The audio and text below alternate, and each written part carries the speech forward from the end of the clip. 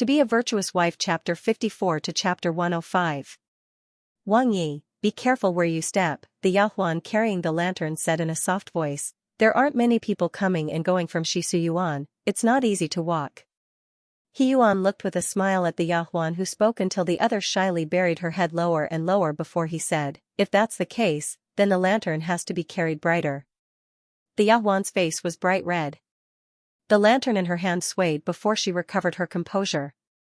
Shisuyuan originally had no one living in it. Recently, because of the Si Fei, the chief steward of the Wang Fu had the servants clean the Shisuyuan. Many of the furniture hadn't even been changed before they welcomed the guests in. The procession entered Shisuyuan.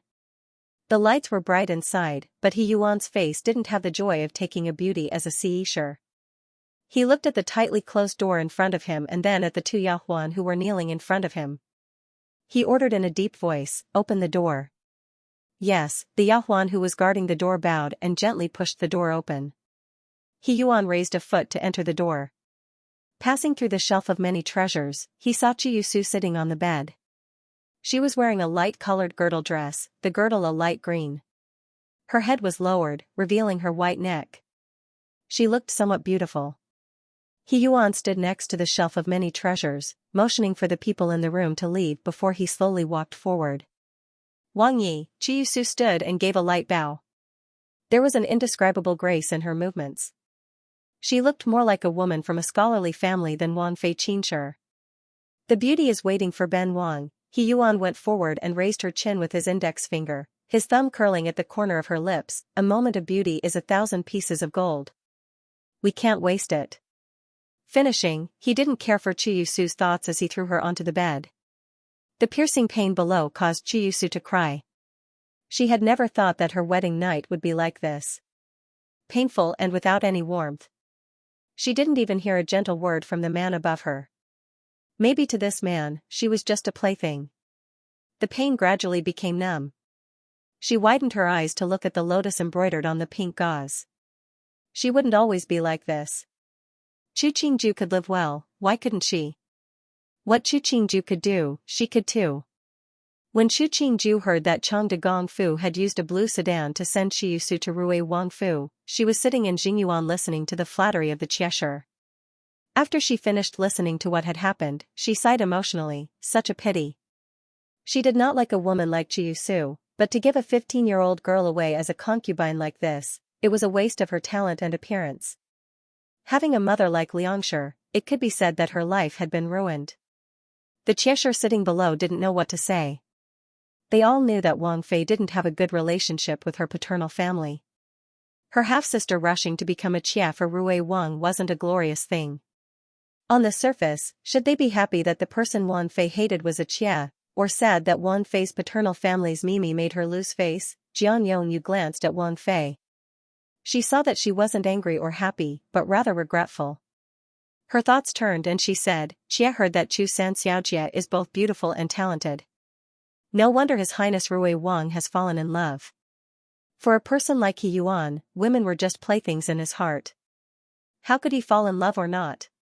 She smiled helplessly. If that's the case, then it's good. Some people are willing to be Qie, who can stop them? Feng Zijin said with a mirthless smile. She had forgotten that she was just a Qie. Chu Qingju glanced at her. She was too lazy to say more to her. She lightly said, Feng Shirqie, think about your status before you speak. Finishing, she let the Shirqie leave. Feng Zijin came out of Jingyuan. Her expression wasn't good. But now that she had been demoted from Si Fei to Shirqie, the servants that had fawned over her in the past had disappeared without a trace. Even the Shirqie beside her didn't like to talk to her. Thinking about Chu Qingju's disdain towards her, she hated and felt helpless at the same time. Who asked her to not have any favor or status? If Chu Qingju wanted to take care of her, it was just a matter of a few words. What could she do? The news of He Yuan taking a Qie quickly spread throughout Jing City. The imperial censors that had been against him now sent memorials to impeach him. It seemed as though they wouldn't rest until they brought He Yuan down. Qing the Emperor was also angry this time. In a fit of anger, he ordered for He Yuan to be summoned into the palace. He looked at the child kneeling in front of him with his head lowered. He instantly thought of how cute he had been when he was learning to speak and how he had been when he was learning to walk. His heart instantly softened. Using a handkerchief to cover his mouth, he coughed a few times before replying, "Xian saw that you were young and ignorant and tolerated you. Who knew that you would do such a foolish thing? Do you know that the entire court is dissatisfied with you? Erchin taking a woman, what does it have to do with them?" He Yuan raised his head to look at Qing the Emperor. "Fu Huang, these people are purposefully targeting Erchin. No matter what Erchin does, they can find a reason to make things difficult for Erchin. What difference does it make if I do it or not?" Qing the Emperor saw that his face was slightly red from anger. He coughed a few more times before asking, "Is it that the entire court is purposefully targeting you? Yuaner, you aren't young anymore. Think before you act. Even Jin can't do as I please." He Yuan's face darkened but he didn't say a word. "Jin knows that your personality has always been fierce. These years, Jin hasn't reprimanded you. I only thought that when you grew up, you would understand and slowly change. But seeing you become more and more outrageous, Jin's heart hurts." He sighed, "Go back to the Fu and reflect. If you do such things again, Jin won't be able to protect you. Fu Huang is the son of heaven, the ruler of the world. Do you still have to listen to other people?" He Yuan looked at Qing the Emperor and said unwillingly, "The world is yours, why do you have to care so much?" Qing the Emperor looked at his most beloved son. A beat later, he said, "Go back and think about it. Leave." Erchen asks to leave. He Yuan saw that Qing the Emperor's expression wasn't good and could only bow and leave. Coming out of Tianqi Palace, his expression became uglier. If he was the emperor, he would definitely have all the power. He didn't need anyone to tell him what to do. If you weren't willing to be an official, there were thousands of people in the world who wanted to be an official. He wouldn't be threatened by these things. Fu Wang's personality was still as warm as ever after so many years. That's why he would allow the people at court to tell him what to do. "Oh, Sandy, you're leaving the palace?" He Qi had a smile on his face as he strode towards He Yuan. Seeing the ugly expression on He Yuan's face, he smiled even more happily. "I heard that in 2 days, SID will be sent back to Jing to rest. What does SID think?" "What De Ji thinks, I think," He Yuan raised his chin, his eyes disdainfully looking at He Qi. "You think that by jumping up and down and knocking me down, you can climb up, don't dream." Finishing, a scornful smile appeared on his face. He Qi didn't get angry. He only went forward to pat He Yuan's shoulder, lowering his voice to say beside him, "It's not important whether you can climb up or not.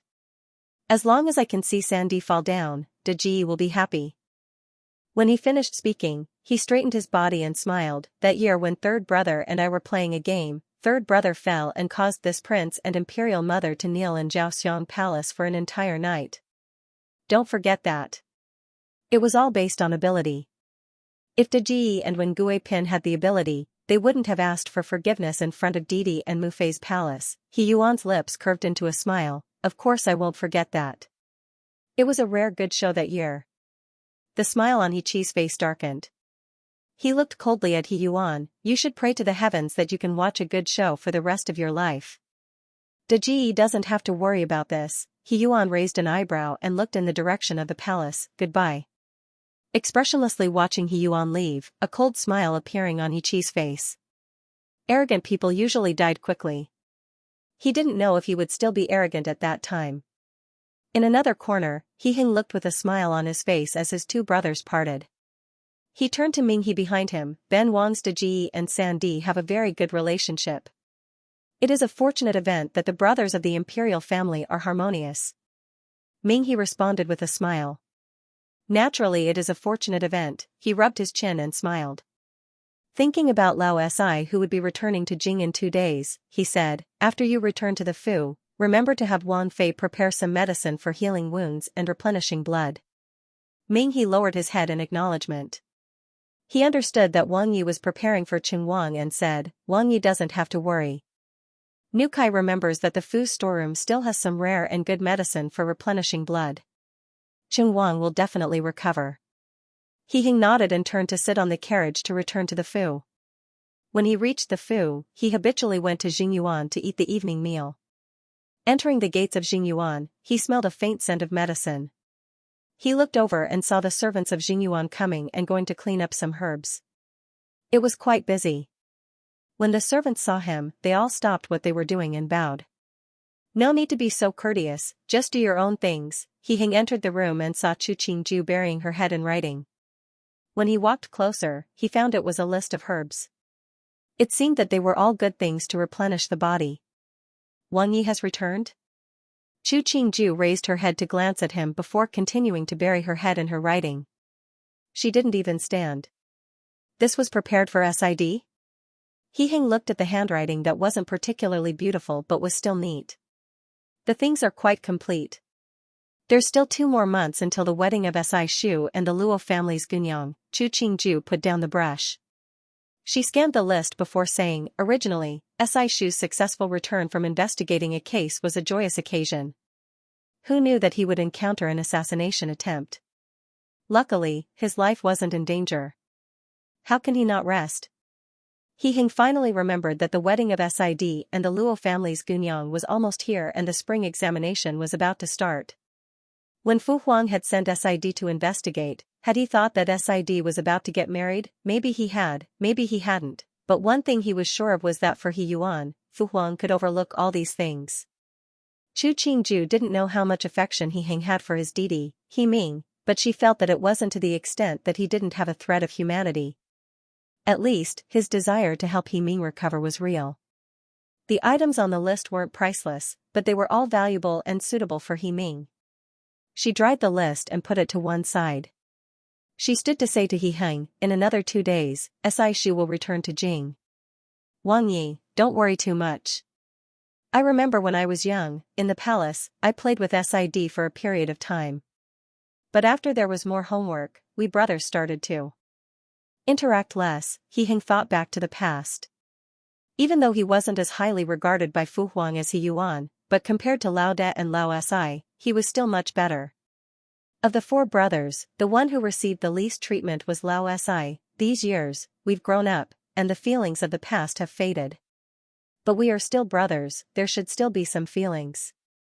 In the beginning, after Sid was born, it wasn't clear what Shu Guifei said to Fu Huang. From then on, Fu Huang ignored Sid and Si's birth mother. There were no more children born in the palace. Maybe his father, the saint of love, had promised something to Shu Guifei. This wasn't important to He Heng. He Heng didn't have many thoughts or feelings towards his Fu Huang. He was just a muddle-headed man. Otherwise, why hadn't the De Long dynasty prospered in these years, and showed signs of decay? Chu Qingju saw that there seemed to be disdain on He Heng's face. She paused slightly and then understood. Having a father who tricked his son like this, it really wasn't a happy matter. The feelings between people when they were young can be the purest. Qingju's words hit the bottom of my heart. He Heng smiled but didn't want to bring up the past.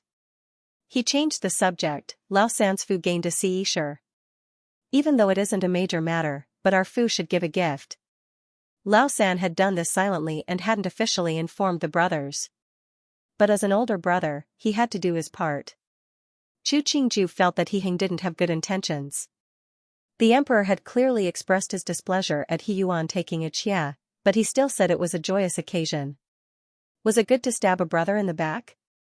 On the 2nd day of taking Xia, I sent someone to send a gift. Thinking about her mood when the matter had reached her ears that day, Chu Qingju couldn't help but sigh. My paternal family is becoming more and more out of control. A dignified Count's daughter becoming a side fay of the Wangfu. Wasn't it because of the connections of the nobles in the palace? If this gets out, it would really be a joke. There's no need to worry over such a small matter. You are my wife, so you are a member of my Duan Wangfu. What happens to Cheng de Gongfu, it has nothing to do with you. Assuming that Chu Qingju would feel bad over this matter, He Heng once again emphasized his thoughts. You are you, Cheng de Gongfu is Cheng de Gongfu. I won't mix it up. Chu Qingju saw the seriousness on his face and understood that these words were most likely true. At least at this time, his words were sincere. As to whether his attitude would change in the future, it wasn't something she could control. Wang Yi treats me well, I understand. Leaning her head on the other's shoulder, she disguised the calmness in her eyes. I've said it before, to be able to marry Wang Yi, it is my good fortune. Based on the personalities of the four He brothers, the women that married He Heng and He Ming were a bit luckier. Marrying He Qi, that was a housekeeper that couldn't be complained about. Marrying He Yuan, that was probably the biggest test of a woman's temperament. It didn't need to be said that He Ming had a kind personality. He Heng's mind was deep, but he didn't have He Yuan's attitude of looking at a woman with the soles of his feet. This was a kind of good fortune for her transmigration. Lightly patting the back of the person in his arms, He Heng felt an unspeakable joy in his heart. It wasn't that he hadn't seen beauties before. The person in his arms wasn't the most beautiful woman he had ever seen, but he felt that she was just right. Even a little tantrum, a shameless act, in his eyes, was attractive. Suddenly thinking about the phrase, beauty is in the eye of the beholder, He Heng couldn't help but smile. Not to mention that other people wouldn't believe it, even he himself didn't believe it. If a man like him could have that kind of untouchable feeling for a woman, then wouldn't there be lovers everywhere in the world? Maybe he just felt that she was good at this time, so he felt that he could look at any appearance. After a while, she wouldn't be any different from the other women in the Fu. Releasing the person in his arms, He Heng reached out to pinch her soft earlobe. After Sid returns to Jing, I'll take you to the estate in the Jing suburbs to soak in the hot spring. Chu Qingju smiled, that couldn't be better. After a few days, the apricot, peach and pear flowers outside will all bloom. It can be considered going out of the Fu to enjoy the scenery. Alright, at that time, get someone to prepare some barbecued meat. It'll have some wild fun. He Heng wasn't a rigid person. When he was free, he would enjoy life. When Chu Qingju mentioned blooming flowers, he thought of a picnic. That's a good idea. Chu Qingju clapped her hands, soaking in the hot spring, barbecuing, admiring the flowers, it's one of the great pleasures of life. He Heng saw the happy expression on her face and couldn't help but smile as well. Ming and Mu Jin, who were guarding outside the door, heard the laughter and chatter inside and couldn't help but relax. For servants like them, if their master's mood was good, their days would be good. At this time, when He Yuan returned to the Fu, he saw Qin Bailu with a group of Yahuan and Mama sitting in the garden. Below them were a few of his Xianxia. The one at the front was Chushi, who he had just taken into the household. Already in a bad mood, his face darkened.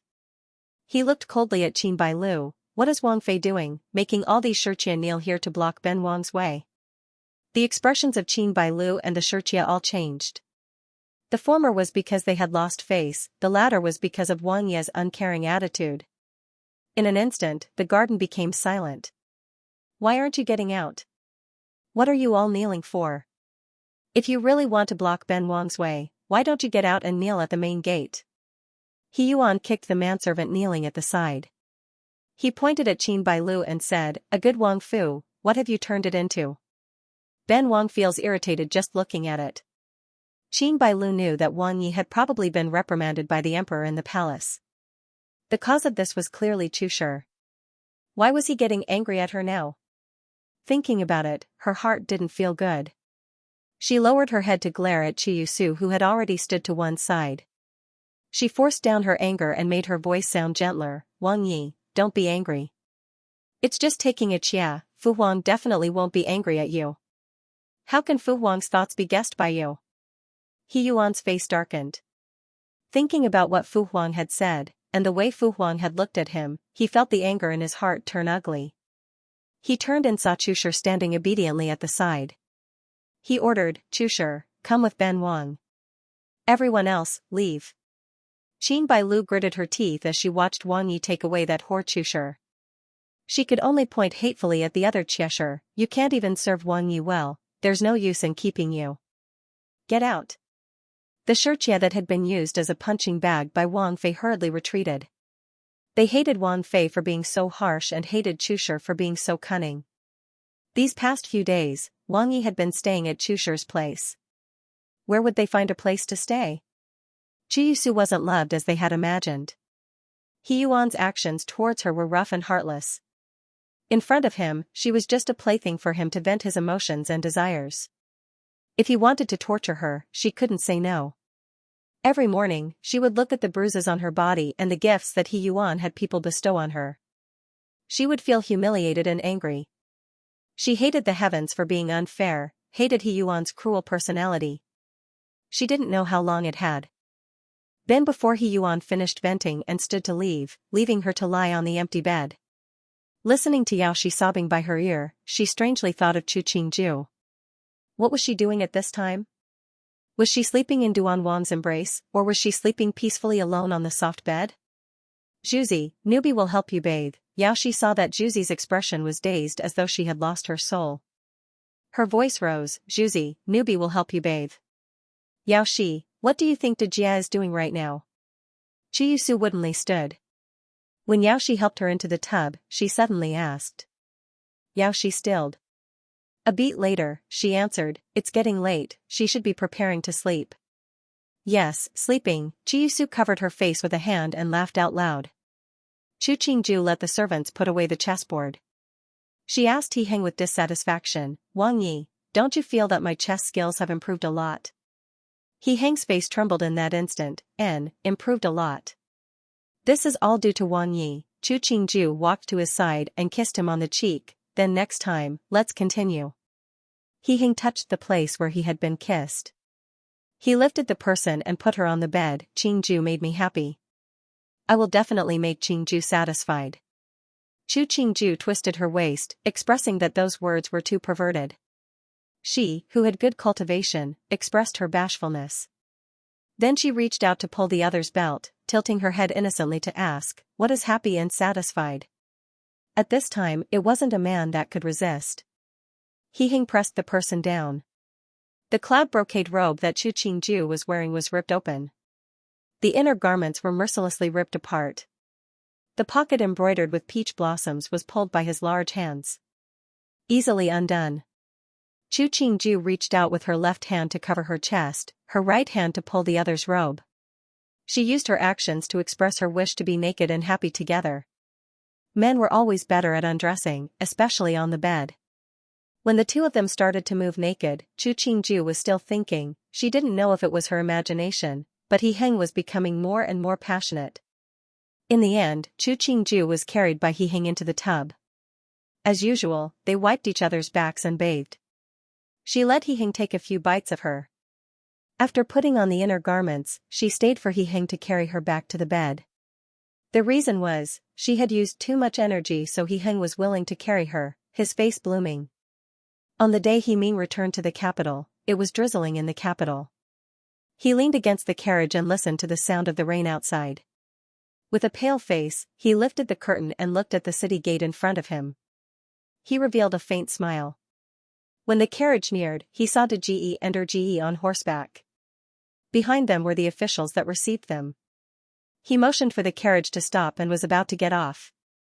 CD is wounded, there's no need, He Heng urged his horse forward, smiling as he stopped He Ming from bowing.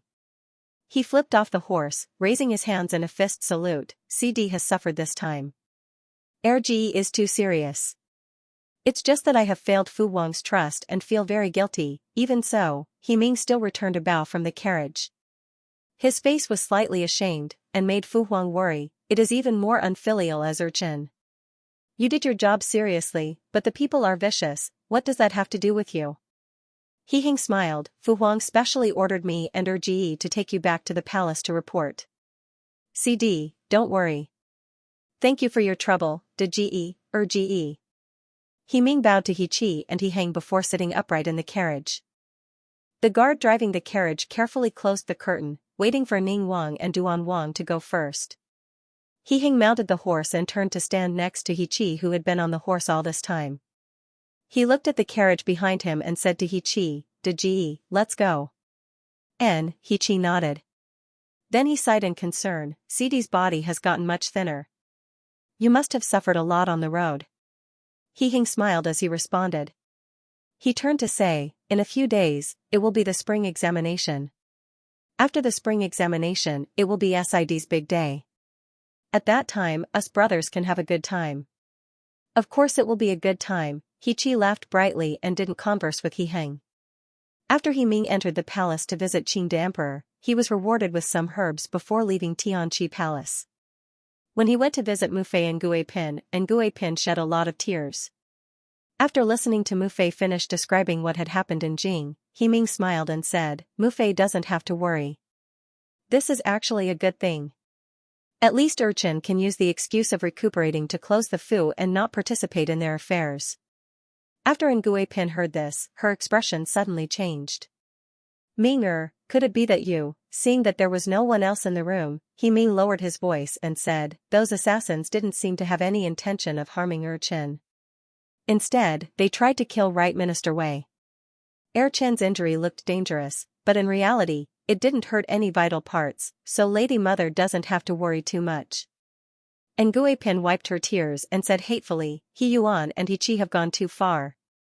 They are fighting for the position of heir, why must they involve my son? One of them is the eldest, the other is Fu Wang's favorite. Naturally, they wouldn't put anyone else in their eyes, He Ming grimaced, Mu Fei doesn't need to get angry over these things. Ngui Pin barely suppressed the anger in her heart. She had never been favored. In the years after giving birth, Shu Guifei always made things difficult for her. If it wasn't that the Empress was fair, her days would have been even harder to endure. She sighed, it's that Mu Fei isn't capable. If Mu Fei was more favored, you wouldn't have been treated so coldly. She suddenly thought of Jing Guifei. Jing Guifei wasn't as favored as Shu Guifei, but she still had some status in the emperor's heart. Her son, He Hung, was only second to He Yuan in favor. She might not have interacted with him before, but he must be a very capable person. Thinking about it, she opened, He Hung might not be able to see through him, but Mu Fei sees that he isn't a cold-blooded and heartless person. If you interact with him a few more times, you can be considered a brotherly relationship. He Ming knew the meaning behind Mu Fei's words. He thought for a beat before replying, Mu Fei doesn't have to worry too much. Chen will consider this matter. He Yuan and He Chi ascended the throne. For him, the days in the future would be even more difficult to endure. If He Hing ascended, even if the other was a sanctimonious person, he wouldn't mistreat him, a deity who wasn't a threat at all. Instead, to show brotherly respect, he would give him preferential treatment. He Ming didn't want to fight, but he didn't want to be a blade that was thrown away after being used. It was better to choose a wise master and plan for the rest of his life. He Hang's wife, Chushi, has a deep relationship with the Luo family. After you left Jing City, Chushi even sent someone to deliver gifts to me. Jing Guifei has also taken good care of me, and Ngui Pin was a woman who was content with her ordinary life, but she wouldn't allow others to harm her child, no matter what they are planning, at least they eat better than the other two. He Ming knew in his heart that He Yuan and He Chi had never thought highly of him. Instead, it was his second brother who had played with him when they were young. Although it had faded a lot over the years, he still treated him much closer than the other two, and he remembered this favor in his heart. Sitting on the step carriage that Fu Huang had specially given him, he left the palace and got on the carriage to return to the Wangfu. Not long after He Ming returned to the Fu, he received gifts from all the families. Even his Deji and his three brothers had sent something over. Even though they looked expensive but weren't practical, at least they had some presents. But the things that Ji's Fu had sent over, after being examined by the Fu doctor, all of them were tonics that were beneficial to his body. He Ming felt the concern of Ji. Thinking about how Fu Huang had hinted to him that the assassination had nothing to do with San Ji at Tianqi Palace, the smile on He Ming's face became colder. Since Fu Huang wanted him to express his sincerity, he naturally wouldn't disappoint Fu Huang.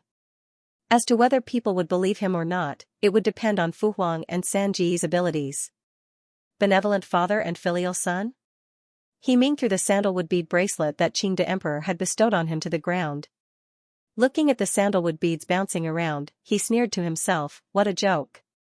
On the first day of the spring examinations, the tribute courtyard was filled with carriages. They were all for the examinations. Liang Rong and Chu Wangji sat in the tea house, looking at the numerous students lining up to enter the tribute courtyard to take the examinations. The two felt their faces were slightly bitter. Both of them were students of Dongshan Academy. Because it was a holiday today, they had specially come to the tribute courtyard to take a look. Thinking that they would have to enter in a few years, they felt strangely pressured. Especially Chu Wangji, who was going to take the examinations this fall. Looking at the solemn expressions of the examinees, he felt he couldn't breathe. Biao Xiong, there's nothing to see here, let's go. 4 to 6 hours after the examination started, a few examinees with white hair were carried out. Chu Wangji's expression became even uglier as he stood to leave. Didn't Duke Chuzfu give birth to a Wang Fei? Why did he send his youngest daughter to be a Xia? Who knows? I only heard that the youngest daughter was born from the second wife. This second wife is just from a declining family. Duan Wang Fei is born from the original Duke's foreign. Do you know who she is? Who is it? Tian Darren of the Judicial Office, do you know the Marquis of Xianxia? Who hasn't heard of such a famous person? I heard that no matter how hard the case, as long as it was sent to the Judicial Office, it would be solved. Isn't that so? Duan Wang Fei's birth mother is the Marquis of Xianxia's elder sister. Do you think their birth and upbringing would be the same? So one is a Wang Fei and one is a Xia, isn't that normal? Chu Wangji heard this conversation and his expression instantly became ugly. He was about to charge over to talk to the people who were talking but was pulled back by Liang Rong. Wangji, this is the entrance to the examination compound. It's not good for you to make a ruckus. But are we just going to let them talk like that? Chu Wangji's anger couldn't be quelled, but he didn't insist on charging. If the matter got out of hand, it would affect his future career in officialdom. Liang Rong looked at the surroundings and lowered his voice to say, right now, they're just trying to be happy. You have to know, the one most favored at court is His Highness Rui Wang. Biaomei entered Rui Wang Fu to be a Ce Fei in the future. He raised a thumb at Chu Wangji, the meaning clear. Chu Wangji gritted his teeth and swallowed his anger. The two of them went down the tea house together. After riding for a while, they saw a luxurious convoy coming in front of them. The guards in the lead were all tall and sturdy, and their eyes were full of vigor. They didn't look like guards from ordinary families. The carriage behind them was pulled by 8 valiant horses, and the bells on the sandalwood carriage jingled as it moved forward. The two of them reluctantly moved aside. When the carriage came closer, they found the insignia of Duan Wang Fu was printed on the carriage. Chu Wangji's face darkened, but he could only helplessly lower his head to show respect to the Wang Fu. After the carriages of Duan Wang Fu had gone far away, the two of them continued to move forward. Liang Rong was slightly puzzled as he asked, "This is the direction out of the city. Duan Wang Fu has so many carriages, where are they going? Was Duan Wang's family going to the Jing suburbs to play at this time? Who knows what these Wang Yi want to do?" Chu Wangji's tone wasn't good. He turned his head to look in the direction that Duan Wang Fu's carriages were going in. His voice paused. "I heard that Duan Wang Yi has a hot spring villa in the Jing suburbs. The flowers on the mountain bloom early, they must be going to play." Chu Wangji was born in a duke's fu and knew more than Liang Rong. So he knew a little about the important villas that the Wang Yi had in the Jing suburbs. They're really going to play? Right now, the assassinated Right Minister Wei and Qing Wang had returned to Jing. Ning Wang and Rui Wang were fighting fiercely on the stage. Duan Wang was going to leisurely go on a vacation? Liang Rong felt that his brain wasn't enough to process it. At this time, shouldn't he be going to fish in troubled waters? Why was he staying so far away? The good show was about to start, but Duan Wang was playing this trick. How could the Darren and Jing who were fighting fiercely endure this? In the carriage, Chu Qingju had her hair combed into a simple bun. She leaned against the soft pillow and asked, "Wang Yi is really leaving Jing like this?" He looked at her with a mirthless smile. "Didn't Qingju want to soak in the hot spring? This weather is perfect." Chu Qingju chuckled and turned to burrow into his embrace. "Wang Yi is so good to me." If it was He Heng who heard it, he would have recognized it immediately.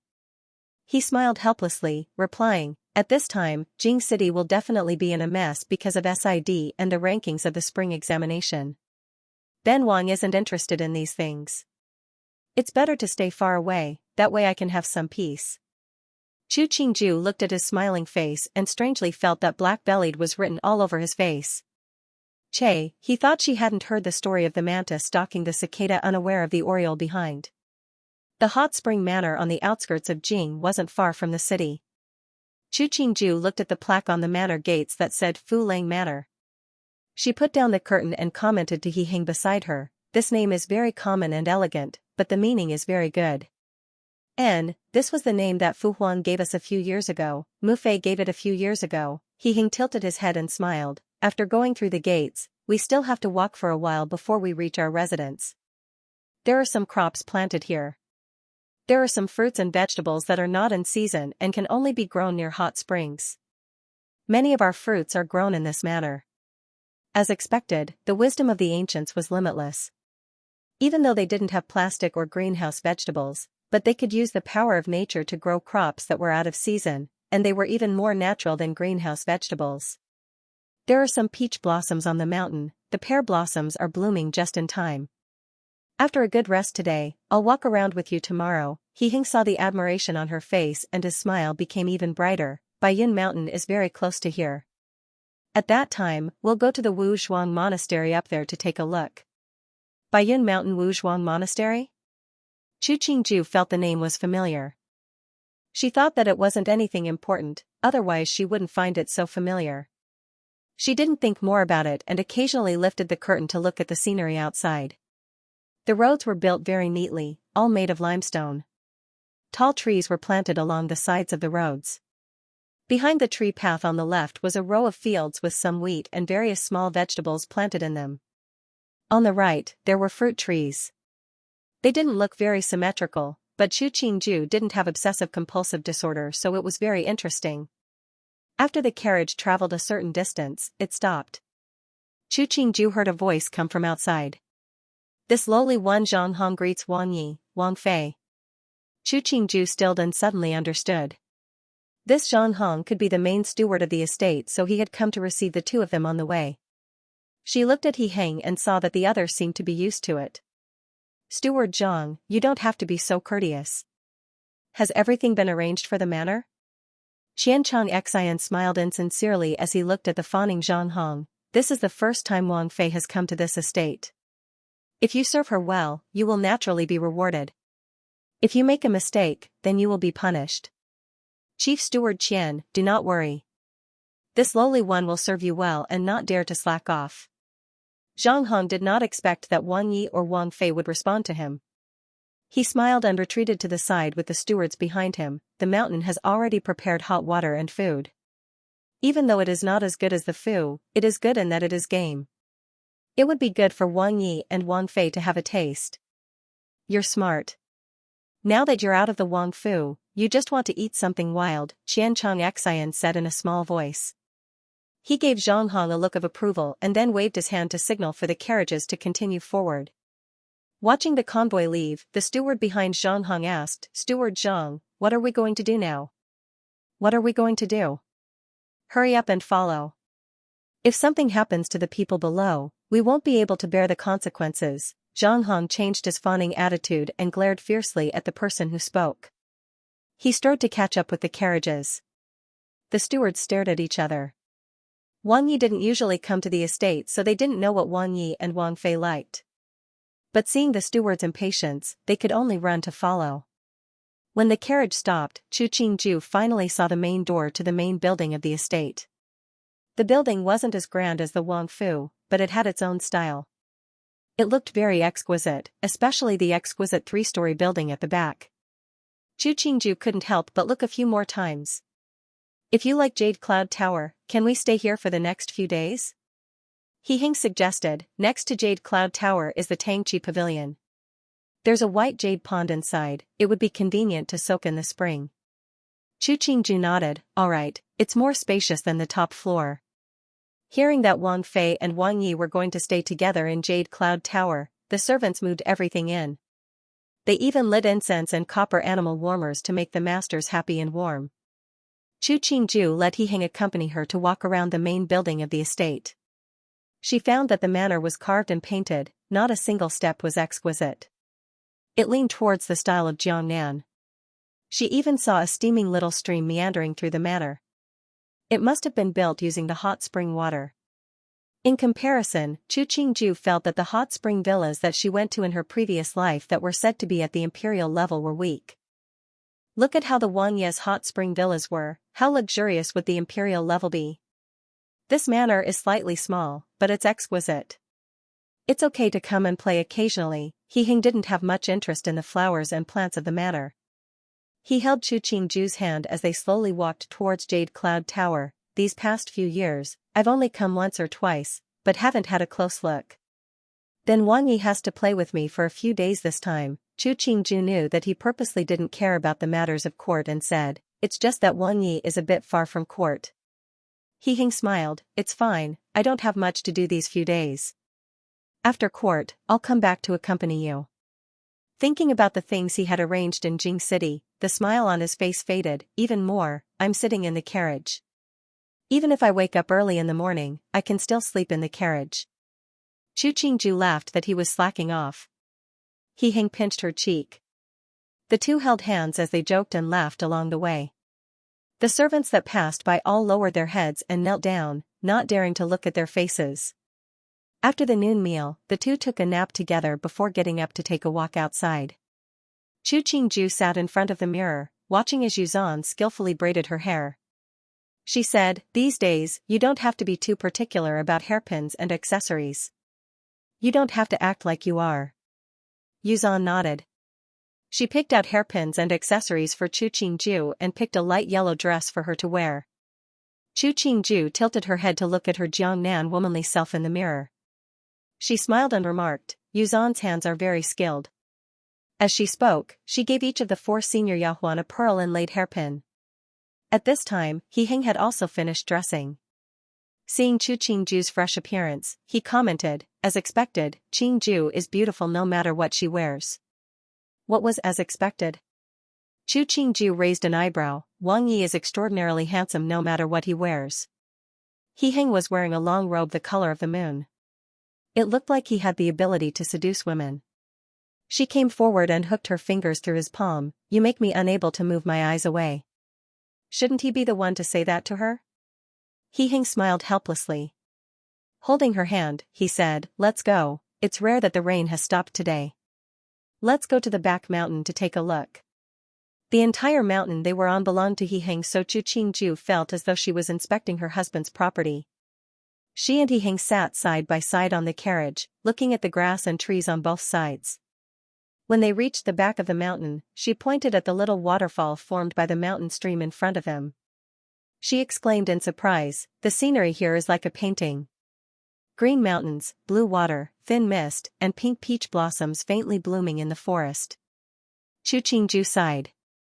No wonder the male protagonists in novels liked to look at the scenery to woo beauties.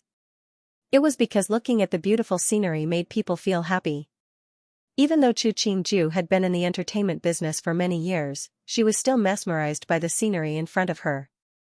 But Chu Qingju's happy mood didn't last long because an accident occurred. Wang Yi. This voice was full of sorrow, breaking a person's heart. She turned her head to look and saw Yunqing wearing a slightly dull cotton dress standing behind a rock not far away. Chu Qingju could even see the tears of excitement flowing down her face. Was it that the manner Yunqing had been sent to was this matter? He Hing hadn't thought that someone would be so daring as to appear while he and Wang Fei were admiring the scenery. He furrowed his brows as he looked at Yunqing. Ignoring the tears on her face, he asked in a heavy voice, who let her barge in? Didn't we order for people to guard this place and not let anyone come in? A steward hurriedly ran over and knelt with a thud. In front of the two, this one, Wang Dong, greets Wang Yi and Wang Fei. Zhuzi, please forgive me. This is this one's wife. Just now, she came to deliver food to this one and somehow barged in. It is this one's fault, Zhuzi, please forgive my wife. Finishing, he started to kowtow. Chu Qingju lowered her head to look at the man dressed in blue steward robes. His figure was slightly short and plump, beads of sweat dripping from his forehead. He seemed to be very worried about Yunqing. Yunqing didn't care about the man who was pleading for her. She took a few steps forward and knelt in front of the two, sobbing, Wang Yi, Nujia has finally seen you. Chu Qingju felt that He Hing's expression was slightly ugly, but she didn't want to talk to a woman, so she could only say, impudent, how can you speak like this in front of Wang Yi? Yunqing's face paled. She looked fearfully at Chu Qingju. It was she who had sent her out of the fu and even betrothed her to a short and plump man. She was no longer a pure woman, how could Wang Yi still favor her? Nujia forgot herself in front of Wang Yi. Wang Fei, please forgive me. Yunqing kowtowed once. Even though she didn't speak, she was still sobbing. Her slender shoulders trembled slightly and she looked very pitiful. The short and plump man who had been pleading for her was dumbstruck when he heard her words. He didn't seem to think that the woman he had been protecting would say such unrestrained words. His expression changed and he was extremely embarrassed. Hang's brows furrowed impatiently, clearly annoyed that something like this had happened. His left index finger impatiently tapped on the left armrest. "You are a married woman, you should pay attention to your words." Chu Qingju saw that steward called Wang Dong seemed to be dumbstruck and said, "Steward Wang, take your wife away." She really didn't understand what Yun Qing was thinking. If a man wanted to send her away, naturally it meant that he didn't have any interest in her. Why make a scene like this and make it hard for her to live in the future? Wang Dong woodenly kowtowed once and pulled Yun Qing away, completely disregarding the fact that Yun Qing was staggering under his pull. When he pulled her until she couldn't see Wang Yi and Wang Fei anymore, Wang Dong silently let go of Yun Qing's hand. Yun Qing said unhappily to Wang Dong, "Get out, I don't need you to care." When she finished, she felt a burning pain on her face. Wang Dong had hit her. Yun Qing's eyes widened in disbelief. This cowardly and useless man dared to hit her? Shameless! As he said this, there was no expression on Wang Dong's slightly plump face. There was none of the warmth and camaraderie of the past.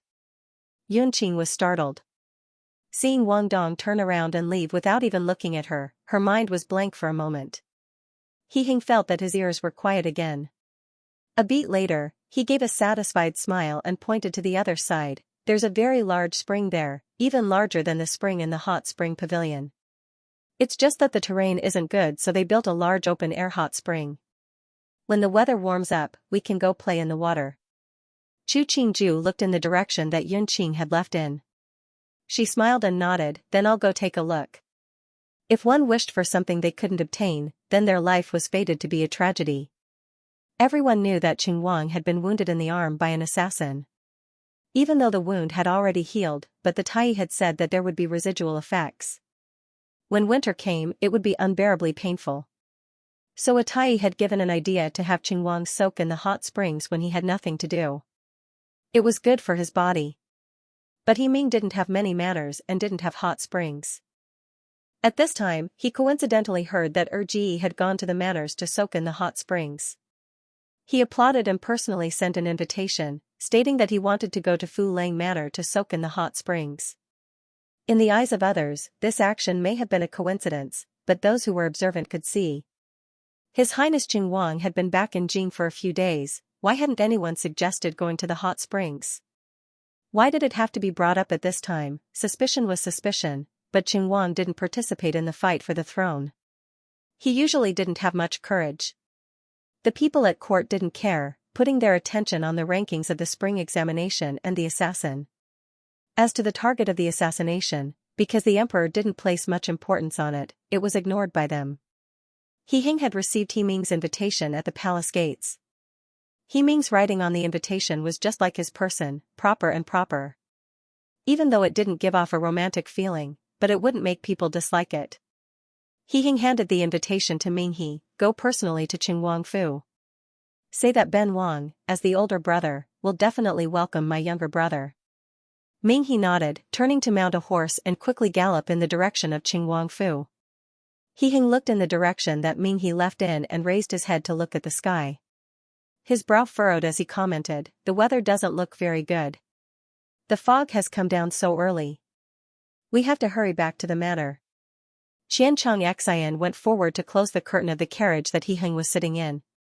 He turned his head and gave the guard driving the carriage a look, indicating for him to hurry. The horse carriage stomped out of the city gate.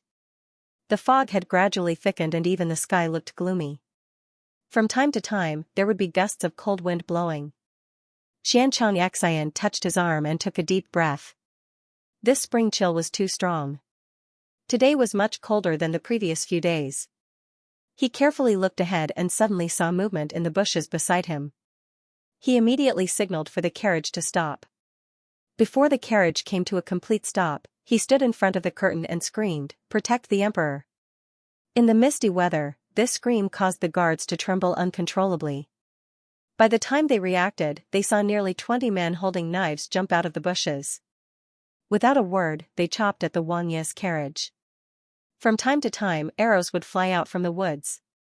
Fortunately, the interior of the carriage was lined with iron and copper, and Xianxia was able to close the door in time, so all the arrows landed outside the carriage. However, there was still one arrow that quickly pierced into the carriage the moment Xianxia closed the door. Quick, protect Wang Yi! Xianxia pulled out the large knife on the back of the horse, pulling the carriage to prevent the assassins from rushing to the side of the carriage. The guards knew that if something really happened to the prince, they wouldn't be able to live anymore. They could only grit their teeth and fight. If they didn't die, then they would have endless blessings. If they died, then they would be loyal to their master. Because no one had expected that someone would be so daring as to assassinate a Wang Yi on the main road, He didn't have many guards with him. As time passed, he gradually became at a disadvantage. Commander Sun felt that he must have offended the Taisui this year. He was just taking the Imperial Guards to patrol the Jing suburbs and they encountered an assassination attempt. The one who was assassinated was His Highness Duan Wang. When he saw the scene, his eyes almost popped out and he hurriedly called for his subordinates to help. The assassins hadn't expected that the Imperial Guards that only liked to patrol the city would appear here. After a pause, they all retreated. The only thing left were the corpses that had been killed by the guards. Wei Chen was late to rescue the emperor. May I ask if His Highness Duan Wang is injured? Commander Sun saw the assassins retreat and waved his hand for his subordinates to continue the chase. He himself jumped off his horse and knelt on one knee in front of He Heng's carriage.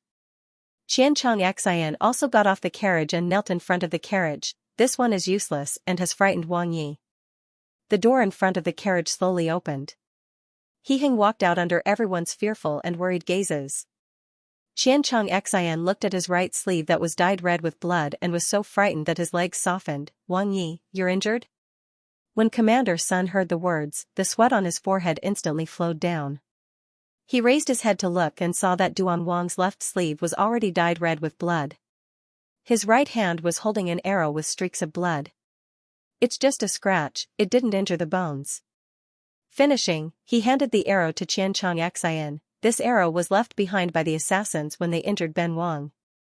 I hope it will be of help to Commander Sunday. Commander Sun took the arrow from Xianxia's hand. He found that it was a very normal arrow. The arrowhead was made from normal metal and there wasn't anything special about the feathers on the tail. Please, Wang Yi, don't worry. Wei Chen will investigate the matter thoroughly. Finishing, Commander Sun ordered his subordinates to carry away the corpses on the ground. He also picked up the broken swords and sabers and the scattered arrows, hoping to find clues from these things. At this time, Ming He had just arrived from the city when he found that Wang Yi had been attacked by an assassin and was wounded. He could only turn his horse and go to the Imperial Hospital to find a Tai. After Commander Sun left, He Heng let his subordinates do a simple dressing of his wounds. He announced to the crowd, today, everyone present has been rewarded according to their contributions. Ben Wang being able to retreat unharmed today is all due to everyone's efforts. The guards all bowed in thanks. Their hearts were slightly hotter. Wang Yi hadn't punished them for being wounded by an assassin, but had given them rewards. At least they hadn't wasted their lives in this fight. When He Heng sat back on the carriage, he covered his wounds. There wasn't any fear or anger on his face after being attacked by an assassin. Climbing out of the hot spring, Chu Qingju changed into a new dress. She strangely felt a chill on her back. She walked out of the inner room and asked Mu Jin and the others who were guarding outside, has Wang Yi returned to the manor? Wang Fei, I haven't heard any reports from the subordinates. Mu Jin saw that Wang Fei's hair was still loose and the ends were dripping water. She took a cotton towel and started to wipe Chu Qingju. Just as she wiped a few times, she saw Huang Yang hurriedly walk in. Seeing her drying her hair, he hesitated before saying, Wang Fei, Nukai heard that Wang Yi was attacked by an assassin and just returned to the manor. Attacked by an assassin? Chu Qingju raised her voice. She stood and ordered, come with me to take a look. Finishing, she hurried out the door. Mu Jin stilled and then threw the cotton towel to one side. She picked up a sandalwood comb and followed. Wang Fei's hair was still dripping water. If she went out like this, it wouldn't be good if the servants saw. Chu Qingju was very clear that a person like He Hing couldn't be easily wounded. But the road from the city gate to the manor was a main road. What kind of person would have the courage and daring to choose this kind of place to carry out an assassination? Wang Yi, Wang Fei is here. Just as Xianxia's voice landed, He Hing saw Chu Qingju walk in from outside. He saw that she was only wearing a simple wide-sleeved water blue girdle. Her hair was carelessly spread behind her. It didn't seem to have been dried. Wang Yi, how are you? Chu Qingju walked in front of He Hing. She saw him sitting peacefully in front of the table. The light-colored robe he had worn in the morning had been changed into a soft blue silk robe. His left arm was still wrapped in a white muslin. Nothing, sit over here, he patted the seat beside him, indicating for Chu Qingju to sit next to him. After Chu Qingju sat down, her gaze stayed on his wound. It was just that the white muslin covered the wound, everything was fine, why would an assassin appear? Who would be so daring? Finishing, she furrowed her brows and asked, how is the wound, has the Tai been called? Nothing serious, just a graze from the arrowhead, He Hing smiled, the Tai will be here soon. As he spoke, Minghe came in with the Tai. Seeing Wang Fei's disheveled hair, he first stilled and then reacted.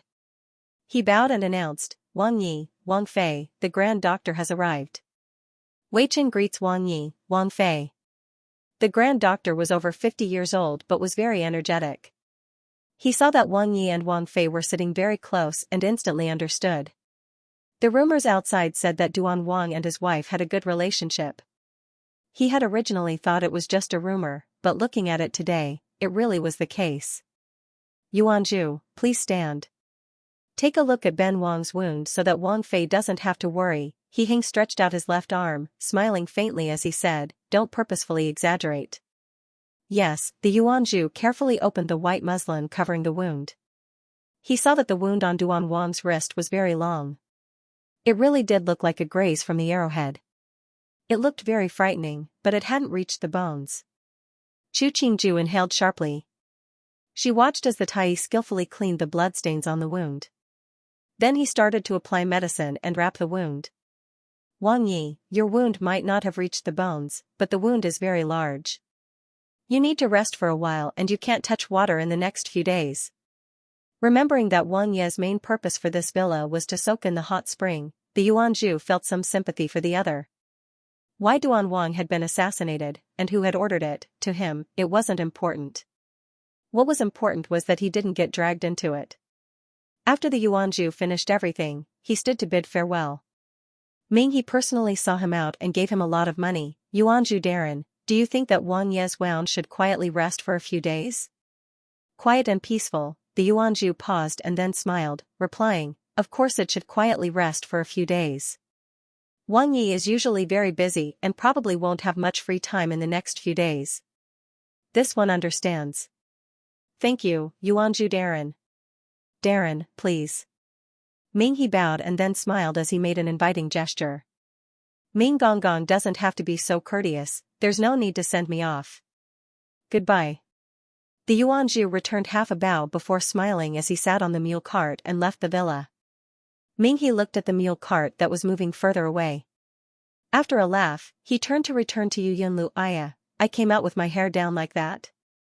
Chu Qingju suddenly stood up from the stool. She held the ends of her hair as she hurriedly said, Wang Yi, I'm going to the inner room. She turned and muttered, so embarrassing. He Hing thought about her state just now and couldn't help but laugh out loud. In the inner room, Chu Qingju frowned slightly. There seemed to be something wrong with this matter. However, the details determined success or failure. She had hurriedly come with her dripping hair to show concern for He Hing. This concern, could it be considered sincere? Thinking about that hideous wound, Chu Qingju frowned. Then she thought, these assassins were really stupid. There wasn't any poison on the arrows. Bye-bye, they wasted such a good chance. After combing her hair and coming out, Chu Qingju saw He Hing sitting on the couch reading a book. She unhesitatingly sat down next to him. Wang Yi, an assassination attempt is such a big matter. Shouldn't we tell Mu Fei and let her know that you are fine so that Mu Fei won't worry? He Hing nodded, you are the most thoughtful. Finishing, he called Xianxian over and took out his waist token. He had him enter the palace to see Jing Guifei and explain the whole story. He also had to emphasize that his wounds weren't serious. Xianxia accepted the order and hurried out of the manor. It wasn't just that it was already late, but even if the palace had already set the key, he still had to think of a way to enter the palace to pass on the news. The soldiers guarding the city gates recognized Xianxia as Duan Wang's Taijian and let him pass without asking. By now, the news of Duan Wang's assassination attempt had spread throughout Jing City. They saw Xianxia's hurried state and didn't dare to stop him. Entering the palace gates, Xianxia sprinted all the way to Zhongjing Palace. Before he could state his purpose, he was led in by the servants of Zhongjing Palace. When he entered the room, he didn't dare to raise his head to look at Jing Guifei's expression. He obediently knelt on the ground and said, "Guifei Nyang, His Highness has sent Nukai to greet Nyang. How are Wang Ye's wounds?" Jing Guifei's tone was more serious than usual, but she didn't lose her status. Only Ding Mama, who was standing next to her, saw that Nyang's hand gripped the armrest was slightly white. It could be seen how worried Nyang was. "The dean of the Imperial Hospital has already seen. His Highness isn't seriously injured, just a few scrapes." Wang Yi and Wang Fei were afraid that Nyang would be worried after hearing false rumors and had Nukai come personally to explain. After saying that, he recounted the whole story without adding any details. After Jing Guifei heard the truth, she had calmed down a lot. She lowered her eyes and thought for a while before raising her head to say to Xianxia, "Go back and tell your Highness to recover in the manor these few days. Send more people to the manor to protect your Wang Yi and Wang Fei." Finishing, she stood and rubbed her cheek. She slightly raised her chin and announced, "Ben Gong is going to Tianqi Palace to request an audience with the Emperor." Xu Guifei was not the only one who knew how to use the ruse of self-injury. She, Wei Chani, also knew how to use it. Furthermore, she knew how to use it even better and without leaving any traces. Reaching out to take out a few hairpins from her hair, it caused the finely combed hair to become fluffy. Jing Guifei took out a handkerchief to gently wipe the corners of her eyes. Suddenly, she staggered and stumbled towards the outer room. She sorrowfully shouted, "Your Majesty, our child." As she ran, a few strands of hair fell down her cheeks, making her look even more sorrowful. Ding Mama hurriedly wiped the corners of her eyes, then hastily followed her while sobbing. Nyang, watch your step." As soon as she finished speaking, she had already disappeared from the inner room. Xianxia looked with reverence at the empty door. A beat later, he climbed up from the ground. When he walked out of the inner room, he saw palace maids and Taijian who were either covering their faces as they sobbed or had worried expressions. In that instant, he felt that he still had a lot of room for improvement. In the end, no one knew what Jing Guifei said when she went to Tianqi Palace, but that night, Qing the Emperor sent down multiple imperial decrees. The junior official of the judicial office, the Minister of Justice, the commander of the Imperial Guard all received the decree. The meaning was that they had to capture the mastermind of the assassin at all costs. It was enough to show how angry the emperor was about this matter. Other than that, Qing the Emperor also bestowed all kinds of rare medicinal herbs, gold, silver, and jewels. There were also many bodyguards with strong martial arts and Tai skilled in treating all kinds of wounds. This night, the gates of Jing City opened and closed and opened again. An endless stream of rewards were sent from the palace on horseback to Fu Lang Manor where Duan Wang was recovering. A young soldier guarding the gate looked at the fast horse that disappeared into the night and sighed emotionally, "The Emperor treats His Highness Duan Wang so well." An older soldier at the side sneered, "Other than Rui Wang, Duan Wang is the most favored by the Emperor. Look at the last assassination attempt on Qing Wang, was the Emperor this worried?" Those who didn't know would have thought that Duan Wang and Qing Wang's wounds had been swapped. It could be seen that when a person reincarnated, they didn't just have to choose a father, they also had to choose a mother. Otherwise, why would there be such a difference in treatment? "You don't want to live, is Wang Ye's matter something you can speak of?" Commander Sun happened to pass by on his horse. Hearing this conversation, his face darkened as he ordered, "Why aren't you closing the city gates?" The two of them were so scared that their complexion changed. Immediately, they obediently closed the city gate with the others. As a result, not long after, they saw a few people coming over on horseback with bright yellow tokens in their hands. They immediately understood that they were going out of the palace to Fu Lang Manor. There were several boxes wrapped in bright yellow cloth on the backs of these horses. Although the gatekeeper did not know what was inside, his expression was somewhat numb. How many horses had passed by? Chu Qingju covered up a yawn. Looking at the piles of rewards in front of her, she turned to look at He Heng, who was sitting lazily. She smiled and asked, "The emperor is really concerned about Wang Yi. How many waves of rewards has this been?" He Heng glanced at Chu Qingju with a smile that wasn't a smile. He Heng flipped a page of the book in his hand. "It'll be fine by tomorrow. At that time, we'll have a good sleep. I don't have to go to court, so I can keep you company." This kind of slightly disdainful tone wasn't giving her face. Chu Qingju blinked. "Doesn't Wang Yi need to rest?" Ben Wang was frightened and needs the mountains and rivers to calm his heart. He Heng smiled as he closed the book. He looked at Chu Qingju and said, "Qingju has to keep me company. Otherwise, I'll be scared by being alone." Chu Qingju tugged at the corner of her mouth to make her smile brighter. "Wang Yi, don't be afraid. I'll keep you company." He Heng smiled and replied, "Qingju is so good." Standing in the corner, Ming He and the others lowered their heads. Wang Yi and Wang Fei's flirting skills were getting better and better. As servants, they had to pretend they didn't hear and control their expressions. It was very hard. "The imperial decree has arrived." The two exchanged a look and calmly patted away the non-existent dust on their bodies. They knelt down in the middle of the room and listened to the Tai announce the rewards. Then the uninjured Chu Qingju took the imperial decree and kowtowed in thanks for the emperor's grace. She watched as the Taijian brought in the items and then watched as the Taijian hurriedly left. Casually opening a box, Chu Qingju's eyes narrowed. 100-year-old blood ginseng, that was a rare item. She tilted her head to look at He Heng, but the other didn't even look at the contents of the box. Closing the box, Chu Qingju said, "Why don't Wang Yi go to sleep first? I can keep watch here. It's just a small wound, you don't have to be so worried." He Heng smiled helplessly. He knew the other was worried about his wound. He reassured, "It's already past the second watch. There shouldn't be any more rewards." Finishing, he used his uninjured right hand to pull the other to sit next to him. Chu Qingju sat down and sighed. If the mastermind is caught, they have to be severely punished.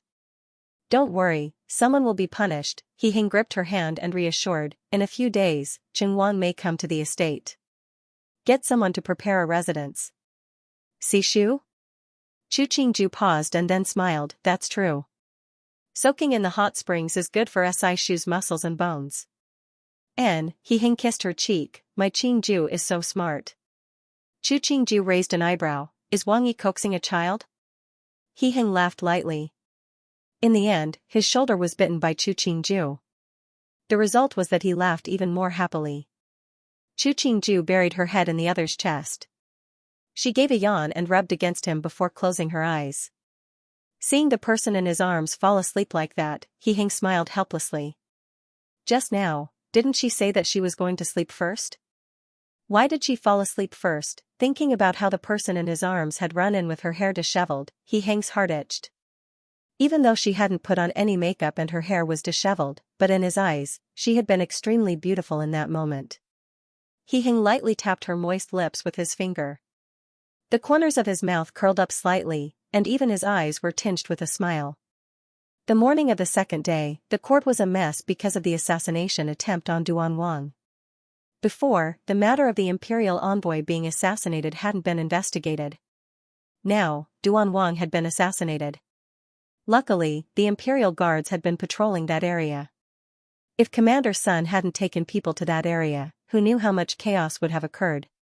Qingde Emperor was even more furious. He ordered the imperial guards, the Ministry of Justice, and the Supreme Court to work together to find the culprit. He even said at court that if they couldn't investigate the matter of Duan Wang being assassinated, the leaders of those three places should quit their jobs. The only imperial son who was still at court, He Qi, was puzzled. Was it Lao San who had done this? Commander Sun rejoiced at this time. Luckily, a few days ago, he had heard that there had been several robberies outside the city and decided to patrol yesterday. Who knew that he had coincidentally saved Duan Wang? This was a blessing from the heavens. However, who was the one that had reported to him that there had been several robberies outside the city? He remembered that the little soldier's appearance was slightly normal. At this time, he couldn't remember what he looked like. He might be a commander, but there were several thousand people in the Imperial Guards. How could he recognize all of them, when he really couldn't remember the person? Commander Sun gave up. This was just a coincidence. The heavens were helping him.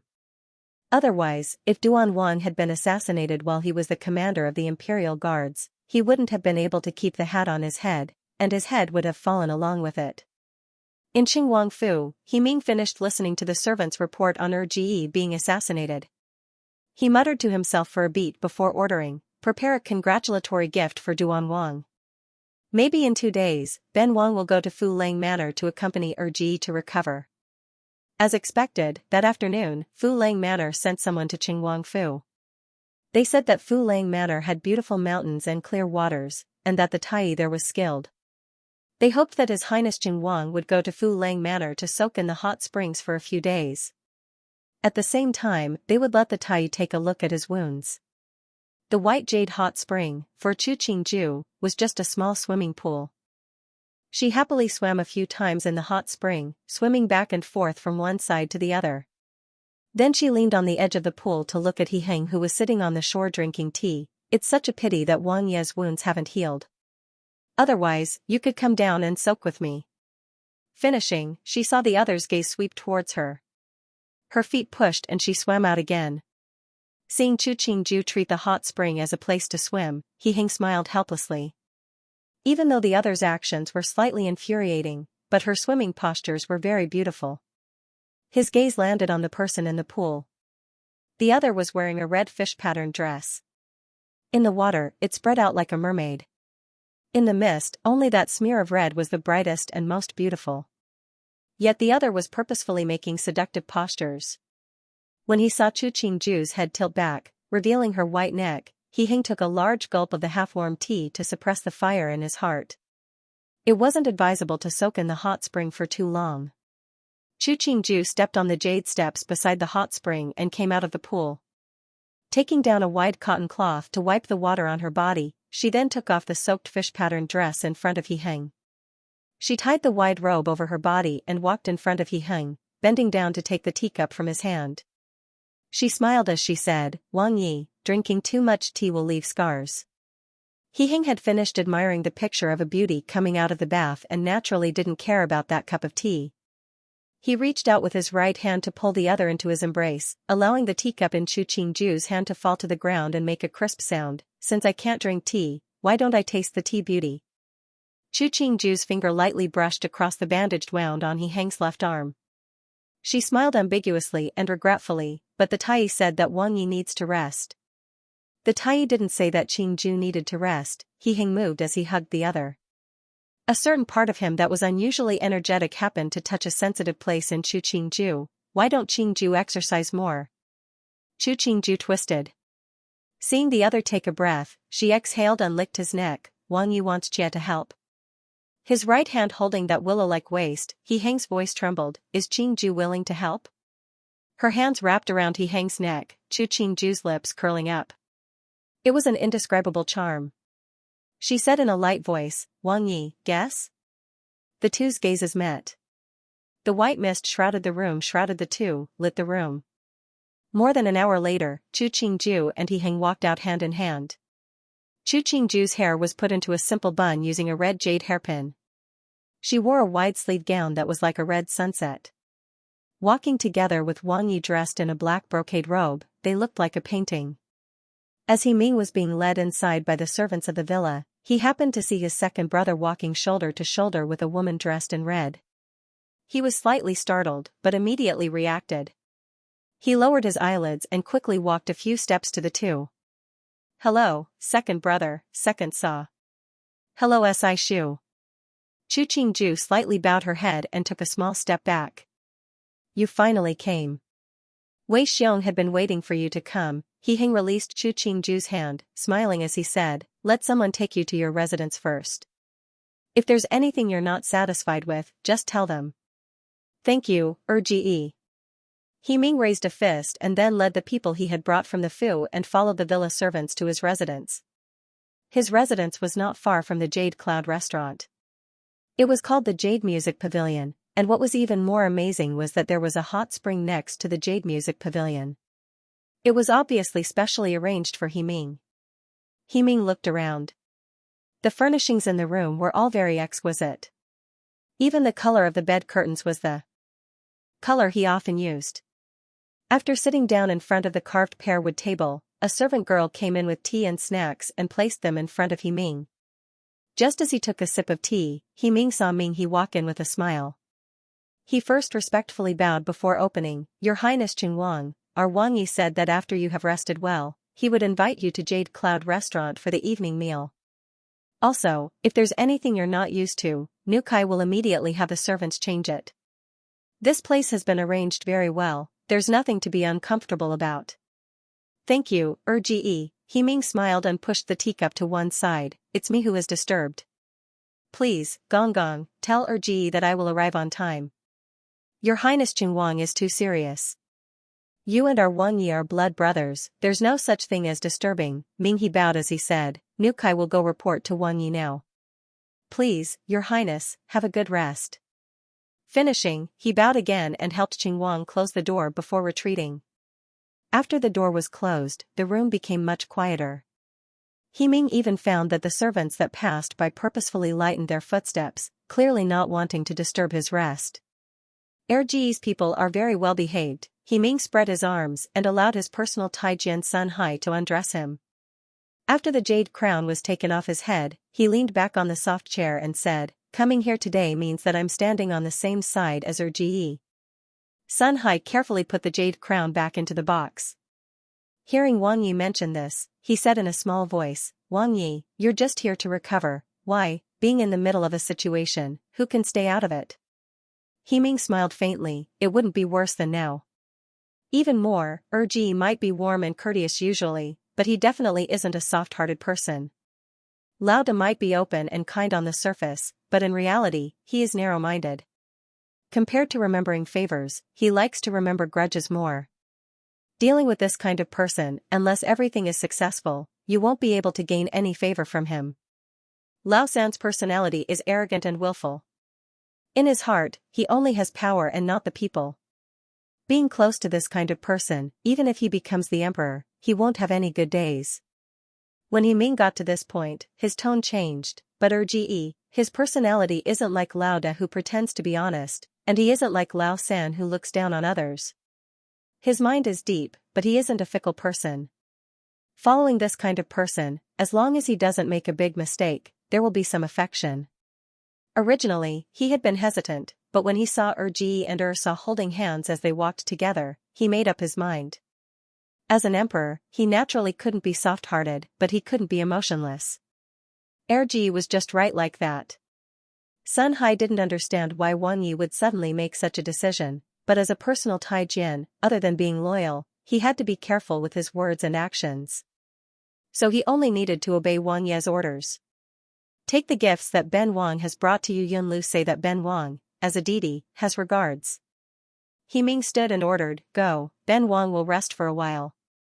Yes, Sun Hai looked at the bed that had been prepared and carefully retreated. Chu Qingju looked at the pile of gifts that Qingwang had sent. There were some things that were suitable for women. It seemed that he had even prepared a gift for her. She turned to look at He Hing playing with the jade lion that had been biting the ball. For some reason, she thought of the lion that had taken the colored ball in the Lion King contest. It seemed that it was similar to this jade carving. "Does Wang Yi like this jade carving?" Chu Qingju asked with a smile. "This lion is very beautiful, majestic. And the colored bead in its mouth is also carved pretty well." Putting the jade carving back into the box and closing the lid, He Hing commented, "It is very rare for Sid to have such intentions." Chu Qingju smiled and nodded. "Sishu is too courteous. Come, don't send so many gifts." Her gaze swept across the box that held the jade lion. She smiled faintly and thought that the busy little Ming classmate wasn't as benevolent as he appeared. As she said, how could the imperial family have an obedient child? Those that were obedient would have reincarnated into another family. "You also like it?" He Hing noticed Chu Qingju's gaze as she looked at the box and said, "Since you like it, take it and play with it. It's just a small ornament. To be able to gain a beauty's favor is the greatest fortune. I'm a woman, what do I need these lions and tigers for?" Chu Qingju snorted, "Wang Yi, in the future, why don't you find me some jade lotuses, or jade hibiscus ornaments? I think it's prettier when I look at it." Finishing, she gave a disdainful look at the box. "Only you rash men would like a fierce lion that likes to eat raw meat." He Hung was silent. It clearly represented presence and courage, majestic lion.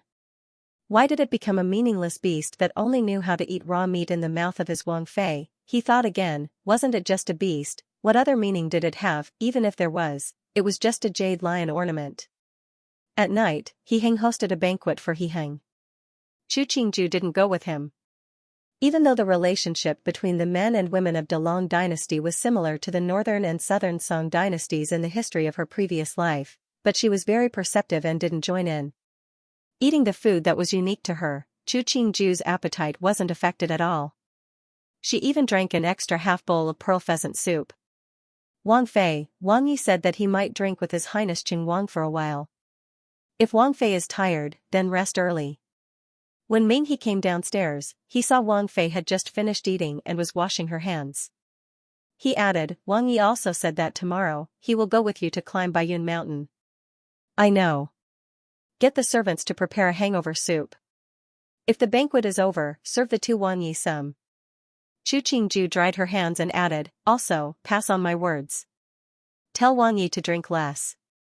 Drinking too much isn't good for wounds." "Yes, Nukai will remember." After Ming He left, Chu Qingju raised an eyebrow.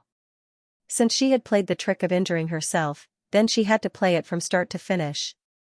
The details determined success or failure. If she couldn't do it, then she shouldn't do it. After He Heng heard Ming He's message, he smiled helplessly. He turned to He Ming, "Look, this is the trouble of having Wang Fei. You have to be reminded at every turn." He Ming saw that Ji might be complaining, but the smile on his face was becoming brighter. He smiled and said, "Please, Ji, don't be angry. In Didi's humble opinion, this is Ursa caring for you. Who else would dare to spoil your mood like this?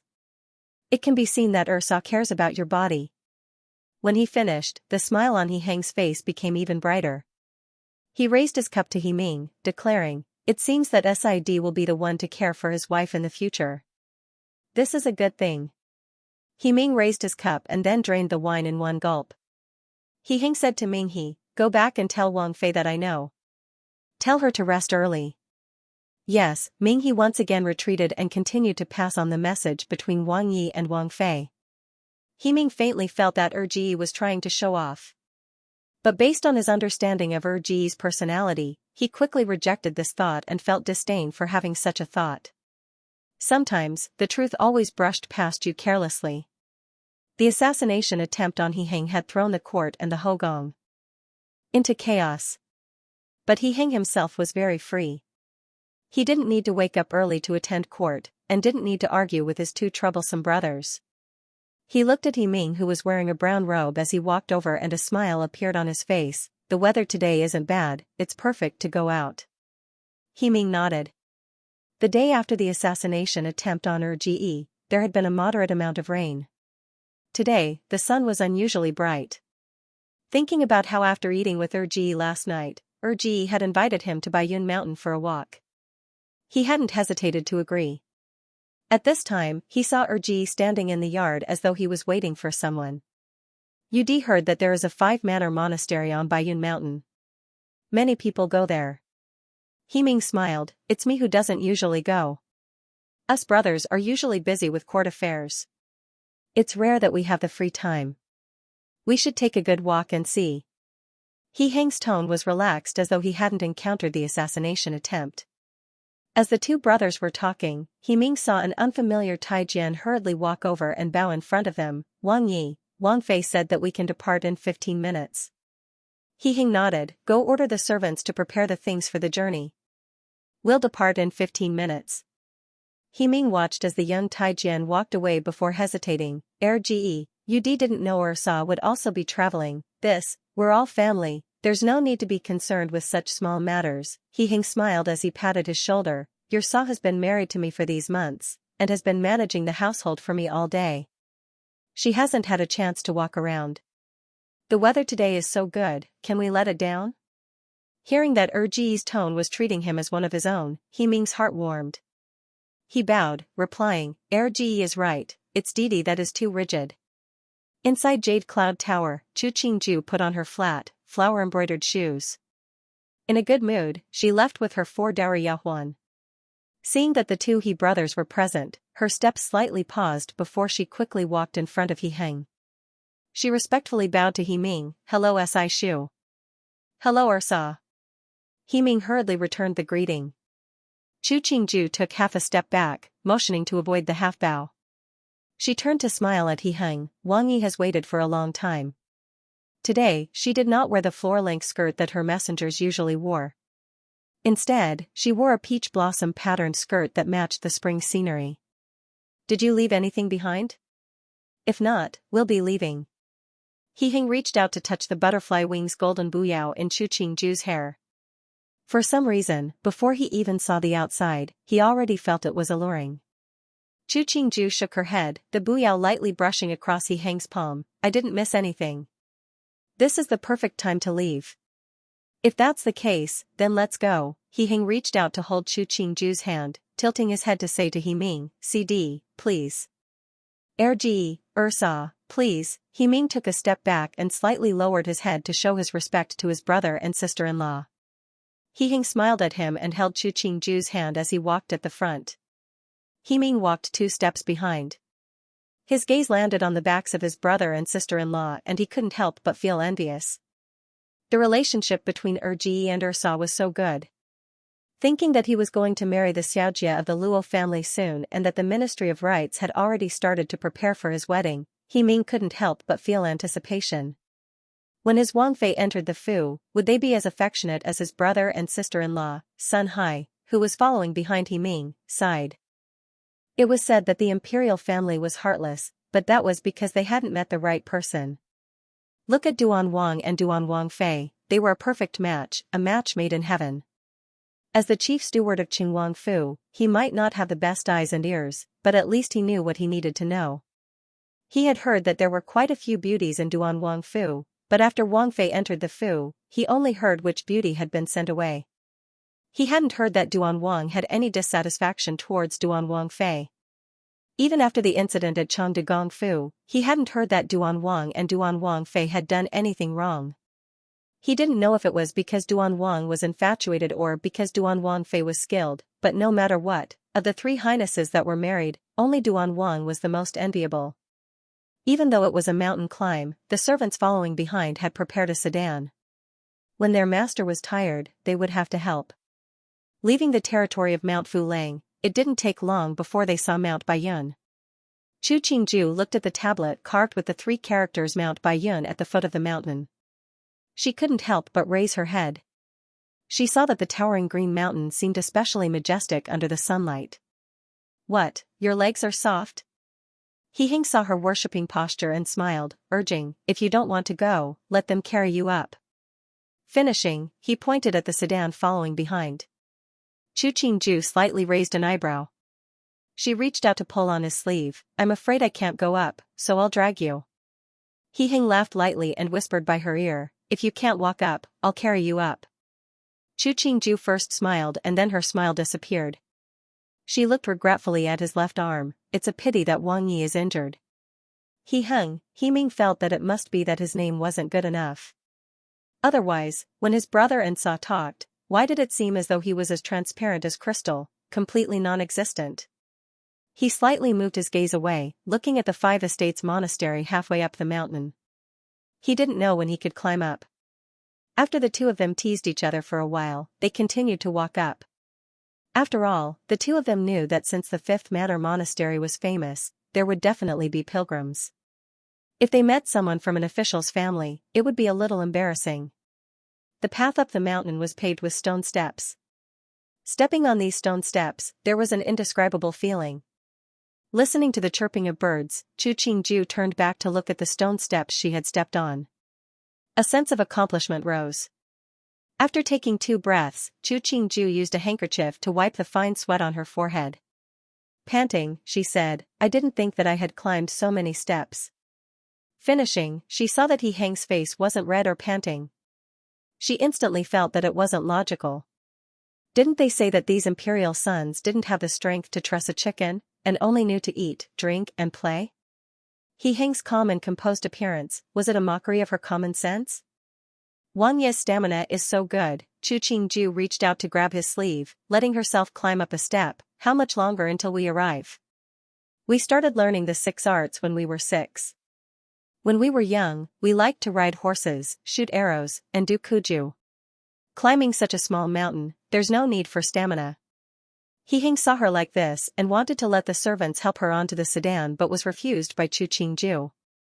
"Don't steam buns, don't lose face." Chu Qingju waved her hand to signal for the servants to leave. She raised her head to look at the endless stone steps. "Continue walking." He Heng smiled helplessly. He looked at her for a beat before stretching out his palm in front of her. Chu Qingju slightly lowered her face. Looking at the clean palm in front of her, she paused and then put her left hand in this wide palm. Even the hardest path had an end. Chu Qingju stepped on the last step of the stone steps. Looking at the blue stone path in front of her that stretched to the front of a monastery, she exhaled deeply. She wiped the sweat on her forehead and a smile appeared on her slightly flushed face. "Finally here." He Heng looked at her like this and smiled as he nodded. "The entire Jing city has many wives of high officials and nobles who come to this place. Wang Fei might be the only womankind who walked up by herself. Today, you went to ask for a lot, it will definitely be a good lot." Chu Qingju hadn't thought that He Heng would say such a thing. She paused before replying. "Wang Yi also walked up by himself. Then us husband and wife will both get a good lot." He Heng reached out to touch her forehead. Finding that there wasn't too much sweat, he reassured her, "Husband and wife are one. You asking for a lot, it represents the 2 of us."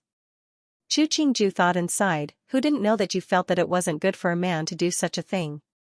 The smile on her face became brighter. "That's good, with our good luck added together, it will be a very good lot." The 3 of them walked to the gate of 5 Estates Monastery. They found that this monastery wasn't very large, but it looked very ancient and dignified. There was a Taoist with a blue beard sitting at the door. The robe on his body was old but very clean. Seeing them appear, he didn't have any special reaction. Inside the monastery were the statues of Jade Clear Yuancher Tianzuan, Tai Ching Dao de Tianzuan, and Shangqing Lingbao Tianzuan. After Chu Qingju, an atheist, had transmigrated, she had a deep respect for the gods. She entered the great hall of worship of gods from the side door and knelt on the praying mat. After paying her respects, she took the lot pot, closed her eyes and started to shake.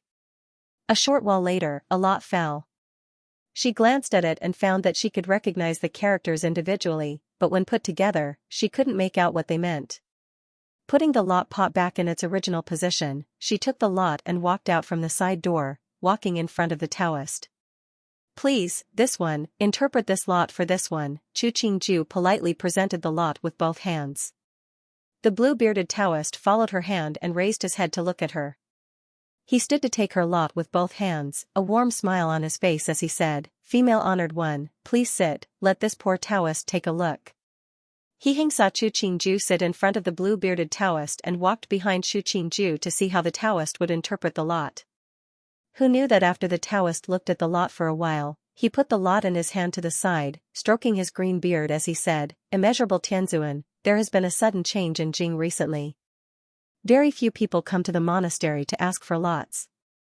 It can be considered fate that the 2 honored ones have come on foot. This poor Taoist sees that the 2 of you have a full and bright glabella. There is no need to ask for lots to know that you have great fate. Benefactor's skills are profound. With one look, you know that we have come on foot." Chu Qingju smiled and didn't mention the so-called great fate. This poor Taoist, Xianling, has stayed in this monastery for more than half a year. Of all the honored ones I have seen, only these 2 are not the same. The blue-bearded Taoist stood and bowed to the 2. He handed the lot back to He Heng. This poor Taoist has failed the 2 honored ones' expectations, and is ashamed. He Heng took the lot and smiled warmly, replying, "Xianling Jinren is too serious. Everything in the world has its own path. How can we make things difficult for Shinran? He lowered his head to look at the lot. On it was written, the quiet green of the 9 mountains and the red of the flowers, the light of the 3rd watch and the chicken of the 5th watch. The phoenix flies gracefully, seeking the phoenix in the 4 seas. The strange lot, the beginning and the end of the sentence did not match, the antithesis was not neat, and there was no mention of a match, it was a mess. He handed the lot back to Chu Qingju. He really didn't know why women liked to believe such things. Xianling Taoist didn't seem to see He hand the lot to Chu Qingju. He bowed to the 2 again, honored ones, there are no more guests today. This poor Taoist bids farewell. Finishing, he stroked his beard and smiled as he walked away. By the time Chu Qingju reacted, Xianling Taoist had already walked into the forest path. She only had time to see his back before quickly disappearing. This style of leaving people with a view of their backs really had the demeanor of a master. Chu Qingju lowered her head to play with the stick. Even though she couldn't understand the meaning of the stick, she could still see that there was something wrong with it. Usually, there was a fixed number of lots in the lot pot, and the lot was particular about the format. The one she had just drawn, the antithesis wasn't neat, it didn't rhyme, it didn't match. Even the poem was pieced together and had no logic to speak of. In reality, this lot had been casually written by the little Taoist from Wuzhuangguan. No wonder the Taoist had a profound expression and didn't understand the lot. He had found that the lot wasn't right. 9 mountains are quiet and green with red tears, the light of the 3rd watch and the chicken at the 5th watch. Chu Qingju played with the lot as she recited the 2 unrelated lines. She raised an eyebrow and stood from the stool. Wang Yi, I don't think there's anything to look at. Let's go back. He saw that she didn't even look at the lot, but still gave it to Mu Jin behind her. He smiled and said, then let's go back.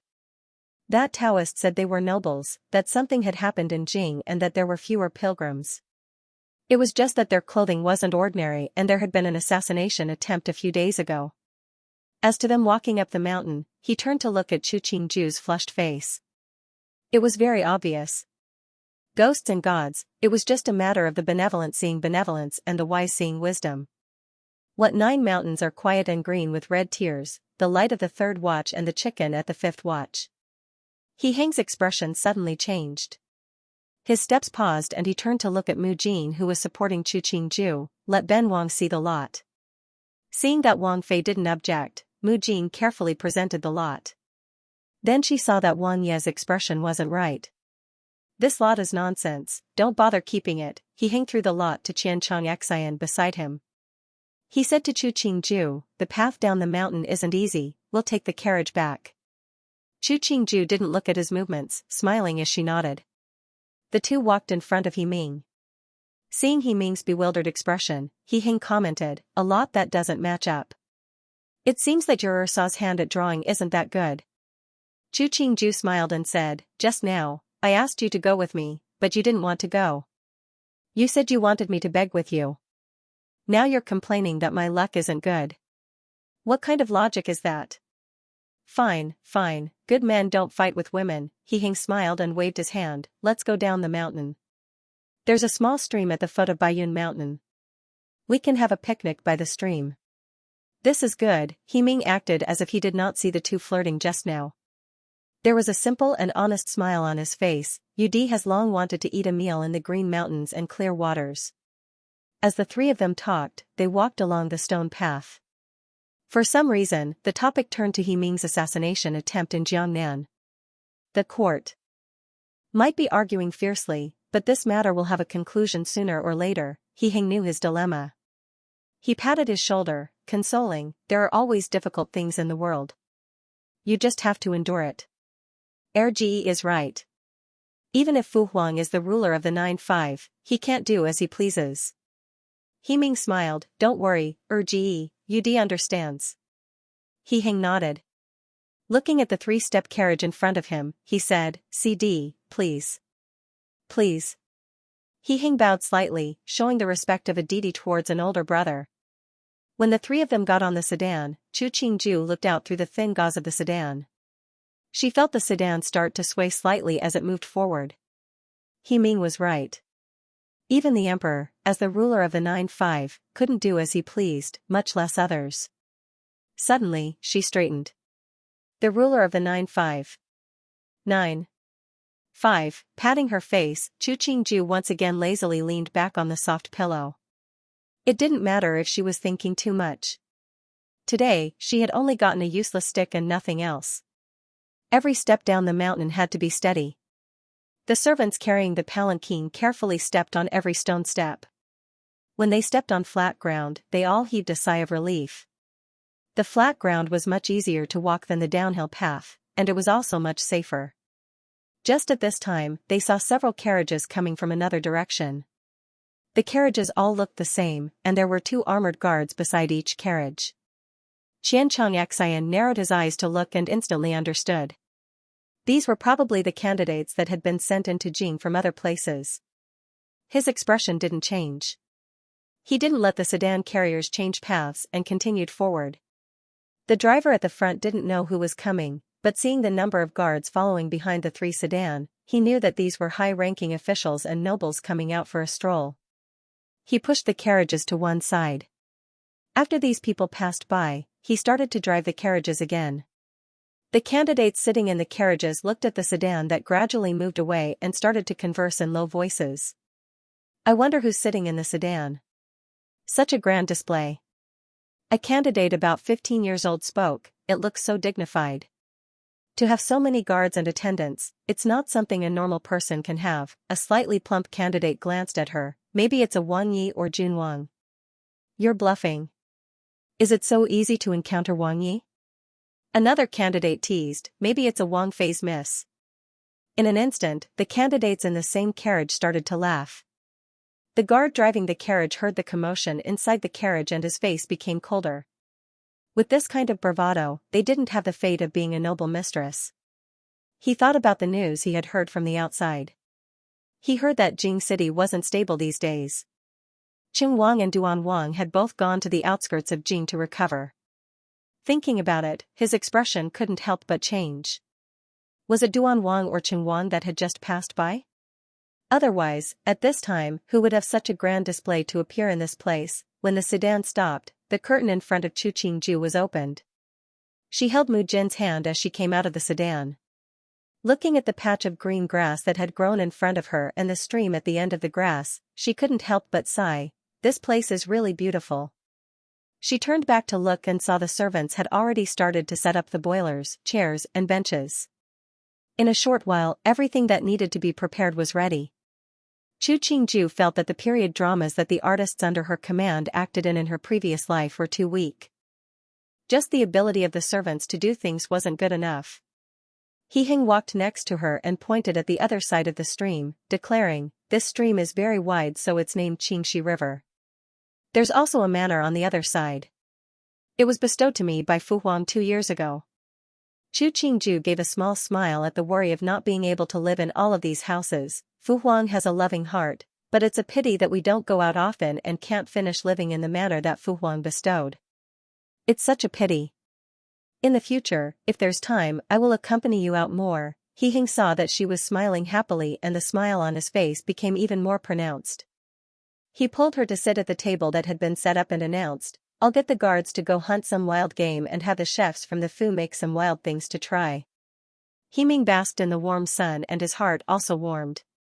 He pointed at the stream and ordered, Sun Hai, go see if there are fish in the stream.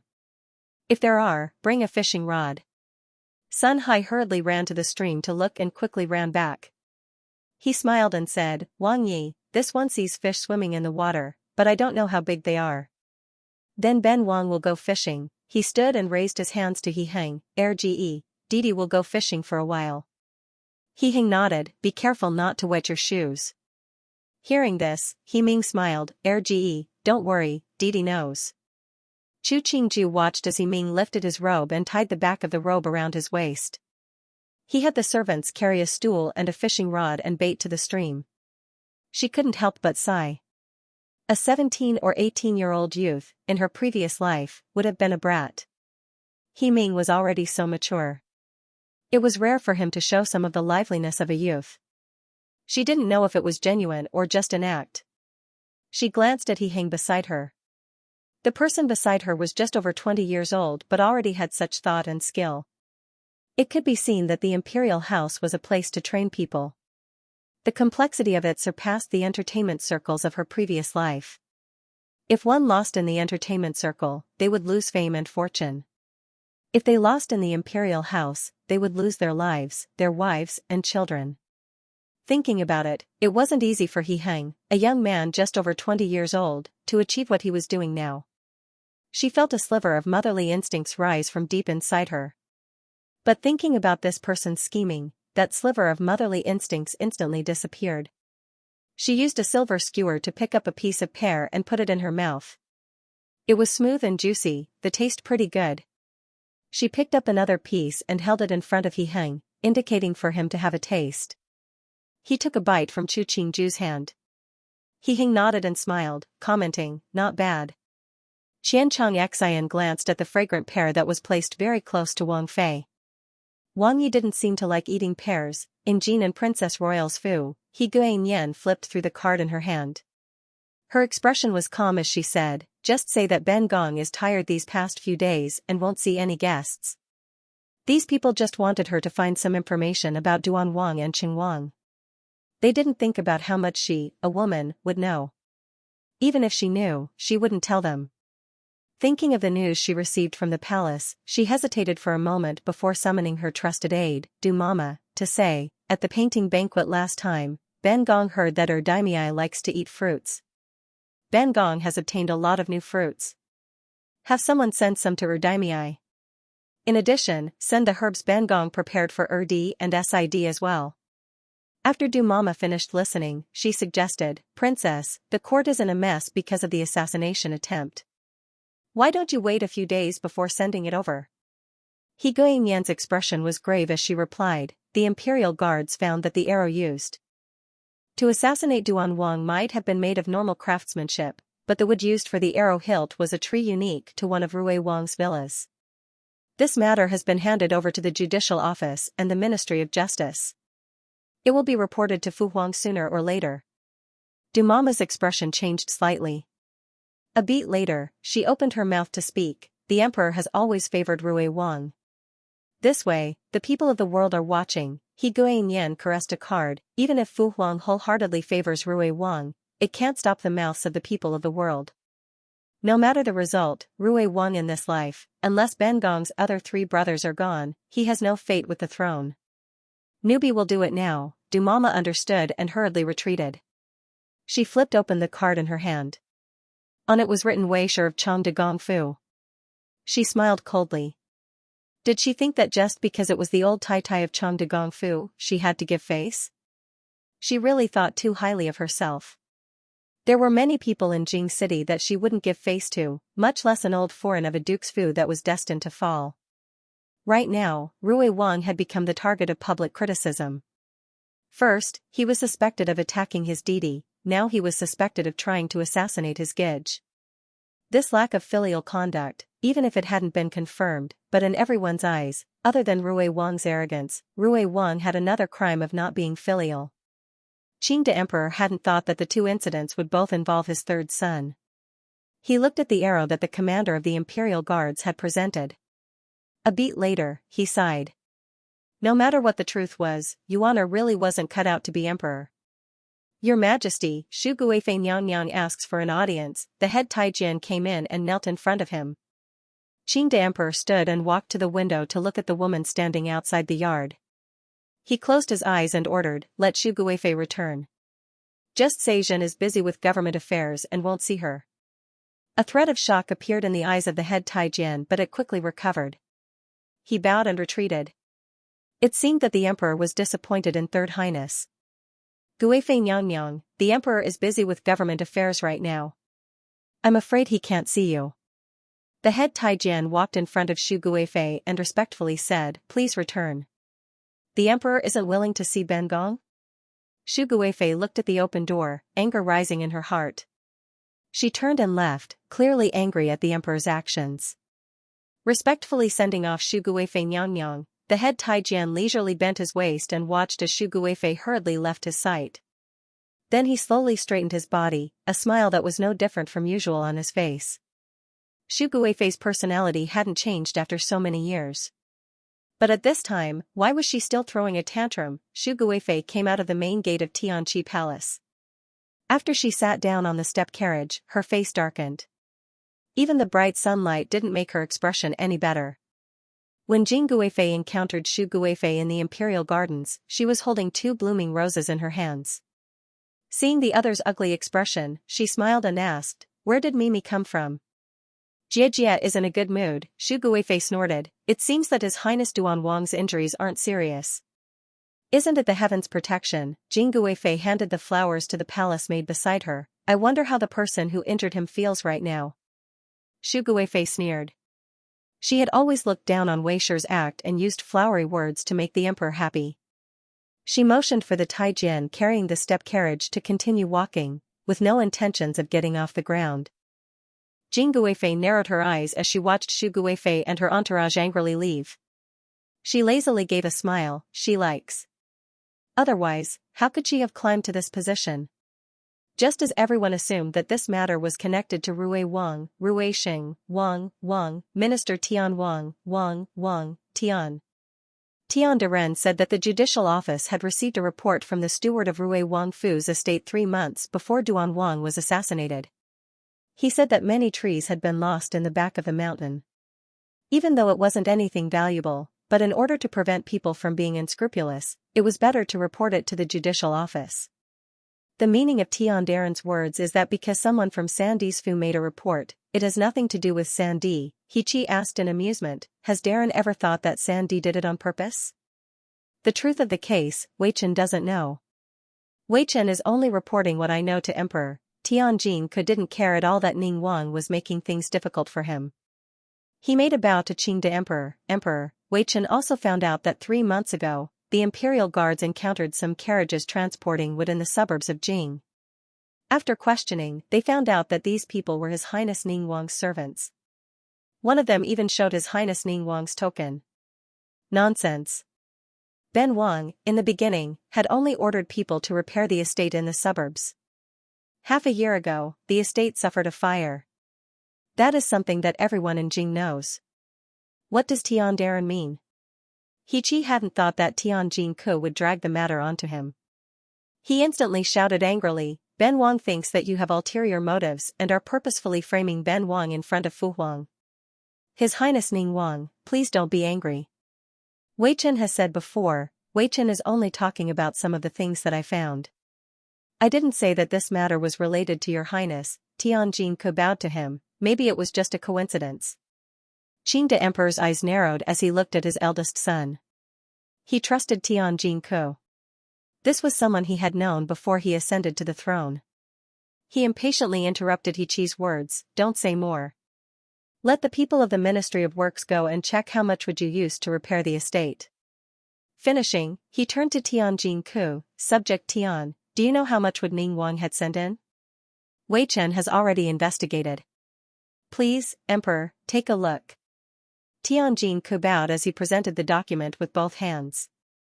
Seeing the palace Taijian give the report to the emperor, he silently retreated to one side. "Fu Huang, you don't believe Urchin?" Heqi looked in disbelief at the man on the high seat. He knelt down with a bang. Urchin definitely wouldn't do such an unfilial thing. "Please, Fu Huang, investigate." "Didn't Jin send someone to investigate?"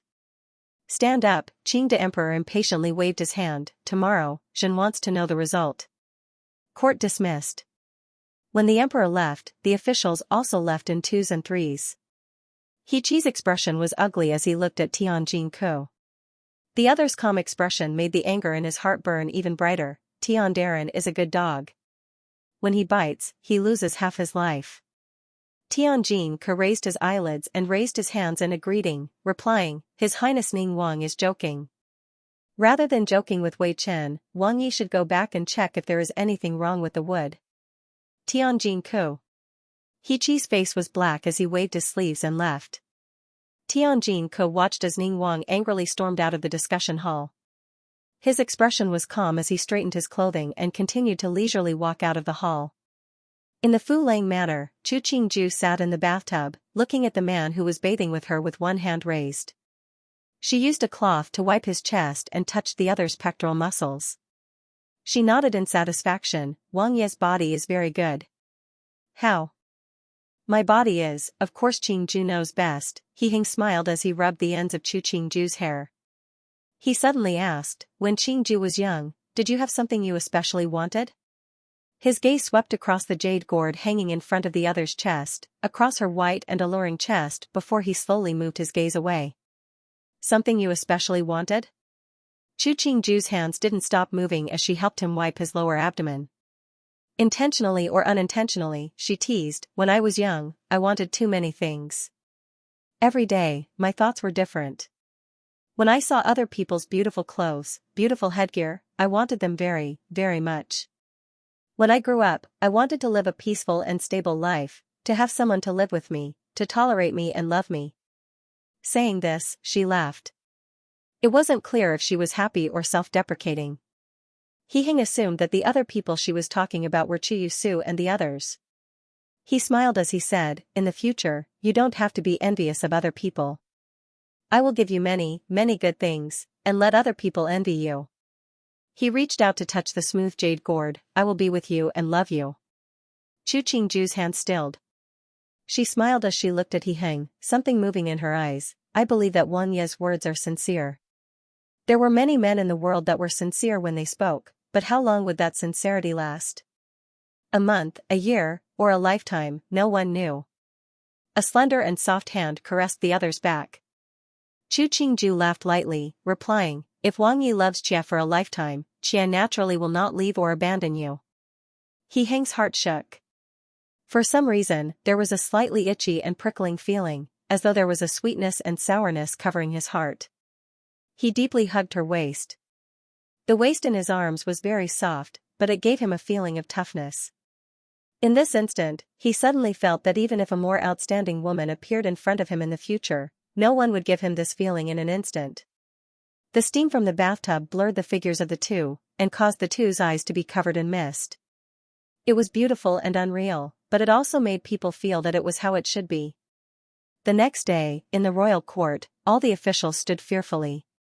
They listened to the people of the Ministry of Works report the data, but their attention was focused on the final result. Wei Chen and the subordinates, after an all-night investigation, found that the amount of wood that His Highness Ning Wang brought in was not in accordance with the facts. The Minister of Works trembled as he finished reading the data in his hands. He obediently stood to one side with his head shrunk. He hadn't thought that the matter would reach this step. He took a step forward and said, Fu Huang, this matter has nothing to do with Chen. Renovating the residence has lost wood. These data may not be completely true. Fu Huang, please investigate. Since it has nothing to do with you, why did the fingernails of the assassins have pollen from the balsams and roses from your estate? Qing the Emperor threw a secret document in front of his eldest son. Seeing him kneel with a face of disbelief, he said with pain, and the shoes and clothing that these people are wearing, it is the work of your estate's embroidery mother. Do you think that other people can't find out about these minor details? If you don't want people to know, then don't do it. These assassins, they were wearing the same clothes as the people who tried to assassinate Qing Wang. Even the swords and arrows were of the same workmanship. How do you explain all this? Qing the Emperor was furious as he spoke. He coughed a few times. As the eldest son, you dare to harm and kill your deity like this. Do you still have Zhen in your heart? Do you still have any brothers? Fu Huang, Chen is innocent. He didn't understand how the assassins that had been arranged before were mixed up with the assassins this time. He cowed out a few times and said, Fu Huang, Chen didn't know anything about this matter. Please, Fu Huang, investigate. The previous case of the imperial envoy's assassination, Zhen left it to you. I had thought that the truth would come to light. Who knew that the mastermind behind the scenes was you, this unfilial son? Qing the Emperor pointed at He, not wanting to listen to his excuses. Zhen will pretend that an animal like you never existed. Come, lock him up in Bright Moon Tower on the outskirts of Jing. He will never be released. Finishing, his body swayed and he leaned against the armrest of the dragon chair and fainted. Fu Huang. He Qi saw that Qing the emperor had fainted and his already bad expression became even uglier. Before he could stand, he was escorted out of the great hall by the imperial guards. He struggled to raise his head from the grip of the imperial guards. He only saw that in the chaotic great hall, a group of officials were escorting Fu Huang away. In this moment, he suddenly thought, if the evidence was placed on He Yuan's body, would Fu Huang still make such a decision? He twisted his body. Seeing that he couldn't break free, he didn't move and allowed the imperial guards to drag him away. He raised his head to look at the clear blue sky. Where had he lost? Had he underestimated He Yuan, or was it that He Yuan's acting was so good that he really thought the other was just an arrogant and despotic imperial son without a brain? He lowered his head. The exquisite white jade crown fell to the ground. Looking at the crown that had landed on the stone floor, he laughed lowly.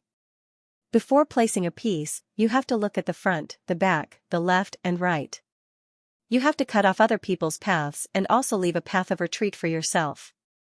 Injuring 1,000 and injuring oneself 800 is the worst way to go. He played with the piece in his hand. Seeing Chu Qingju still hesitating on where to place, he pointed at a corner. This place cuts off my path of retreat and can take 2 of my pieces.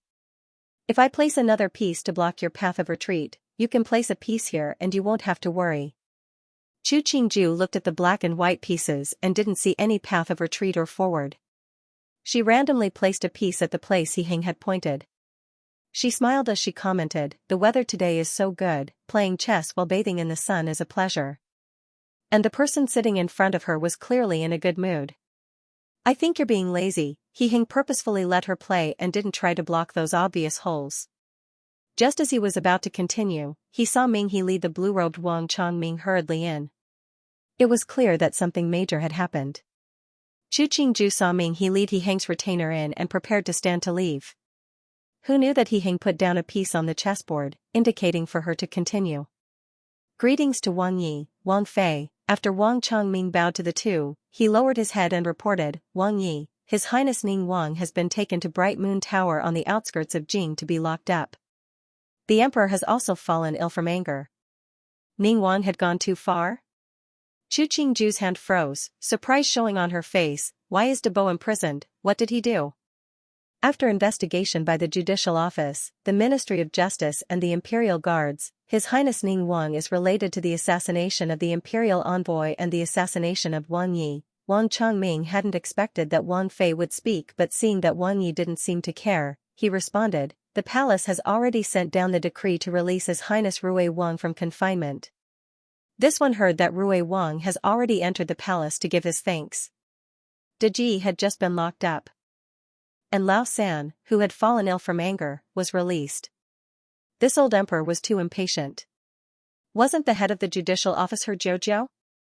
Was this matter connected to him? She tilted her head to look at He Hang, who had a "why is it like this, I don't believe it" expression. She also showed suspicion. Debo, why would he do such a thing? Is there a misunderstanding? The junior official of the judicial office, Tian Darren, has already investigated. The evidence is conclusive. Wang Chongming's head hadn't been raised. This one's status is low and I don't know many things. But I heard that the matter has been settled and there are no suspicious points. The 3 Darren responsible for this case Don. Didn't he suspect that this was the He family's second son's ruse? Chu Qingju saw He Hang put down a piece and then randomly put down another piece. She sighed, "We're all brothers, there's no need to be like this." Chu, can't hand, he, and, chu, can't, and, you, and, you, and, you, and, you, and, you, and, you. Chu, you, and, she, and of, comma Imperial father is sick and waiting for you to visit him. He Hang turned his head to look at Chu Qingju. He focused for a moment before standing, declaring, "Wang Fei is right. You and I will return to the city and enter the palace." Finishing, he turned to Ming He, "Invite Qing Wang to enter the palace with me." Yes, Ming He hurriedly withdrew. Wang Chongming looked at the scene and said, "Please, Wang Yi, take care of your body. This one bids farewell." Finishing, he bowed and retreated. From beginning to end, he didn't even look at Chu Qingju. Chu Qingju looked at this Wang Changming. This person had a lot of self-control, and his speech was very methodical. Even when he answered her questions, he always maintained respect for He Heng. But even so, this person didn't put himself in a lowly position. She tilted her head to look at He Heng. It seemed that the retainers he kept were the same as him. On the surface, there was nothing wrong with them, but in reality, only they knew what they were like. What? Big Brother is locked up? He Ming heard the Taijian that Ji had sent and asked in shock, and Fu Huang fainted from anger. What is going on?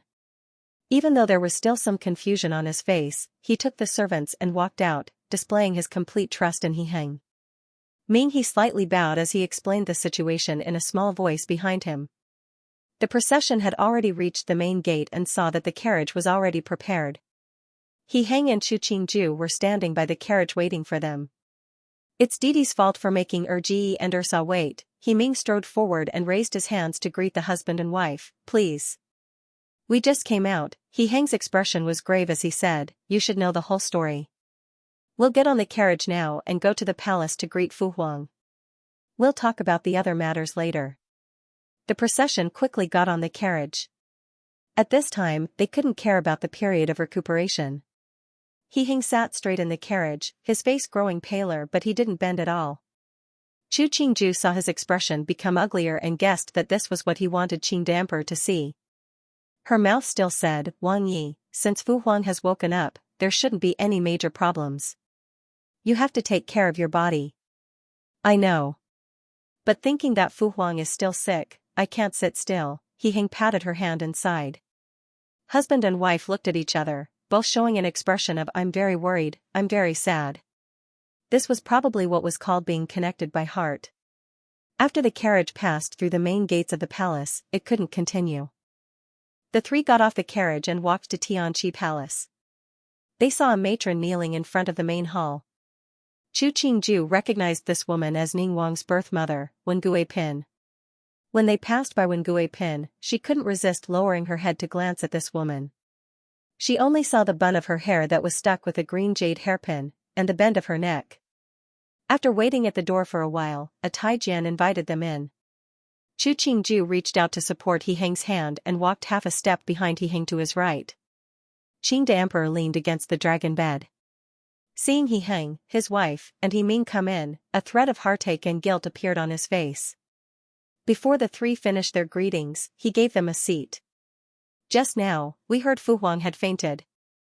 Us two brothers rushed into the palace. Just as we reached the palace gates, we remembered that our hands were empty. Fu Huang, please forgive us for our rashness. He Heng stood and said with slight embarrassment, we forgot to bring in the game that we had prepared for Fu Huang. Child, you were just being filial. Zhen won't scold you for that. Seeing his son was worried that he had forgotten etiquette, Qing the Emperor was in a good mood as he examined his son. Finding his face was pale, he furrowed his brows and ordered, quickly sit down. Your body hasn't recovered and you rushed to the palace. Can your wounds endure? It's just a small wound. I've made Fu Huang worry. He Heng smiled carelessly, but Sid's wounds are much more serious than Chen's. Qing the Emperor looked at He Ming sitting beside him. Lauda, that brute, Zhen didn't think he would do such a thing. Zhen has wronged you. He sighed, his mood slightly down. Is it that Zhen, this Fu Huang, isn't good enough for him to do such a thing? This matter has nothing to do with Fu Huang. He Heng abruptly stood, stumbling. Chu Qingju quickly caught him. He said urgently, Fu Huang is the most benevolent ruler of the present age. Deji has always been benevolent. There must be something else to this matter. Zhen knows that you have always loved your brothers, but this matter has been investigated. Zhen doesn't want to believe that he sent people to assassinate you two brothers and purposefully frame Lao San. Such a malicious son, he really doesn't deserve to be Zhen's son. Qing the Emperor angrily slapped the bed a few times before starting to cough again. The palace maid serving him hurriedly came forward to massage his back. Qing the Emperor impatiently let her leave. He forced himself to drink a mouthful of water, suppressing the itch in his throat. You don't have to beg for mercy for him. Zhen has made up my mind. Chu Qingju looked at this scene of benevolent father and filial son. Inside, she silently said, Emperor, don't worry. This son of yours really isn't here to beg for mercy. Whatever you want to do to Lauda, he won't have any objections. Qing de Emperor looked at his Urxi, who hadn't spoken from beginning to end but had always been protective of his second son. He beckoned for her to walk in front of him. This Wang Fei that Zhen has chosen for you is very good. Treat her well. If a woman could remember to protect her husband at any time and place, this kind of woman would definitely be good.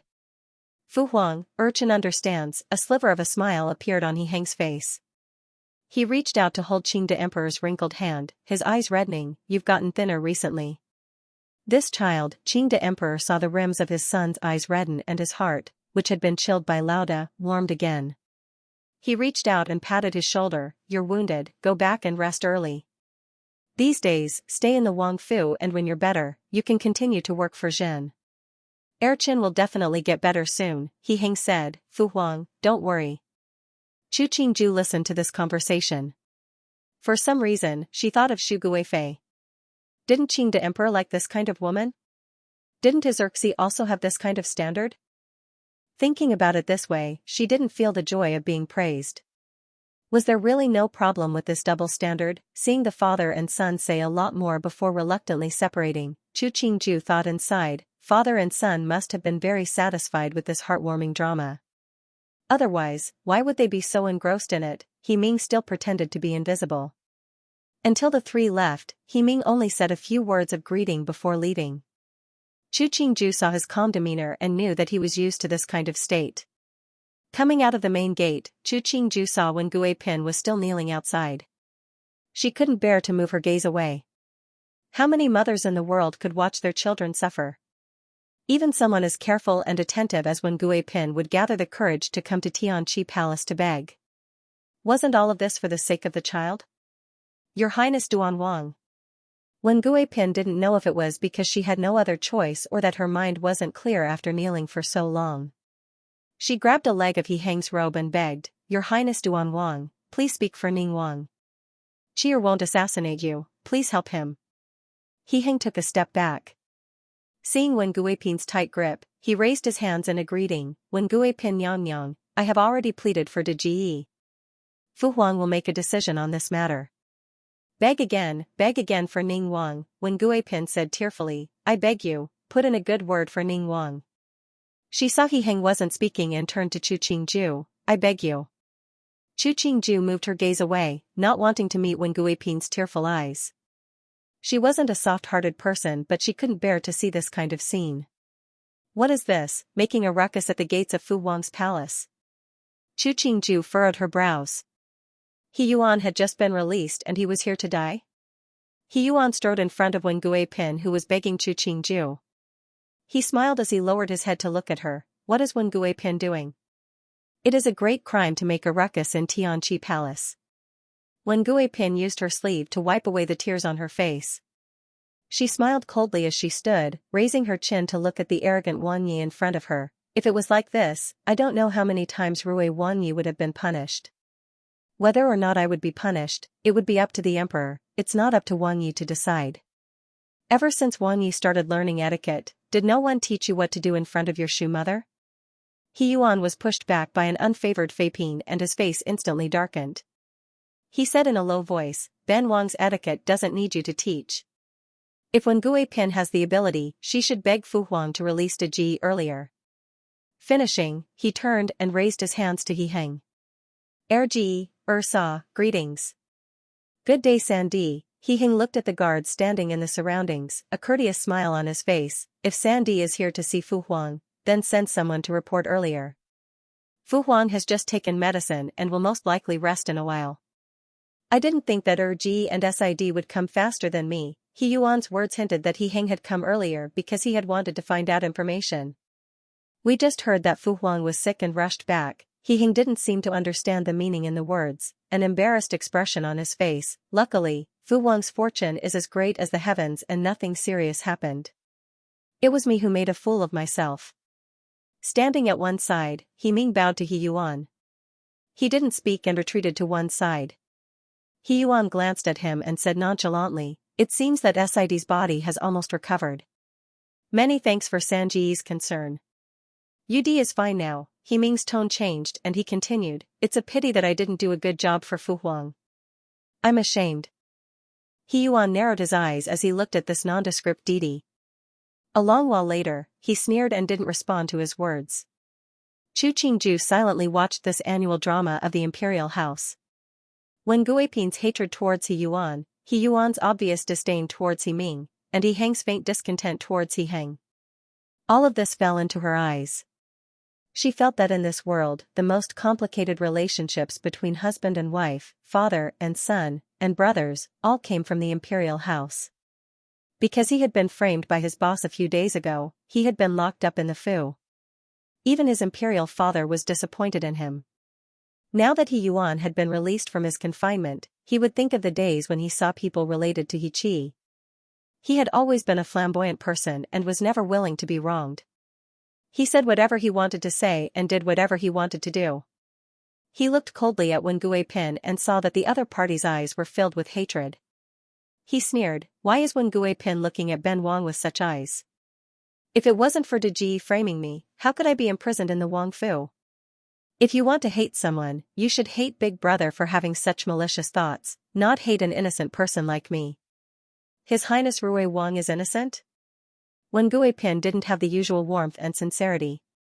Her voice was sharp as she pointed at He Yuan, "You dare to say that you didn't control the salt administration, didn't give out usury, didn't buy and sell official positions?" He Heng looked disdainfully at her. A long while later, he said, "Wen Guiping, you have to know that without evidence, it is a false accusation. As a Fei Pin, why are you so concerned about the matters of the court? What are you planning?" Wen Guiping looked hatefully at him but couldn't say a word. Her shoulders slightly trembled as she slowly lowered her head. A beat later, she didn't look at anyone else as she held the hand of a palace maid and staggered away.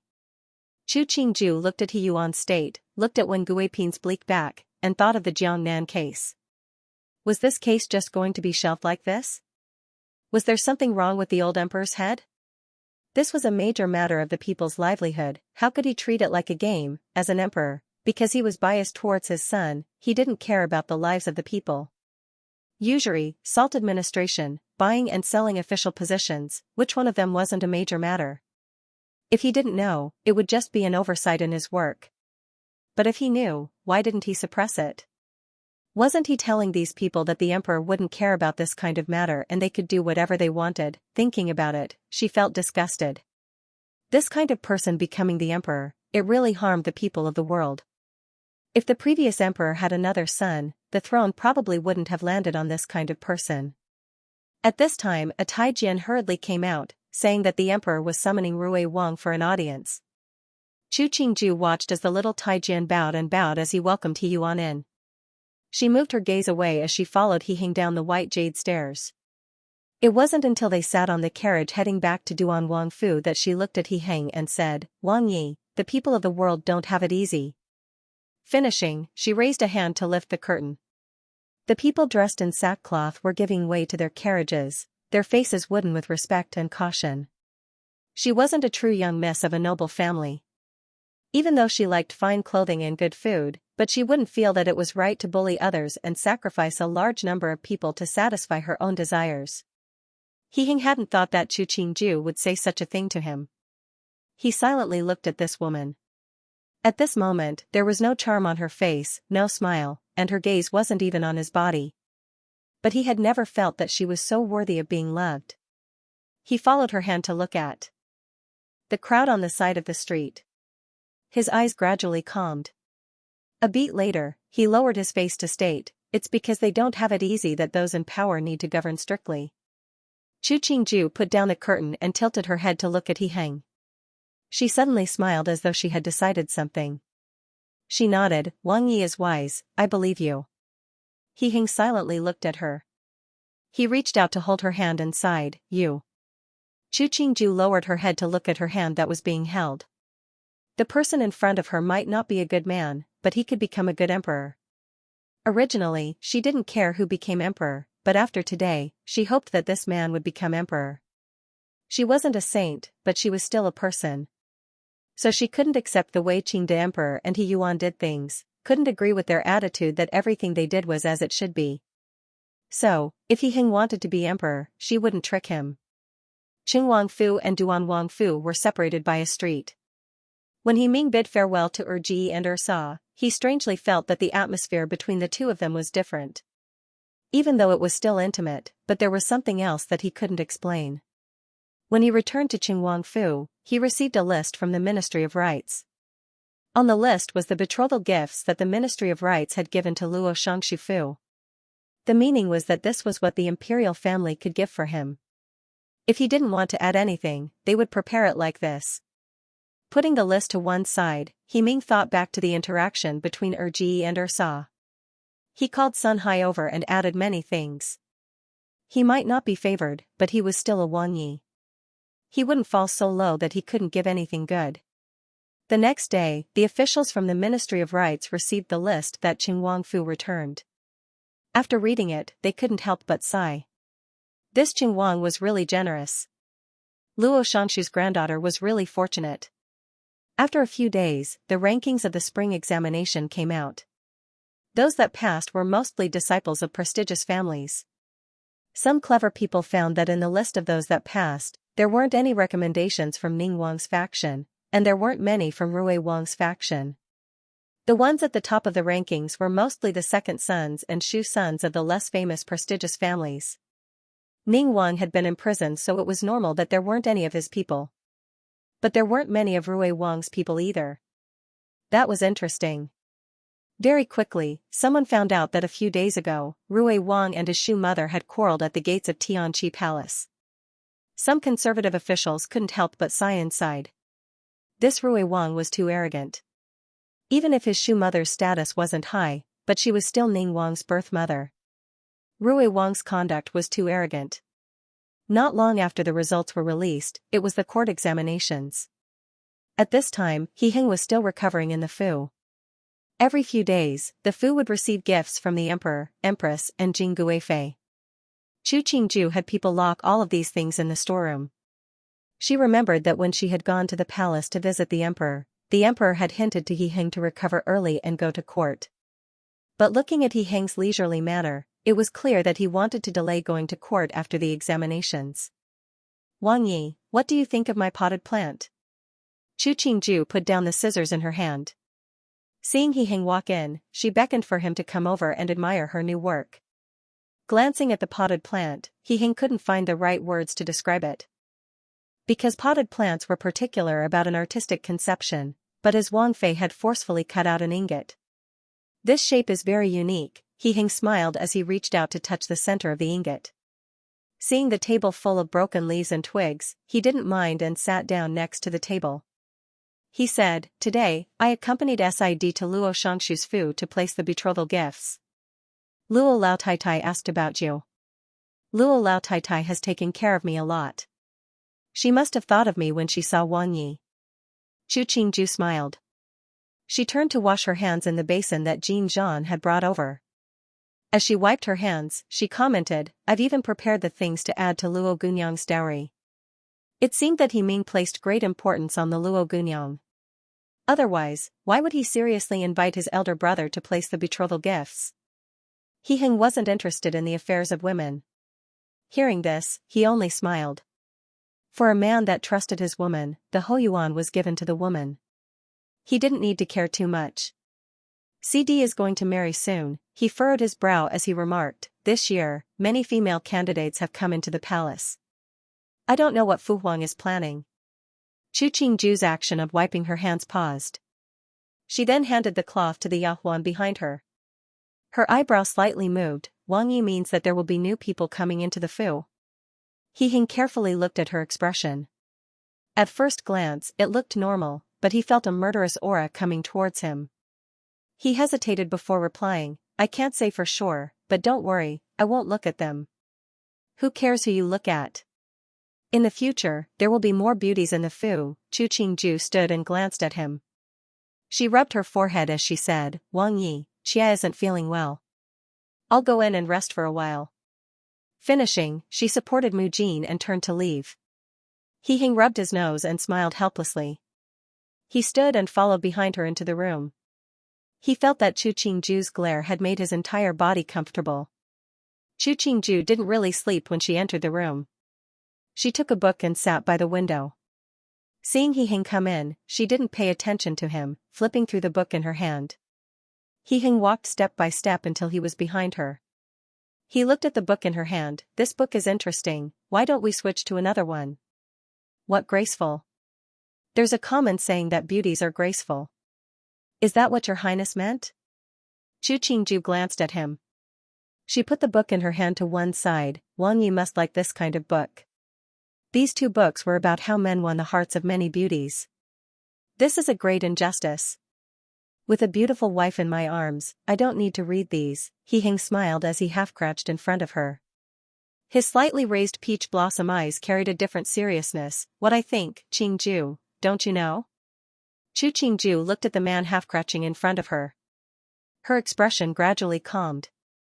She slightly moved her gaze away. Wang Yi knows, it's hard to predict a person's heart. No one in this world can completely know what another person is thinking. He Hing smiled. He reached out to pull over the round stool beside him to sit. Then he wrapped Chu Qingju's hand in his palm. I don't need someone to completely understand me. But I know that you understand my thoughts, understand what I want, and understand what kind of person I am. That's enough. For the first time, Chu Qingju felt that the man in front of her was a little pleasing to the eye. She met his gaze for a beat before replying, Wang Yi, I'm just a common person. What other people say isn't important, what's important is what they do.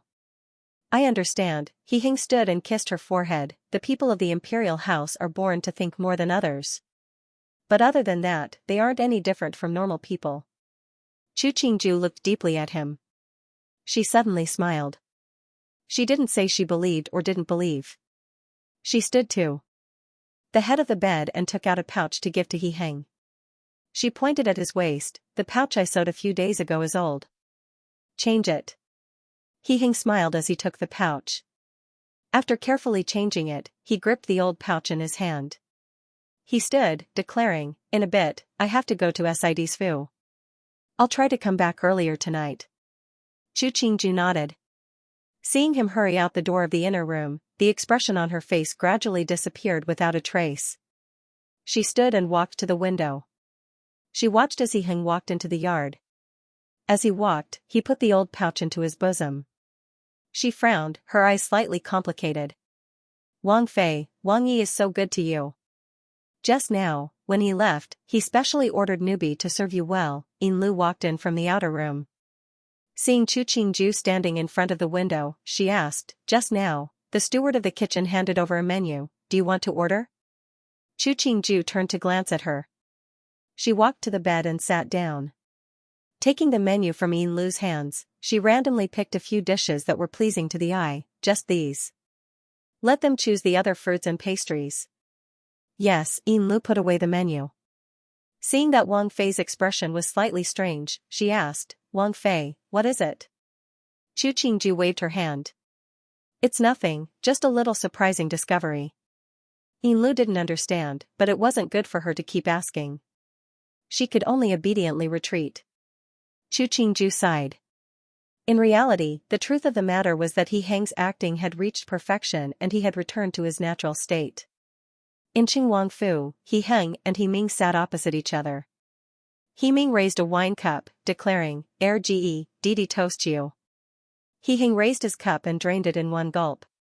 After putting down the wine cup, he asked, I heard that you sent away the 2 Tong Fong of the Fu. Hearing this, He Ming smiled, so even Ge knows. 2 days ago, he had sent away the Tong Fong of the Fu. Outside, it was said that his Wang Fei hadn't even married yet and he was already afraid of his wife. He hadn't thought that the matter had already reached Ge's ears. I had just wanted to live a peaceful life. Now that I have Wang Fei, I will treat her sincerely.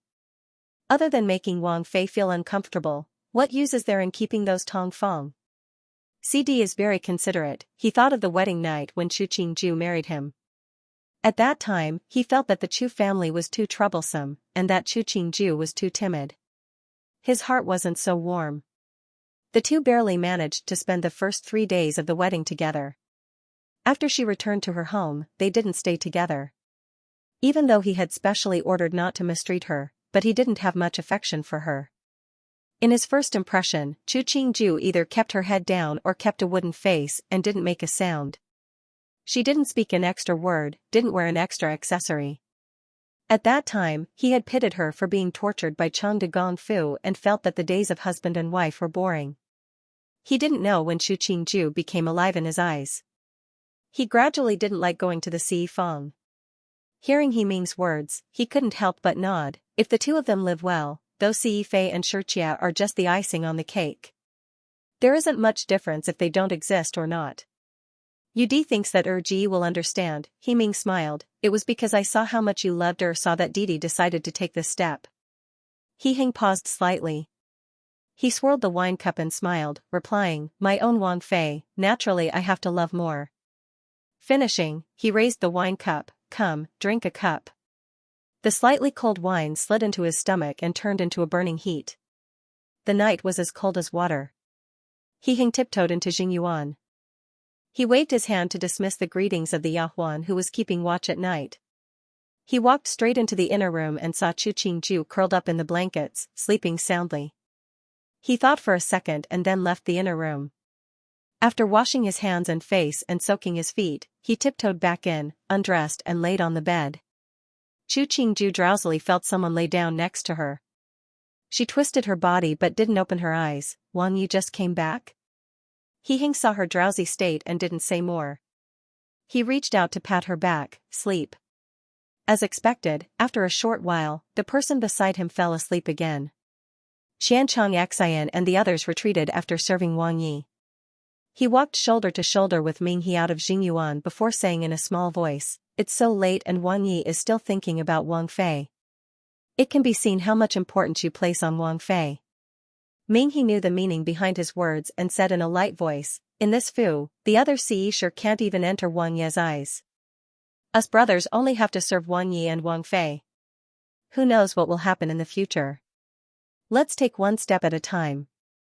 We are here to serve Wang Yi. Xianxia put his hands behind his back. Whoever Wang Yi wants us to respect, we will respect. The rest isn't something we can manage. Ming He smiled. Gij is right. What good day is it today that it's so busy? Chu Qingju found that the streets were very busy. There were even many people standing in the tea houses and restaurants on the two sides of the street. She had just returned from visiting Jean and Princess and hadn't expected to encounter such a situation. She motioned for the sedan bearers to stop. Wang Fei, today, the 3 scholars of the top rank are parading their horses through the streets, Huang Yang answered from outside the sedan. Right now, they are walking this way so it's more lively. Chu Qingju instantly understood. This was the Zhuangyuan, Bangyan and Tanhua parading their horses through the streets. The customs of Dalong were relatively open, so at this time, there were many women throwing handkerchiefs, sachets and flowers at the 3. Chu Qingju might not be able to see the people, but she could see the things dancing in the air. This road led to the imperial palace. After these 3 paraded through the streets, they were probably going to attend the Qianglin banquet in the palace. He Hing would most likely appear at the Qianglin banquet. After waiting for the time it took for an incense stick to burn, the crowd gradually dispersed. Chu Qingju's sedan continued to move forward. She sat in the sedan listening to the passers-by talk about how handsome the Tanhua scholars were, and how refined the Zhuangyuan was. She couldn't help but smile. It was fortunate that this era wasn't so perverted that women wouldn't leave their doors. Otherwise, their days would be hard. The customs of the Dalong dynasty were very similar to the Tang and Song dynasties in history. Even some of the cultural habits were similar. However, the institutions that the court had set up were a hodgepodge of the dynasties. Even though it was slightly complicated, it wasn't to the point where she was blinded. It was because of this that Chu Qingju had the interest to continue living her life. The people on both sides of the street found an 8-person sedan decorated with blue lawn patterns, beaded with jewels and inlaid with red and yellow. They all moved aside. Other than the imperial family, who dared to sit on such a sedan? Zhuzi, there are nobles passing in front. We have to move aside. Chiyusu sat in the sedan. Hearing the words, she asked, which fu is it? As she spoke, she lifted the curtain on the sedan window to look outside. She saw an 8-person sedan coming in this direction. She furrowed her brow. quickly move aside. Feeling the sedan she was sitting on shake and move back a distance, Chiyusu's heart felt bitter. Unless she could sit on the position of Empress Dowager in this lifetime, she wouldn't be able to wear red in this lifetime. After the entourage of people sitting on the 8-person sedan left, Chiyusu's sedan continued to be lifted. The Taijian guarding outside the sedan said, "Zhuzi, this one thinks that the person sitting in the sedan might be Duan Wangfei." Duan Wangfei? Chiyusu stilled. Wasn't that Chu Qingju? Thinking about the other's glory and her present state, she smiled coldly. "All right, I know." The Taijian who had spoken heard the tone wasn't right and twisted his mouth, lowering his head. At the Qionglin banquet, the scholars who had passed the provincial examinations all had smiles on their faces.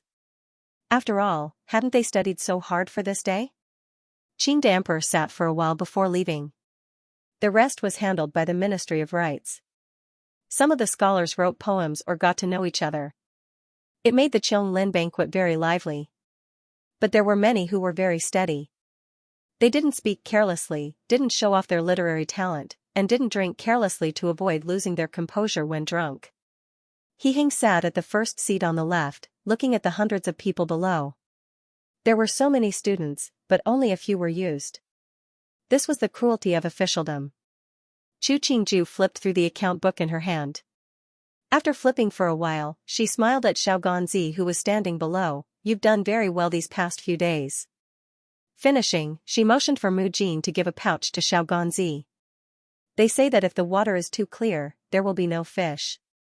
I know that there is more or less an exaggeration in this." Chu Qingju closed the account book and raised a teacup to slowly take a sip. Seeing the smile on Xiao Ganzi's face freeze, she laughed lightly. "You can subdue the ambitions of the stewards under you, that's a skill. Don't be nervous, I know what they do." Xiao Ganzi's back felt a chill but he smiled fawningly on the surface. He said, "Wang Fei is a master strategist. This little one is just a joke. It's just that the Wang Fu is complicated, sometimes it really is." He didn't know what to say. After all, he had received some benefits in private. Looking at Wang Fei's demeanor, she probably knew it. Chu Qingju nodded. "You did very well, I'm not worried." The anger in his heart instantly dissipated. Xiao Ganzi's expression was excited as he said, "Please, Wang Fei, don't worry, this one will definitely do a good job." And Chu Qingju rewarded him with some more fruits and pastries before letting him leave. As to the account book, she didn't look at it again, handing it straight to Mu Jin's hands. "Wang Fei, these people have tainted the money, why don't you punish them?" Yin Lu asked in puzzlement. "Why force people to a dead end? It's not good to go too far." Chu Qingju smiled as she replied, "Everything in the world has a limit. Without benefits, who would be willing to work? If they don't do a good job, just punish them." Yin Lu's tone had weakened, but she was still dissatisfied with some of the greedy people. "There is always a way out, you have to change your personality," Chu Qingju said. "It's just a small matter, there's no need to waste so much effort." Hearing this, Yin Lu obediently curtsied. "Newbie will remember." Chu Qingju liked this quality of Yin Lu. Her personality might be impulsive but she was extremely obedient, and her loyalty was unquestionable. Seeing her serious expression, Chu Qingju smiled. "All right, accompany me for a walk in the garden." Xiao Ganzi held the fruits that Wang Fei had given him and walked in the garden with a face full of smiles. The servants he met were all polite. Seeing the things he was holding in his hands, they kept on praising that the fruits looked fresh. "Of course it's good stuff. Wang Fei is kind." Seeing that I was tired from running, she bestowed it down for me to try. Xiao Ganzi carefully held the fruit in his pocket as he said good things about Wang Fei. The people around him nodded furiously. In the distance, He Heng, with Xianxia, Ming He and a few other servants, looked at the scene for a while before commenting, "This Xiao Ganzi is smart. No wonder Wang Fei likes to ask him to do things." Xianxia's eyebrows slightly moved as he said, "A few days ago, Wang Fei said that Xiao Ganzi is worthy of coming out with Wang Yi, his brain and legs are both very good." "That's a compliment," He Heng smiled. "It's not easy for Wang Fei to manage the affairs of the Fu. I saw that the invitations that were sent to her usually could be put into a basket. The matters of Hoyuan aren't as simple as the ones in front." As a personal Taijin, Xianxia saw that Wang Yi was becoming more and more attentive towards Wang Fei. He himself was becoming more and more respectful towards Wang Fei. He was afraid that he would offend Wang Fei and cause Wang Yi to be dissatisfied. For Wang Yi to say such things, it could be seen how much importance he placed on Wang Fei. Otherwise, he would have seen what Wang Fei did. In the past, he had never seen Wang Yi care so much about the matters of Hoyuan. Newbie greets Wang Yi. A low and gentle voice sounded behind him. Xianxia turned his head to look. It was a lowly Yahuan wearing a coarse cloth dress with dark yellow skin. He instantly frowned. Which ignorant Yahuan from the outer yard had come to Wang Yi? When the other Yahuan saw their mistress, they would carefully avoid her. Who would purposefully come up? Stand up, where are you from, and why are you here? This was the inner part of the second gate. Course Yahuan couldn't come in if they didn't have business. Xiangonggong, newbie is from the laundry room. The mama responsible for delivering the clothes is sick. Newbie is taking the clothes to Luoyinyang on her behalf. The Yahuan bowed, her voice still sweet. Xianxia felt the voice was familiar, but he couldn't remember where he had heard it before. He carefully looked at Wang Yi. Seeing his expressionless face, he knew that Wang Yi was slightly impatient. He was about to open his mouth to chase away this Yahuan who didn't know her place. Who knew that before he could speak, he saw Wang Fei coming from another direction with a few Yahuan. Greetings to Wang Yi. Greetings to Wang Fei. The servants on both sides greeted at the same time. Chu Qingju smiled as she walked in front of He Heng. Out of the corner of her eyes, she glanced at the lowly Yahuan 5 steps away. I saw that the weather was good and came to walk around the garden. I didn't think that Wang Yi would be here. I just finished my business and came back. He Heng smiled as he pulled her hand, pretending that the coarse Yahuan standing next to him didn't exist. The weather is good today, I'll walk with you. Alright. Chu Qingju's eyes moved as though she just saw a coarse Yahuan standing not far away. She opened, where are you from, raise your head for me to see. When this Yahuan raised her head, she saw that the features weren't bad, but the careless hairstyle and rough skin suppressed the delicateness. She raised an eyebrow, why does she look so familiar? At this time, Xianxia recognized the person. Wasn't this the first-rank Yahuan of Wang Fei that had become Wang Ye's Tongfang, Banxia? He had heard that Banxia had been demoted by Wang Fei to the laundry room. Right now, she didn't look as sweet and lovely as before. Wang Fei, newbie sees that she seems to be the Banxia that once served Wang Yi and you. Mu Jin curtsied and said in a voice that wasn't too loud or too quiet, did you forget? A few days ago, she had committed a great crime. Wang Fei, you were kind and didn't kick her out, but only punished her to the laundry room. Chu Qingju had an expression of realization as she swept her gaze over Banxia from head to toe. If Banxia was said to be a beautiful flower in full bloom, then she had already withered at this moment. Banxia lowered her head in embarrassment and unconsciously took a step back. She hadn't thought that she would encounter Wang Fei dressed magnificently. Even the Yahuan at Wang Fei's side was more beautiful than her right now. This clear contrast made her want to bury herself so no one could see her. He Heng carelessly glanced at Banxia, his eyes devoid of any emotion. Since you are from the laundry room, then work well in the laundry room. Don't wander around the foo. The rims of Banxia's eyes reddened. A beat later, she trembled as she bowed, newbie will remember. Leave. Ever since he had grown closer to Chu Qingju, he didn't have much interest in the women of the Hoyuan. Even more, looking at the normal woman in front of him, he couldn't even remember what Banxia had looked like in the beginning. Seeing that Wang Yi and Wang Fei were going to stroll in the garden, Ming He personally led Banxia away. After they came out of the second door, he smiled coldly at Banxia. I say, Banxia Gunyang, behave yourself in the future. He pointed at the door of drooping flowers, this door isn't for people like you to enter. Banxia's body stumbled but she gritted her teeth and didn't speak. Don't blame your Ming grandpa for not telling you clearly. If you continue to play these despicable tricks, you won't be walking out yourself. Ming He disdainfully examined her, why don't you look at yourself in the mirror? With Wang Fei here, would Wang Yi look at someone like you? You don't find it embarrassing, but Ming grandpa, I am embarrassed to look. Finishing, he shook his sleeves and leisurely strolled into the second door. Xianxia dazedly stared at his back, her eyes deathly still. If one had to say who was the proudest in Jing these past few days, other than Rui Wang, there was no one else. The Jiangnan case that had caused such a ruckus had been silently suppressed like this. He had also been cleared of the suspicion of assassinating his brother. Even the Lauda that he hated the most had been imprisoned. Rui Wang felt that it was rare for him to be this happy. So even when he saw his Wang Fei's expressionless face, his mood didn't change. Speak, what is it this time? He Yuan sat down at the front, glancing at Qin Bailu who had a dark face. Qin Bailu saw that he wasn't serious and bit the corner of her lips before replying, tomorrow is Chia's father's birthday. Does Wang Yi have time? Since it's your father's birthday, open the food treasury and bring back more gifts. He Yuan stood, tomorrow Ben Wang still has matters to attend to and won't accompany you.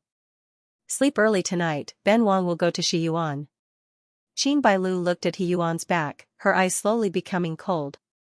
Shi Yuan again, Chi Yusu that whore.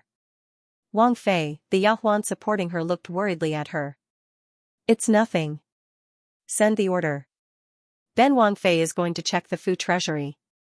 She smiled coldly. He wasn't willing to go, she wouldn't beg him. In Duan Wang Fu, Chu Qingju and He Hing finished strolling in the yard. After the two had dinner, they sat together to read. It was just that one person was reading a high-class book, the other was reading a storybook. After reading for a while, He Hing saw that Chu Qingju's face was filled with anger. He put down the book in his hand and walked in front of her to ask, what is written in this book to make you so angry? Chu Qingju slammed the book shut, her voice carrying a hint of anger as she said, the man in this story is too fickle. The two had been together for more than a decade but couldn't compare to the tenderness of a young girl. In the end, he divorced his first wife and blamed her for not understanding romance. When he was studying and had no money, he didn't say so when he had to rely on his first wife to support him. When he had just become a superior official and left his children and elders at home for his first wife to take care of, he didn't say so. When he reached a high position and power, he felt that his first wife wasn't good at everything. But the man in this story is the main character. The author's point of view is disgusting. He Hing took the book from her hands, smiling as he said, it's just a story, there's no need to get angry over such a thing.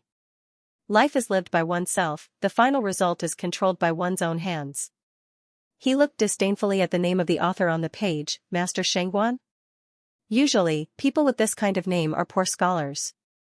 They don't have betrothal gifts, they can't get a wife, and they don't have the ability to pass the scholarly exams. They rely on writing these things to earn money and satisfy their fantasies. Let's not lower ourselves to the level of this useless man, be good. Chu Qingju snorted. Be good your entire family. Mu Jin held an invitation in her hand as she walked into Jingyuan. Seeing Ming He and Yin Lu standing guard outside the room, she knew that Wang Yi and Wang Fei were still inside the room and hadn't woken up. She looked at the blinding sun, then at the servants in the corner holding the toiletries. She didn't know how many times the water in the copper basin had been changed. Yin Lu saw her come over and motioned for her to be quiet. When she came closer, she saw Mu Jin was holding an invitation with flowers in her hand. She asked in a light voice, which fu is this invitation from that you have to personally deliver it? Mu Jin looked at the tightly closed door, it's from Rui Wang Fu. They say they are inviting Wang Fei to their fu to admire the flowers. Didn't we just admire the plum blossoms last winter? Yin Lu knew that her Wang Fei and Rui Wang Fei didn't have much of a relationship. It had been fine when Ning Wang Fei was here, but now that Ning Wang Fei had accompanied Ning Wang to Bright Moon Tower in the suburbs of Jing, there wasn't even a mediator left. What flowers do you want to see this time, peach or pear? Don't talk so much, Mu Jin pinched her and tilted her head to look at Ming He who had his head lowered and was silent. She continued to say to her, Wang Fei will make her own decisions on these matters. Your impatient personality hasn't changed. Yin Lu smiled embarrassedly, Mu Jin Jia, don't be angry. I was confused. Just at this time, a sound came from inside the room. Mu Jin and Yin Lu's expressions changed and they didn't speak again. Hearing the call from inside the room, they motioned for the servants who were holding pots and pans to come in and wash. After Chu Qingju finished washing, she rubbed her slightly sore legs and waist. She picked a long blue dress to wear and gave a yawn, commenting, "It seems that Wang Ye's wounds are almost healed." He Hing walked behind her and wrapped his arms around her waist. He laughed in a low voice, "Qingju is dissatisfied that your husband was too hardworking last night." Qingju glared at him. At least, she had to consider the Yahuan in the room that hadn't married yet. He didn't care about his face, she still cared about her own. She reached out and pinched his arm. "Wang Yi, have you eaten away your scholarly manners?" He Hing buried his face in her neck and gave a muffled laugh. A beat later, he released her and said, all right, I won't talk anymore. I'll wait outside for you to eat breakfast together." Finishing, he stole a kiss from her ear before leaving the room in a good mood. Qingju wiped her ears and sat in front of the bronze mirror. Jin Zhan and Yuzhan, who had been silently standing in the corner, finally came to her side and started to braid her hair and apply makeup. Mu Jin walked behind her and reported in a small voice, "Wang Fei, Rui Wang Fei just sent an invitation. She says she's inviting you to attend the flower-admiring feast in 2 days." Admiring flowers again? Qingju really felt that Qin Bailu could change her title. Last year, she had to bear the snow to admire the plum blossoms. Now, she wouldn't have to bear the rain to admire peach, pear, apricot, and cherry blossoms, right? Today isn't Rui Wang Fei's father's birthday. Why does she still have the energy to send invitations everywhere? Qingju truly felt that Qin Bailu was full of energy. She didn't find it tiring to do so many things every day. At least, up until now, she hadn't thought about hosting any banquets. It was probably planned beforehand. Mu Jin paused slightly and then asked, "Wang Fei, should we reply?" Qingju tilted her head and looked at the flying immortal bun that Yuzhan had just made for her. She chose a pair of tassels to give to Yuzhan before replying, "There's no rush. There's still 2 more days." When Qin Bailu's invitation came, she had to immediately reply. Thinking about the enthusiasm of Rui Wang's family, she had the urge to follow and do it. Everyone would do it together. Mu Jin understood Wang Fei's meaning and put away the invitation, not mentioning the matter again. After Qingju finished dressing, she hurriedly reached out to support her. Newbie heard that after Ban Xia returned to the laundry room a few days ago, many people laughed at her. Now she's the joke of the laundry room. She chose the road. Qingju stood and walked out step by step, turning herself into a joke. It was her own doing. She didn't gloat, but she didn't sympathize. She just felt sorry for the original owner of this body. Now dust to dust, dust to dust. She hoped that she would have a happy next life and wouldn't encounter such people or things in this life. Qingju's breakfast had always been light but not bland. After He Heng had stayed in Jingyuan for a long time, he started to like eating with Qingju. Over time, he felt that even the tea in Jingyuan was better than at other places. Seeing Qingju come out, he said, "I woke up a bit late today. Come and eat some porridge. Otherwise, it'll hurt your stomach." Walking to sit down next to him, Qingju washed her hands. She finished a small bowl of porridge and ate some snacks before putting down the chopsticks to rinse her mouth. "Wang Yi isn't going out today?" Qingju waited for He Heng to dry his hands before asking. "Just now, I received an invitation from Rui Wang Fu to attend the flower banquet. I also received Sandy's invitation." He Heng threw the cloth to the servant beside him and said neutrally, "At that time, I'll go with you." So this flower banquet had been organized by Lao San and his wife. No wonder Rui Wang Fei had sent an invitation on the day of her father's birthday banquet. Even though Qin Bailu was a bit pretentious, but he had never seen her tear down Rui Wang's stage. "Since Wang Yi is going back, at that time, get someone to send my reply as well." Qingju furrowed her brows and said in a low voice, "Even though it's hard to get along with them, but in the end, they are brothers of the same family." Hearing his Wang Fei give such a conclusion to Sandy, a few traces of a smile appeared on He Heng's face. "You don't have to be afraid. If someone doesn't have eyes and purposefully makes things difficult for you, you just have to fight back. You still have me." Qingju understood who this someone was referring to. She smiled and nodded. With Wang Ye's words, "I don't have to worry anymore." He Heng saw her like this and couldn't help but give another smile. "I know you don't like that kind of person. In the future, if there's no need, don't interact with them. If you're bored, you can go to Princess Royal's Fu. Our 2 Fu aren't far apart." If that's the case, after Si Shu gets married, wouldn't it be closer for me to go to Si Shu's Fu to find Si Daimai? She had just found out that Qing Wang Fu and Duan Wang Fu were only separated by a street. As long as you like it, you can go to any house. He Heng reached out to stroke her earlobe. He knew inside that Qing Ju's words seemed to be a joke, but in reality, she was asking him if he could be so close to the future Qing Wang Fei. CD is a kind person. The Luo family has taken care of you in the past, it's necessary to interact more. Chu Qingju blinked, her lips curving as she replied, I understand. As the two were being intimate, they saw Xianxia hurriedly come in from outside, saying that the emperor's imperial decree had arrived.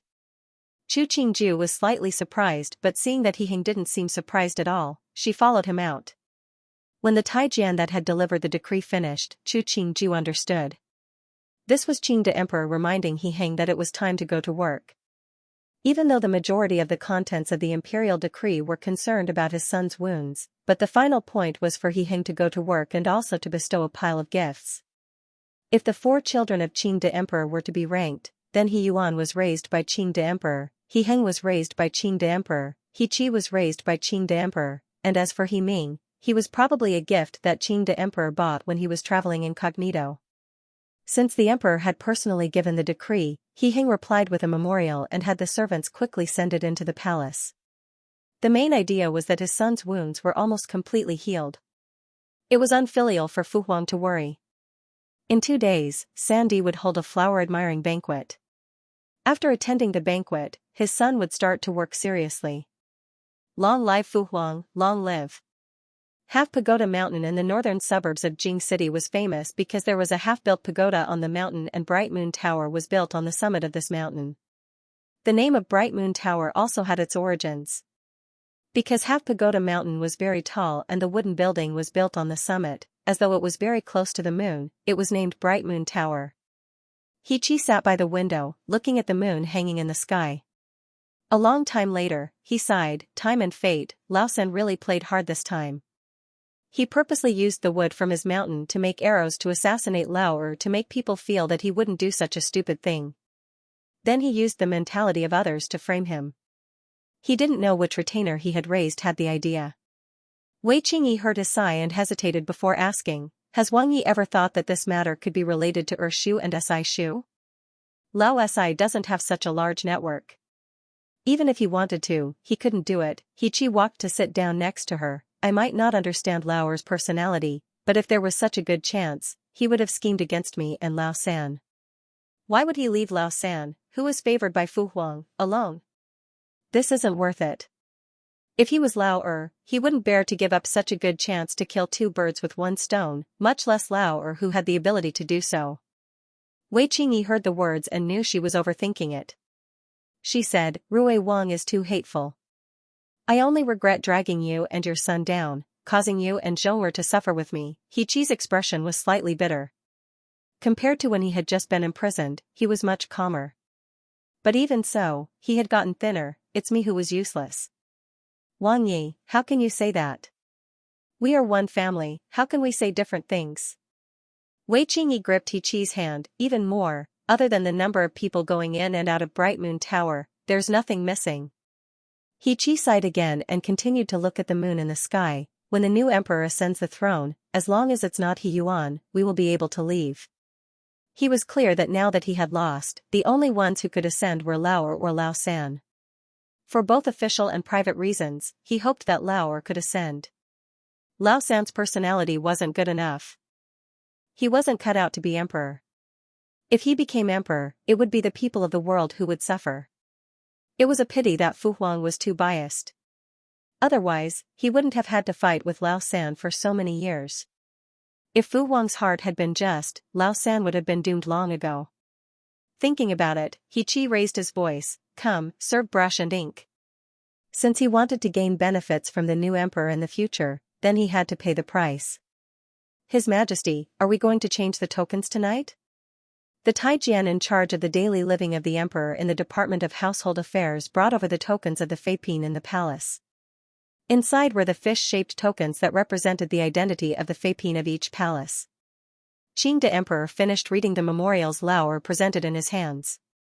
He didn't even look at the tokens and lightly put the memorial back on the table. Tonight, go to Zhongjing Palace. Jing Guifei has been worried about Duan Wang's wounds these days and has gotten thinner. Zhen wants to see. Yes, the Taijian in charge of recording the daily living of the emperor recorded these words before bowing and retreating. Qing the emperor felt that even though the one he liked was Xu Guifei, but Jing Guifei always had a string of witty words and was a flower that could understand. When he was troubled, he always liked to go to Jing Guifei's place. Thinking about Jing Guifei's worry these days, he felt his heart ache. Recently, the care that the emperor had given Duan Wang and Jing Guifei was seen by everyone. So when the emperor went to Jing Guifei's place, no one was surprised. But when Xu Guifei heard of the matter, she smashed a cup. Weisher, that whore, Xu Guifei panted a few times and said to He Yuan who was sitting below, Yuaner, Lao Da's power has been defeated. You have to grasp this chance. Don't let that mother and son of Weisher take advantage. Mufei, don't worry. Even if they want, they have to see if Fu Huang will like them.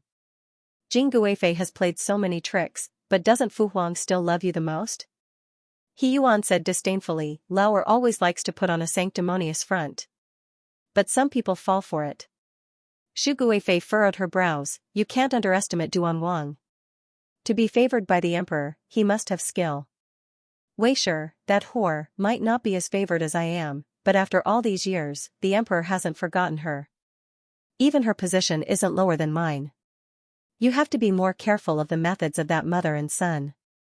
After He Yuan heard this, he said unhappily, as long as Fu Huang isn't willing, it's useless no matter what they do. Xu Guifei opened her mouth. Although she felt that the emperor had treated her sincerely these years, even not allowing the other women in the Hogong to have children because of her complaints, for some reason, there was an indescribable sense of unease in the depths of her heart. Tomorrow, you are going to hold a flower-admiring banquet at your Fu. Let your wife get closer to Jean and Princess. She might not have any real power, but she is the emperor's first daughter. Her feelings will naturally be different from others. Xu Guifei raised a teacup to take a sip. In the past, when she married, the emperor disregarded the obstruction of the Ministry of Rights and gave the title of Princess Royal to her. This kind of favor is something no one else can compare to. The title of the eldest princess of the Delong dynasty was almost always given to the younger sister of the emperor. There were almost no exceptions given to daughters. But the emperor had given it. He even posthumously conferred Qin Pin, who died after giving birth to He Guanyin, the title of Imperial Guifei. It could be seen how much importance the emperor placed on He Guanyin. Qin Shi's conduct has always been pretentious. This son really doesn't have much to say to her. Thinking of Qin Bailu, He Yuan said unhappily, if I had known it was this kind of woman, Mufei, you would have married Chu to me. It's better than a boring woman like Qin Bailu. Foolish. Xu Guifei might be proud, but she still knew that He Yuan's words were unreasonable. What is Chu Shi's status? What is Qin Shi's status? Behind Qin Shi is the Qin family that many scholars in the world admire. If you marry her, you will receive the support of the entire Qin clan. What can that vixen Chu Shi help you with? Based on the conduct of Chang de Gongfu, it would be a miracle if they didn't cause trouble. Even more, she is now your Ursa. You can't say such things. What scholarly noble family. I really can't see where Qin Shi has the temperament of a daughter of a scholarly noble family. He Yuan was reprimanded by Xu Guifei, but he obediently listened. He was still dissatisfied with Qin Shi. She makes the Wang Fu a mess every day. I feel irritated just looking at it. As a mother-in-law, she was always picky about her daughter-in-law. Hearing He Yuan's words, Xu Guifei became even more dissatisfied with Qin Bailu. Qin Shi's birth might be better than Chu Shi, but her methods really can't compare to Chu Shi. Don't worry, in this year's selection, I will pick a few people that are trustworthy for you. He Yuan bowed with his hands in front, replying, then I will have to trouble Mufei. He thought about it. It would be best to pick a woman that was more interesting than Chu Shi. But thinking that Chu Shi was his Saozi, he didn't say anything that crossed the line. Susu's flowers are late, Fei Fei's red silk is light. Chu Qingju stood on the stone arch bridge, looking at the red flower petals floating in the stream. She couldn't help but think of these two lines that described spring. She scattered the fish feed in her hands into the water. Looking at the red koi that had gathered together, her mood was good as she said, Mu Jin, tomorrow, when you go to Rui Wangfu, wear that wide-sleeved long dress made a few days ago. Such a beautiful spring scene, it wouldn't be a waste of such a beautiful dress. It couldn't be helped. She was a common person. She loved to wear beautiful clothes and exquisite jewelry. In this era, it was tragic enough to not have the internet. If she couldn't find some interest, then her days would be too miserable. Yes, that dress perfectly matches the lapis lazuli hairbrush that Wang Yi gave you this morning. It also has a 5-petal jade hairpiece.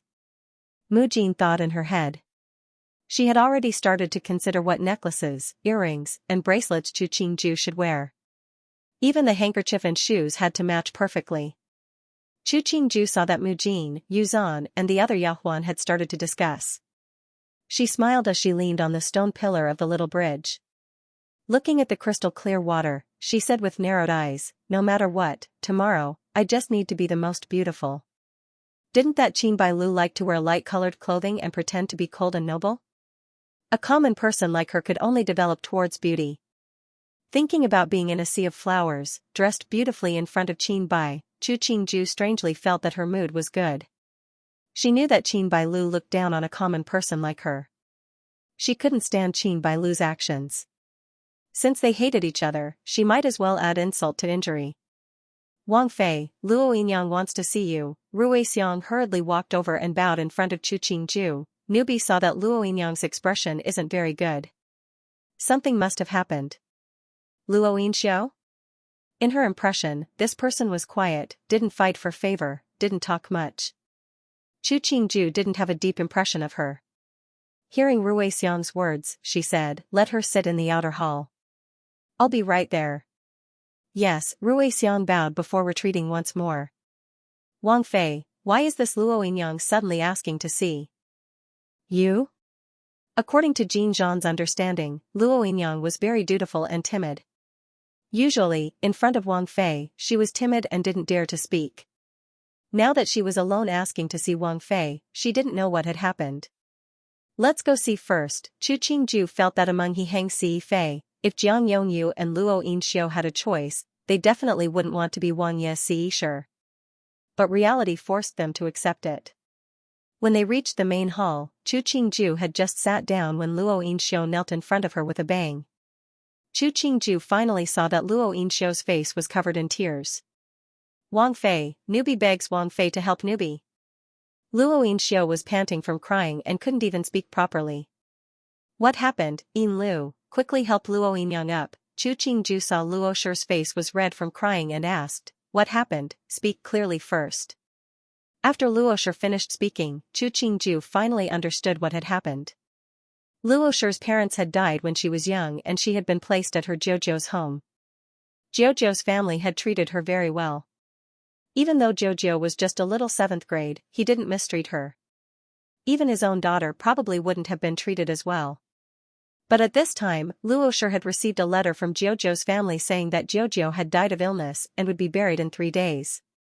Luo Shi wanted to attend Jojo's funeral, but as a Cheshire, she couldn't leave the Fu unless there was something important. Even more, it was Jojo that had died and not her parents. Wang Fei, you also have a very good Jojo. Please, have pity on newbie and let newbie go and bid farewell to Jojo. Newbie doesn't need long, just a kowtow on the day of Jojo's burial, please. Luo Yinxiao cried and once again knelt in front of Chu Qingju. When He Hang stepped into the front hall, he coincidentally saw this scene. He frowned in displeasure. Why did these Cheshire keep pestering Qingju? He was about to speak when he saw the sympathy on Chu Qingju's face. He closed his mouth and walked to sit next to Chu Qingju. What is this for? Luo Yinxiao saw Wang Yi and her expression changed. Her heart froze. Would Wang Yi agree to such a thing? She stared at Wang Fei with red and swollen eyes, hoping that Wang Fei would say a few good words for her. Chu Qingju hadn't expected that He Hang would appear at this time. She looked at Luo Yinxiao. She was only 17 or 18. In her previous life, she would have been a student preparing for the high school exams. Luo Shi's Jojo has passed away. Luo Shi had been raised by her Jojo for many years. She should go and give a funeral. Chu Qingju sighed, it's good fortune for Wanbei to have a good Jojo. As Wanbei, I can't disappoint the elders. I think, why don't we let Luosher go 2 days earlier, kowtow a few more times, and burn some incense and paper money. It can be considered a show of filial piety. He didn't like his Xianxia running around, but he had already investigated Luosher's background. There wasn't anything suspicious. Adding on that Qingju had grown up well because of Jiju's care, so he couldn't refute Chu Qingju's intentions. He nodded, replying, "You can make the decision at this time." Hearing this, Luo Yinxiu instantly cried tears of joy. She heavily kowtowed twice to the two, "Thank you Wang Fei, thank you Wang Yi." At the side, Mu Jin looked sympathetically at Luo Yinyang. Such a small matter and she forgot the order of thanks. It was sad and pitiful. After Luosher left, He squeezed Chu Qingju's hand. "Did you like the things I had people send over?" Hearing this, Chu Qingju smiled, replying, "Very beautiful. I'll use them tomorrow." From a certain perspective, He's taste was in line with her requirements. "As long as you like it." Seeing Chu Qingju's smile, He gave a satisfied smile. He loved his Wang Fei to dress beautifully. This thought probably wouldn't change in this lifetime. Since Wang Yi wants you to attend, then you have to perform well. Qin Bailu fiddled with the nails that she had just dyed yesterday. She looked at Chu Yusu who was standing in front of her. "I heard that your zither skills are outstanding. If there's a chance later, play a song for everyone." Chu Yusu's hands, hidden in her sleeves, clenched. She knew that Madame Qin was mocking her, but she had no choice. She endured the bitterness in her heart and bowed, "This servant will remember." Qin Bailu nodded. She raised her chin and said, "Today, there are many honored guests. Pay attention to your words and actions. Don't lose face for the Wang Fu." Finishing, she did not look at Chu Yusu and held the Yahuan's hand as she walked away. Juzi, Yaoshi saw that Chu Yusu's expression wasn't right and hurriedly supported her. "Don't be angry, Wang Fei is just jealous that you are favored." Chu Yusu gave a bitter smile and sat down on the chair. She turned her head to look at the Jiao Wei Qin on the stand. A few days ago, His Highness had sent someone to give her this qin and she had been happy for several days. So this precious qin was just for her to perform like a singer today. Madame Qin treated her as a thorn in her side, so she had to be an eyesore. Chu Yusu loosened her grip and sat in front of the mirror. She looked at herself in the mirror and squeezed out a smile. "Yao Shi, help me put on makeup." She wanted to let the Qin family see who would have the last laugh. Coming to Rui Wangfu again, Chu Qingju felt that her attitude was slightly different from last time. She held He's hand as they got off the carriage.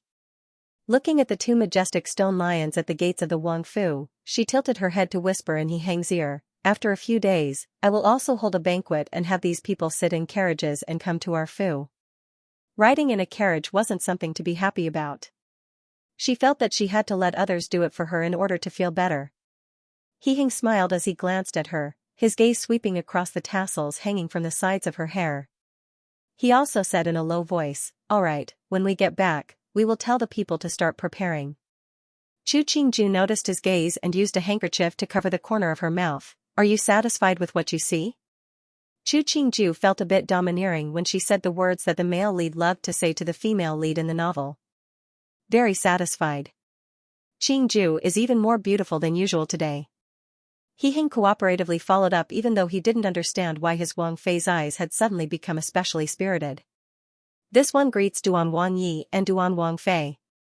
Quick, come in." The steward of the Wang Fu saw the two get off the carriage and hurriedly bowed as he walked in front of the two. "Wang Yi has been waiting for you two to come. Isn't this He Fu heir? Why are you the guest?" This He Fu heir was the third prince's personal eunuch. He usually served the third prince. It was rare for the third prince to send him out to greet him. It is this one's good fortune to be able to come and greet Wang Yi. He Fu heir bowed and made an inviting gesture, as long as Wang Yi and Wang Fei do not find this one an eyesore. He nodded. Holding Chu Qingju's hand, he stepped through the gates of Rui Wangfu. "Are they King Duan and Princess Duan?" Tianjin Ke and Tian Luo sure got off the carriage and coincidentally saw He Fu heir welcoming the two in. Tianjin Ke looked at the backs of the two and said to Tian Luosher beside him, "Foreign, look." Hearing this, Tian Luosher looked over. She only saw the backs of the two flashing through the gates. She hesitantly nodded, it looks similar. Qing Juyatu's presence is becoming more and more imposing. The one leading the way is He Fu Er from the side of Rui Wang Hall.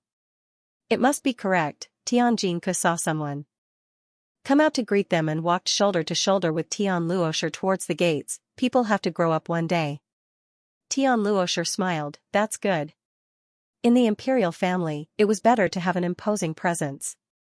She had originally been worried that Qing Ju would be disdained because of the matter with the Chu family Xianxia. Seeing that Qing Ju was living well, she was reassured. Thinking about what the Chu family had done, Tian Luosher couldn't help but frown. They were a respectable family, how could they do such a thing? It wasn't that they couldn't live anymore, why rush to give someone a chia? Was it because being a chia for Wang Yi made them superior?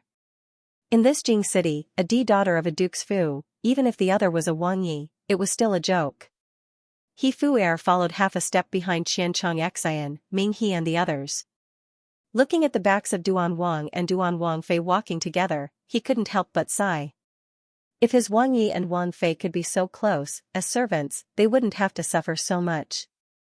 This Duan Wang Fei was really pretty, Duan Wang was really willing. The jewels on the comb were so bright, how many good things had been wasted to achieve such an effect? But this woman, she had to be like this to be interesting.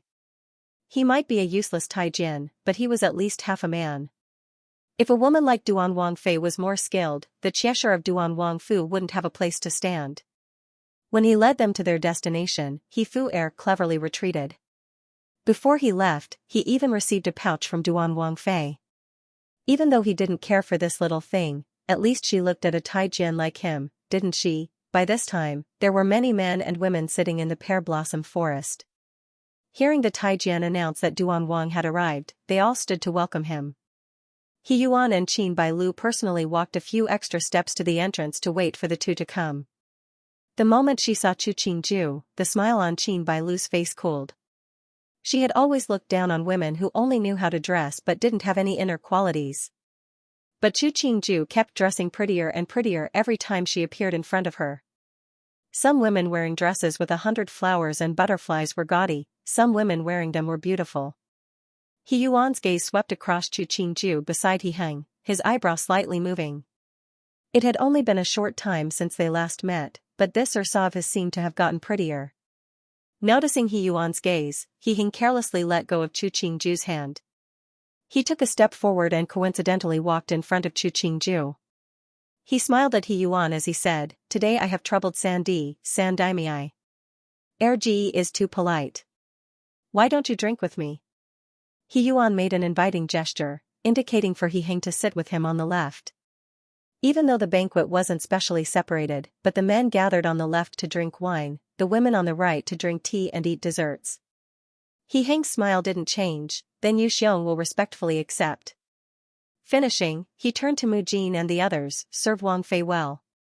Yes, Mu Jin and the others bowed, Wang Yi, don't worry. He Heng nodded before walking with He Yuan towards the tables and chairs that had been set up on the left. Very quickly, the male guests that had already arrived came forward to greet him. After a flurry of activity, the two He brothers finally sat down. Erji is becoming more considerate to his own people. He Yuan raised a wine cup towards him and took a small sip himself. No wonder the entire Jing city praises Erji and Sa as a rare good couple.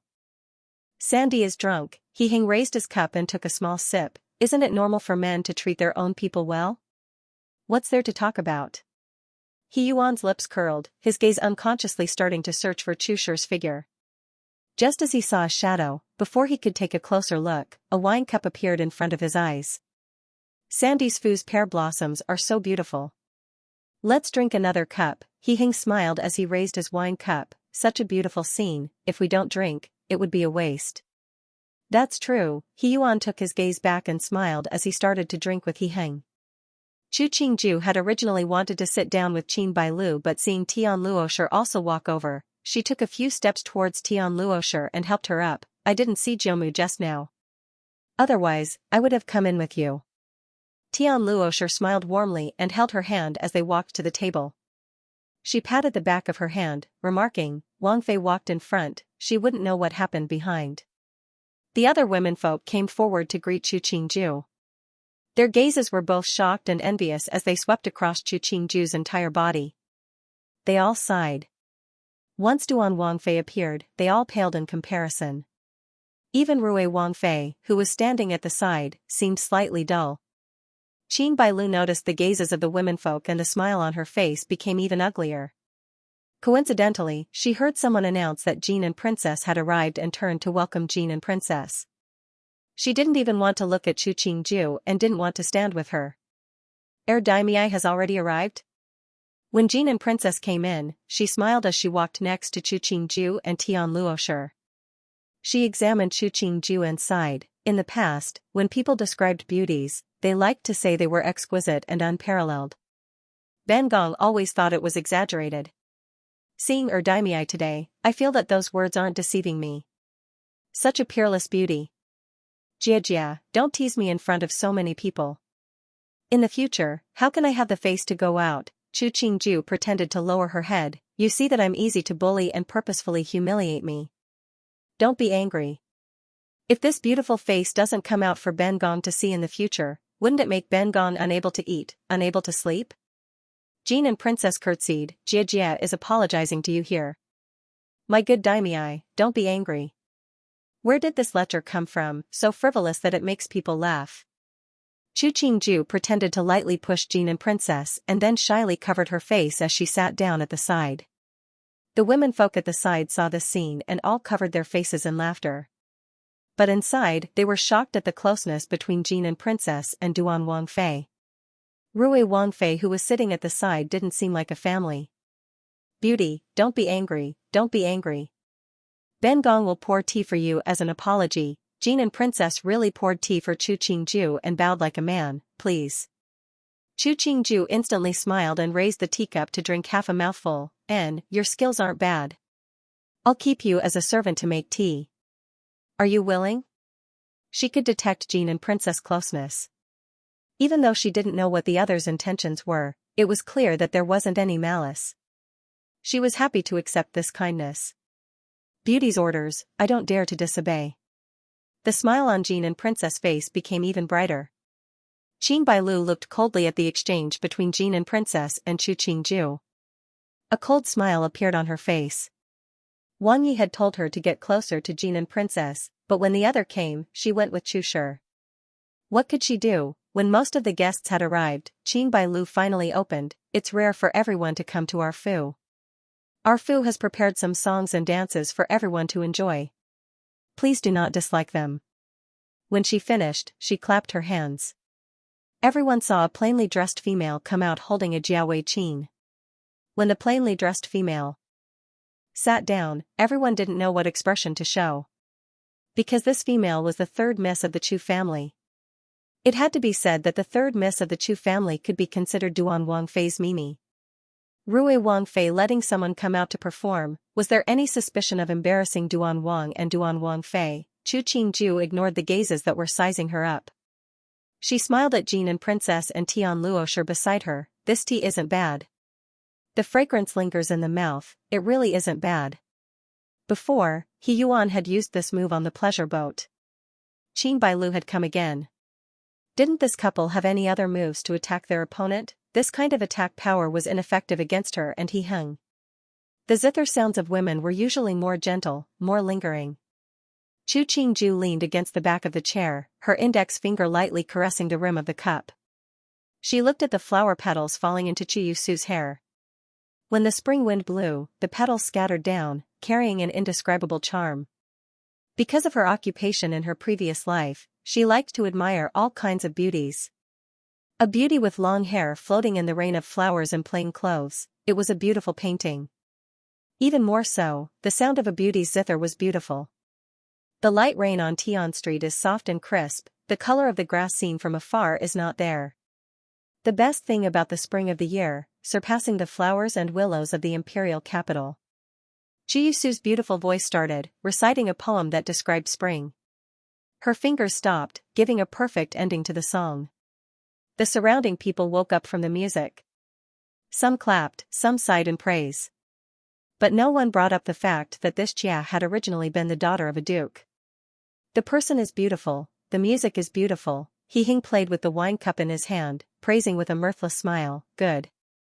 To receive a compliment from Ge, it's her good fortune. Chusher might only be Ben Wang's Tefei, but she is also Ursa's Mimi. She can call Ge brother-in-law. He Yuan smiled as he raised his wine cup to He Heng. The person is beautiful, the wine is more beautiful. Let's drink another cup. He Ming, who was sitting on the right side of He Heng, felt something wasn't right. He looked at the Chia sitting by the zither and then looked at Ge. He furrowed his brows. Was Sanji purposefully trying to embarrass Ge? Sandy is joking. He Hing didn't get angry, but smiled. He looked carelessly at Chiyu. Sandy was willing to let your beloved Chia play a song for all of us, to let us see what it means to have a beautiful person and a beautiful song. It should be Ge toasting you. Before this Chiyu had married, she was the daughter of a duke. Now that she was in your Rui Wang Fu, if you liked to show your face with your own woman, what did it have to do with him?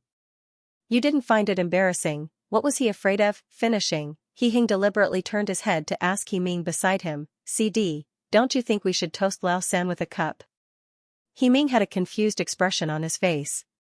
Raising his wine cup, he said with a silly smile, this foolish younger brother toasts San Go. Many thanks for Sanji's warm hospitality. You don't have to be so polite. She's just a concubine. What's there to be reluctant about? He Yuan gritted his teeth and drank the wine, but the fire in his heart burned. Haha, Sandy's words are reasonable. Let's drink, let's drink. He Hing raised his cup and laughed, calling for everyone to drink together. Under the pear blossom tree, Chiyusu's fingernails pierced her palm, and a drop of blood dripped onto Jiaowei's zither. Her jade-white fingertip wiped away the drop of blood, and her index finger stroked across the zither, and a chilling song came out. Ah, killing intent everywhere, danger everywhere. Your Fu Si Fei's song is very good. He Guanyan took a sip of tea and looked with a smile at the woman playing the song. This Gunyang is talented and beautiful. She also plays the zither well. No wonder Sandy wants to take her back to the Fu. So what if she had so many skills? She still shamelessly became someone else's concubine? Qin Bailu smiled insincerely as she looked at He Guanyan. Her gaze finally landed on Chu Qingju. That's not the case. Not just Wang Yi, even I like to listen to her songs. Ersa's Mimi, she really is a rare woman.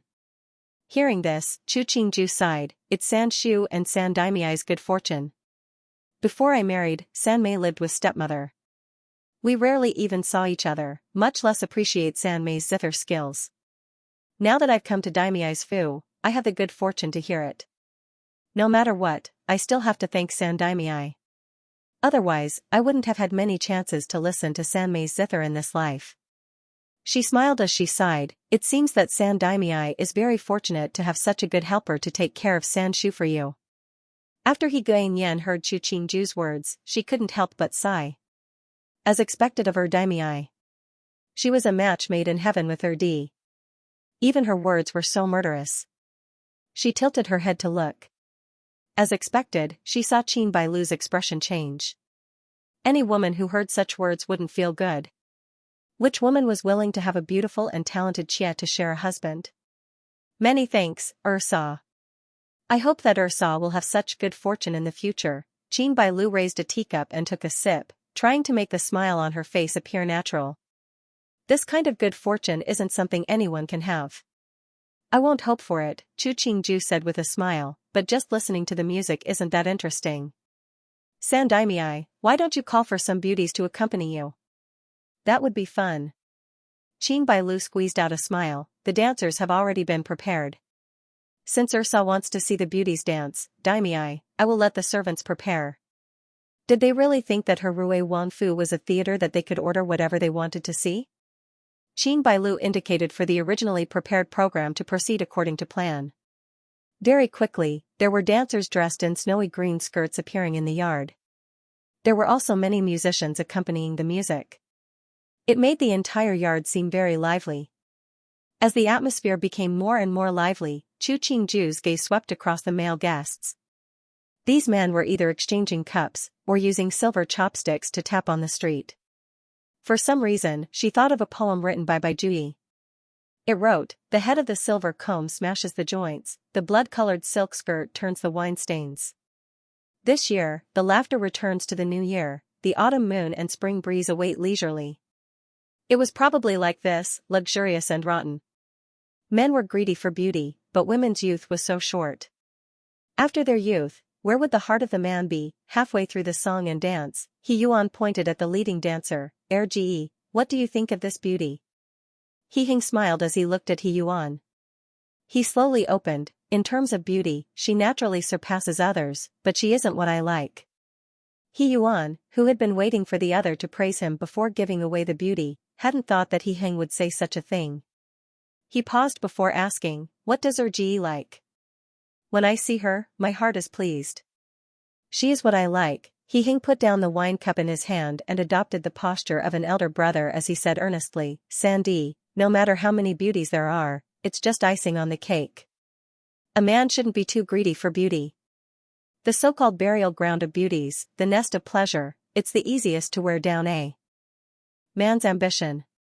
We are still young, it's better to spend more effort on politics, it can be considered helping Fu Huang." He Yuan, who hadn't given away the beauty and had been lectured instead, almost couldn't keep the smile on his face. He put the wine cup in his hand on the table, "Ge is right. These people are just playing for fun, they can't be taken seriously.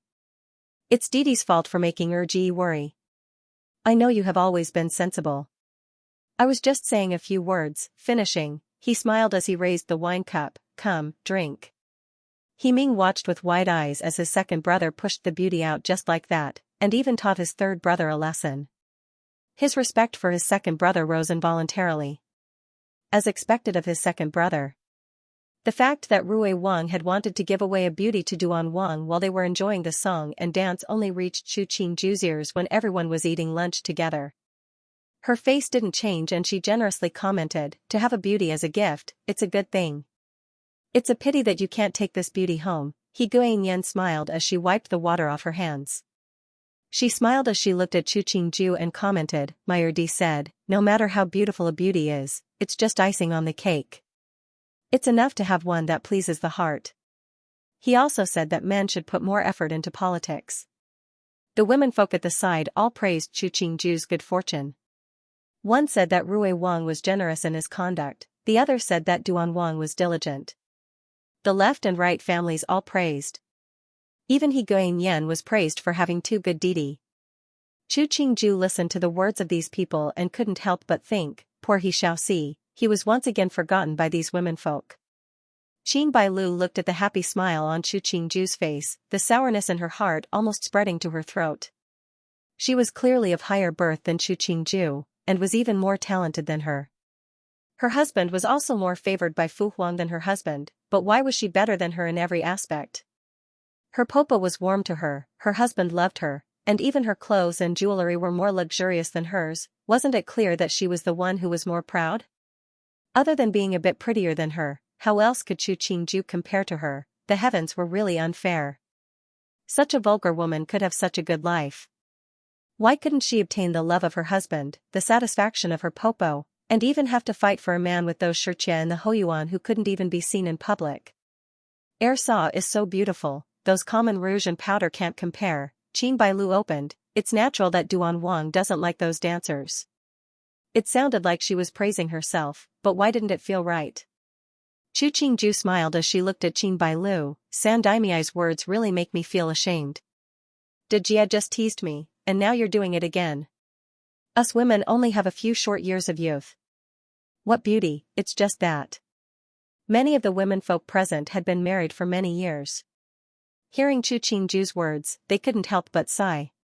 Duan Wang Fei's words were the truth. Who hadn't been young before? But there were people who had always been loved by their husbands, and there were also people who had nothing to say to their husbands.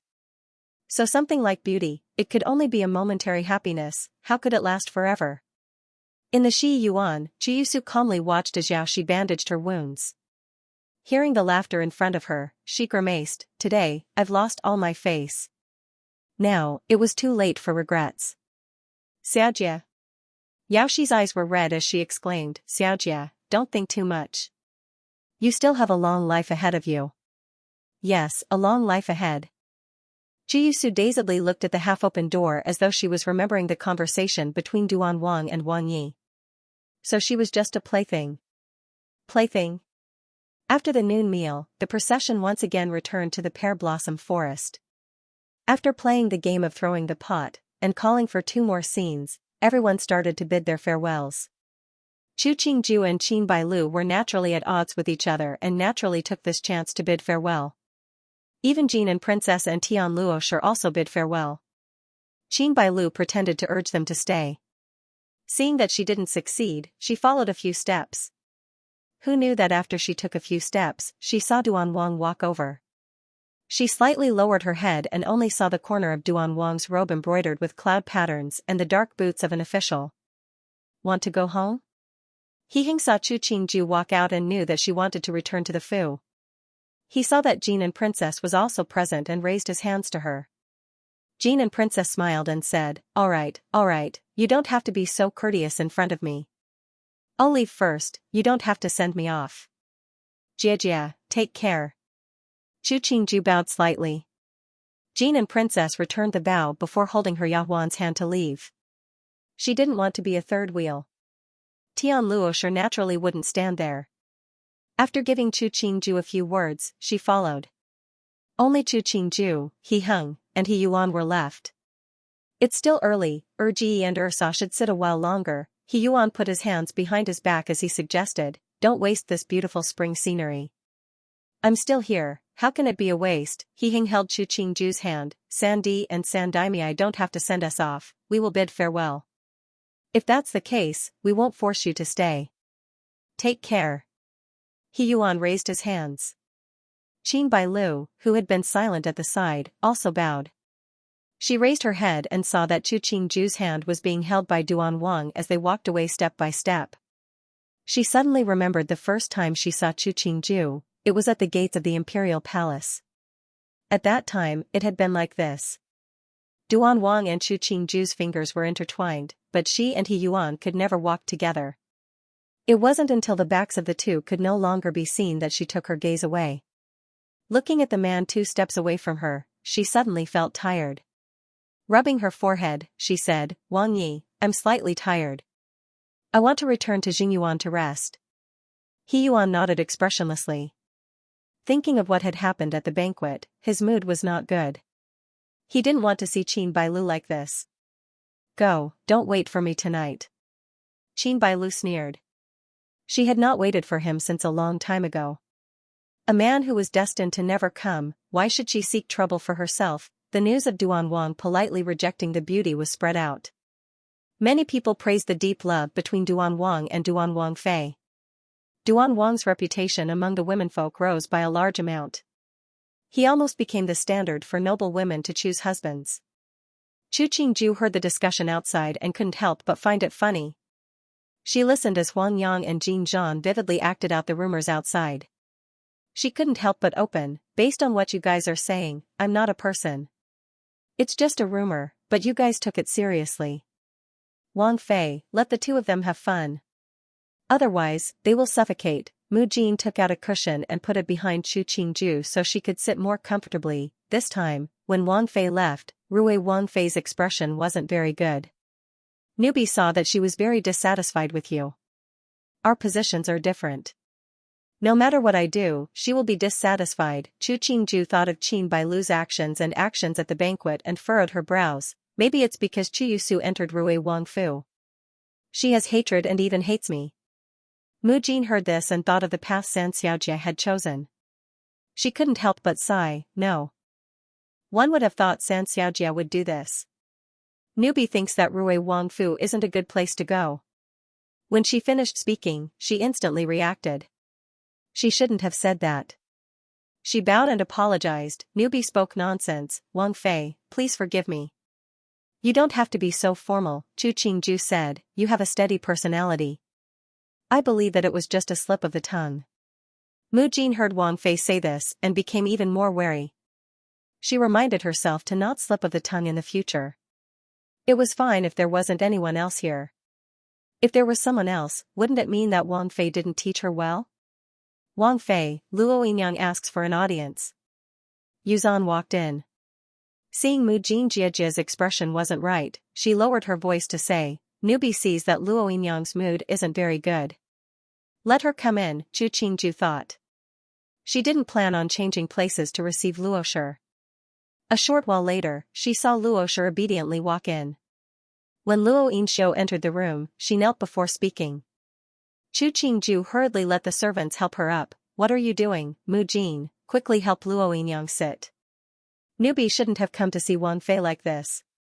But Newbie is grateful for Wang Fei's benevolence. Luo Yinxiu's eyes were red. "Newbie really has nothing to repay you with and can only bow to express my gratitude. It is already a great pain for a child to want to be raised but his parents are not present.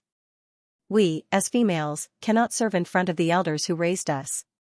If we can't even see them one last time, how can we face them in 100 years? Chu Qingju sighed. Even though the status of men and women here was like the Han and Tang, but in the end, men were the heavens and women were the vassals of men. Occasionally, women were strong, but they relied on the power of their paternal family. It was fine for a princess to not want a Fuma, but would an empress dare not want an emperor? In this world, men and women were always unfair. She stood and patted the back of Luo Yinxiu's hand. "You don't have to think too much right now. Go back and have a good sleep. I already understand your intentions." She saw that the color of Luo Yinxiu's clothing was very light and knew that she wanted to observe mourning for her Jojo. She didn't have any objections. Luo Yinxiu wiped away her tears. She stood and bowed to her. "Newbie thanks Wang Fei." Originally, she had thought that the present Wang Fei was arrogant and wouldn't pay attention to a useless person like her. She hadn't thought that she would help her and even say such comforting words. She was just a Xianxia that could be sent away at will. For Wang Fei to treat her like this, it was her good fortune to have married into this Wang Fu. If she met a slightly more powerful woman, she wouldn't even be able to wear plain clothing, much less go back to her Jojo's home for the funeral. Coming out of Jingyuan, Luo Yinxiu held a Yahuan's hand. Wiping her tears, she said, "Xuan, remember Wang Fei's favor today. Even if I can't repay it in this lifetime, I will remember it well."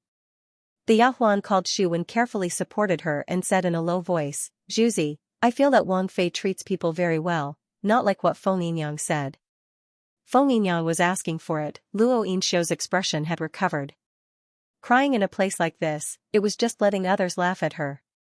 How can a Jie go and shake the dignity of the mistress? Luo Yinxiu thought about what Feng Zijin had done in the past. 3 years ago, she was chosen to enter the palace as a female candidate. Because her status wasn't high enough, she was bestowed by Jing Guifei to His Highness to be a servant. His Highness was able to give her a title, so she should treasure it. Now that it has become like this, even His Highness' affection has been lost. This is not worth it. Xuan nodded. She looked around. Seeing no one else, she carefully said, "Newbie feels that Wang Fei is prettier than Feng Yinyang. Wang Yi is right to like Wang Fei and not Feng Yinyang. What does a Yahuan like you know? In the future, you can't mention these words." Luo Yinxiu's face darkened. Go back and help me change." Yes, Xuan embarrassedly lowered her head and didn't dare to speak again. He Hing had already returned to the royal court, but after he heard the decree Fu Huang had just given, he couldn't help but furrow his brows. Letting Lao San take the decree to reprimand Lao Da. What was the meaning of this decree? Was it resentment of Lao Da for not living up to expectations, or was it to let Lao San vent? This conduct was too preposterous. He raised his head to look at Qing the Emperor. Stepping forward, he raised his hands and asked, "Fu Huang, Urchin thinks that since De Ji has already regretted his actions in Bright Moon Tower, it means that De Ji knows his wrongs. Fu Huang, why don't you give De Ji a chance? Hunger, Lao Da tried to assassinate you. You're still pleading for him?" Qing the Emperor looked at his second son, his face surprised and displeased. Thinking about the letter that Lao Da had sent to him, explaining that he hadn't tried to assassinate him, and that he seemed to have intentions of surrendering, He Hing knew that even though Lao Da was imprisoned, he and Lao San were in a state where one of them had to die. It's not that Urchin wants to plead for De Ji, but since it has happened, De Ji has always admired Fu Huang. If Fu Huang continues to scold him, Urchin is worried that De Ji's body won't be able to endure it. Your eldest grandson is only 3 years old, how can he lose his father?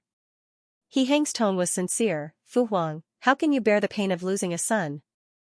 I said you couldn't bear for your son to die, can you say you could bear it? It was clear that Qing the Emperor was very happy with these words. His eldest son wouldn't be able to eat or sleep because of his scolding. If he really died because of this, as a father, he would feel heartache. So he nodded, replying, if that's the case, then as you say, I won't send another decree to scold him. Zhen will send a few more books over so he can read and write, cultivate his body and mind. Fu Huang is benevolent and wise. He Hang's face was moved and filled with admiration as he knelt down. He Yuan tilted his head to look at this scene, his face dark as he thought, when would He Hang's mouth become more clumsy? The court officials standing at the back also knelt down and shouted for the emperor's benevolence, causing Qing the Emperor to smile. He praised He Hang a few more times, showing his benevolent fatherly side before the court dismissed. After the court, He Hang coincidentally walked together with Minister Luo Changqing. After Luo Changqing bowed, He Hang said, in a few days, it will be your daughter's wedding day. Ben Wang congratulates Luo Darren first. Luo Changqing raised his hands and smiled, replying, Wang Yi is too polite. Many thanks, Wang Yi. This form of address, even the title in front was omitted. It was much more intimate than before. Today, the Luo Fu was especially busy. All kinds of luxurious sedan chairs were parked in front of the Luo Fu and lined up half the street. The commoners on the side watched from a distance as the sedan chairs of the officialdom's foreign passed and started to discuss the marriage of the Luo family's Xiaoxia. Chu Qingju arrived just in time. After her sedan chair appeared, the sedan chairs in front of her opened a path, allowing her Wanfei grade sedan chair to smoothly pass. After she got off the sedan chair, the one to receive her was Luo Wenyao's mother, Luo Taitai. She reached out to hold Luo Taitai's hand and stopped her from bowing to her. Luo Taitai, what are you doing? You are my elder, there is no reason for an elder to bow to a younger generation. Today is a good day for Wenyao Mimi to have her makeup done. I'm just here to join in the festivities. It is my humble home's honor that Wang Fei can come. How can it be said to join in the festivities? Luo Taitai smiled brightly as she held her hand to enter the Fu and led her to the Hoyuan. She saw that many people were already present. These people must be on good terms with the Luo family and had come to add to the dowry at this time. Tian Luo sure might be Chu Qingju's Jiumu, but she hadn't expected that her niece would personally come. Seeing her, she paused and then a smile appeared on her face. Her niece valued her paternal family so much, it was because of her. Jiumu, Chu Qingju walked in front of Tian Luosher. She saw that Tian Luosher was holding Luo Wenyao's dowry list in her hands. She glanced at it and said to Luo Taitai behind her, Luo Taitai really loves her daughter. This dowry is very heavy. Some of the foreign at the side heard these words and also started to praise. The Luo family's tradition of caring for their descendants was very famous in Jing City. Chu Qingju thought of the things on the dowry list. This kind of care for one's daughter was very rare. Luo Taitai heard these praises and cried as she laughed. It could be seen that she was happy for her daughter to marry but couldn't bear for her daughter to leave her side. A short while later, everyone clamored to see the bride that was about to come out. Chu Qingju followed the crowd into Luo Wenyao's yard. When she entered the room, she saw Luo Wenyao wearing a pink dress, her face red as she sat by the window, clearly embarrassed. Old Madame Luo sat beside her with a kind smile on her face. As an elder, she was probably talking to her beloved granddaughter. Chu Qingju paused in her steps. She felt that the scene in front of her was very warm and unconsciously gave a smile. Holding Tian Luosher's hand, she stood silently at the side. Really a lotus flower out of the water, a foreign looked at Luo Wenyao who had her head lowered and sighed. Back then she was just a little girl and now in the blink of an eye she is going to get married. She walked in front of Mrs. Luo and gently patted her hand. As an aunt, I don't have anything good to give. Just take these things as a token of my appreciation as an elder. After she finished, the Yahuan behind her came forward with some items. Chu Qingju found that there were 2 pairs of bracelets, 2 pairs of earrings, 2 buyao, and 2 sets of jade artifacts. The craftsmanship of these things was very exquisite. It seemed that this aunt of Luo Wenyao had put in a lot of effort. The close relatives of the Luo family all took out gifts to add to the dowry. Tian Luosher, this aunt didn't give any jade artifacts or jewelry, but directly gave a deed to the house and land of a shop. It was very generous. Of course, it also showed her position in the Tian family. After the relatives had given, it was the friends that acted. As a Wang Fei, Chu Qingju naturally wouldn't be the last to speak. She motioned for the Yahuan that had followed to present the items. She walked next to Luo Wenyao and lightly held her hand, declaring, "According to age, you are younger than me by a few months. It is appropriate for me to call you Mimi." Luo Wenyao's face was red as she curtsied, "Jia." Chu Qingju smiled as she touched her smooth face. 15 was still a child. In the ancient times, she was about to be married. She suddenly thought of what she had learned in language class in her previous life.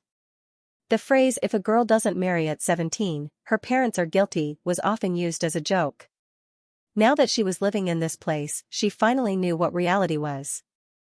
You have to remember, women can be virtuous, they can be dignified, but don't forget to treat yourself better. Chu Qingju slightly lowered her head and used a volume that only the two of them could hear to speak by Luo Wenyao's ear. Don't think that because you are a Wang Fei, you have to be serious in speech and manner. Everything else is fake. To have your husband treat you well, that is the best strategy. You have to remember that he isn't just a Wang Yi, he is a man. Since the conversation had reached this point, Chu Qingju couldn't speak too clearly. She took a step back and looked at Luo Wenyao's face that was so red it could drip blood. She couldn't resist touching her face again. Such a good girl, Xiaoming classmate, don't let her down. Luo Wenyao looked at the smiling woman in front of her. For some reason, she placed the words she had just heard in her heart. Even though the two of them had only met a few times, she felt that what the other said was the truth. Everything the other said and did was good. A beat later, she nodded heavily. "Jia, Mimi will remember." A pair of large almond-shaped eyes were full of worship and trust. The people around assumed that the two were of similar age and would be sisters-in-law in the future, so they said a few more words. They definitely wouldn't have thought that Chu Qingju was teaching Luo Wenyao the art of controlling a husband. They looked at the gifts that Duan Wang Fei had sent and couldn't help but sigh inside that Duan Wang Fei was a person who knew how to repay favors. Chicken blood jade pendant, ruby comb, mutton fat jade bracelet, 12 double-sided embroidered sky silk handkerchiefs, the entire set of pearl headwear, and that pair of jadeite buyao. These were all rare items. Duan Wang Fei had taken out so many.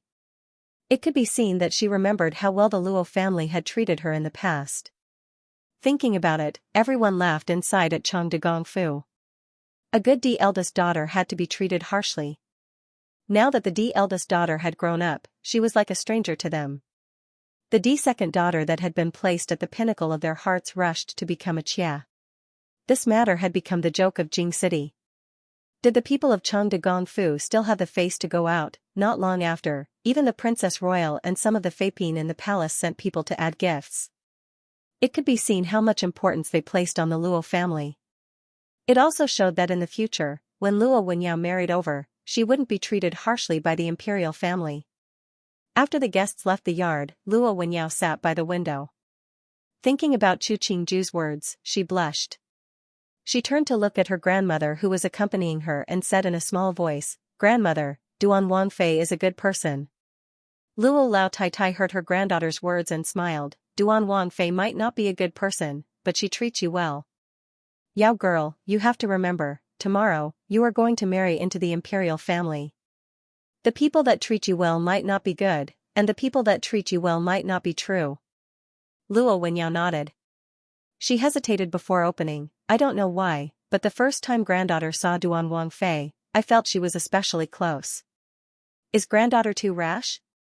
"Your personality has always been steady, grandmother knows." Luo Lao Tai shook her head. She reached out to fix the buyao that was slightly askew at her granddaughter's temples. She smiled as she said, "This world always pays attention to fate. If you feel that a person can be close to you, then look and think more. In the end, the result will always tell you if your intuition is right or wrong." Luo Wenyao thought carefully before lowering her head to reply, "Granddaughter will remember." Even Duan Wang Fei doesn't always have smooth sailing. Last year, when she first entered the Fu, she wasn't favored by Duan Wang. At that time, she had to look at Xianxia's face to even return to her home. Luo Lao Tai Tai sighed. Who knew that in just a short 2 months, Duan Wang's love for her had increased. He even caused trouble at Chang de Gong Fu for her. It shows that Duan Wang Fei is a very outstanding woman. After listening to her grandmother's words, Luo Wenyao's admiration for Chu Qingju became even more evident. If a woman like Duan Wang Fei couldn't obtain her husband's love, then it meant that Duan Wang's eyes were too poor and didn't deserve Duan Wang Fei's favor. After adding to Luo Wenyao's makeup, she stayed at the Luo Fu to eat a meal before Chu Qingju sat on the sedan to return to the Fu. Outside the sedan, the sound of hawking occasionally came in. She opened the sedan curtain and saw a stall selling stewed eggs not far away. Even though it didn't look very clean, but the fragrance reached her nose. Stop the sedan. As Chu Qingju's voice landed, the sedan slowly stopped. Wang Fei, Huang Yang walked to the window of the sedan and asked in a small voice, "Did something happen?" Chu Qingju opened the window a crack. "I saw that the stewed eggs are very fragrant. I'm going to buy a few to try and have the stall owner send more soup. When we get back to the Fu to heat it up, the taste won't go away." Hearing this, Huang Yang turned his head to look at the stewed egg stall on the side of the street. In a few steps, he ran in front of the stall and took out a handful of copper coins. He bought a dozen or so and wrapped them in lotus leaves. He also held a clay bowl filled with the brine. He ran back to the sedan and reported in a small voice, "Wang Fei, this one has already bought them. Go back." Chu Qingju rubbed her nose. Even though she wanted to just have a taste, but in consideration of her image, she suppressed the desire. The old woman selling stewed eggs hadn't thought that there would be a day when a noble person would buy her goods. Her face was full of excitement as she looked at the red-yellow sedan moving away. She murmured, "The heavens are protecting us, we've met a noble person." The passers-by saw that even a noble person who was suspected to be a relative of the imperial family had bought these stewed eggs. Many people wanted to buy a few to try. This was something that nobles liked. Not far away, He Yuan was on horseback looking at the stewed egg stall that was surrounded. He frowned and raised his horsewhip to point at the stall, ordering, "He Fu Er, go buy 2. He Fu Er hurriedly led 2 guards over and pushed through the crowd. He bought a few stewed eggs and squeezed out of the crowd. He brought them in front of He Yuan to warn, "Wang Yi, the things on the side of the road aren't clean. Don't eat too much." Looking at the ugly color of the eggs, He Yuan used a white handkerchief to take the peeled eggs. He hesitantly took a bite. The stewed eggs had been cooked for a long time and were slightly overcooked and salty. The flavor was very special. "What are they? Throw them all away." He Yuan finished eating a stewed egg. He wiped his hands and threw the handkerchief in his hand out. He ordered coldly, "Let's go back to the Fu." He Fu Er stilled. He raised his head to see that Wang Yi had already ridden far away. He turned and shoved the stewed egg wrapped in a lotus leaf to a child on the side of the street before jogging to catch up. The child that had been stuffed with a stewed egg stared dazedly at He Fu Er's back. He peeled the egg and took a bite. Instantly, his eyes narrowed in a smile. Yao Po's stewed eggs were really flavorful, delicious. That rich person really didn't have good taste to miss such a good thing. On the day of He Ming's wedding, Chu Qingju and Jin and Princess received the womenfolk who came to congratulate them as hosts. Right now, Ning Wang Fei couldn't come out of Bright Moon Tower. Chu Qingju was the oldest of the Wang Fei.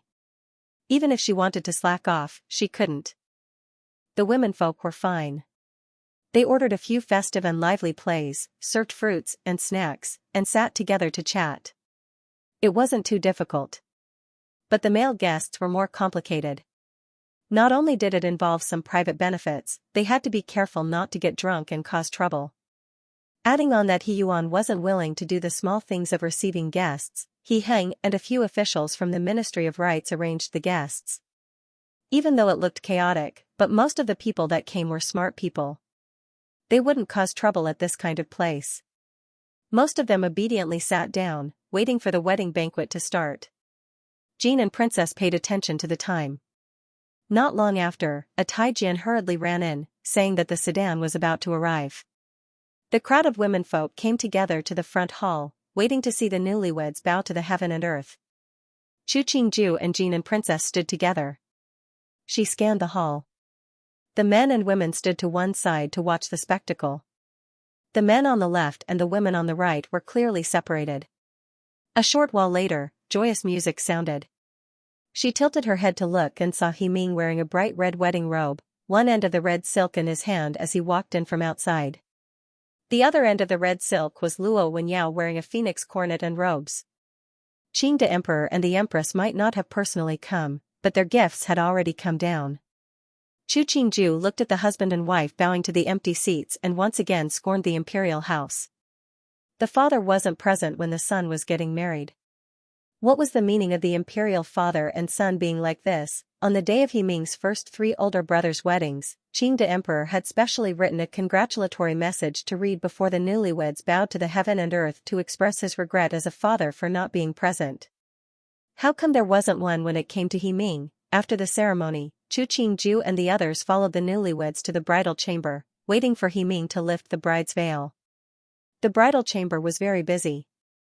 Chu Qingju even saw Jean and Princess' 2 children. She stood at one side and watched as He Ming slowly lifted the bride's veil.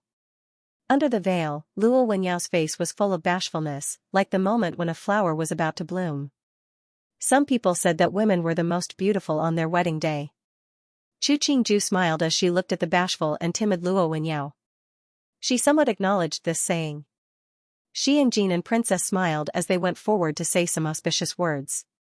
After the children asked for their red packets, they led everyone out, leaving a quiet space for the newlyweds. Coming out of the bridal chamber, Jean and Princess looked at the gradually darkening sky. She smiled and remarked, "When I married in the past, my Didi were still half-grown children. Now they are all married." Chu Qingju guessed that Jean and Princess was thinking about the failed marriage and said, "Time is like water in the blink of an eye. Jie doesn't have to be emotional." Jean and Princess smiled as she looked at Chu Qingju. Hearing the noise coming from the banquet in front of her, "You think I'm sad about the Count of Beilu?" Speaking of this, she laughed, "Right now, I'm the Princess Royal, I have both sons and daughters. The children also have titles. What is there to be sad about?" Chu Qingju hadn't thought that Jean and Princess would say such free and easy words. She paused before replying, "It was me who thought wrong." Jean and Princess shook her head. "When the Count of Beilu dared to betray me, he should have thought of the consequences. I'm the daughter of the Emperor. He thought too simply of the imperial family." Or maybe when he had returned to Jing in the past, the imperial family had been too courteous to him and made him forget what the imperial family was really like. Chu Qingju felt that Jean and Princess was very domineering at this moment. She looked at the wedding banquet that was getting closer and closer to them. She hesitated before opening. "A few days ago, one of our Wang Ye's retainers came back from Jingzhou. I heard him say that the daughter of a 9th-grade official died of illness. The Count of Beilu also closed his doors and didn't come out. He even sent a memorial requesting to transfer the title to his Didi." Fu Huang wouldn't agree. Jean and Princess smiled as she said, "This title, until the Count of Beilu dies, will be on his head. But after he dies, it's uncertain if the title will still belong to the Chao family." Chu Qingju looked at the smile on Jean and Princess' face and instantly felt the urge to kneel. A woman should be like this. At the wedding banquet, He Hing would occasionally drink a cup with the guests. Most of the time, he only needed to sit at one side and wait for others to come and get close to him. Looking at the lively opera on stage, he gave a bored yawn. "Erji is tired?" He Yuan, who was sitting beside him, played with the wine cup, a lazy expression on his face. Now that Lao Si has a family, he will be busy in the future. He Hing didn't seem to hear the hidden meaning in his words. He raised the wine cup and swirled it. "With Wang Fei's care, Sid should have an easier time in the future." "Ha," He Yuan snorted, "when did Erji become so simple and honest?" "As Didi, I'm surprised." Pretending not to understand, he wasn't putting on an act in front of him. He Hing smiled warmly, remarking, "Erji has always been like this. It's just Sandy that you don't know." The corner of He Yuan's mouth twitched. He tilted his head to avoid looking at He Hing's expression. He saw his eldest sister and Duan Wang Fei walk from the back to the table for the womenfolk. He furrowed his brows, his gaze landing on Qin Bailu, who had been sitting all this time. The hand that gripped the wine cup tightened. They were all Wang Fei, but why were their actions so different? After the excitement, it had to be calm. When Xu Qingju and He Heng walked out of Qingwangfu, it was almost late at night. She exhaled and watched as the guards escorted Jean and Princess away before commenting, "Finally, we can go back and rest." He Heng helped her put on the cloak. "Let's go, return to the Fu. Erge and Saw, take care." Chu Qingju turned her head and saw He Yuan and Qin Bailu walk out shoulder to shoulder, separated by a step. Qin Bailu's expression didn't seem right. "San Shu, San Daimei," Chu Qingju smiled, "It's late, you two should return to the Fu to rest." "Many thanks for Ursaw's kindness. We naturally know to rest," Qin Bailu said faintly. "Today, Ursaw has been busy. Don't tire yourself out." It was possible to detect something wasn't right from the tone. He Heng's brow slightly moved, his eyes instantly turning cold. Even the smile at the corner of his mouth disappeared without a trace. It was only because the other was his daimei that he didn't speak. "Shut up," He Yuan said in a heavy voice, "if you're tired, then go rest in the carriage." Qin Bailu's expression changed. She said coldly, "If that's the case, Xia will leave first." "Wang Yi, do as you please." Finishing, she really left He Yuan behind, not even caring that He Heng, this Bo, was present. Chu Qingju felt that Qin Bailu had smeared a big black mark on the Qin family's reputation as a scholarly family. And this black mark couldn't be washed away, brushed away. He Yuan's face was so dark that water could be squeezed out. He forced himself to raise his hands to the two. "Erge, Saw, please go first." Finishing, he said to Chu Qingju, "Saw, forgive me. Wizzy was rude and made you see a joke." "It's not the first time I've seen you two make a joke." Chu Qingju smiled faintly, replying, "Daimei might not be feeling well." "San Shu, go take a look. We're close and will reach the Fu very quickly. You go first." He Yuan nodded, "Goodbye." Chu Qingju reached out to hug He Heng's arm. She whispered by his ear, "Our San Daimei's temper isn't small." He Heng smiled coldly. He put an arm around her waist to get on the carriage before commenting, "The Qin family raised a good daughter." Chu Qingju heard his tone and had a feeling of, "Just you wait and see." She smiled, "Who cares whose daughter she is, it doesn't have anything to do with us." He Heng pulled the person into his embrace, lightly patting her back. A long while later, he said, "Don't worry, in the future, no one will dare to disrespect you." The person in his embrace didn't speak. A beat later, he lowered his head to look. He saw the other's peaceful sleeping face. He smiled helplessly. It seemed that today had really tired her out. Clang! A blue and white porcelain teapot shattered on the ground. He Yuan angrily pointed at Qin Bailu, "Look at what you've done. It doesn't look like something a family would do. Even a wild shrew shouldn't act like this. Ben Wang feels irritated just looking at you." "Who isn't irritated just looking at Lu He, Qing Lu of the Eastern Courtyard or that whore of the Western Courtyard? The women of the Chu family are all vixens, but you men can't move when you look at them." He Yuan slapped Qin Bailu's face, causing her to stumble. He expressionlessly looked at Qin Bailu, who was covering her face. "Before you say this, think about your status, think about where you stand. If you feel that you can't stay in Rui Wangfu, then go back to your paternal home and stay for the rest of your life. Don't be an eyesore to Ben Wang." Qin Bailu covered her face. This slap was extremely heavy. She even felt her ears ringing. She raised her head to look at He Yuan. On the other's handsome face, other than disgust for her, she couldn't see anything else. She dazedly stared at this man, tears streaming down her face. The Qin family is a scholarly and noble family. Don't ruin the reputation of the Qin family. My DeLong dynasty has Wang Yi that divorced their wives. If you don't agree, you can try." He Yuan took out a handkerchief in disgust to wipe his hand. He turned and left the room, not even looking at Qin Bailu. No matter how noble the Xiaojia of the Qin family was, he was an imperial son, a Wang Yi. Married to him, she had to follow his rules. If she couldn't, then leave. Wang Fei, seeing Wang Yi leave, the Yahuan that served Qin Bailu hurriedly helped her sit down. She called for someone to bring a towel, for someone to bring medicine. The Xingyuan quickly became chaotic. Qin Bailu cried and laughed at the same time. I can't even scold that whore of the Chu family. She's just a Xianxia and Wang Yi treats me like this for her. That whore really has good methods. Wang Fei, you don't have to do this. As one of Qin Bailu's dowry Yahuan, Ru Hua's eyes were red as she helped Qin Bailu apply medicine. No matter what, Chushir is just a Chia.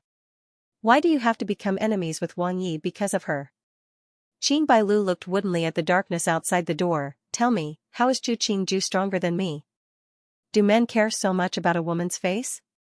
Ru Hua asked in shock. Wang Fei, why are you suddenly mentioning Duan Wang Fei? If she can get something, why can't I get it? Qin Bailu still remembered the rumors before she received the decree of marriage. At that time, there had been rumors that the emperor wanted to give Chu Qingju to Wang Yi and herself to Duan Wang. For some reason, the emperor changed his mind. She had rejoiced that she had been given to Rui Wang because Rui Wang was more favored by the emperor than Duan Wang. Even more, after she had seen Rui Wang once in the palace 2 years ago, she had fallen in love. Ru Hua didn't understand why Wang Fei would have such a thought. After she finished applying the medicine, she carefully said, how Duan Wang Fei is living, only she knows. What we usually see is just the surface. Wang Fei, you don't have to compare yourself to Duan Wang Fei. You have to know that other than her face, she can't compare to you in everything else. Hearing this, Qin Bailu suddenly smiled. Yes, I just want to see how long she can be proud. She wasn't living well, so she wanted to see someone who wasn't as good as her living better than her. On the morning of the second day of Qin Wang's marriage, he took his wife into the palace to bow. The emperor might be cold to his youngest son, but he didn't embarrass him on the surface. He still bestowed what should be bestowed. The empress treated everyone equally. She maintained the same attitude when the previous 3 princes had married. She also maintained the same attitude when He Ming married. She was also very close to Luo Wenyao. Coming out of Kuei Yuan Palace, Luo Wenyao's face was slightly red as she walked beside He Ming with her head lowered. Even though she had once imagined that her husband would be extremely knowledgeable, skilled in both the pen and the sword, peerlessly handsome, but now she felt that Qin Wang, who was very considerate to her, was more dependable than she had imagined, and made her feel more real. Nothing could compare to sincerity. Don't worry, Mu Fei is a very kind person. She will definitely like you. He Ming saw his wife's nervous state and grasped her hand, comforting. Don't be afraid, I'm here with you. Luo Wenyao nodded slightly, her face even redder. And Gui Pin really did like Luo Wenyao as her daughter-in-law. She saw that the other's personality was gentle and well-mannered. She sighed. The emperor had neglected her child for so many years. Luckily, the daughter-in-law he had chosen wasn't bad. She looked at the embarrassed daughter-in-law in front of her and had the palace maid take out the gift that had been prepared. She lightly grasped Luo Wenyao's hand and smiled, declaring, today, I will give Ming'er to you. In the future, if Ming'er does anything wrong, you don't have to forgive him. Just tell me, I will definitely take care of him. Mu Fei doesn't want a son now that you have a daughter-in-law. He Ming stood and bowed. Mu Fei, don't worry, we will live well. Seeing the situation, Luo Wenyao also stood and bowed. Her face was bashful but her tone was very determined. Mu Fei, don't worry. Erxi will take good care of His Highness and live well. The rims of Nguipin's eyes reddened. She put the 2's hands together and said happily, it's good that you can live well. A person's road is long. To have someone walk this long road with you, it's a blessing. You have to treasure it. He Ming tilted his head to look at his wife beside him. He tightened his grip on Luo Wenyao's hand and nodded heavily. Husband and wife left Nguipin's residence and slowly walked out of the palace.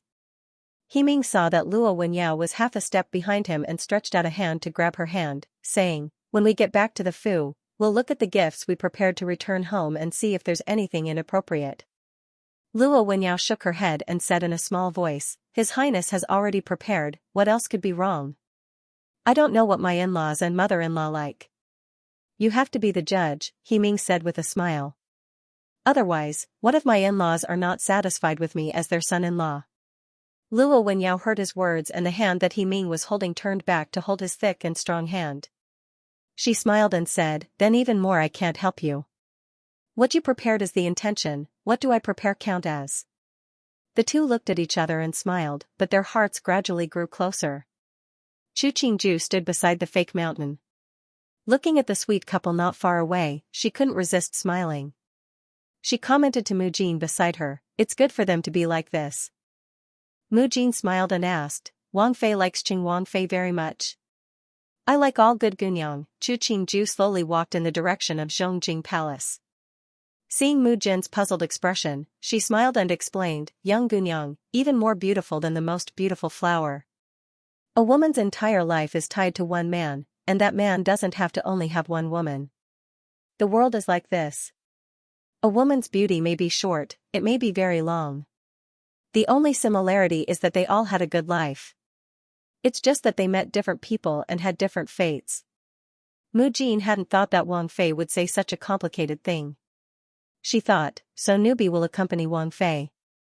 The men in the world are fickle, Newbie doesn't like them. Chu Qingju felt that Mu Jin's views had been affected by the Duke of Chengde and the birth mother of the original owner of the body.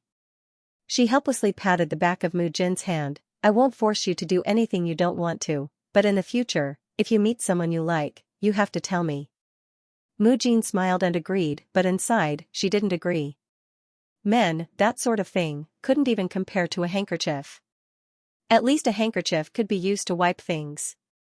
Other than being fickle, what else could a man do? When they reached Zhongjing Palace, Ding Mama welcomed Chu Qingju in. When she entered, she found that other than Jing Guifei, Wen Guipin was also present. This was a rare occurrence. She went forward with a smile and bowed to Jing Guifei before bowing to Wen Guipin. "Duan Wang Fei doesn't have to be so courteous." Wen Guipin hurriedly stood to return half a bow. Her face still looked haggard, but her spirit was much better than the last time at the gates of Tianqi Palace. "Mimi, quickly sit." Hung Er's wife also sit. Jing Guifei smiled as she let the two sit. She indicated for a palace maid to bring up the cakes that Erxi liked. "Why did you think to come to my place today?" Chu Qingju smiled as she looked at the cakes that the palace maid had brought up. She remarked to Jing Guifei, "Mu Fei treats Erxi so well. These are all my favorites." She reached out to put a piece in her mouth. After swallowing it with a smile, she said, "These days, because Sid is getting married, Erxi didn't have the time to enter the palace to be filial to Mu Fei. Coincidentally, a Taijian in front of me found a few jars of drunk peach blossom among the common people. After I tasted it, I found that the wine was light and sweet, most suited for women. I wanted to bring it in for Mu Fei to try. The things of the common people aren't as exquisite as those in the palace, but the taste is very rare. Just a few jars of wine, and you sent them over." Jing Guifei's tone was reproachful, but the smile on her face became more and more evident. "Just like a child, it's a joke." When Guipin, who was sitting at the side, heard this and said, "Guifei Nyang's words hurt this child's heart. It can be seen that this child is filial. Whenever she gets something good, she thinks of you and sends it to you early in the morning. Nyang, what else is there to be dissatisfied with? You don't know her. Today, she sends 2 jars of wine, tomorrow, a few boxes of snacks, the day after, it's all little trinkets, but she treats them like they're treasures." Jing Guifei's face was full of helplessness. "It's lucky that it's you today. If it was someone else, wouldn't it be a joke?" Chu Qingju saw that after Jing Guifei finished speaking, Wen Guipin seemed to release a breath. She couldn't help but think, this was the prelude to Wen Guipin and Jing Guifei's surrender. Was it that Ning Wan had bet on Hilauer? The gift is light but the sentiment is heavy. "Guifei Nyang, please don't disdain it." Wen Guipin smiled as she looked at Chu Qingju, who was sitting obediently. "In Pinky's view, this is a rare Erxi." Jing Guifei smiled as she pointed at Chu Qingju, ordering, "Hurry and thank your Wen Mu Fei for putting in a good word for you. Later, you have to pour a cup of tea for her." Chu Qingju smiled as she stood and curtsied to Wen Guipin. "Many thanks to Wen Mu Fei." Wen Guipin waved her hands and said it wasn't necessary. She was very courteous towards Chu Qingju. Jing Guifei smiled as she watched her Erxi personally pour a cup of tea for Wen Guipin, and then very naturally change it for herself. The smile at the corner of her eyes became even more evident. Chu Qingju left after eating the noon meal in Jing Guifei's palace. She walked on the green stone path in the palace and thought about how Wen Guipin had been praising Jing Guifei everywhere. She couldn't help but sigh. In the past, when Guipin might have been warm and courteous, but she wouldn't have done it to such a degree. In the end, it was all for her son. Wang Fei, it seems that Xu Guifei is coming. Mu Jin looked at the group of people walking in front and reminded in a small voice. Chu Qingju raised her head to look. The one walking in front with many palace maids and Tai Jian was Xu Guifei. She turned her body and retreated to the side of the road. When Xu Guifei came closer, she bowed and greeted, "Greetings to Xu Guifei. Isn't this Lauer's daughter-in-law?" Xu Guifei stopped walking. She raised an eyebrow as she looked at Chu Qingju, who was slightly nodding. She said with a mirthless smile, "We haven't seen each other for a few days. Lauer's daughter-in-law is even more beautiful." Thanks for Nyang's praise. Chu Qingju smiled faintly as she continued to bow. Xu Guifei looked coldly at the woman in front of her. Her appearance really was better than her Erxifu. No wonder she could seduce Lauer. Thinking that this was her opponent's Erxifu, her tone became slightly cold, but a woman's appearance is secondary. As a wife, being virtuous is the most important thing. Even Jing Guifei hadn't said this. What kind of mother-in-law was this Xu Guifei putting on? Chu Qingju raised her head to look at Xu Guifei. Her voice was soft as she said, "Qingju's appearance is like a willow, it's not worthy of the word beautiful. Guifei Nyang is the one whose appearance is comparable to a fairy. If Qingju can compare, it would be the good fortune of this life." Xu Guifei's face darkened.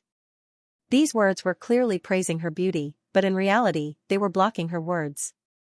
She was about to explode when she heard the voice of another person coming from behind her. "Greetings to Xu Guifei," He Hing smiled as he walked in front of Chu Qingju. He said to her in a reproachful tone, "You went to pester Mu Fei to eat lunch again? Mu Fei loves me. She knows that I like the food at her place, so she specially let me stay to eat." Chu Qingju snorted, "Just now, Mu Fei said I was filial.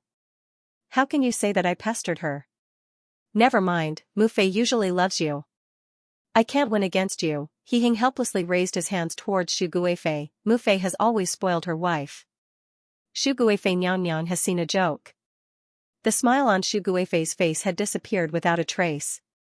But the words of the two people in front of her hinted that they were Jing Guifei's son and Erxifu and didn't have the qualifications to teach them. A beat later, she suppressed the anger inside. She opened, "Duan Wang is too serious." He Hing smiled insincerely as he replied, "Xu Guifei Nyang is magnanimous. If that's the case, then you should leave the palace early. Ben Gong still has to go to Tianqi Palace and won't keep you." Xu Guifei's hand that was supporting the palace maid increased in strength. The son of that whore, Wei Shi, was as hateful as Wei Shi. After Xu Guifei walked far away, Chu Qingju finally sighed. So this was what Qing the emperor liked. This Xu Guifei was favored for so many years, it could be seen that her ancestors must have been a virtuous and kind family. "What are you thinking about?" He Hing saw Chu Qingju's expression of realization and couldn't help but ask. "Nothing, I just suddenly felt that the brain can determine a person's taste." After Qing Wang married, the noisy Jing city gradually calmed down. It was as though no one remembered the eldest imperial prince who was imprisoned in Bright Moon Tower, and no one remembered the imperial censor who had been killed by striking a pillar in court. The people that lived in Jing city were usually the most realistic. They would only remember what they could remember, and wouldn't remember anything that they should forget. Just as everyone was living peacefully, a piece of news came out of the palace. The emperor was ill. Xu Guifei and Jing Guifei attended night and night, but didn't see any improvement. Xu Guifei even had a judge of the imperial hospital beaten to death. The emperor was ill, and very seriously ill. This was a signal in Jing city. If it wasn't that Xu Guifei had ordered the judge of the imperial hospital to be beaten to death, the news probably wouldn't have spread. In a short period of time, each family had their own thoughts. But Tianjin Ke and the other high-ranking officials of the emperor all closed their doors and refused to receive anyone. Many people went to Duan Wangfu to ask for news.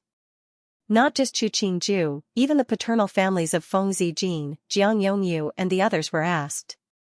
These people didn't think, what could the paternal family of a Chia Wangfu know? Did they think Duan Wang was stupid to tell this kind of thing to a Chia, and at this time, let the Chia send the news to her paternal family? If they could only ask the paternal family of a Chia, it meant that they didn't have much ability. It showed that these people weren't smart enough. If they wanted to climb up in this lifetime, they would have to be blessed by the heavens. Chu Qingju heard Jiang Yongyu come to report that someone had come to her paternal family to ask for news and let her sit down. My father doesn't know much and wouldn't know such an important matter. He could only refuse them all. Jiang Yongyu presented the letter in her hand to Chu Qingju. This is the list of visitors. My father is timid and recorded the names of these people as well as the gifts. Wang Fei, please look. Chu Qingju took the letter and put it to one side. She didn't even look at the contents inside. She smiled at Jiang Yongyu as she said, "This is difficult for Gao Tang. I will definitely explain this matter to Wang Yi."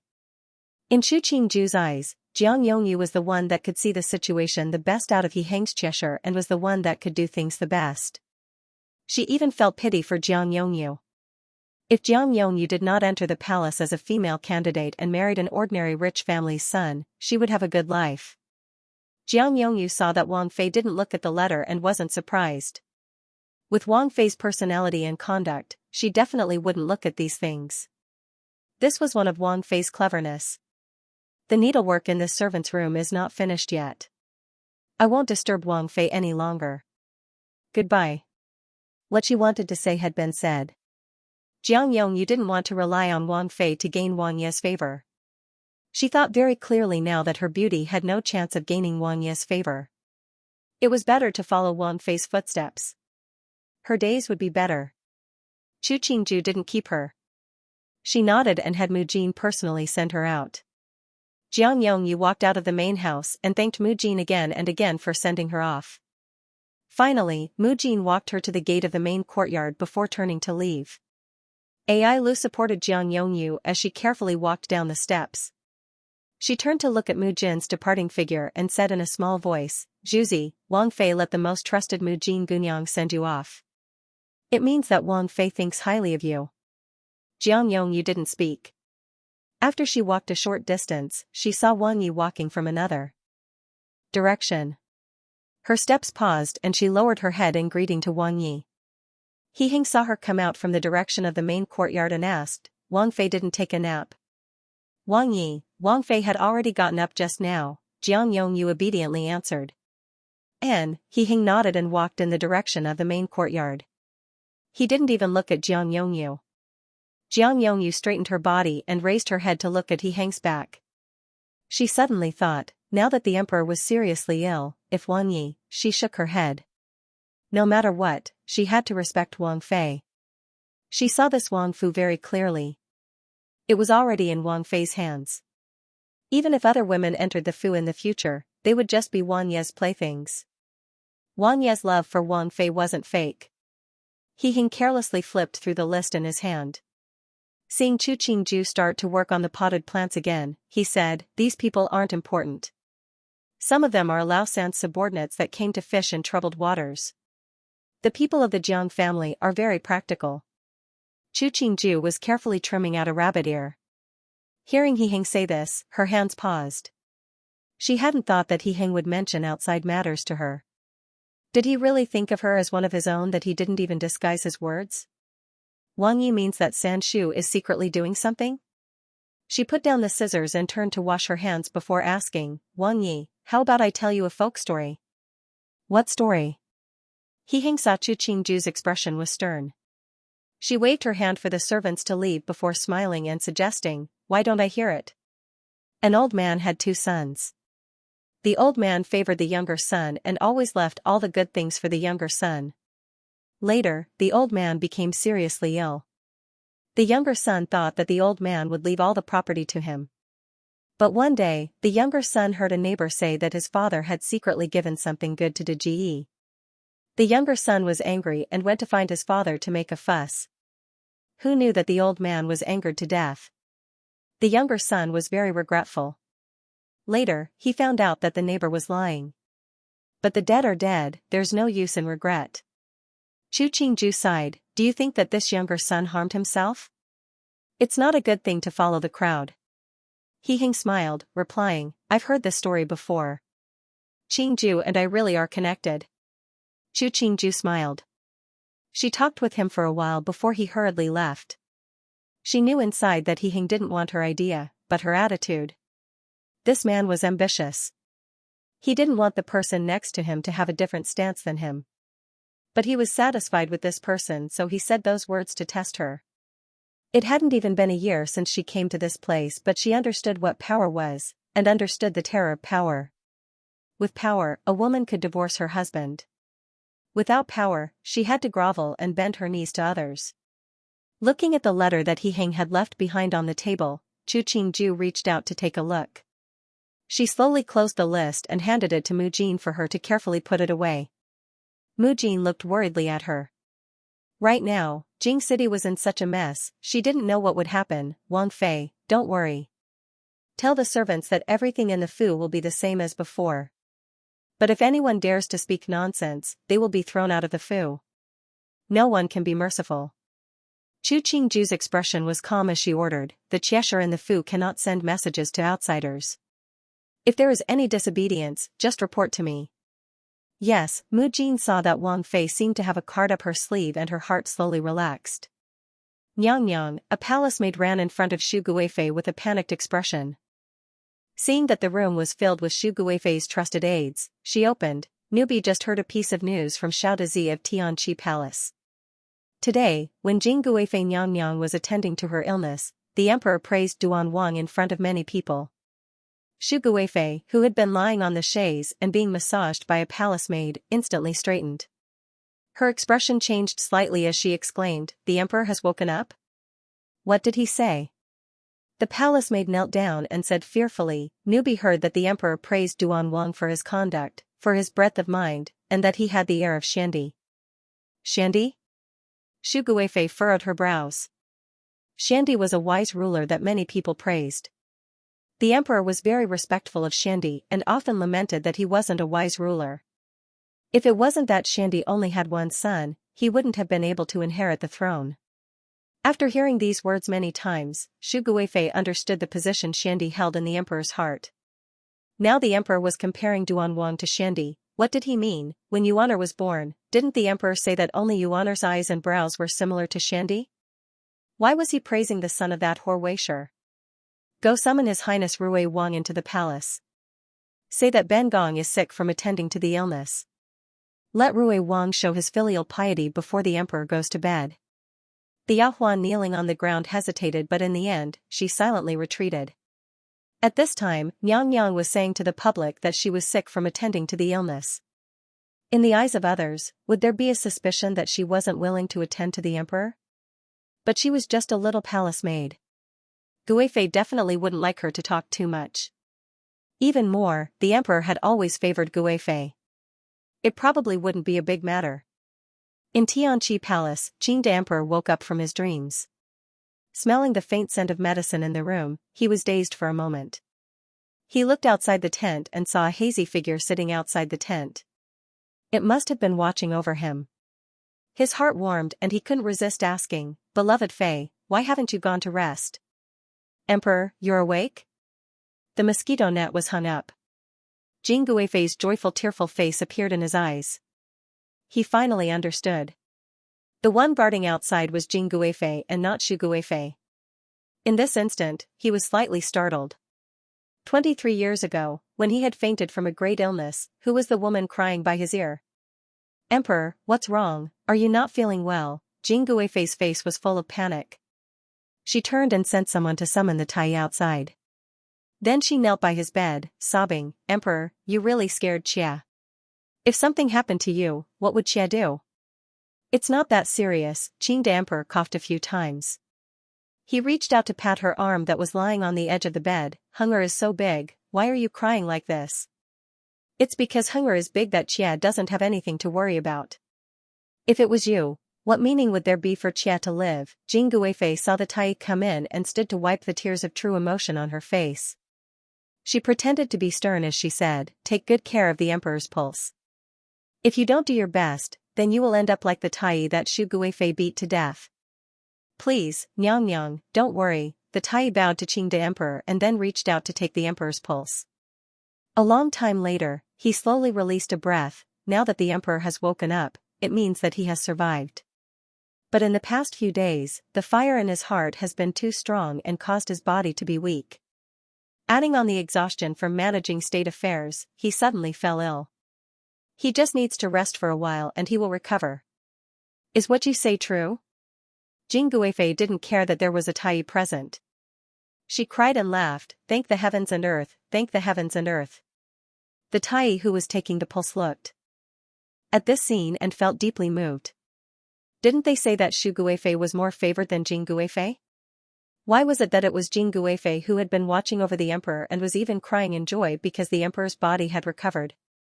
Thinking about it, he couldn't help but shake his head inside.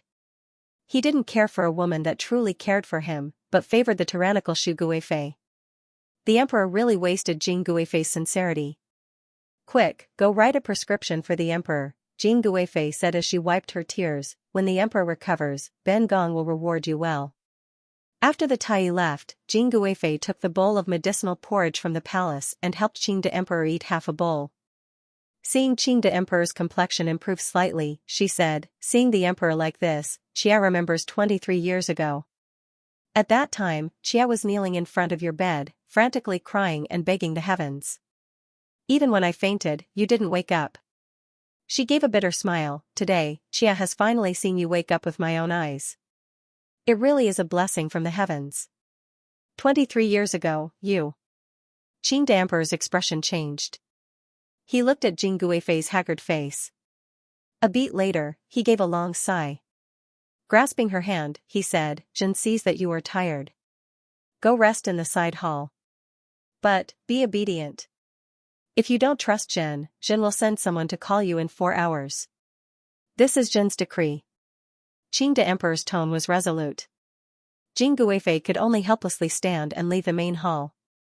After lying on the bed in the side hall, a sliver of a smile appeared at the corner of her mouth. Shu Guifei, this good sister, always left such good opportunities for her. It made her feel that if she didn't take advantage of these opportunities, she would be unfair to this good sister. 23 years ago, at that time, the seriously ill emperor didn't have any brothers, only a few distant cousins. They, the Feipin who didn't have children, who didn't cry and beg the heavens to spare the emperor's life, in the main hall of Tianqi Palace, Qing de Emperor dazedly lay on the bed. A beat later, he asked a Tai Jian standing silently at one side, where's Shu Guifei? Emperor, last night, Shu Guifei caught a cold while attending to you. At the third watch, she was supported by a palace maid back to the palace to rest and recover. The one who answered was the head Tai Jian.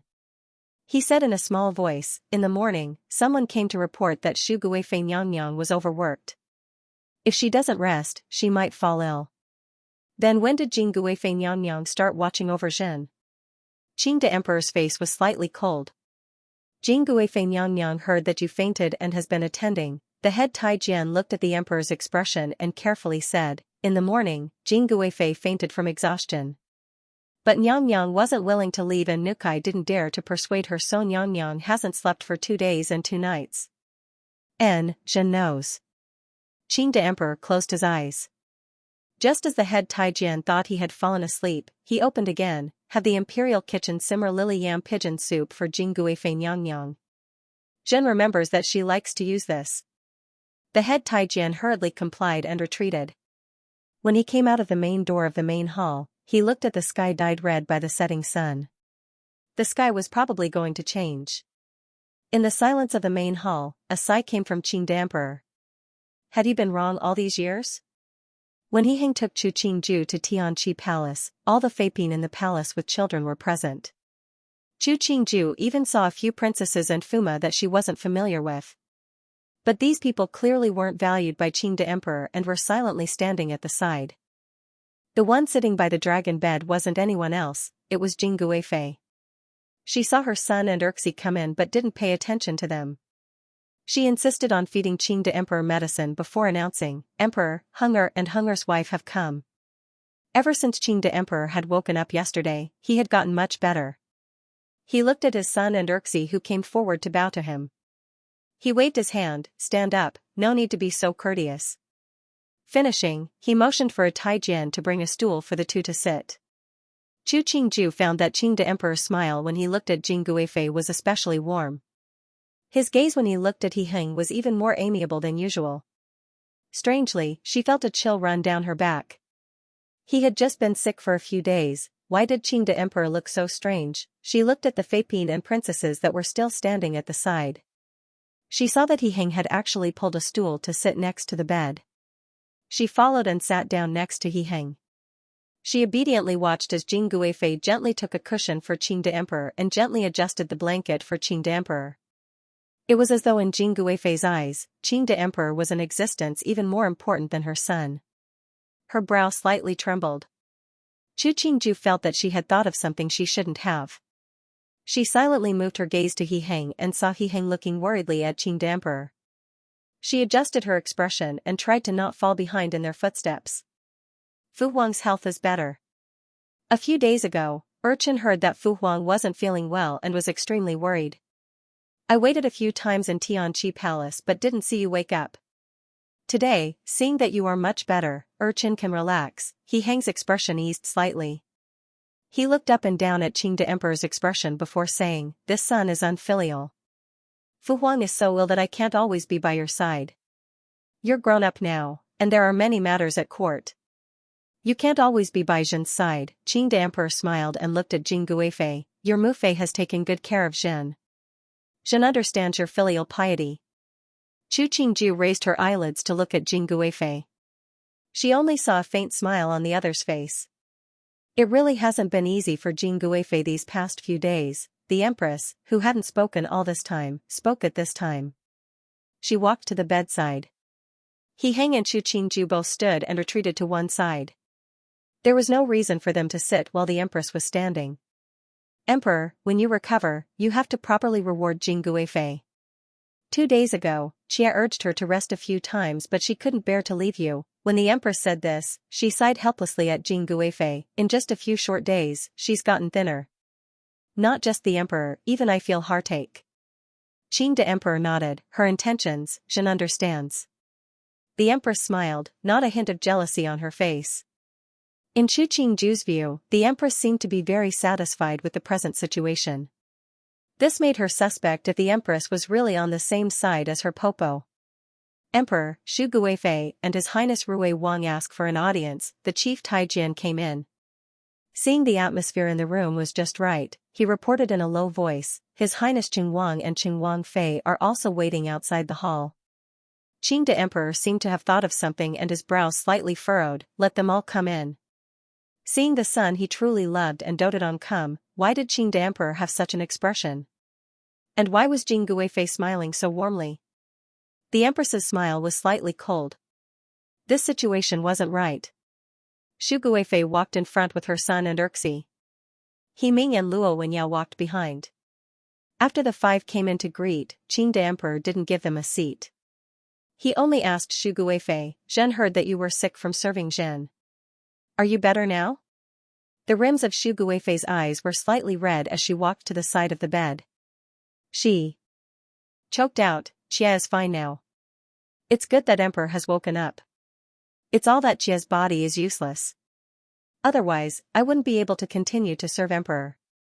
Jing Guifei has served Zhen very well." "It's fine when you're not here," Qing the Emperor faintly replied. He looked at his favored son and He Ming and his wife. He coughed twice before declaring, "Zhen is fine now, you don't have to worry." He Yuan thought about what his Mufei had said to him. He also saw that Fu Huang was very close to Jing Guifei. Even though he felt discontent, he had to smile on his face as he replied, "Seeing Fu Huang is well, Urchin doesn't have to worry." Qing the Emperor nodded. Seeing the room was full of people, he let the other Feiping, princesses, and Fuma leave. Only a few of them were left before he said, "Zhen's illness this time, I've made you worry."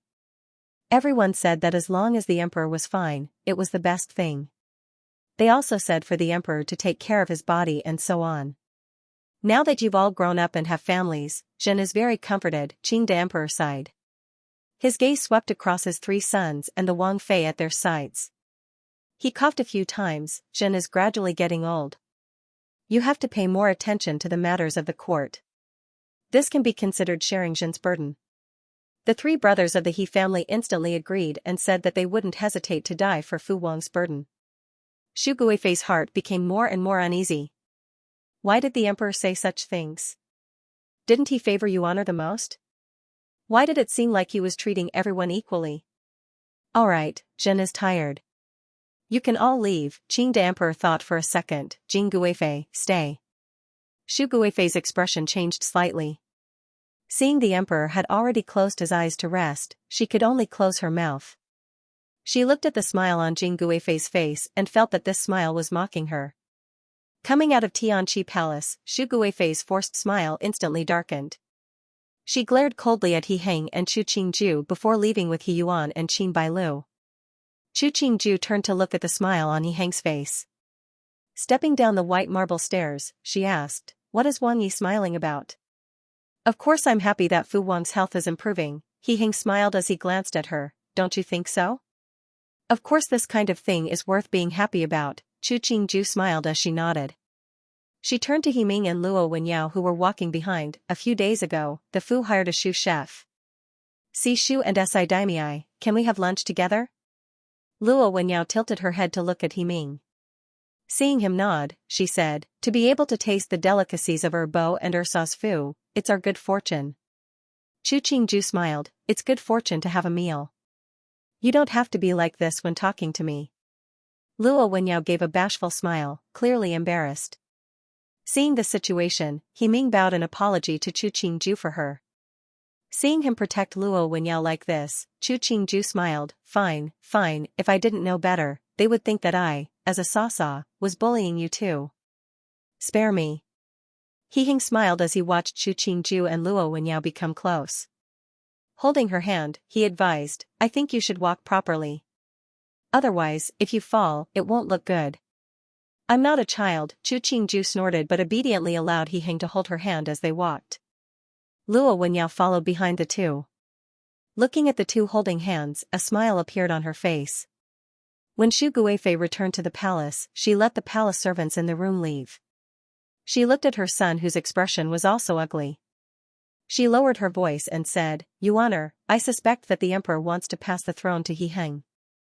He Yuan's brow furrowed, "Why is it like this?" Xu Guifei narrated the events from beginning to end. "The emperor's heart has changed." She really couldn't accept the day that the emperor would choose Weishur and neglect her. But just now, in Tianqi Palace, the emperor had treated that whore Weishur closer than her. It had only been 2 short days, how could it be like this? Was it that the emperor was angry that she didn't serve him? But she had returned because her body wasn't feeling well. Or was it that Weishur had said something unfavorable to her in front of the emperor? "Are you sure Fu Huang said that Laoer was like Xiandi?" He Yuan pondered for a long time before shaking his head, replying, "It shouldn't be so. Fu Huang has never treated Laoer as well as I do.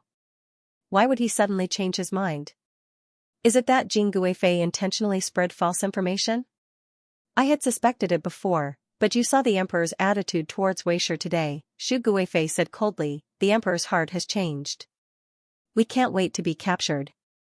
Yuaner, I won't let what belongs to you be taken away by others." He Yuan's tone was angry as he said, "Fu Huang feels that Weishur and her son are better than us, is he blind?" Standing in the corner, Qin Bailu's heart jumped when she heard this. She couldn't help but retreat to the corner. She sneaked a look at He Yuan whose face was ugly. She almost couldn't remember what the Rui Wang she had fallen in love with 2 years ago was like. "Yuaner." Xu Guifei heard He Yuan's words and her expression changed. She asked in a small voice, "Is that something you can say? But in the past, Fu Huang clearly said that you were the only one in the Hogong that was important, and that the imperial son he loved the most was me. But what was the reality?" He Yuan became even angrier. Weishur just attended to his illness and his attitude changed greatly. "Is this how he looks at us, mother and son?" "But he is the emperor." The rims of Xu Guifei's eyes reddened. She used a handkerchief to wipe at the corner of her eyes as she said, "If he has a change of heart, what can we do? How can there not be a solution?" He Heng looked at Xu Guifei, his expression gradually calming. "Weishur can compete for favor. Mufei, you and Fu Huang have had such a relationship for so many years, would you lose to her?"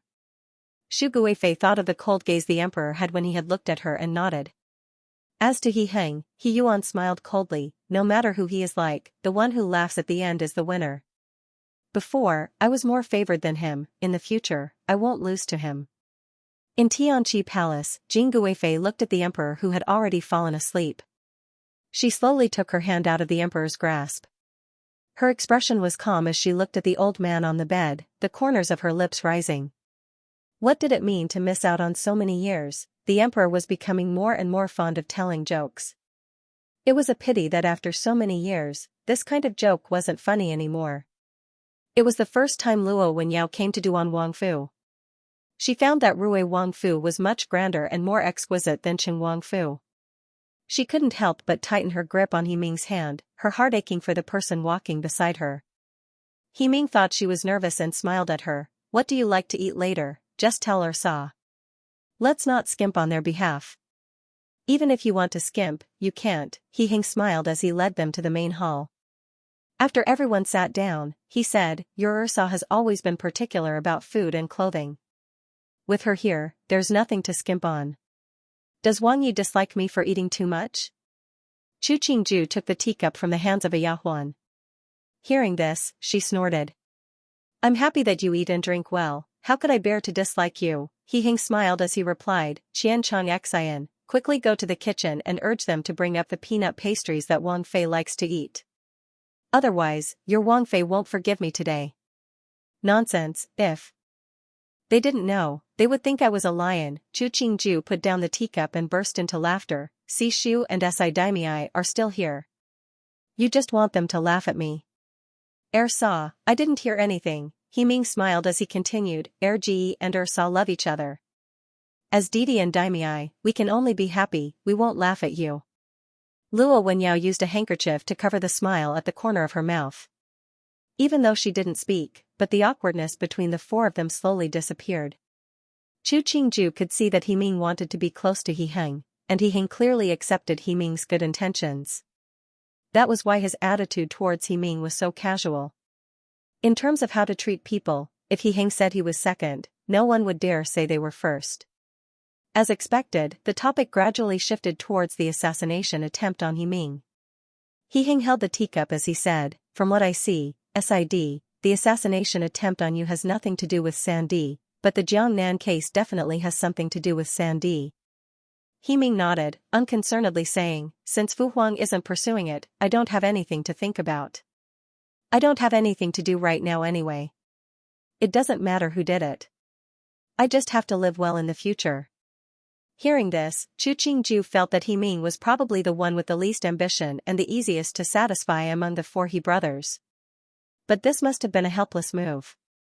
He Qi had the eldest son, He Ming had a useful mother, He Yuan had favor. What did He Ming have? His mother was not favored, and his father did not value him.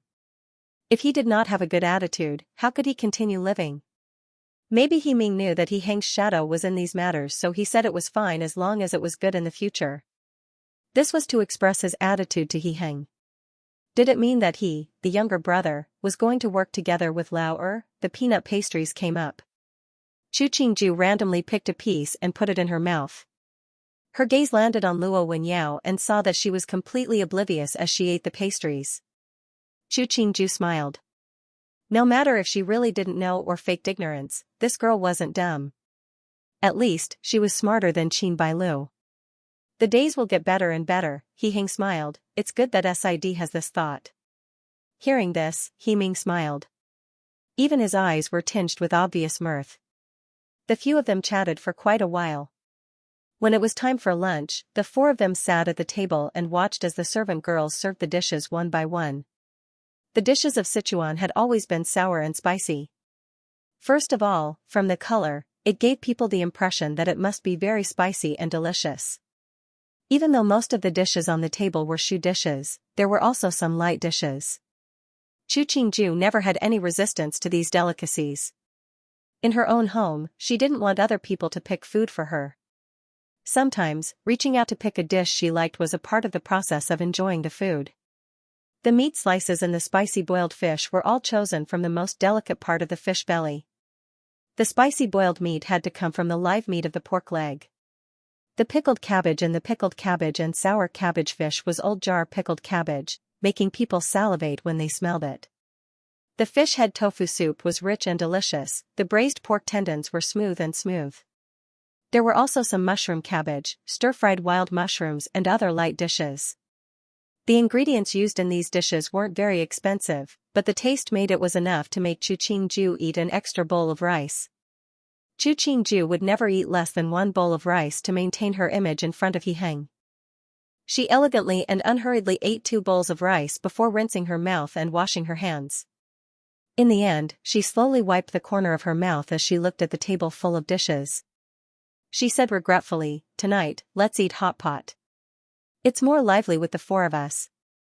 Luo Wenyao knew about hot pot, but before she married, she hadn't eaten it at home because the family felt that it wasn't elegant to cook around a pot. Hearing Ursa mention it, she was slightly moved. She couldn't resist asking, "Is it the Yuanyang double soup?" "Of course, if the moon isn't bad tonight, we can set up hot pot in the moon viewing pavilion outside. We can eat while admiring the moon. There's no need to talk while eating or sleeping. We can tell some interesting stories, it's more lively." Chu Qingju felt that hot pot needed people to brag. Without this, life wouldn't be perfect. He Ming hadn't thought that Ursa would be like this in private.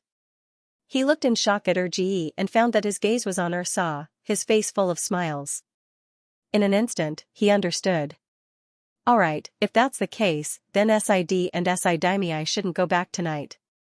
After dinner, stay the night in the Fu. It'll be lively." He Hing called Ming He over and ordered him to get the kitchen to prepare the food. After he finished, he added, "Prepare more wild mushrooms." Yes, Ming He knew that Wang Fei liked to eat all kinds of mushrooms. Wang Yi was doting on Wang Fei. "Daimei, it's your first time coming to the Fu. Why don't we take a walk? You just ate, you'll get fat if you sit for too long." Chu Qingju smiled as she stood, giving the He brothers some space to talk. "Then I'll trouble Ursa." Luo Wenyao stood as told and followed Chu Qingju out of the main hall. She herself understood that Wang Yi most likely had important matters to discuss with Duan Wang. He Ming watched as his wife followed his saw out before saying, Ji, Ursa's paternal family. Chang de Gong Fu had an affair with He Yuan, even he knew. She doesn't have a good relationship with the Chu family. These years, she has suffered a lot at the Chu family. He Heng furrowed his brows.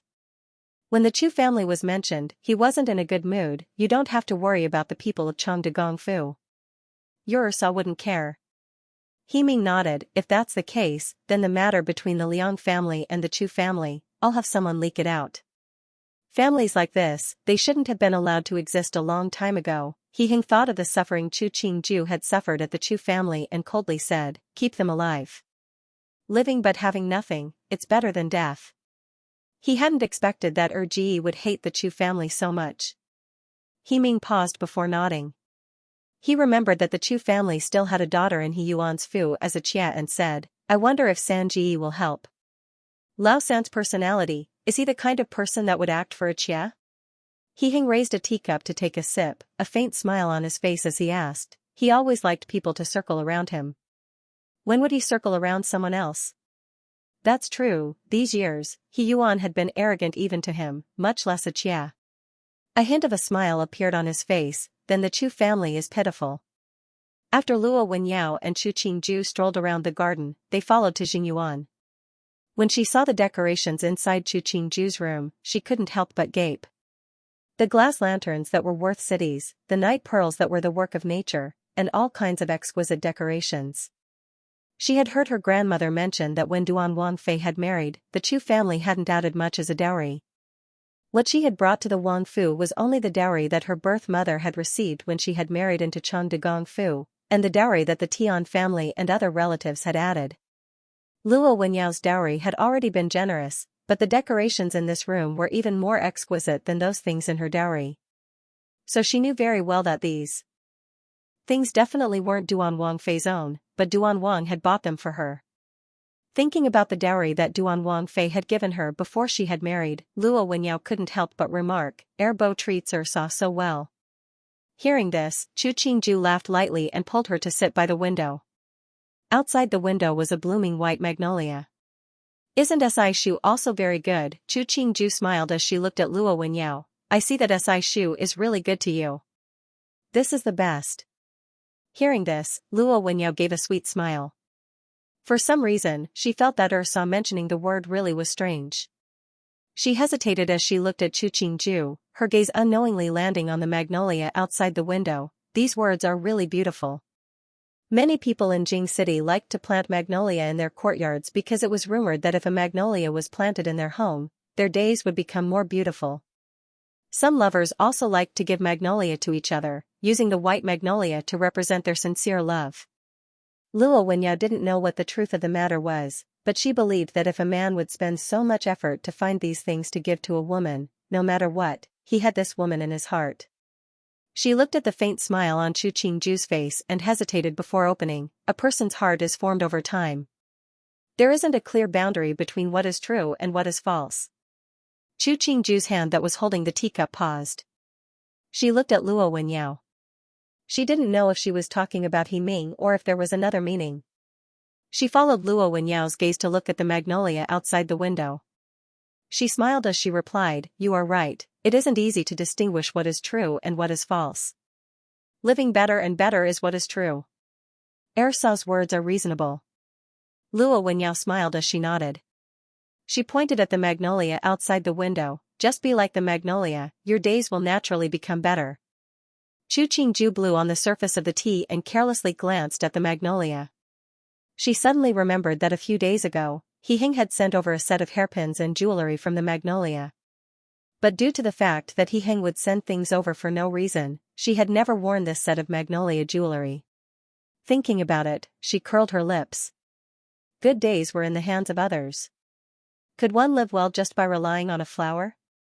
When night came, the moonlight was really like frost. The servants in the Fu had already prepared all kinds of things. He Ming and Luo Wenyao looked at the windproof lanterns hanging in the pavilion and the small tables on both sides filled with all kinds of dishes. They finally understood what Ji meant when he said no need to scrimp in the morning. The four sat around the table, each taking a pair of serving chopsticks to start cooking in the pot. Even He Ming, who wasn't very favored, rarely cooked for himself. He didn't know how long it would take for the dishes to be cooked and became the butt of many jokes. But at the time, he ate very happily. Luo Wenyao watched as Chu Qingju nimbly picked up the dishes she liked and put them into the pot to cook. Her timing was also very precise. She couldn't help but look down on the people of Changde-Gongfu. No matter what, Saw was the eldest daughter. But Saw had suffered so much. Otherwise, why was Saw so familiar with these things, not knowing that in Luo Wenyao's heart, she had become a little cabbage in the snow? Chu Qingju contentedly drank a small bowl of white fungus and red dates soup. After getting rid of the spiciness in her mouth, she felt she was 60% full before commenting, "It's been a while since I've eaten hot pot soup. Our kitchen's hot pot soup base is getting better and better. It's good to eat it once or twice.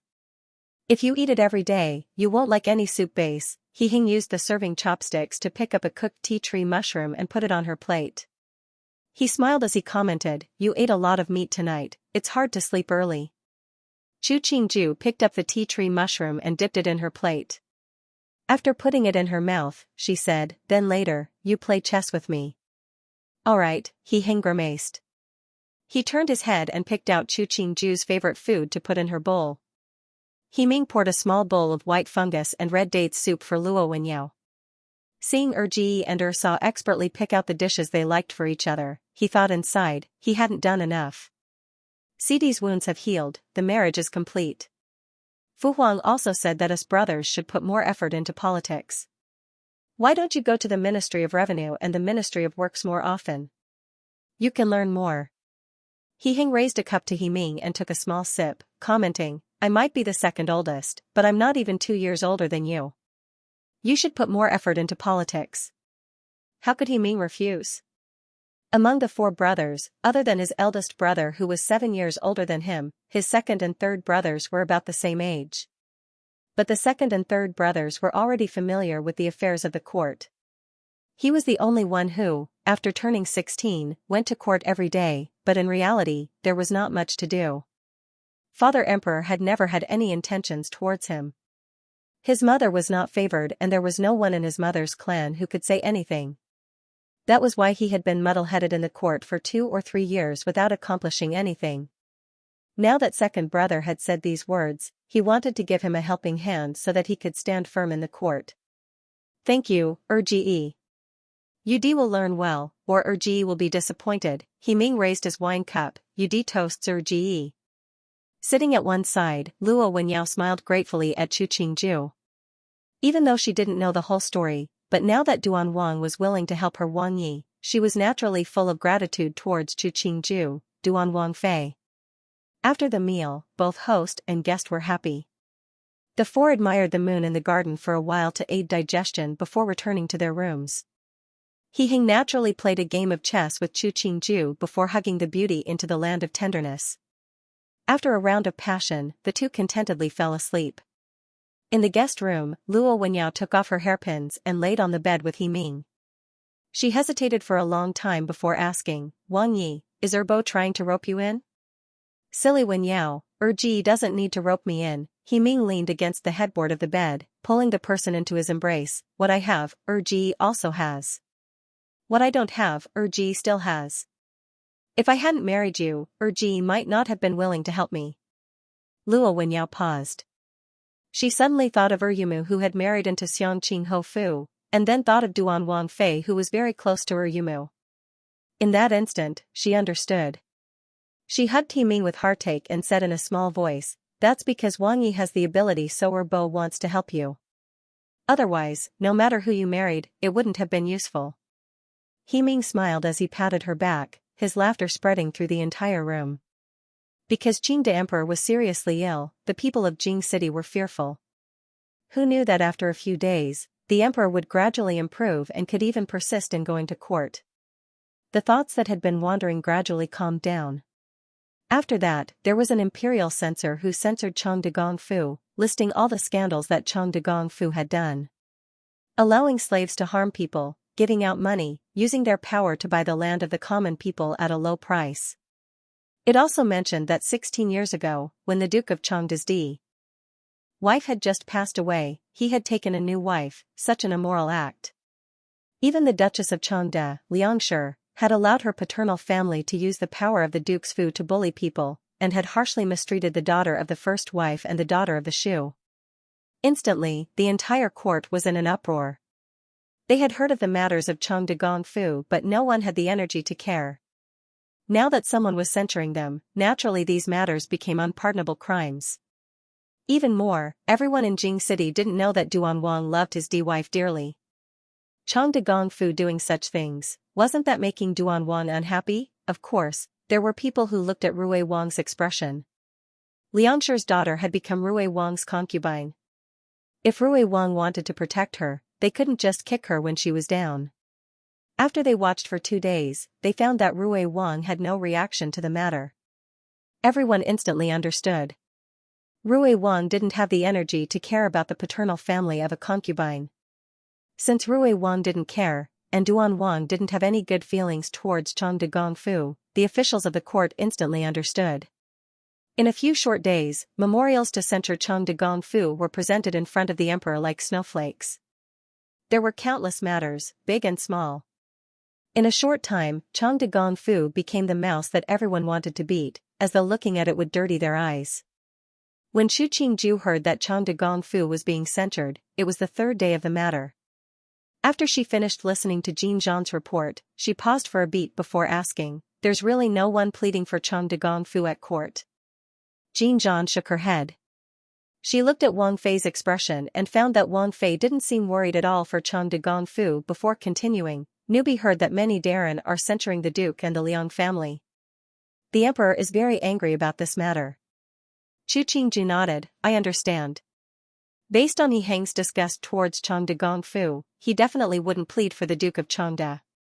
It would be good if he didn't kick them when they were down. But with He Hang's conduct, he definitely wouldn't jump out personally. No matter what, the Duke of Changde was his father-in-law on the surface. If he jumped out personally, if someone purposefully exaggerated it, it wouldn't be good for his reputation. Even more, people like He Hang were most skilled at backstabbing. For him to act personally like He Qi or He Yuan, it would be hard for him. He Hang didn't help Chang de Gongfu. The smart people at court understood what was going on. But He Yuan didn't have any intentions of helping. Because of this, everyone understood that Chang de Gongfu was an arrow at the end of its flight.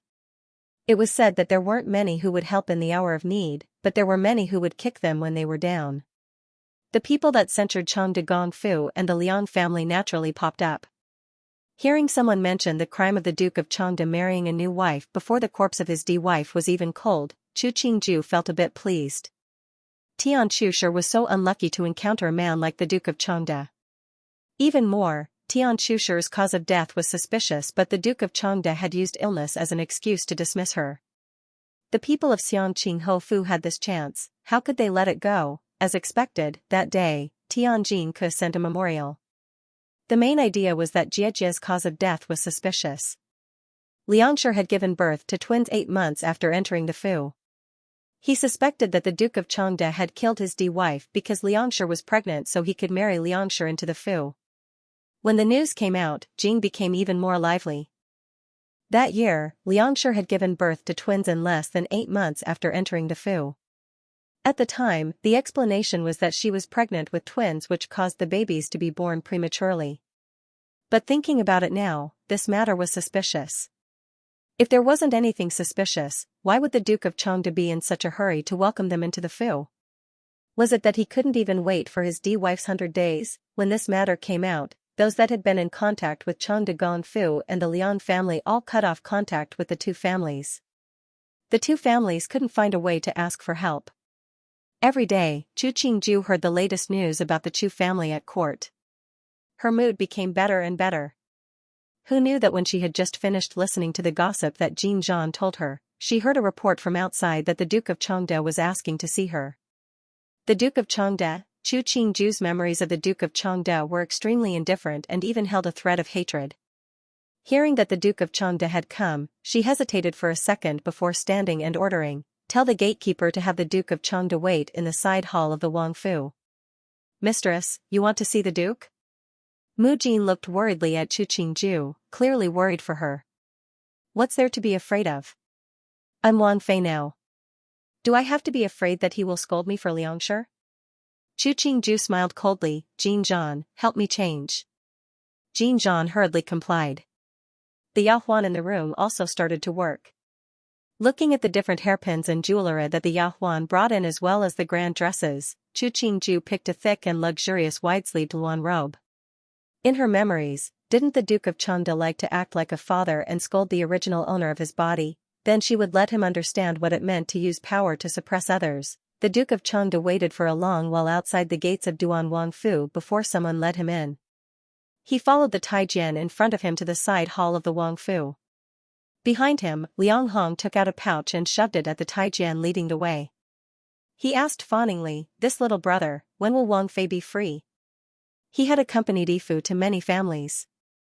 Some didn't even welcome guests, some let them in, but after drinking a bellyful of tea, they still didn't see anyone. So at this time, he couldn't help but want to ask. The little Taijian took the pouch and politely smiled, replying, "Little Gongzi is too polite. This one is just a servant, how would I know about Wang Fei's matters? You two wait, I think you will see Wang Fei in a while."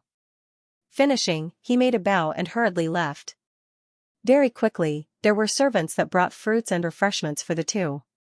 Liang Hong sat uneasily on the carved pearwood chair.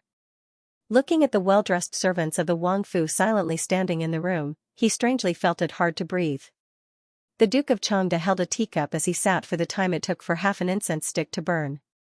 Looking at the silent doors of the hall, he thought about how he had been treated coldly before, but now that it was his own daughter, he had to sit on the cold bench.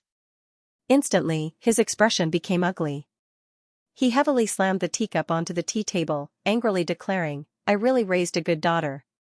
Her own father came and she still acted like a Wang Fei. All these years of raising her was a waste." Liang Hong's heart jumped. He looked at the servants in the room that still didn't react and urged, "Ifu, Duan Wang Fei manages such a large Wang Fu, she can't be as idle as she was before she married. We just arrived, don't be angry." If Duan Wang Fei heard, wouldn't she be very sad? What does she have to be sad about? Ever since she married Wang Yi, she has never looked up to me, her father. She came to celebrate my birthday, but she still put on airs in front of the entire Fu, the Duke of Chengde thought about what Tianjin Ke had accused him of and his face flushed with anger. She isn't my daughter. I think she shouldn't be surnamed Chu, she should be surnamed Tian. Liang Hong saw that his words were becoming uglier and panicked. Right now, they had come to ask for help. How did it become a tantrum? He had seen how Yifu had treated Duan Wangfei these years. If Wangfei was willing to help, it would be a blessing from the heavens. But Yifu was still putting on the airs of an elder. If Wangfei saw, even if Duan Wangfei's personality was soft, she wouldn't be able to endure Yifu's attitude. He might be panicked, but he didn't dare to continue persuading. He was afraid of adding oil to the fire and making Yifu's words even uglier. He carefully looked at the servants in the room. These people were like statues. No matter how ugly Yifu's words were, they didn't move at all, as though they didn't exist. It was because of the attitude of these servants that Liang Hong felt that the rules of the Wang Fu were strict. Duke Chu, is it because the tea and pastries in this fu aren't to your taste that you are so angry? Xiao Ganzi smiled wryly as he walked into the hall with a little Tai Jian. He stared coldly at the Yahuan serving in the hall and scolded, "Blind things, don't you see what kind of place this is? You don't even know how to serve. Go change the tea for Duke Chu." Liang Hong hurriedly stepped forward and said, "Eunuch, you're too polite. The tea and snacks are all ready, there's no need to trouble you anymore." How could he not hear that this eunuch was pointing at the mulberry tree and scolding the locust tree? But now they were here to ask for help. Furthermore, this eunuch was wearing a robe with a different pattern than normal eunuchs. Presumably, his position in the fu was not low. As the saying goes, the prime minister's doorstep is a fourth-ranked official. How could he dare to offend a eunuch with status in the prince's mansion?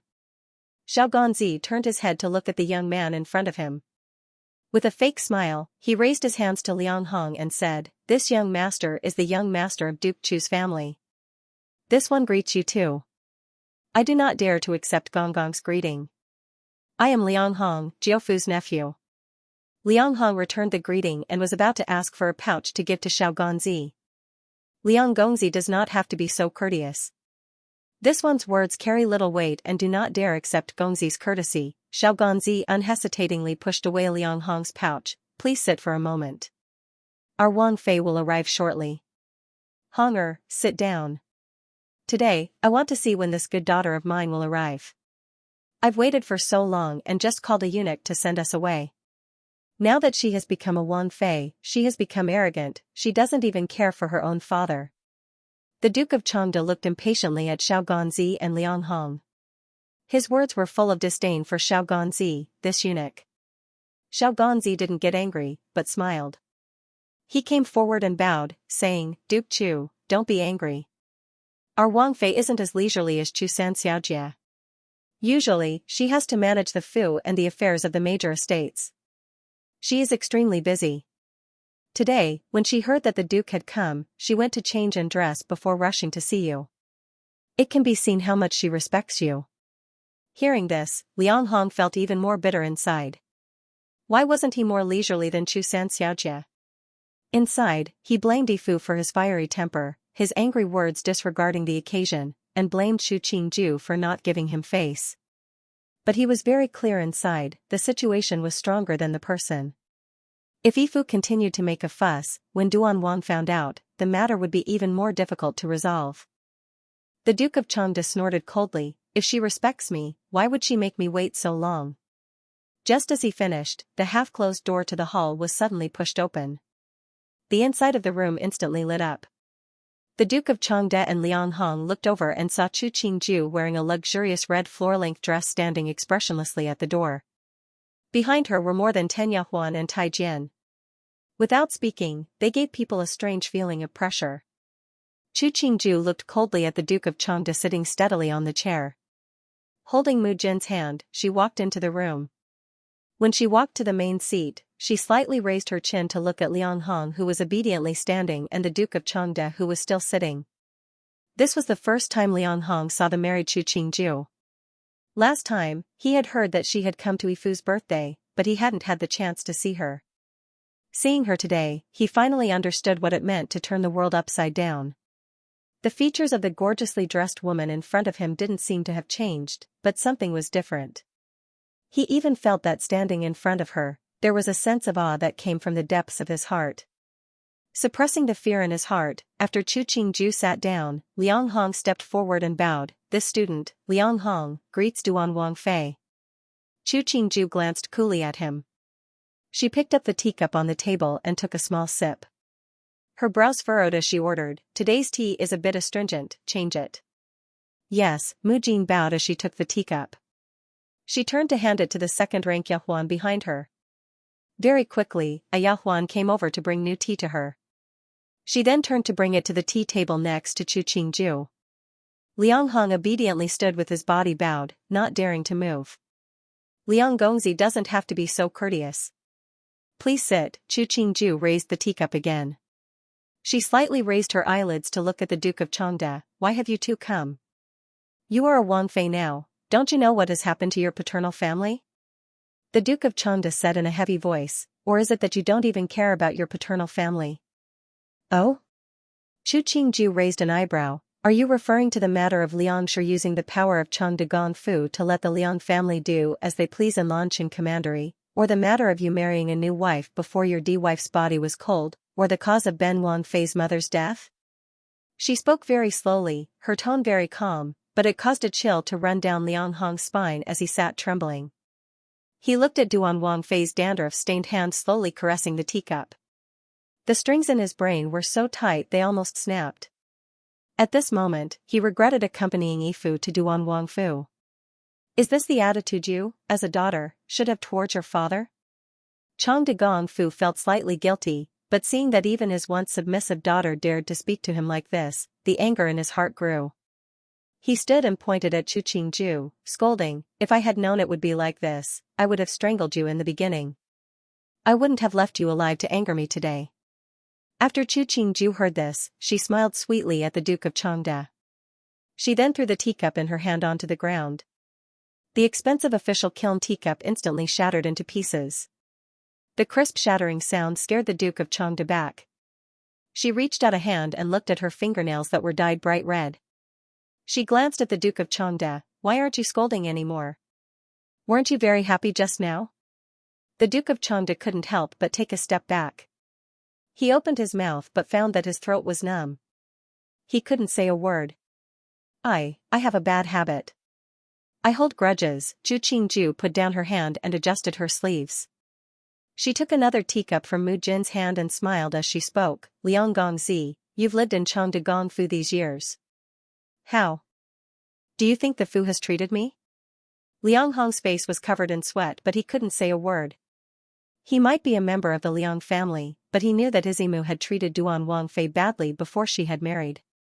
Now that Duan Wangfei was asking him, he couldn't say yes, but he couldn't say no. He could only freeze. Look, even a member of the Liang family can't say it. It can be seen how well Chang de Gongfu has treated me. Chu Qingju snorted. "Today, you came because you want me to persuade Wang Yi to help Chang de Gongfu?" She saw the Duke of Changde nod his head and the smile on her face became even brighter. "But why?" The Duke of Changde's tone became much warmer. He carefully looked at the shattered teacup on the ground. "I know that the Fu has treated you badly in the past, but no matter what, that is your paternal family. If something happened to your paternal family, wouldn't you lose face? How could Duan Wang favor you?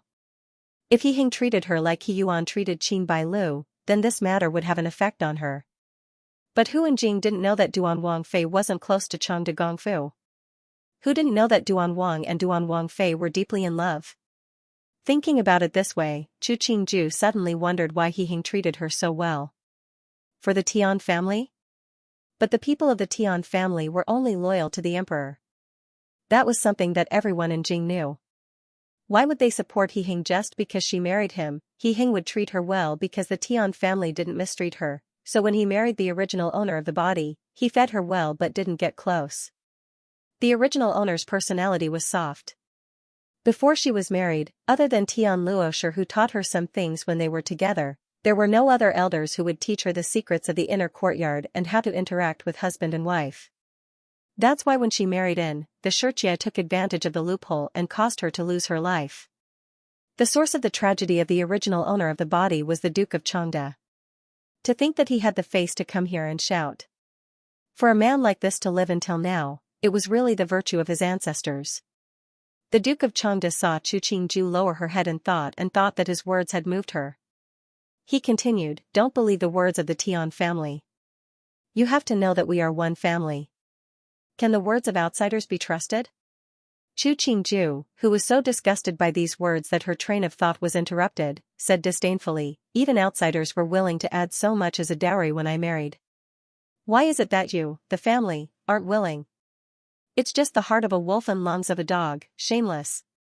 Chu Qingju heard this and suddenly raised her head to look. She saw he hung straight in with a dark face.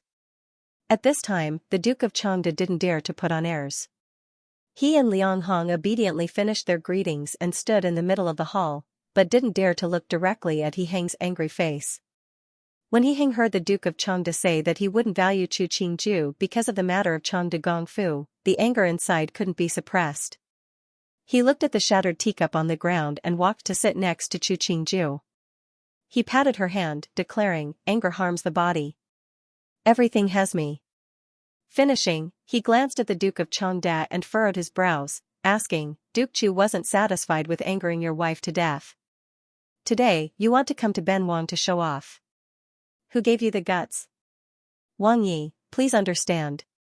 This lowly official just spoke out of anger. The Duke of Chengde wasn't sure if Duan Wang had heard what he had just said. He raised his hands and carefully responded, "The matter of the wife, it was purely Tianjin Ke slandering this lowly official. Wang Yi, you can't believe this person."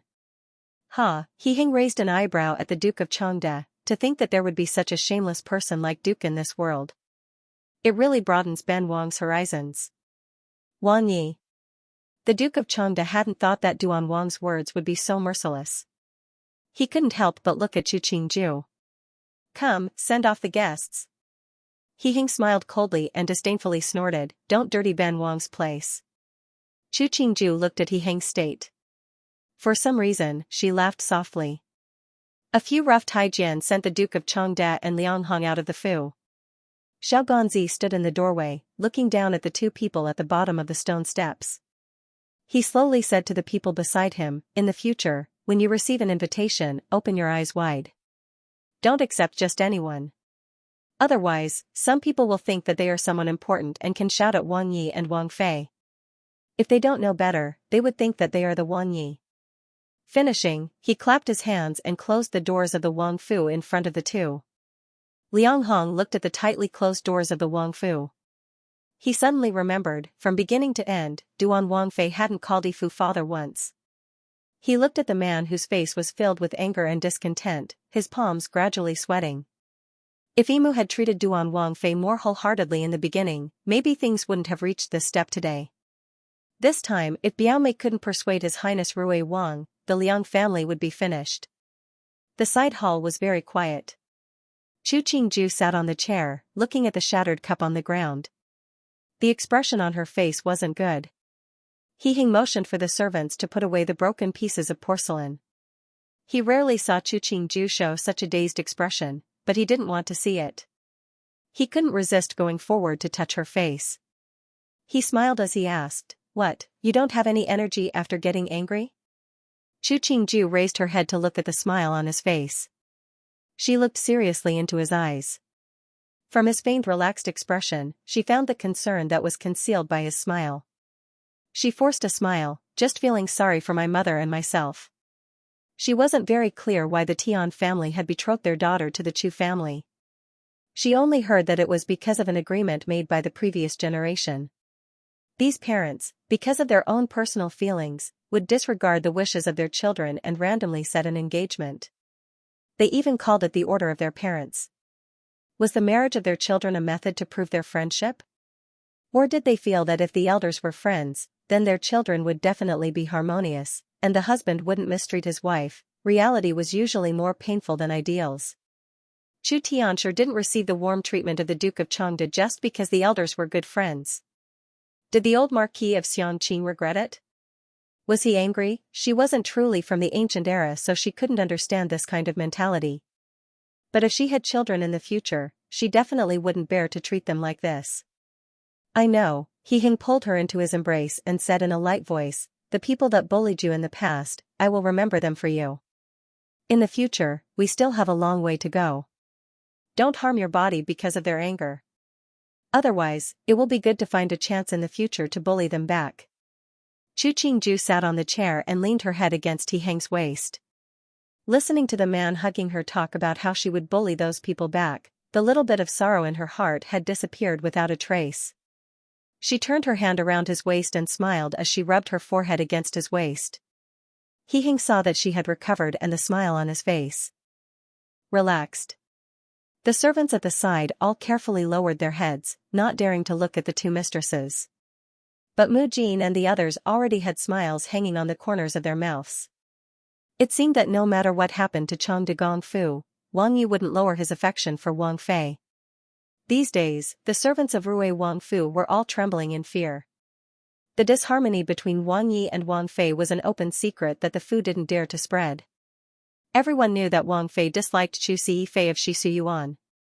But because Chu Siyifei was favored by Wang Yi, no one dared to offend Chu Siyifei. But because the matter of Chang de Gongfu had spread these days, the servants in the Fu were gossiping more and more. Even though they didn't dare to openly mention it in front of Chi Yusu, but Chi Yusu could still detect that the gazes the servants gave her weren't right. In the face of these servants' disdainful or curious gazes, she could only endure bitterly and not show the slightest bit of dissatisfaction. Chu Siyifei, Wang Fei invites you, a Taijian came in and carelessly bowed to Chu Qingju. He said ambiguously, Wang Fei said, if Chu Siyifei doesn't have the time, you don't have to go. But Wang Fei has to send out the invitation from the Duchess of Changde. Please Gong, I'll go immediately. Chu Qingju didn't seem to see the Taijian's slight. She smiled as she stood up from the chair. She even had Yao Shi shove a pouch to the Taijian. It wasn't that she wanted to swallow the insult, but this Taijian in front of her was the Taijian that Wang Fei was most useful to. She, as a Xianxia, couldn't be rude to him. After the Taijian left, Chi Yusu's smile completely disappeared. She ordered, Yao Shi, help me change. Right now, Chang de Gongfu must be in a mess. She didn't need to guess to know how far those so-called friends and relatives would hide. Qin Bailu scornfully flipped the invitation in her hand. She smiled coldly as she threw the invitation to one side. This Chang de Gongfu is such a joke. They actually come to our Fu to ask for help. Behind her, Ru Hua said in a small voice, Wang Fei, if that's the case, why let Chushi go see her paternal family? Wasn't this giving Chushi a chance? Why not let her see? Qin Bailu smiled coldly. I want to let her see if Wang Yi will help the Chu family and the Liang family because of her. Ru Hua looked at Wang Fei's cold gaze and couldn't speak. Right now, Wang Fei and Wang Yi were at a point where they had nothing to say. Wang Fei's hatred towards Chushi was even more evident. Now that the matter had escalated to this point, unless Chushi was disliked by Wang Yi, there was no way to resolve the situation. A short while later, Qin Bailu saw Chi Yusu come in wearing a plain robe that was 80% new. She watched as this woman obediently bowed to her and a hint of a smile appeared at the corner of her mouth. The Duchess of Changde has sent an invitation to see you. I'm not a harsh person, so I will let you mother and daughter meet in Shisuyuan. What does Chu Siyifei think? Newbie thanks Wang Fei. Chu Qingju almost bowed to the ground.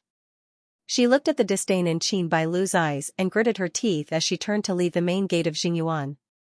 Qin Bailu didn't really sympathize with her, she just wanted to see her begging. For Qin Bailu, the more she fell, the happier she would be. Chang de Gongfu was in trouble, the happiest person would probably be her. Chi Yusu returned to the main room of Shisuyuan and sat for a long while before a servant led Liangshi in. She looked at her mother whose face was much more haggard than usual and hurriedly stood to welcome Liangshi. Sewer, Liangshi looked at her daughter, her tears falling before she spoke. Our Fu isn't in a good state right now. Even your Jojo's family has been implicated. Chi Yusu helped her sit down and urged, Mother, don't cry. Tell me first, what is the situation outside right now? Right now, she was in the Hoyuan of the Wang Fu and couldn't hear much news. She only knew that many people at court were accusing her paternal family and Jojo's family. She didn't know anything else. Liangshi wiped her tears and narrated the current situation of the family. When she mentioned Chu Qingju who wasn't willing to help, her words carried a thread of viciousness. If I knew that that damned girl would have such a day, I wouldn't have kept her. Hearing this, Chiyusu gave a bitter smile. She said helplessly, "Mother, now that it's like this, there's no use in complaining. Right now, no one is willing to help us. We really can't call for help from the heavens and the earth. Right now, even your deity, Wang Ji, has been persuaded to leave Dongshan Academy. I had originally wanted him to attend this year's fall examinations. Now that it's like this, where would he have the energy to get a good grade?" Thinking about her son, Liangshi's expression became even uglier. Even more hateful is the Tian family. They have to bring up what happened more than a decade ago. Chiyusu felt that it wouldn't be good this time, but looking at her mother's face, she couldn't say it. "Suer, you are now a Fei of the Wang Fu. Why don't you beg Rui Wang? Rui Wang is the most favored by the emperor. If Rui Wang could say a few words for our family, it would be more useful than anything else." Liangshi's grip on Chiyusu's hand tightened. "Think of a way for our Fu." Her hand was pinched until it hurt. Chiyusu felt bitter inside. She was just a Xianxia. What qualifications did she have for Wang Yi to do such things for her? But facing her mother's pleading, she could only nod in the end, replying, "I'll go beg Wang Yi. If Wang Yi doesn't agree, Rui Wang will definitely agree." The panic on Liangshi's face retreated by half. She looked at her daughter's beautiful face and said confidently, "I've heard from the outside that Rui Wang is very fond of you. If you go beg, why wouldn't he agree?" Fond, thinking about how Wang Yi had treated her these past few days, Chiyusu forced out a smile, unable to say a single word. Mother and daughter didn't have time to say much before the steward of the Fu came to urge them. Liangshi assumed that Wang Fei was jealous of her daughter and left unwillingly. Coming out of the gates of Rui Wang Fu, Liangshi thought smugly, so what if Chu Qingju was a Wang Fei? She didn't give Lao Yi face and wasn't willing to help.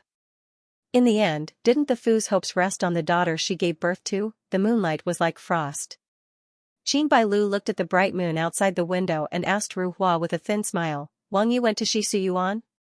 Ru Hua nodded. "Just now, someone saw Wang Yi go that way." Qin Bailu suddenly laughed, seemingly carefree yet sorrowful. The smile grew larger and larger, gradually disappearing into the night. He Yuan released the hand that was gripping Chiyusu's chin and drank a cup of wine with her hand. With a thin smile, he placed his hand on the softness of her chest. "Why is little beauty so passionate today? Is there something you want to ask?" Chiyusu's heart jumped. Then she smiled seductively and replied, "What is Wang Yi saying?" "Xia truly wants to serve you." "Really?" He Yuan looked her up and down. When she couldn't hold back the smile on her face, he said, "What a pity. Ben Wang was thinking that if you had a request, Ben Wang would be able to help a little. Since you don't have anything, a moment of beauty is worth 1,000 gold. Let's just enjoy ourselves." Falling into the man's embrace, Chiyusu reached out to stroke He Yuan's chest. "Xia does have a small matter." Wang Ye's eyes are like a torch and saw through it. "Oh?" He Yuan held her with one arm, the other hand holding the wine cup as he asked, "What does beauty want?" "Xia wants to ask Cheng de Gong Fu." He Yuan pushed away the person in his embrace. He didn't care that she had fallen to the ground. He heavily placed the wine cup in his hand on the table, smiling disdainfully. "Ben Wang didn't think that you would have the face to mention this." "Wang Yi," Chiyusu's expression changed. She knelt in front of He Yuan, reaching out to hug his leg as she pleaded, "Wang Yi, please save Chia's paternal family. Chia, Ben Wang, from beginning to end, has never put Cheng de Gong Fu in my eyes." He Yuan snorted and kicked her aside. He slowly stood, declaring, "If it wasn't that I found your eyes pleasing to the eye, Ben Wang wouldn't have taken you into the Fu. Just a Chia, do you really think that you are Ben Wang's treasure?" Finishing, he didn't look at the woman he had kicked to the ground. He straightened his clothing. Such a disappointment. It seems that Qing Lu of the Dong Yuan is more tactful. Chiyusu covered her chest that was hurting from the kick and sat up with difficulty. She only saw He Yuan's back as he walked out without hesitation. The silver moonlight shone on his shoulders, making people feel a little colder. The Chu family, in the end, didn't ask for help. The events of 16 years ago couldn't be investigated, but the Tai that Chu Tianshi had invited after giving birth was still alive. He had taken Chu Tianshi's pulse a few times. The pulse had been very stable, without any signs of illness. But in just a month, Chu Tianshi had passed away.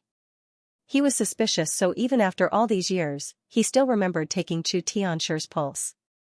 This Tai's testimony couldn't prove that Chu Tianshi had been killed by Chang de Gongfu, but combining it with the fact that right after Chu Tianshi died, the Duke of Changde was in a rush to welcome the new Liangshi, and that Liangshi had given birth to twins not even 8 months after entering the Fu, this series of coincidences was enough to prove that Chu Tianshi's death wasn't an accident, but man-made. When this matter came out, the entire hall was in an uproar. This man's philandering might be morally corrupt, but it wasn't to the extent that people would hate him. But if he harmed his wigged wife because of another woman, then he really was a beast, and everyone would want to beat him. Qing the Emperor had originally heard that Duan Wangfei and her birth father didn't get along and had been slightly dissatisfied with Duan Wangfei. But because the marriage had been decreed by him, he couldn't act out. But when this matter came out, Qing the Emperor looked at some memorials about how Chang de Gongfu had treated the eldest Di daughter and Shu daughter, and felt that it really wasn't easy for him, the second Erxi. He couldn't help but say to Jing Guifei, who was grinding for him, "I had thought that she was a woman that didn't respect her parents. I hadn't thought that she had such a sad past." Luckily, official Tian's family cared for the younger generation and took care of her. Otherwise, this second Erxi of ours would have to be someone else. Jing Guifei didn't look at the memorials and only said, "Emperor, you don't know, but Hengler's wife is extremely filial. Usually, whenever she has something new and fun, she would anxiously deliver it to Chia. At the beginning, Chia thought she was childish, but now I know that this child probably thinks of Chia as her own mother and thinks of Chia for everything." Finishing, her eyes reddened, such a good child, but Chang de Gongfu treated her so harshly. It really is too cruel.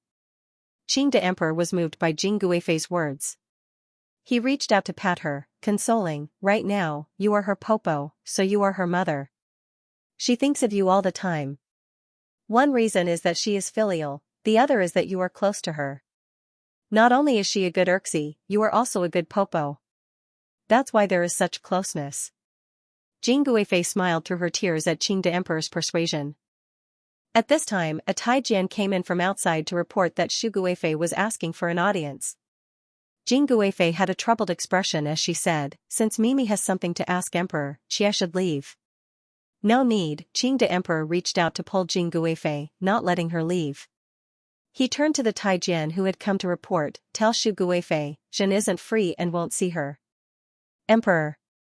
Before Jing Guifei could finish, Qing the Emperor interrupted her. "Beloved Fei, take a look at this painting." Qing the Emperor opened a scroll and Jing Guifei started to admire it. Jing Guifei smiled as she took a few steps forward. After closely examining it, she nodded her head in praise. "This painting has mountains and rivers intersecting, the world is vast." Not only is the painting skill outstanding, it can also be seen that the painter has a broad mind. I wonder who painted this. If Emperor could summon this person into officialdom, he would definitely be a pillar of the country. What pillar of the country? It's just something Zhen made in my free time. Qing the Emperor contentedly put his hands behind his back. Seeing the shock and admiration on Jing Guifei's face, he happily suggested, "Why don't Zhen teach you how to paint?" Jing Guifei naturally went with the flow and allowed Qing the Emperor to hold her hand as she started to paint. Looking at the peonies that were slowly taking shape under the brush, Jing Guifei looked at the darkening sky outside the window. An indiscernible smile appeared at the corner of her mouth.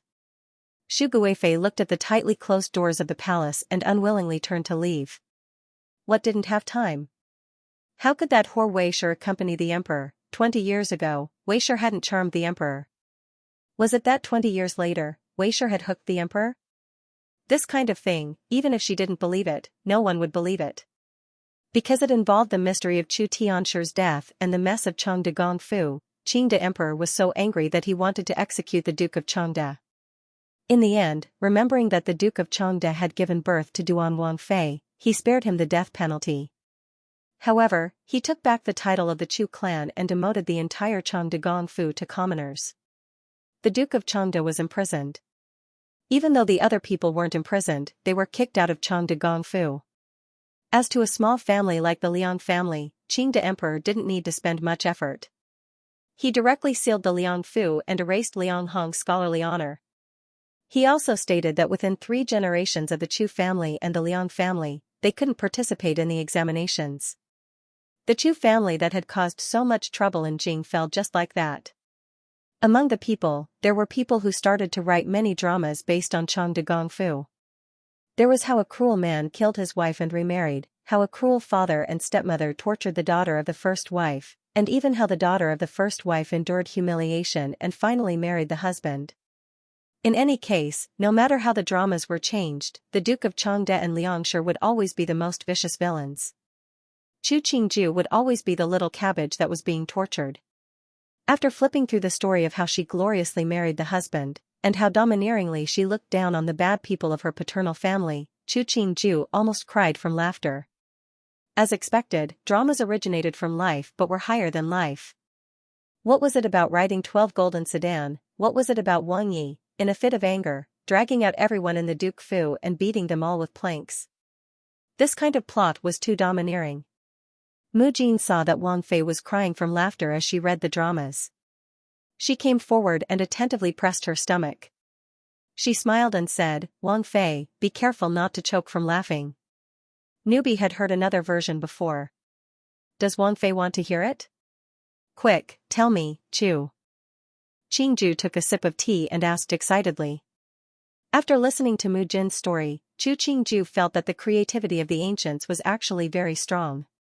The gist of the story was that she, the little cabbage, braved the snow to buy bean buns for Xianxia. Wearing thin clothing, she struggled to move forward in the cold wind. She encountered Duan Wang on a white horse. The two fell in love at first sight, and at second sight, they wrote a love that moved the heavens and the earth. The logic of this story was eaten by the author.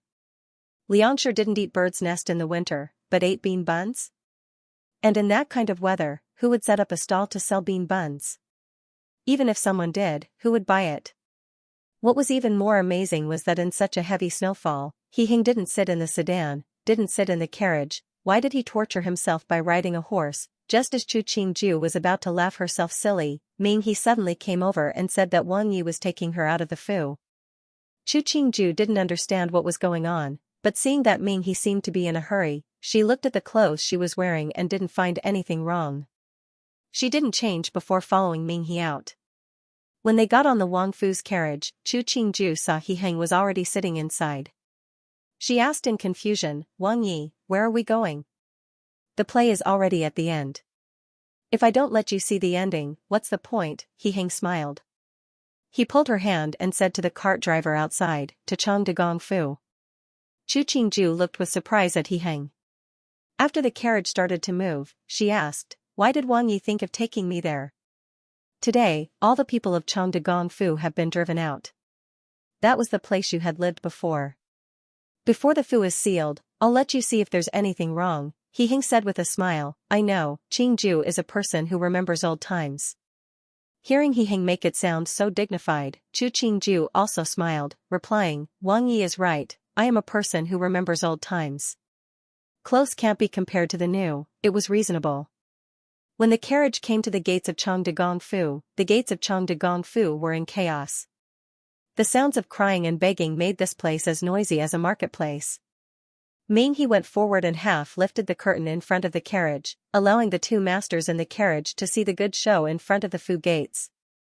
The uniformed imperial guards forcefully dragged out those who couldn't bear to leave. There were still some bags and clothing scattered on the ground. There were also many servants who left dejectedly. When they saw the carriage of Duan Wang Fu, they didn't forget to carefully go up and bow before hurriedly leaving.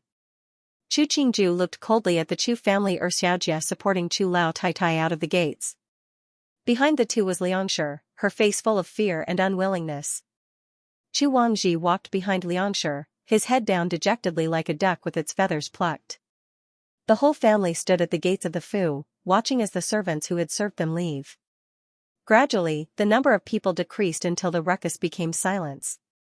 Chu Lao Tai watched as the plaque that read Chang de Gong Fu was taken down and smashed on the ground. She watched as the vermilion red gates were sealed with an official seal. A long time later, she sighed, "Evil, evil." She pointed at Xianxia who was wiping her tears. "In the past, if it wasn't for marrying you, this jinx, how could the Chu family have reached this step?" Xianxia didn't listen to Chu Lao Tai's words and retorted, "Lao Tai must have forgotten, it was Lao Yi who had married Erxi into the Fu. If Lao Taitai wants to blame me, blame Lao Yi. You, Chu. Lao Taitai staggered in anger. Because of Chu Huishua's support, she barely didn't fall. Is this how the Liang family taught you to disrespect your elders? What Liang family is there now? Wasn't it your Chu family that dragged them down? Xianxia felt that her paternal family had been dragged down by the Chu family and shrieked, "Why is Lao Taitai blaming our Liang family?" "Mother, say less." Chu Wangji listened as Liangxia's words became harsher and couldn't resist saying, "Now that our family is like this, why are you still fighting?" "Excuse me, this is a gift from our family's Wang Fei. Please accept it." Chu Wangji heard that this voice didn't seem to belong to a normal man. He turned his head and saw a Taijian dressed in blue robe standing behind him, his hand holding a bag of silver. He couldn't resist looking behind the Taijian and saw a luxurious carriage parked not far away. Inside the carriage, Duan Wang and De Jia sat shoulder to shoulder. Because it was far away, he couldn't see the expressions of the two, but in this instant, he felt that his entire body was in an awkward mood. Sometimes, the most painful moment wasn't when you had lost everything, but when you had lost everything and were at your lowest, the person you had bullied was standing in front of you gloriously. Chu Wangji looked at the silver in the hands of the Taijian in front of him. He might be a bit of a wastrel, but he knew that the amount of silver in this bag wasn't small. It was enough for a normal family to live for 10 or 20 years without doing anything. But even though he didn't have anything right now, he didn't want to take this bag of silver. Liangxia, who had been wiping away her tears, angrily snatched the silver from Minghe's hands and threw it on the ground. Pointing at Chu Qingju sitting upright in the carriage, she declared, "We don't need your fake help at this time." The snow-white silver rolled out of the cotton pouch and scattered on the ground. Under the sunlight, it was even more dazzling. The bystanders at the side saw this scene and started to whisper with their heads lowered. Chu Huishua supported her grandmother. Hearing the ridicule of the bystanders towards Chang de Gongfu, she awkwardly lowered her head. She saw an ingot of silver that had rolled to her feet.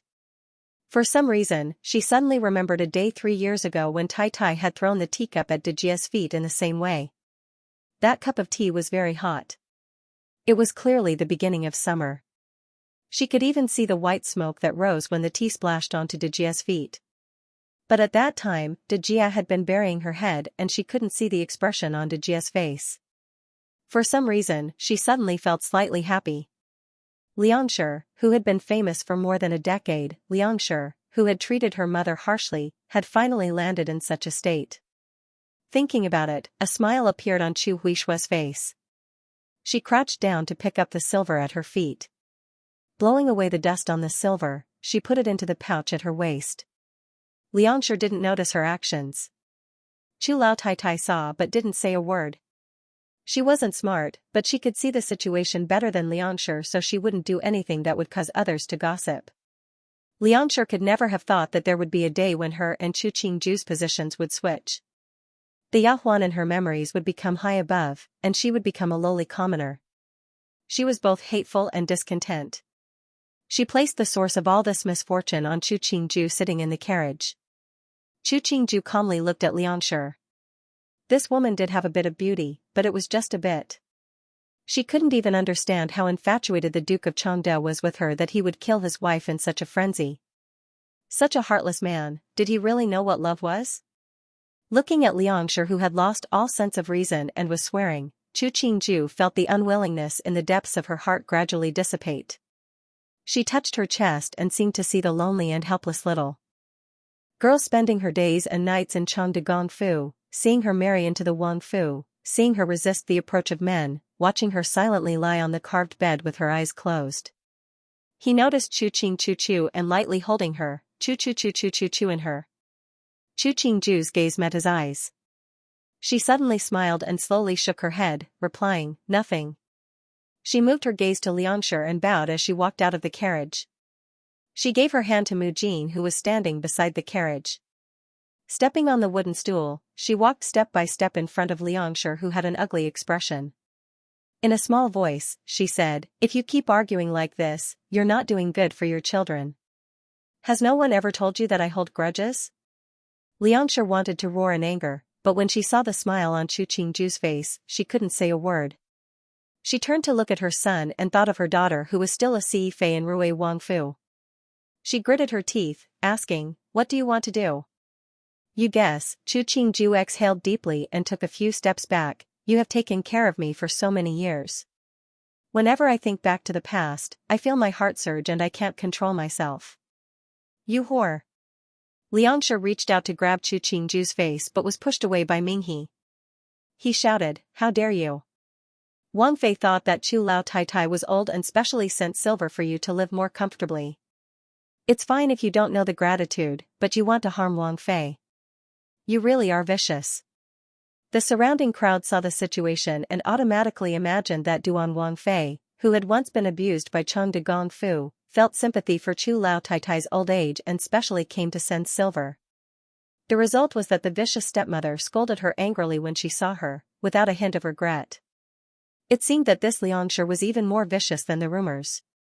She didn't know how such a kind and filial Duan Wang Fei had survived all these years under her evil claws. Chu Qingju looked with pain at Xianxia, who was being supported by Chu Wangji. She said helplessly, "Since you don't welcome me, I won't appear in front of you in the future." She bowed in the direction of Chu Lao Tai Tai. "Please take care." After doing this, Chu Qingju's expression was very dispirited as she held Mu Jin's hand to return to the carriage. When the curtain on the carriage was put down, the disappointment on her face gradually disappeared. She loved to see Xianxia live in fear every day. Maybe she had to worry every day that she, as Duan Wang Fei, would harm her children. Maybe she lived in hatred of herself every day, but that wasn't important anymore. "Let's go back," He Hing smiled as he held her hand. Chu Qingju smiled as she nodded. "Let's go." The people of Duan Wangfu left and the surrounding people gradually dispersed. Before the Chu family could react, a few ruffians suddenly ran over, picked up the silver on the ground and disappeared without a trace. Chu Wangji looked at the ruffians running in all directions and then turned to look at his own family. In that moment, he felt, the world was so big, but there was no place for them. "Let's go." Chu Lao Tai Tai stomped her walking stick and looked coldly at Xianxia. "What are you still standing here for? This place doesn't belong to the Chu family anymore." Finishing, she supported Chu Huishui to leave. Xianxia looked at her son and could only helplessly follow the steps of Lao Tai Tai. But at every place she passed, there were many people pointing at her and spitting on the ground when they saw her. She looked in bewilderment at these people and finally understood. She wasn't a duke or foreign anymore. She didn't have any more glory or wealth. She didn't have anything, and there was also a daughter left behind by a whore who wanted to plot against her. Finished, it was all finished. Spring gradually passed and the heat of summer slowly arrived. Chu Qingju didn't like to go out at this time. Most of the time, she would hide in the cool and ventilated rooms, wearing a silk dress as she waved her beauty fan and listened to Jin Zhan and Huan Yang tell her the big and small gossip of Jing City.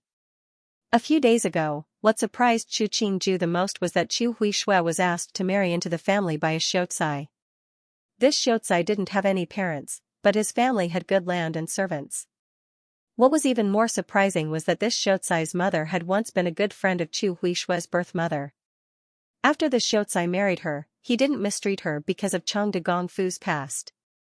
The two of them got along very well.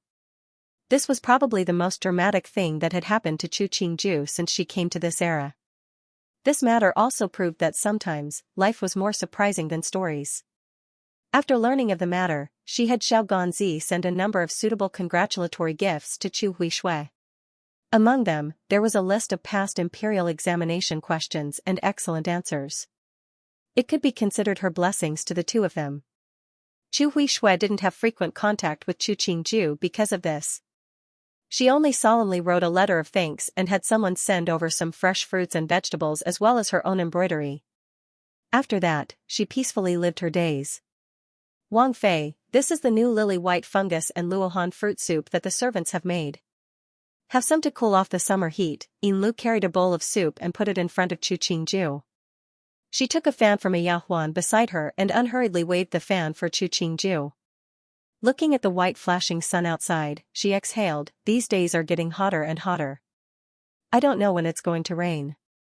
You just came in from outside. There's ice in the room. Be careful not to get sick." Mu Jin pulled Yin Lu further away from the ice. She smiled as she took the fan from her hand. You're sweating all over, don't suffocate Wang Fei. Yin Lu instantly cried out. The two fought for a while and Chu Qingju couldn't help but laugh. She put down the spoon and ordered, stop messing around. Let the kitchen make a bowl of iced sour plum soup for you to shut your mouths. That's good, newbie definitely won't mess around. Mu Jin smiled as she walked next to Chu Qingju to fan her. She looked towards the door and saw Huang Yang run in while wiping his sweat. She couldn't help but furrow her brow. Huang Yang usually didn't do things in such a hurry. Did something happen? Wang Fei, just now, Wang Yi sent a message. He said that he probably won't be returning to the Fu in the next few days. Huang Yang's head was covered in sweat. The back of his clothing was soaked and he panted as he spoke. Pour a bowl of herbal tea for Huang Yang, Chu Qingju said with a grave expression. Did something happen in the palace? Even though Huang Yang was concerned about his image in front of Wang Fei, the speed at which he drank the tea was clearly faster than usual. After a bowl of tea, he used his sleeve to wipe the corner of his mouth and said, Ming He Gonggong sent a message that the emperor suddenly fainted in court today. All the Tai on duty in the imperial hospital have been summoned into the palace. Wang Yi is also staying in the palace right now. He's afraid that Wang Fei will worry, so he specially sent a message to you. Was Qing de Emperor he Mimi? He would come every few days. Chu Qingju furrowed her brows. She felt that He Heng was much more proactive today than when Qing de Emperor was sick. Was it that Qing de Emperor's illness this time was dangerous? Looking at the Yahuan in the room that didn't dare to speak, she said in a heavy voice, send down the order. Before Wang Yi returns, the Fu will not entertain guests. Anyone that has to leave the Fu for business must report to the steward and register. When they leave, when they return, everything has to be recorded clearly. If anyone disobeys, they will be thrown out of the Wang Fu. Huang Yang's eyebrows jumped. He pushed down the panic in his heart. Yes, this one will pass it down. After Huang Yang left, Mu Jin said uneasily, Wang Fei, this matter, Fu Huang is the son of heaven and must be protected by the heavens. Chu Qingju picked up the spoon to take a sip of the lily and white fungus luohan soup. Her expression was calm as she ordered, tell the servants to keep their mouths shut. If I hear anything they shouldn't say, they will all be heavily punished. Yes, Mu Jin detected Wang Fei's caution. Exchanging a look with Yin Lu, she hurriedly retreated to manage the servants. When the bowl of lily and white fungus luohan soup was finished, Chu Qingju took out a handkerchief and slowly wiped the corner of her mouth. She stood and walked to the bedside. A gust of wind rose and thick black clouds gradually appeared on the horizon. It made the sky appear half bright and half dark. Wang Fei, newbie thinks that it's going to rain. Yuzan saw that the wind was too strong and was afraid that the window would be blown over and block Wang Fei's view, so she used her hand to push against the window. She looked at the sky and sighed, such a strong wind, and the black clouds are thick. The rain that's about to fall won't be small. Chu Qingju smiled, who cares how heavy it is? After it rains, it will stop. We're in the room, what's there to be afraid of? Staring at the approaching black clouds, Chu Qingju's brows furrowed slightly. She felt uneasy. The main hall of Tianqi Palace was very hot and stuffy, but no one dared to make a sound. They didn't even dare to wipe the sweat off their heads. Everyone's attention was on the dragon bed. The man lying on it was tied to their honor and even their lives. The Tai trembled as they finished taking the pulse. With a thud, they knelt in front of the Empress.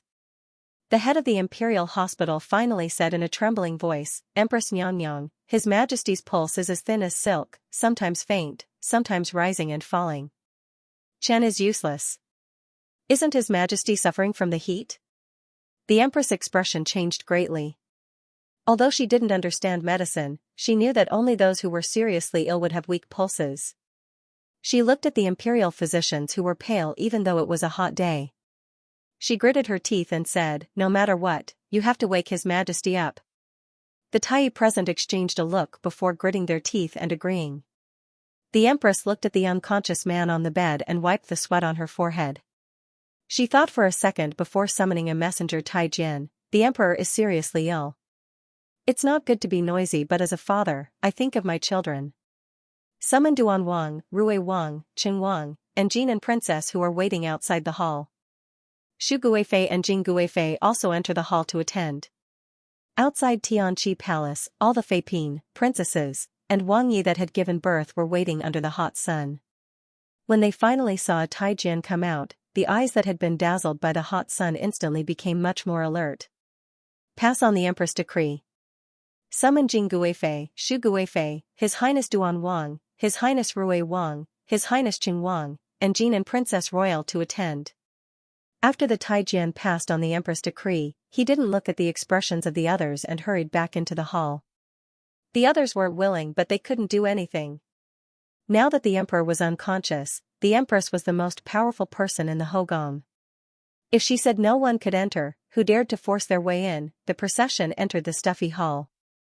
Xu Guifei furrowed her brows and asked, "The room is so stuffy, why not use ice?" The empress looked coldly at her. "Right now, His Majesty's pulse is weak, how can he use anything cold? If Xu Guifei finds it too hot, then return to the palace to rest. Presumably, His Majesty does not lack people to serve him." Xu Guifei was pierced by the empress' words. She wasn't happy inside, but due to the other's status, she could only bow to the empress. Pinky was just worried that the emperor would be hot. "Empress, please forgive Pinky for her slip of the tongue." The empress looked at her and then her gaze swept past to Yuan beside her. She no longer paid attention to her and turned to look at the Tai who was giving the emperor acupuncture and massage. In a low voice, she said, "The emperor's condition is critical this time, his pulse is weak. You have to serve him well." The faces of the people who came in immediately changed. They clearly knew what a weak pulse meant, but why did it suddenly become like this? Xu Guifei was probably the one with the ugliest expression. Her gaze swept across the people in the room. If the emperor passed like this, then what chance did her son have of inheriting the throne? Thinking about it, she looked with enmity at He Heng whose face was full of worry. If Wei Shi's son became the emperor, would there be a place for her and her son in Delong dynasty? Why is it like this? Xu Guifei's voice gradually became louder, even slightly shrill. "The emperor was fine yesterday, how can his pulse be weak?" Finishing, she started to cry sorrowfully, her mouth occasionally calling out for His Majesty. Jing Guifei wasn't like Xu Guifei, but the rims of her eyes were red as she silently cried. A short while later, the handkerchief in her hand was soaked in tears, but she didn't feel it. She only stood by the dragon bed and cried soundlessly. Qing the emperor seemed to hear a shrill sobbing. This sobbing made his head hurt. When he managed to open his eyes, he saw a woman dressed in peach red kneeling in front of him.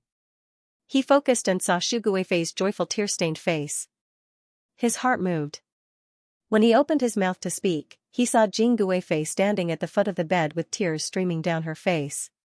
Her calm red and swollen eyes were looking at him. She clearly hadn't spoken to anyone, but he could feel her worry and concern for him, as well as her joy at seeing him wake up. He wanted to sit up and say he was fine but found that his entire body couldn't move. He wanted to say a few more words but found it was hard to even breathe. He turned his eyes and looked at the well-dressed woman kneeling next to him. He then looked at the woman standing at the foot of the bed whose clothing was slightly disheveled and whose hair wasn't even properly combed. A long time later, he closed his eyes and squeezed out a thread of energy from his body to say, "Summon the Judicial Office Tianjin Ku, the Minister of Revenue Luo Changqing, the Prime Minister Wei Wenguang, the Minister of Rights Zhang Zhuqing, the Commander of the Imperial Guards Sun Zhangyu." Just this one sentence, Qing the Emperor panted as he spoke. Xu Guifei, who was kneeling in front of him, gradually felt her hands grow cold. Her intuition told her that this man who had doted on her for more than 20 years was about to leave her. Her heart was slightly sad, but she was even more panicked. Did this man still remember the promise he had made? Would he leave the throne for Yuan? "Emperor, look at Yuan, he's come to see you." Xu Guifei stood and dragged He Yuan to the side of the bed. She said urgently, "Did you forget? You once said that you would climb mountains with Yuan, ride horses together. You haven't done that yet. After you get better, you have to fulfill those promises." Qing the Emperor looked at his most doted third son. He had even changed this child's diapers, washed his feet, and carried him on the bed to play. He watched as this child slowly grew up and became a handsome youth. Fu Huang, He Yuan, knelt in front of Qing the Emperor's bed, the rims of his eyes red as he said, "Chen remembers every word you said. Please get better soon." Yes, at that time, he had said many things. He had even promised that his third son would be the next emperor. But after all these years, he hadn't made him crown prince. Sanner's personality was too proud. He always wanted to wait until he was more mature. Waiting until now, he didn't have the energy to keep waiting. His slightly murky gaze passed over He Yuan's shoulder and saw his second son standing silently a few steps away. This was the child that Wei Shi had given birth to for him. He remembered that he did well in his studies, was well behaved, and was even filial. He liked to give many things to this son, but he couldn't remember anything else. When this child was young, he had been white and chubby. He still remembered when Wei Shi had carried him, the way he had extended a hand to call him Fu Huang. The children were all grown up but he was old. Emperor, the Darren have all arrived. The chief Taijian announced in a small voice. Summon, Qing de Emperor took back his gaze and ordered weakly. When Tianjin Ke and the others entered the great hall, they detected that something wasn't right. When they saw the red glow on their faces, their hearts jumped and they all knelt down. Qin greets Emperor, greets Empress. Qing de Emperor didn't rise but ordered, bring forth the 4 treasures of the study. Xu Guifei's eyes widened as she watched the Taijian bring forth the 4 treasures of the study. She knew what the emperor was going to do. Her heart was in her throat. Zhen will read, official Tian will write, all of you, listen. Qing de Emperor's gaze slowly swept across the people in the room. In the end, it landed on Jing Guifei, who was sitting in the corner and covering her mouth. She was clearly crying so hard she couldn't breathe but didn't make a single sound. He closed his eyes. A beat later, he opened them. His eyes were filled with determination. He Yuan saw Fu Huang's gaze and felt that something wasn't right. He couldn't help but ask, what Fu Huang once said, does it still count? Qing de Emperor glanced at him and slightly moved his gaze away. He took a few breaths. Ever since Zhen ascended the throne, Zhen has not been able to govern the country internally, nor expand the borders externally. But I have a son. Heng, born intelligent, his heart pure and kind. He manages the family and cultivates himself. He has the virtues of Shandi. Zhen has thought it over and over. Only this son has the ability to govern the world. Zhen has passed the throne to the second imperial son, Heng. He can choose an auspicious day to ascend the throne. After saying these words, Qing de Emperor was gasping for breath. Even his vision started to blur. He looked at the jade seal and the personal seal presented in front of him. Trembling, he picked up the jade seal and pressed it down on the imperial decree that Tianjin Ku was holding. Fu Huang. He Yuan watched as the crimson jade seal print landed on the imperial decree and asked in disbelief, why did you change your mind? Qing de Emperor didn't pay attention to him and laboriously stamped the personal seal on the imperial decree. After doing all this, he seemed to have lost all the energy in his body, a chill running down his back. Fu Huang, why? He Yuan wanted to snatch the imperial decree but was stopped by a Taijian. He turned to look angrily at He Heng. What trick did you play to make Fu Huang give such a decree? The rims of He Heng's eyes reddened as he said, Sandy, don't make a fuss right now, don't pretend. You two, mother and son, have always been good at pretending. Other people fall for it. I feel disgusted. He Yuan looked hatefully at Qing de Emperor. Fu Huang, is this how you treat me? Qing de Emperor didn't seem to hear He Yuan's ruckus. He dazedly looked at the foot of the bed, muttering, Chon'er, don't cry, Chon'er, Zhen was wrong. Xu Guifei's eyes widened, looking in disbelief at Qing de Emperor as though she didn't recognize the person in front of her. The great hall was silent. They didn't know who Chon'er was that the emperor spoke of, and didn't know why the emperor said it incorrectly, but they knew that Duan Wang was the future emperor. The successor had been decided, and there would be less trouble. After an unknown amount of time, maybe it was just a moment, Jing Guifei walked next to Qing de Emperor and bent down to hold his hand. Qing de Emperor looked at her, a smile appearing at the corner of his mouth as he slowly closed his eyes. Jing Guifei's index finger trembled, the other hand lightly placed under Qing de Emperor's nose. Tears instantly fell. Emperor! Xu Guifei pushed aside Jing Guifei and leapt onto Qing de Emperor's body, wailing loudly, Emperor! The chief Taijian knelt down with a thud, shouting, Emperor, has passed away. Everyone in the room knelt down like dumplings.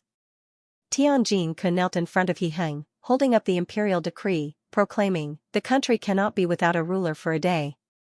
Emperor, please arrange for Shandi's funeral. Kneel for Emperor's condolences. Kneel for Emperor's condolences." Everyone shouted. The people outside the hall all cried as they knelt down. No matter if they were truly sad or pretending to be sad, they were all crying so hard they couldn't breathe. He Heng slowly reached out with both hands to take the imperial decree from Tianjin's hands.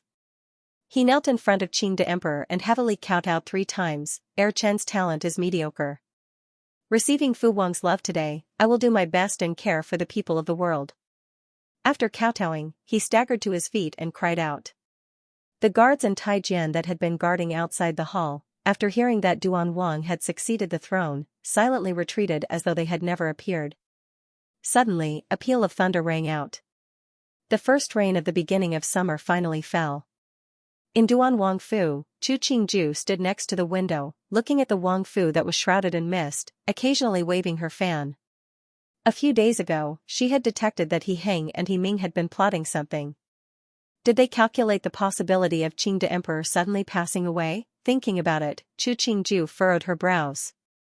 Why did she suddenly think that Qing the Emperor would pass away? Wasn't this imagination a bit excessive? The storm was fierce, but it stopped at dusk.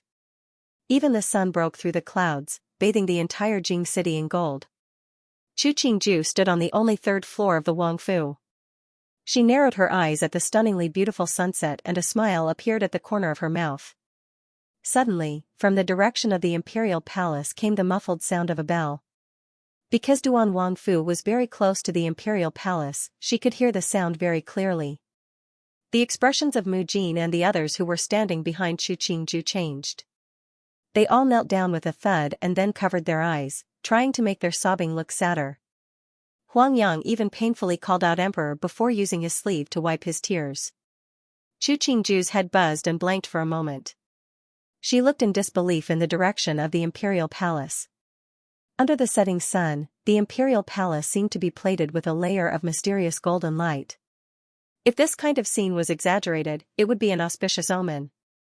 How could it be that the emperor had passed away? She paused before turning and ordering, "Quickly change everything in the food that needs to be changed. Don't let anything gaudy appear."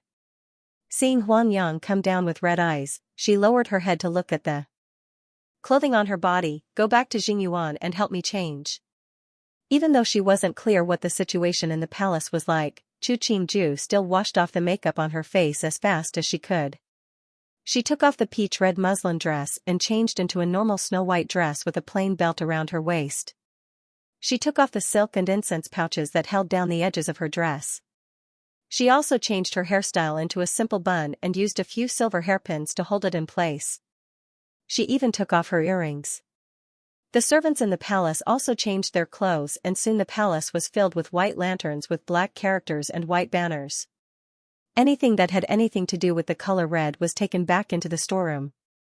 Jiang Yongyu looked at the servants in her yard hurriedly packing things. She changed into a blue cotton dress and asked Ai Lu beside her, "Does Wang Fei have any orders?" Ai Lu helped her take off the jewelry from her hair and tied her hair into a simple bun. She used 2 silver hairpins to hold it in place. Wang Fei didn't have any orders. She just told all the courtyards to pack what needs to be put away and hang what needs to be hung up. Jiang Yongyu frowned slightly.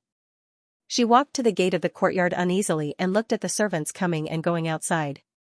She sighed and said, "I wonder how things are going in the palace." Ai Lu knew that her mistress was worried about the matter of the new emperor succeeding the throne. It was fine if their Wang Yi succeeded the throne, but if Rui Wang succeeded, the Wang Fu wouldn't be so peaceful in the future. "What, you can't stay any longer either?" Feng Zijin held Xia Yun's hand and looked at Jiang Yongyu mockingly. "I thought you were very tolerant, but aren't you still like this?" Jiang Yongyu looked calmly at the sapphire hairpin in Feng Zijin's hair. She said faintly, "If you have the time to come here to make a fuss, why don't you change what you were wearing earlier?" If Wang Fei knew, would she be angry? It's just a dog in front of Wang Fei. What is there to be proud of? Feng Zijin snorted coldly. She held Xia Yan's hand and left. Ai Lu said angrily, "She's just a Xianxia that Wang Yi dislikes, what is she so arrogant about?" Her father is a third-grade assistant minister of the Ministry of Works. My father is under her father's jurisdiction. Naturally, she dares to show off in front of me. Jiang Yongyu smiled ambiguously. This kind of person, there's no need to lower yourself to her level. Ai Lu saw that her mistress had a smile on her face. Even though she didn't understand what was going on, the anger in her heart dissipated. The palace doors opened wide. A fourth-grade imperial guard on a fine horse flew out of the palace. The guard saw that the guard was heading in the direction of Duan Wangfu and instantly sighed. The people of Duan Wangfu were really like chickens and dogs ascending to heaven. After that, a troop of guards drove a carriage out of the palace. There were white flowers hanging on the carriage, but looking at the decorations, it was a carriage that only the empress had the right to sit in. They instantly understood. This carriage was most likely going to receive Duan Wangfei. Chu Qingju sat with a solemn expression in the main hall of Duan Wangfu. Behind her stood 4 Yahuan and 4 Taijian. Everyone's expression was stern. Looking at the wide-open hall gates, Chu Qingju drank a mouthful of Qing tea. Her white fingers lightly tapped the surface of the table, alleviating the anxiety in her heart. Wang Fei, the imperial edict from the palace has arrived. Huang Yang hurriedly ran in. His face was both happy and sad. He looked exceptionally funny. But there was no smile on Chu Qingju's face. She slowly stood and watched as the person dressed in the robes of an imperial guard strode in and then knelt in front of her. The emperor has a decree to specially welcome Nyang into the palace to manage the affairs of the Hogong. Qingde emperor was already dead. Right now, only the new emperor could be called the emperor. And the woman of the new emperor could naturally be called Nyang. Chu Qingju slightly nodded. This Darren, please rise. She examined the person and found that he really was an imperial guard before asking, is the emperor well? Everything is well with the emperor, but he is too grief-stricken and hasn't had a drop of water, the imperial guard respectfully replied. The emperor specially let this subject come to announce the edict. The carriage and guards will arrive soon. Nyang, please wait for a moment. Chu Qingju calmly nodded.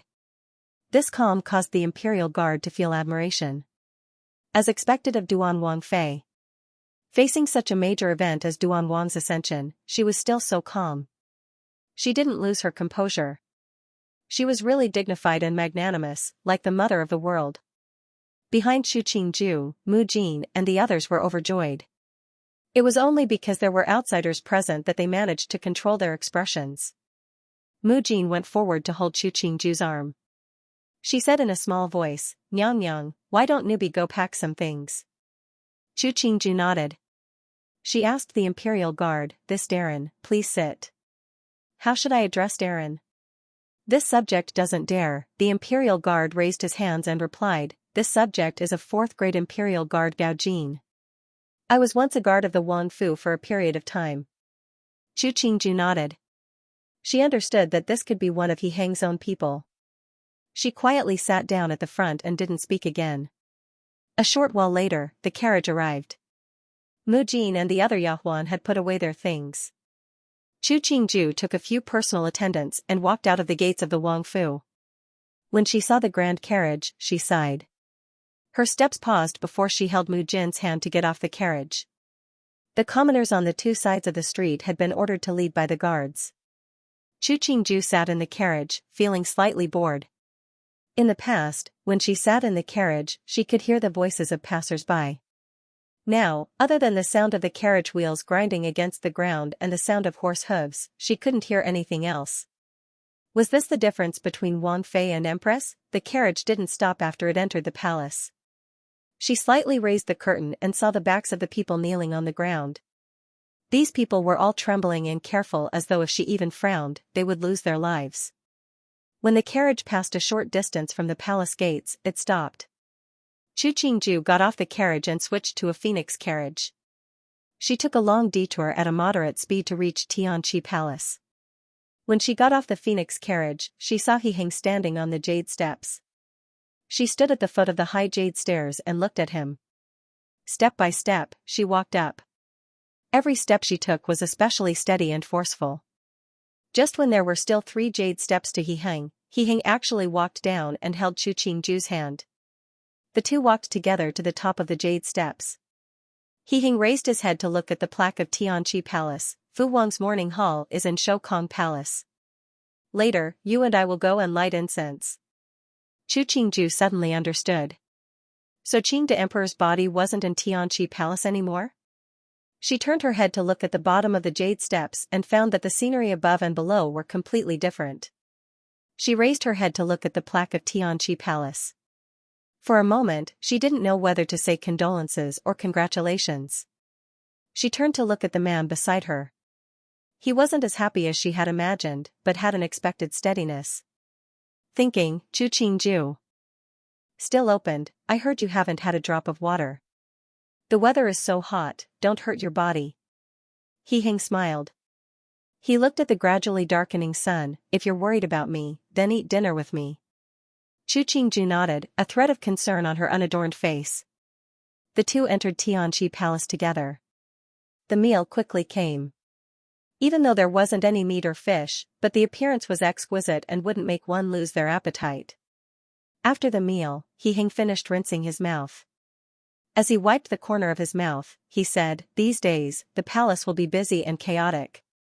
Follow Muhu to deal with the matters of the Hogong. After the matter is settled, it will be easier to manage the Hogong. Chu Qingju's eyebrows moved slightly. The meaning of He Hing's words was that the Hogong would be managed by her in the future? There are two Muhu in the palace, there's no need for me to do such things. Chu Qingju smiled as she responded, isn't the emperor worried that I would be tired? How can I not care for you? But our Hogong, you can't ignore it. He Hing smiled warmly, I wouldn't be at ease if I gave it to someone else. Chu Qingju looked at his eyes and found that he was exceptionally serious when he said this, so serious that she almost believed him. After a beat of silence, Chu Qingju smiled and responded, all right. In Zhongjing Palace, Jing Guifei slowly waved the fan in her hand. She asked Ding Mama, who was standing at the side, I heard that the emperor welcomed Chu Qingju into the palace? Ding Mama responded, Newbie heard that Nyang is eating dinner with the emperor right now. Jing Guifei nodded, that's good. With her accompanying, the emperor will know to take care of his body. Ding Mama hesitated for a second and couldn't resist saying, but if Chu Nyang enters the palace, the Hogong, isn't it good that Ben Gong's son's Hogong is given to Ben Gong's Erxi to manage? Jing Guifei's expression changed, this matter cannot be mentioned in the future. Ding Mama's face paled and her body bowed even lower, Newbie misspoke, Nyang, please forgive. Jing Guifei's expression softened slightly. She continued to wave the plain fan in her hand and didn't speak again. What did you say? Duan Wang succeeded the throne? Xianxia stood in front of a blue-tiled farmhouse, her face pale as she looked at her nephew. For her, this news was the greatest nightmare.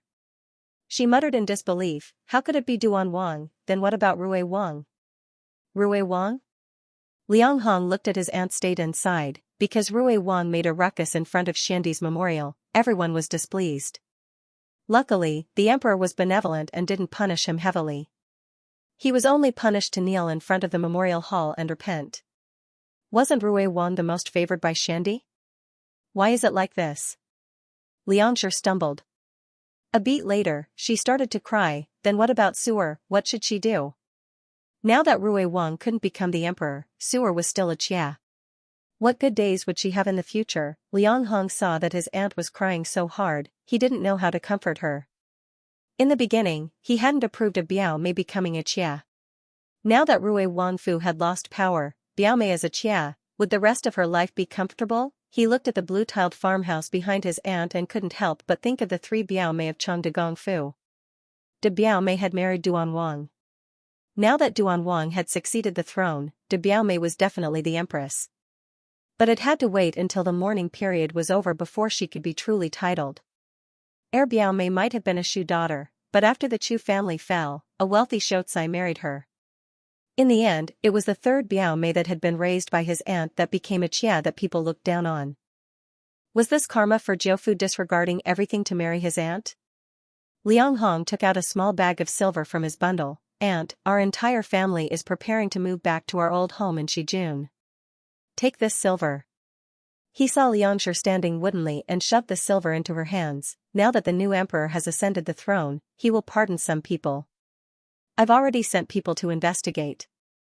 Uncle will be released from the heavenly prison soon. At that time, you should live well. I will bid farewell to you here.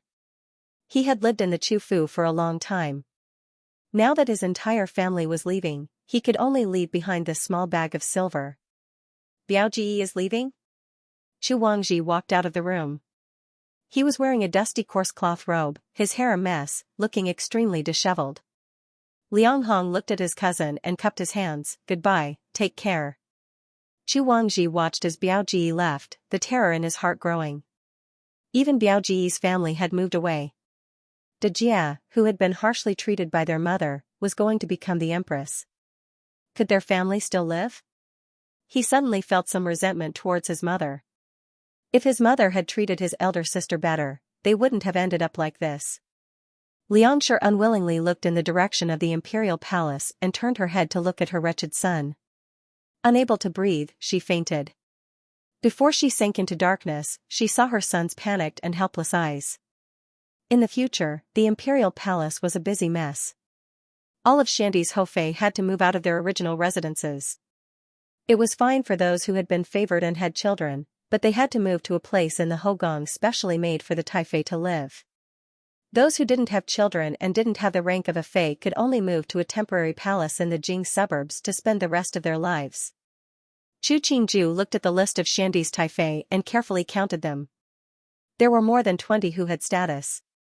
Other than those who had children and had high status, the remaining 12 were going to move to the temporary palace.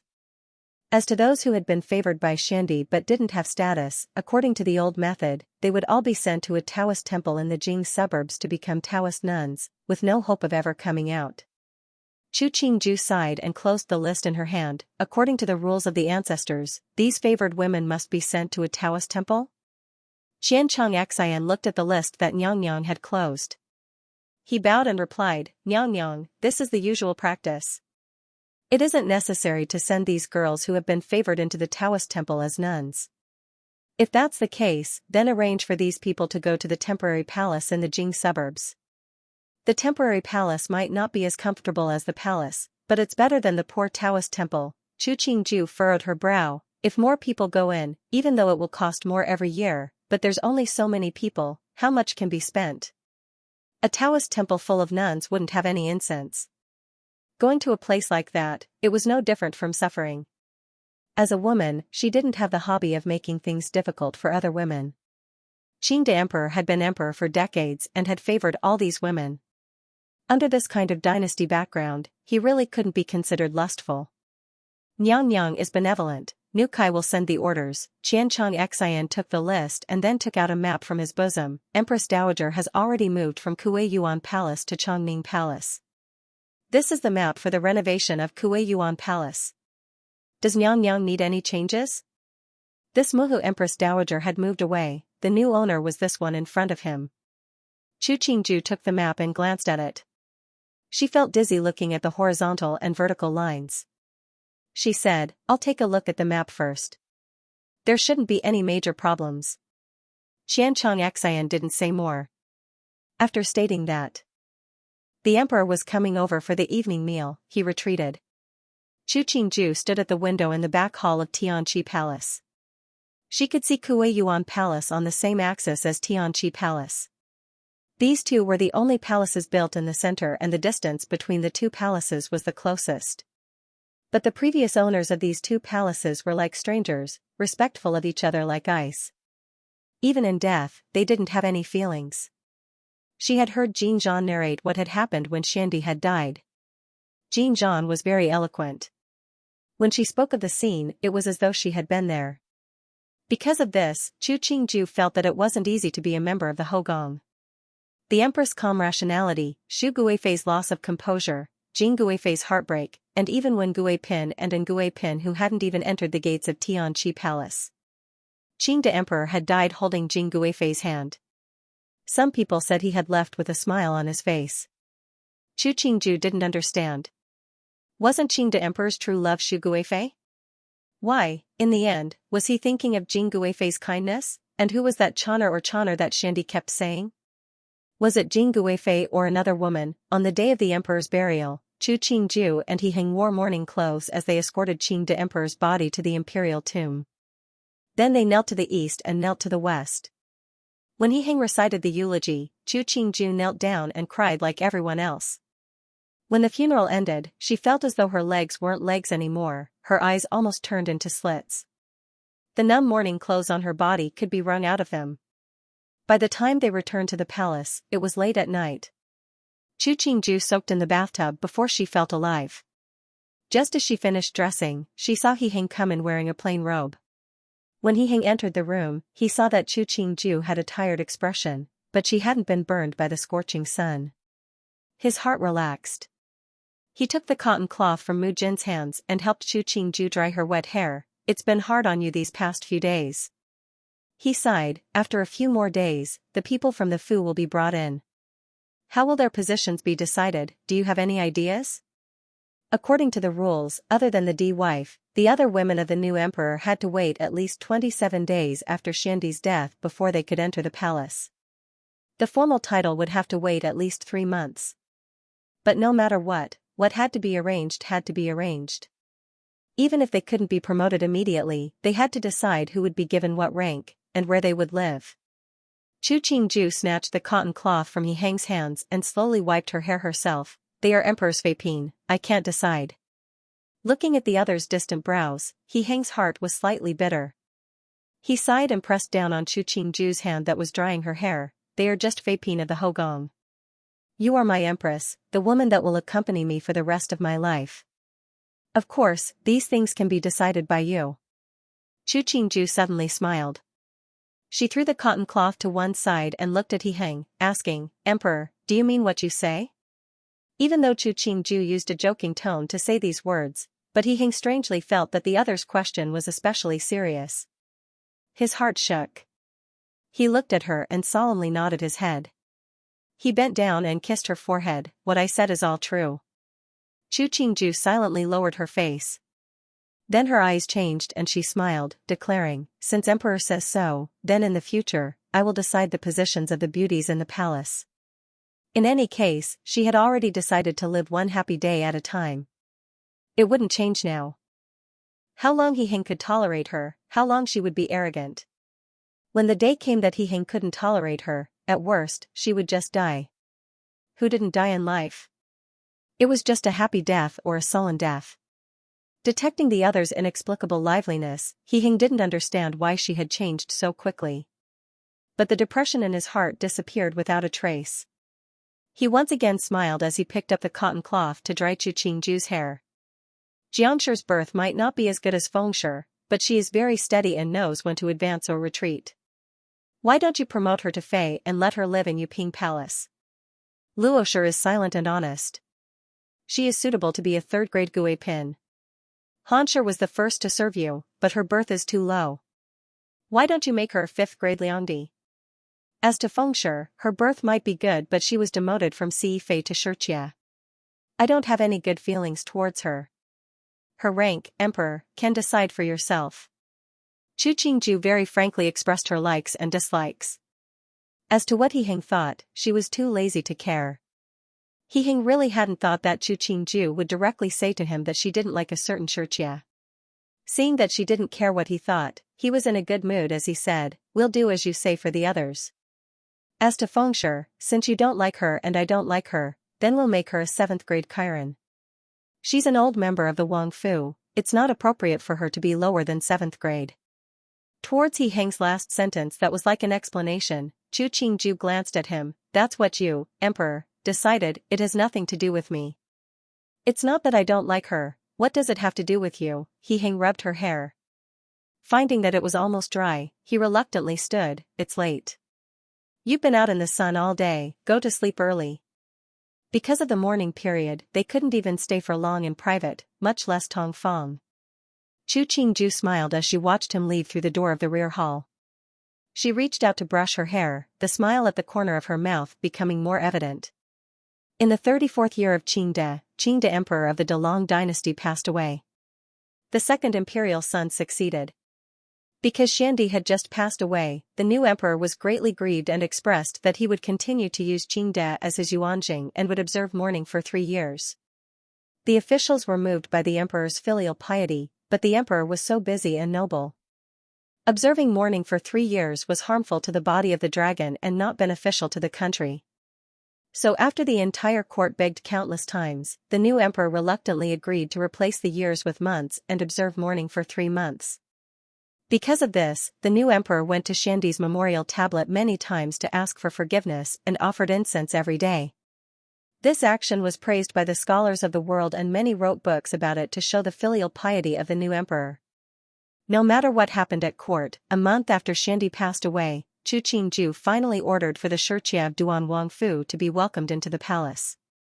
Of course, other than He Heng and a few of the personal attendants, no one knew that the rank and palace of these Xianxia wasn't decided by the emperor, but by the empress. Even though the mistress and mistress of Duan Wangfu had already entered the palace, there was still a heavy guard. The passers-by all knew that this was the residence that the new emperor had lived in before he ascended the throne, and were especially careful when they passed by. Right now, even the paternal families of the Cheshire of Duan Wangfu had risen in status. Even though not many people went out of their way to curry favor, they were much more courteous to these people.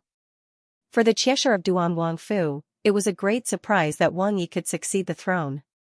Could the Xianxia of a Wangfu compare to the Xiangyang in the palace? What's more, they had all served the emperor before he ascended the throne, so their positions wouldn't be too low. At that time, even if the emperor didn't favor them enough, at least their positions would be passable, and they would be recorded in the history books. If it was the Xianxia of a Wangfu, after 100 years, who would remember them? But their excitement quickly passed. Wang Fei was received into the palace at the same time that the emperor entered the palace. After that, no imperial edicts came down.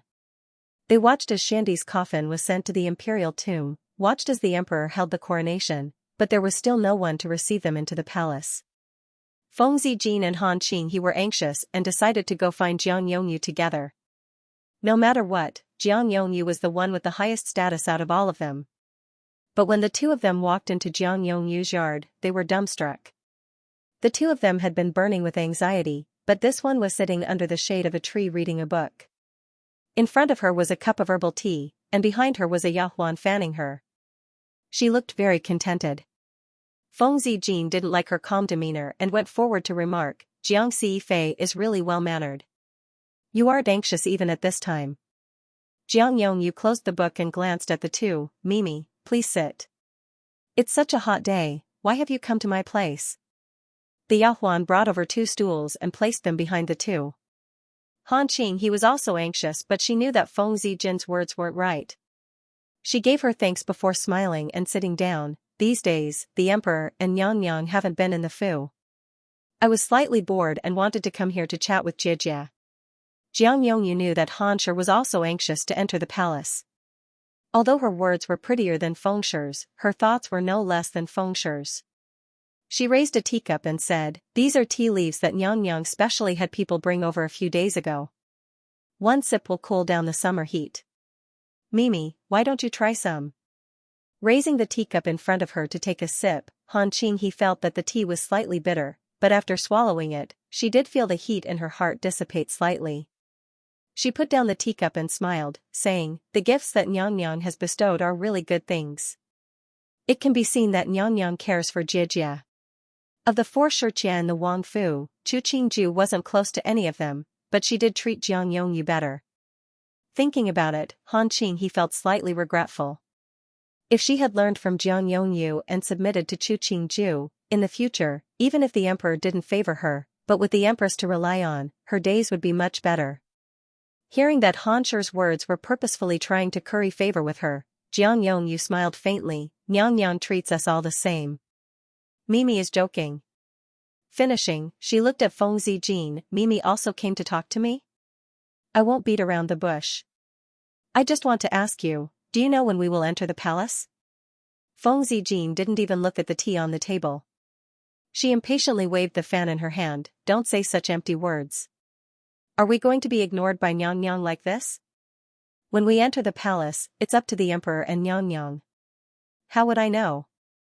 Jiang Yongyu looked at the fan in Feng Zijin's hand. The surface of the fan was painted with large red peonies. Her lips curled as she said, in the future, the affairs of the palace will be chaotic. It has only been a month since Shandi passed away. The emperor and Xianxia are both in grief. How can we cause trouble for the emperor and Xianxia? Feng Zijing glanced at the smile on Jiang Yongyu's face. She snorted, Jiang Fei is really magnanimous. If that's the case, I'll leave. She stood and snorted, if you have the guts, don't enter the palace. Finishing, she angrily stormed out of the side yard. Han Qinghe laughed dryly as she held a cup of tea. She looked at Feng Zijin's back. Feng Yinyang's personality is still like this. If she enters the palace with this personality, she will suffer. Jiang Yongyu was used to Feng Zijin's conduct. She calmly turned her head to say to her, we are the elders that have served the emperor.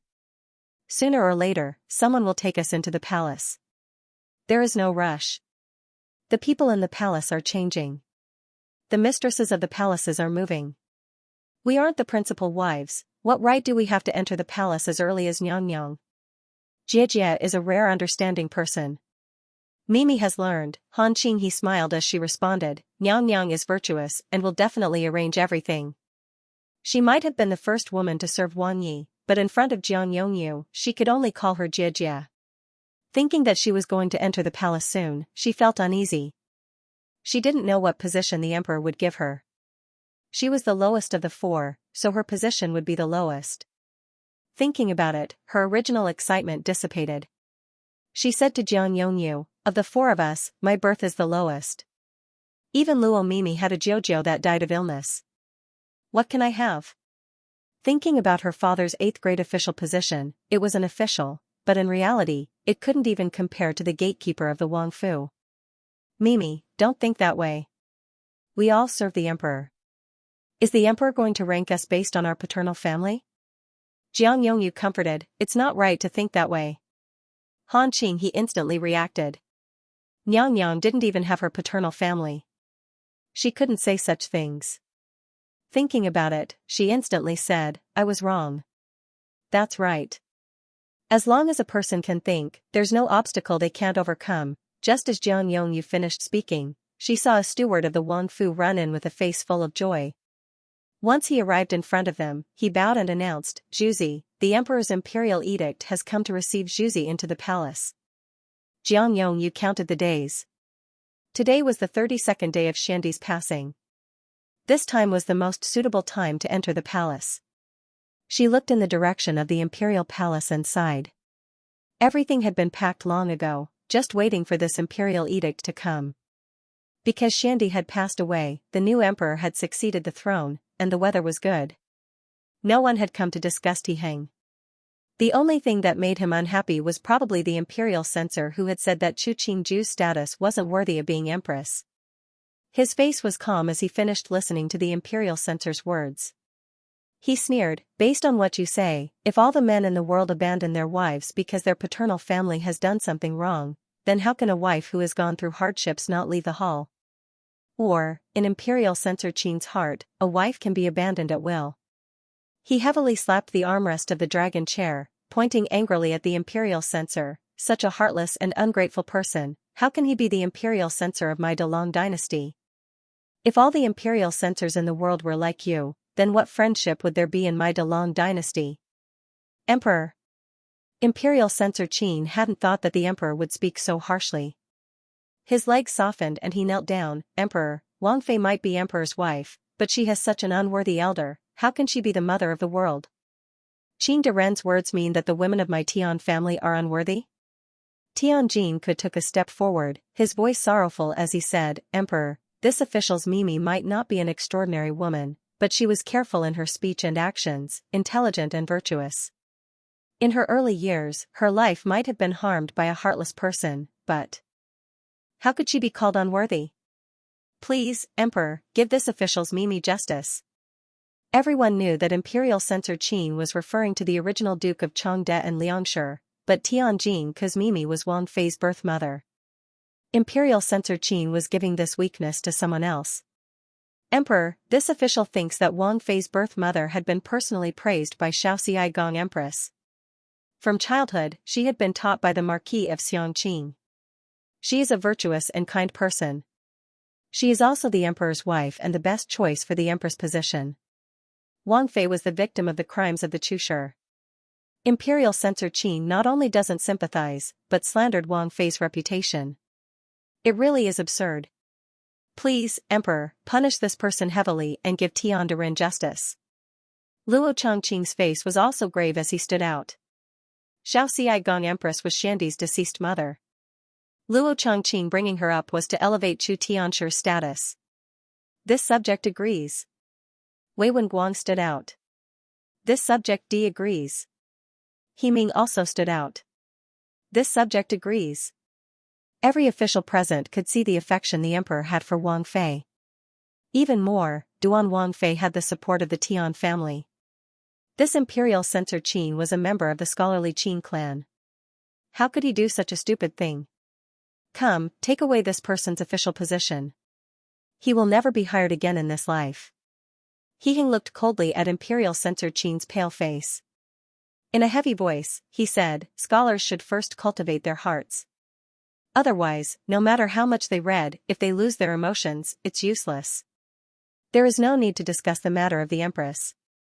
Zhen will only have Chushi as empress in this life, and no other.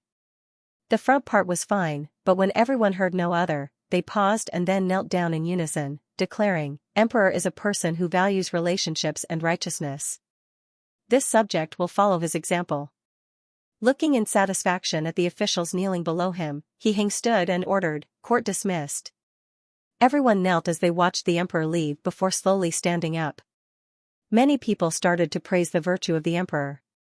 Presumably, after today, the men in Delong dynasty that favored the Jie and neglected the wife would lessen, and the men that respected the wife would increase.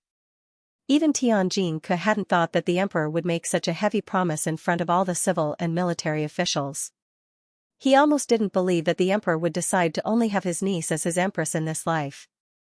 Virtuous son-in-law, shall we go together? Luo Changqing smiled as he walked in front of Tianjin Ke, reaching out to pat his shoulder. Father-in-law, please. Tianjin Ke raised his hands in a gesture of invitation, half a step behind Luo Changqing. Luo Changqing didn't persist. The two slowly walked out of the great hall. He commented, I had heard before that Nyang and Rui Wang Fei didn't have a good relationship. Looking at it today, it really isn't a rumor. Tianjin Ke jerked the corner of his mouth, father-in-law is right. But the Qin family was too ugly this time. He smiled in a good mood. No matter what, if the emperor treated his niece like this, his Mimi, who had died early, could finally rest in peace. Emperor, Xianxia looked at the ugly expression on the emperor's face and carefully held out a cup of tea. Qinsher. He Hing swung the teacup onto the ground, his voice heavy, it seems that Jin Sandi's Fu still doesn't have enough servants. Several plain-colored carriages passed through the side door and entered the main gates of the palace. The guards at the gates watched as the carriages moved further and further away. This procession was much worse than when the empress had entered the palace. Right now, the emperor hadn't officially titled her empress, but after the ruckus at the royal court, everyone in the palace knew that Chushi was definitely the empress. There were countless palace maids and Taijian in the Department of Household Affairs that wanted to serve the empress. It was a pity that the emperor had personally chosen people for the empress. Just the intentions of the emperor towards the empress made everyone in the palace understand. In the emperor's heart, all the Shirqia of Duan Wang Fu added together couldn't compare to one finger of the empress. Stop. The thin and long voice of a Taijian sounded from outside the carriages. The carriages stopped at the same time. The Taijian that gave the orders looked at the carriages behind him and announced, please, mistresses, get off the carriages and onto the step carriages. Jiang Yongyu supported Ai Lu's hand to get off the carriage. She saw 4 step carriages not far away. One of them was much more exquisite than the other 3. Before she could react, the Taijian that had given the orders walked in front of her, smiling as he greeted, greetings to Nyang.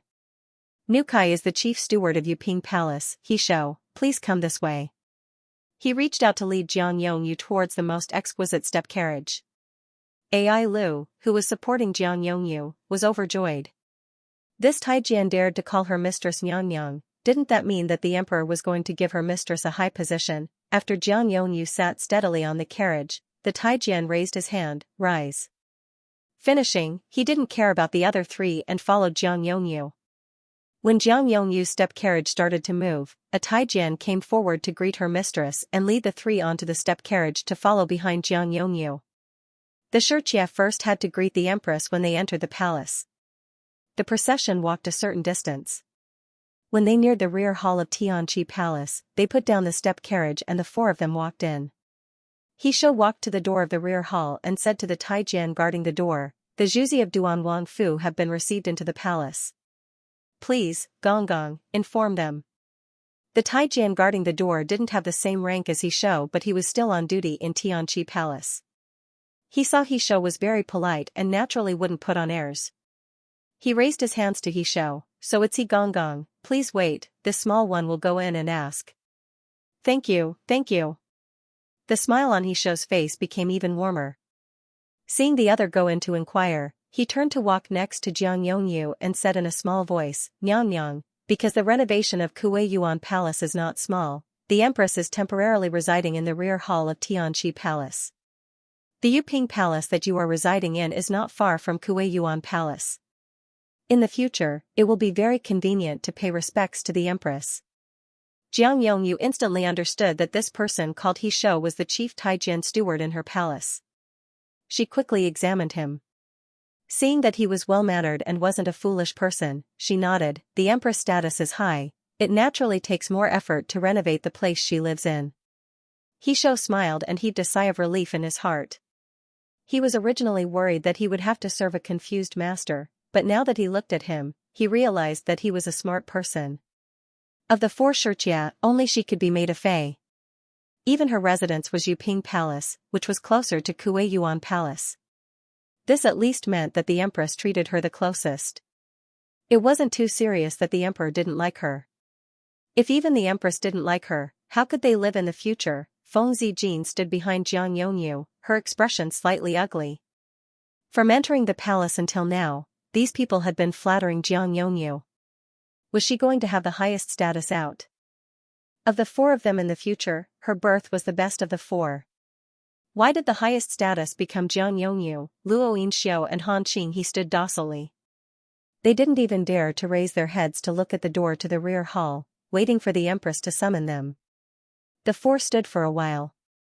The Taijian that had been guarding the door came out. He said with a smile, "The Empress invites the mistresses in, please." Finishing, Jin Zhan came out of the door. She bowed to the four, "Noble mistresses, please follow newbie." "Thank you, Jin Zhan Gunyang." Jiang Yongyu smiled at her and raised her foot to walk inside. "I don't dare." Jin Zhan retreated to the side and made an inviting gesture, leading the four into the inner hall. "Nyang, the noble mistresses have come in," Huang Yang said in a small voice.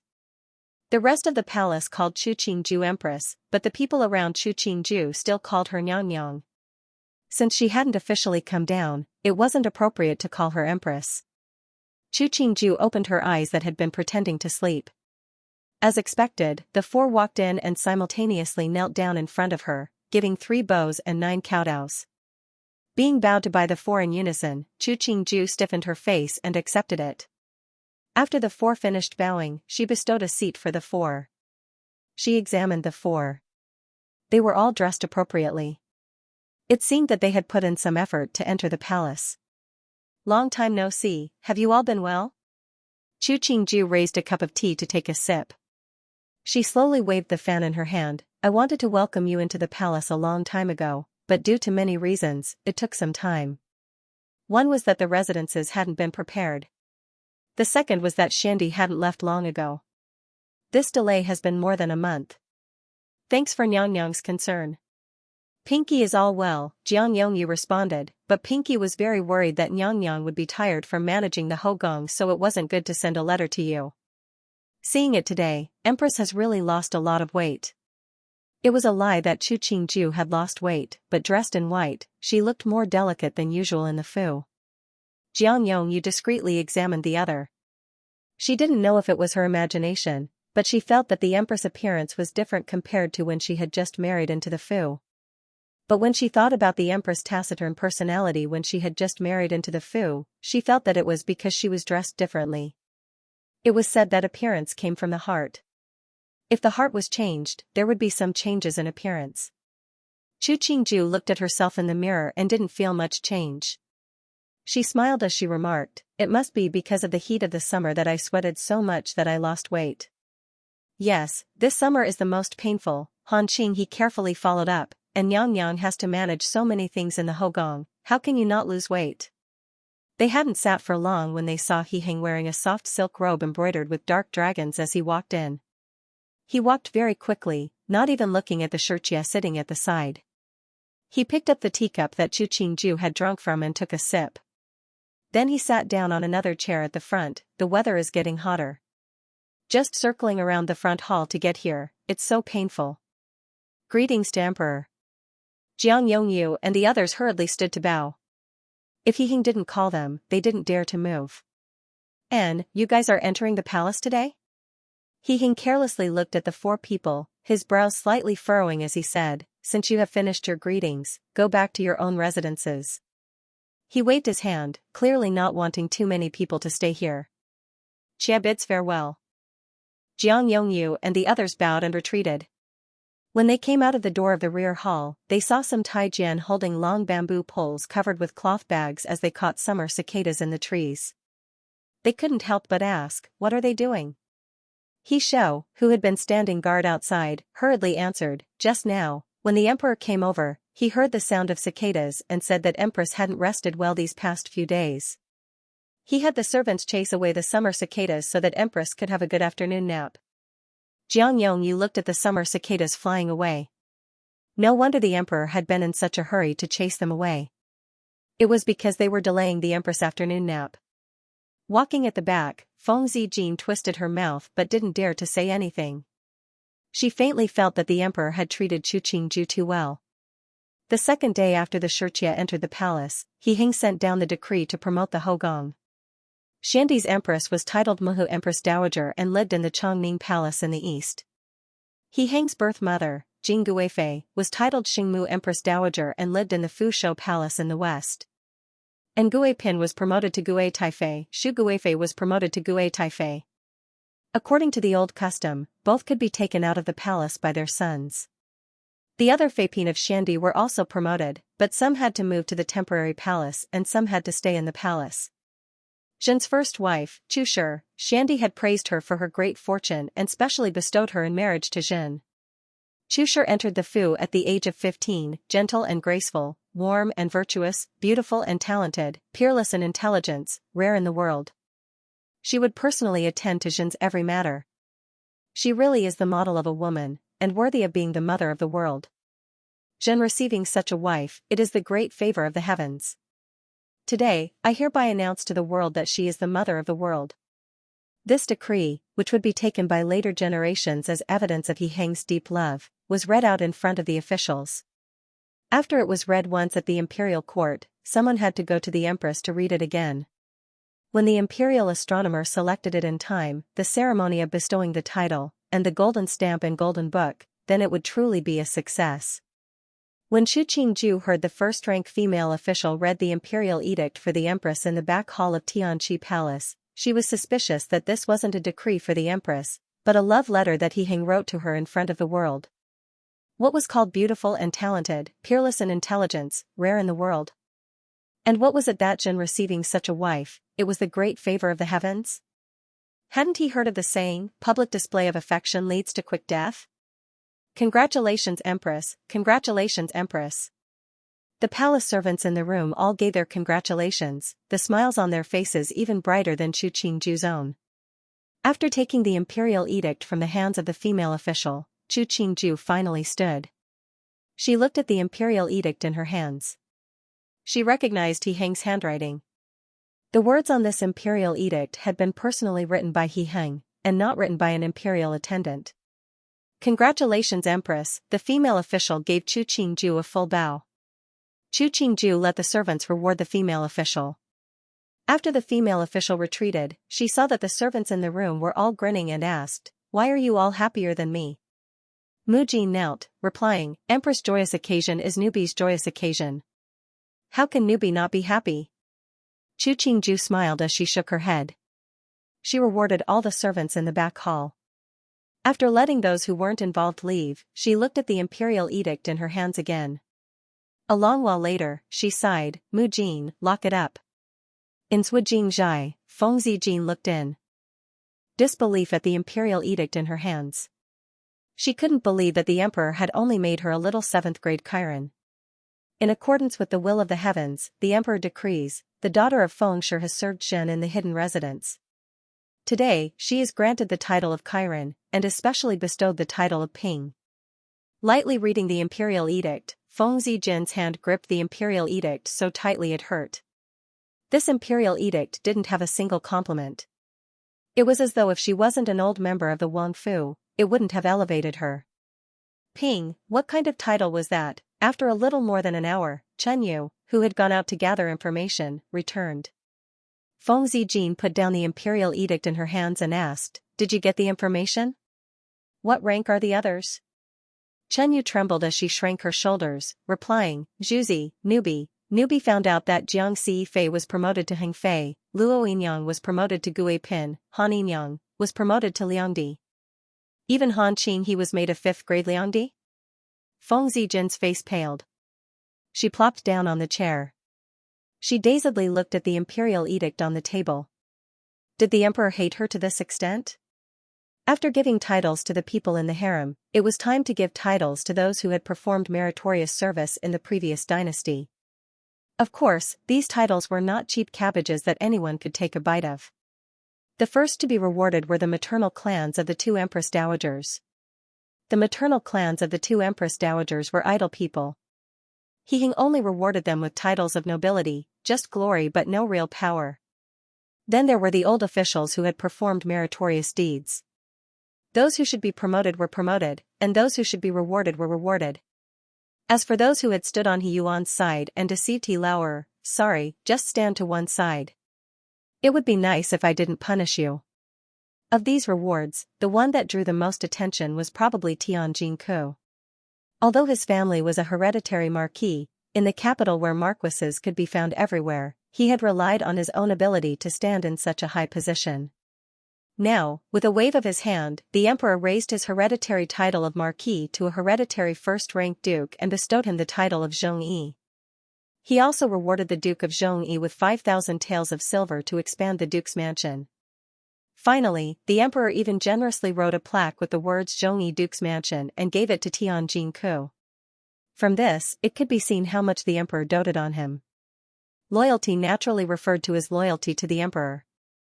As to this meaning, some people speculated that it was because the emperor remembered Tianjin Ku's protection of the empress and the injustice he had done for his younger sister, Tianshi, that he had chosen this meaning. Thinking of the glory of the Duke of Zhongyi and the fallen Chu clan, many people began to sigh. It was evident that one had to accumulate good karma. The so-called karmic retribution was not without reason. The Duke of Zhongyi did not have a good daughter, so having a good niece was also his fate. It was not something to be envious of.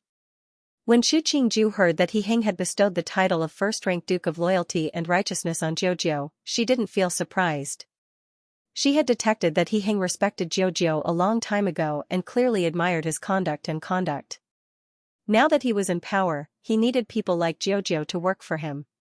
Rather than saying that he was rewarding Jiujiu, it was more accurate to say that he was telling the world that he admired talents who were loyal to the emperor.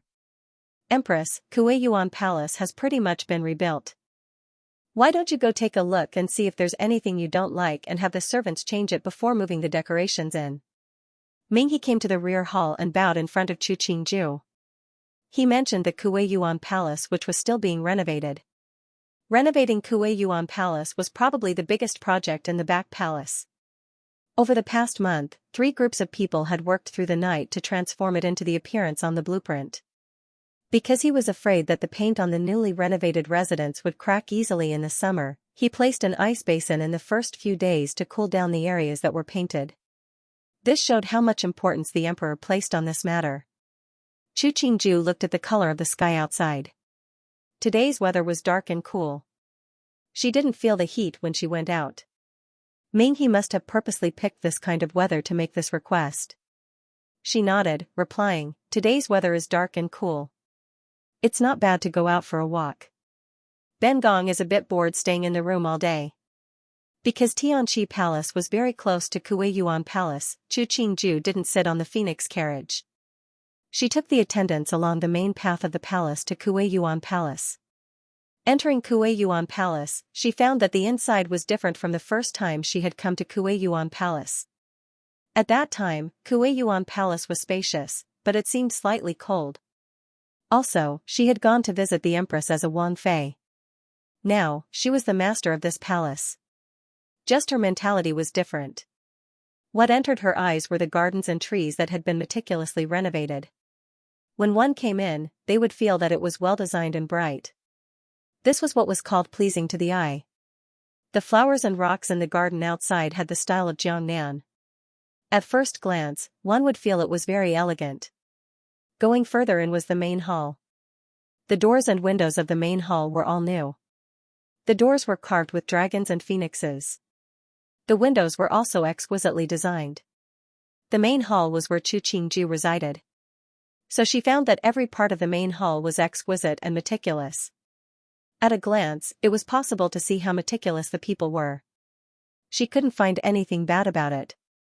Ming He saw the empress had a satisfied expression and said, "The emperor heard that some paint materials were harmful to the body and specially ordered people to choose natural materials to make paint.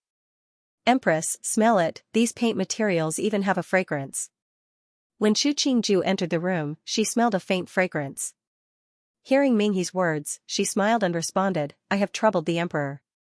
The emperor said, "As long as Empress, you like it, it's fine." Ming He moved a step to the side. "Nyang, please follow Nukai to the Western Hall to have a look." When the door to the Western Hall opened, Chu Qingju was dumbstruck. Because inside was a very large white jade bath. There were 2 dragon heads on each side of the bath. The wide mouths of the dragon heads were clearly where the water was drawn in. The sides of the bath were separated by a hazy gauze curtain. Chu Qingju lifted the gauze curtain and saw a very wide couch. Next to the window was a table and 2 comfortable reclining chairs. Looking at it, one would have the urge to be lazy. She hadn't thought that He Hing would remember that she wanted a swimming pool. She walked out of the gauze curtain and walked to the edge of the pool. She reached out to touch the cool and clear surface of the water. A long time later, she said, "Ben Gong likes it very much." Ming He instantly smiled. He pointed at the 2 dragon heads lined up side by side, declaring, "The one with the sapphire on the forehead releases cold water, the one with the ruby on the forehead releases hot water. If Nyang likes it, you can come and soak in it." The emperor specially asked the head of the imperial hospital Darren. "Appropriate swimming is good for the body." Chu Qingju stood. She suddenly thought, such a large bath, it really took up a lot of water and manpower. The cold water in the summer was fine, but if it was hot water, how many people would it take to boil water to fill the entire pool? "Does the palace have running water to bring in?" Chu Qingju directly asked. She might like to enjoy herself, but it wasn't to the point of tricking others to death just so she could swim. Ming He smiled and explained, "Empress, don't worry. This place uses running water. Coincidentally, there is a hot spring in the palace. The emperor ordered the water to be drawn here." Chu Qingju's heart relaxed. She looked at the luminous pearls inlaid on the walls of the bath. Each one was the size of an infant's fist.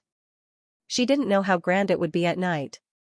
The palace maids and Taijian serving behind Chu Qingju were dumbstruck when they stepped into Kuei-Yuan Palace. Mu Jin sighed inside. In the past, she had thought the so-called one scenery was an exaggeration. Today, she found that there really was a place where one scenery, existed. This Kuei-Yuan Palace might not be filled with gold and white jade, but it was unspeakably beautiful. Thinking about it, she was slightly puzzled. It hadn't even been 2 months since the emperor ascended the throne. Who was able to draw the plans in such a short amount of time, and leave so much time for the craftsmen to finish everything? Or was it that before the emperor ascended the throne, he had people study? Her heart shook. Mu Jin slightly furrowed her brows. She detected that she was thinking about something she shouldn't be thinking about and hurriedly put her attention on the empress.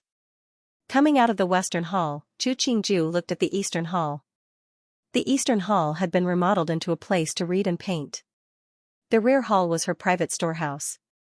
After touring all of Kuei Yuan Palace, Chu Qingju only had one thought. After all the decorations were put in, this Kuei Yuan Palace of hers would be even more elaborate than Tianqi Palace. Is it the Imperial Garden out of the rear hall? Chu Qingju pointed in the direction of the rear hall. Even though she had come to the palace many times, but the paths in the palace were full of twists and turns. She couldn't always walk the main path, so she really didn't know the layout of the Hogong. Empress, if you leave the rear hall and pass through a bamboo forest, it will be the lotus pond in the corner of the Imperial Garden. Crossing the 9-turn-covered bridge over the lotus pond, it will be the Imperial Garden. Ming He carefully answered. Chu Qingju nodded, but she didn't have any intentions of going to the garden. It hadn't even been 2 months since Xiandi had died and the empress of the new emperor was going to the garden. If it got out, it wouldn't be right. Ben Gong has finished looking. The palace is very beautiful. Chu Qingju thought of the white jade bath and smiled, commenting, the emperor spent so much effort, Ben Gong likes it very much. Hearing this, Ming He bowed with his hands in front, replying, if empress can like it, it is a good deed. Nukai will go back to report. Nukai bids farewell. Chu Qingju nodded. When she came out of Kuei Yuan Palace, she stepped on the clean stone slabs and looked at the roses blooming on both sides of the path. Many butterflies danced among the flowers. For some reason, she suddenly felt that she was the female lead of Cinderella, and He Heng was the high and mighty rich CEO. After He Heng heard Ming He's report, he couldn't help but smile, remarking, if it was someone else, it would have been fine. But she had to care about where the water came from. Finishing, he helplessly shook his head. It seems that Jin's empress isn't easy to please. Luckily, there was running water that was brought in. Otherwise, the bath that Jin had specially built for her wouldn't have been used. The words sounded helpless, but Ming He had served by the emperor's side for more than a decade. How could he not understand that the emperor was happy? He bent forward to change a cup of tea for him. Emperor, Nukai feels that Nyang doesn't want to cause the people to be injured. Isn't empress the same as other women? To have an empress who is the mother of the world, it is the fortune of the people. Your words are reasonable, He Heng nodded. He raised the teacup to take a sip before picking up the memorials on the table to annotate. After another 2 hours, Ming He saw the emperor stand. With a glance, he saw the dark cloud-embroidered fortune pouch at the emperor's waist. This pouch had been embroidered by the empress. The emperor liked to use it very much. He even looked down on the pouches of the Jiangnan weavers in the palace. He Heng looked out the window. The sky had darkened. He was about to ask what time it was when he saw a bolt of lightning flash across the sky. Then there was a crack of thunder. The sudden gust of wind caused the windows to sway. Go to the rear hall to take a look. He strode out the door, clearly disregarding the fact that it was about to rain. Ming He and the other Taijian hurriedly carried the lanterns and followed. He looked at the sky and saw another bolt of lightning flash across. Tonight, there was going to be a large thunderstorm. He looked at the emperor's slightly impatient figure in front of him. Was the emperor worried that the empress was afraid of the thunder? When the first clap of thunder sounded, Chu Qingju was sitting at the table eating dinner. Because she had toured Kuei Yuan Palace in the afternoon, she had rested on the bed for a while after returning. When she woke up, it was already late for dinner. The shiitake on her chopsticks almost dropped onto the table. She heard the howling wind outside and put down the chopsticks in her hand. Her brow furrowed as she asked, "It's going to rain?" It must be. Mujin led a few palace maids to close all the windows in the hall. She walked next to Chu Qingju and gently fanned her. There's no sun today, but it's hot and stuffy. It wouldn't be strange for there to be thunder at this time. Chu Qingju nodded. The common people liked to use June to describe a baby's face. It could be seen how quickly the weather changed in the summer. One moment it was raining, the next it could be sunny. She picked up her chopsticks again. Just as she picked up a piece of tofu, another clap of thunder sounded. But her adaptability was good and she calmly put the tofu into her mouth. A short while later, she heard the sound of heavy rain falling. From the sound, the rain was really heavy. If anyone was walking in the corridors at this time, with this kind of wind and this kind of rain, they would definitely become a drowned rat. Mujin's hand that was fanning stopped. She looked in shock at the emperor appearing at the door, dripping wet. She retreated to one side and knelt down with the others. Emperor? Chu Qingju put down the chopsticks in her hand and quickly walked next to He Heng. She touched his soaked clothing and turned to take the cotton cloth from the nimble Jin Zhan. As she wiped him down, she led him into the inner rooms. Such a heavy rain, you had to make a circle to come here from the front hall. What are you doing here now? As she scolded, she reached out to take down the dragon-spitting pearl's golden crown on He Heng's hair. After flipping out a clean robe, she reached out to untie the other's belt. He Heng looked at the palace maids and Tai Jian that had followed in and used his eyes to signal for them to leave. He turned and smiled, remarking, "Just now, I heard the thunder and was worried that you would be scared, so I came to take a look. I didn't think that it would start raining on the way. In this weather, the rain comes on a whim. With so many palace servants accompanying me, I wouldn't be scared. You coming like this? Isn't it worrying?" Chu Qingju pushed aside his clothing and poked at the muscles of his chest. "How did the servants serve you? They didn't know to bring umbrellas to shield you from the rain." He Heng smiled. He didn't say that he had left in a hurry and the servants didn't have time to prepare. He pulled the person into his embrace. The skin on his chest felt her warm breath. "It's just a few drops of rain, what can happen?" Chu Qingju glanced at him and pinched his waist. "Change your clothes first." Helplessly releasing the person in his arms, He Heng took off all his clothes in front of Chu Qingju. Seeing her look at him teasingly, he asked, "What is it?" "Qing Chu, and Qing Ju," she said. "Q Ju, Yun Qing Ju, Su, Chu, He Chu." Ju rubbing Qing. After she finished speaking, she tiptoed and kissed He Heng's chin. After she quickly retreated, she saw that He Heng's little brother had become more energetic. It was so easy to stand up? Chu Qingju raised an eyebrow.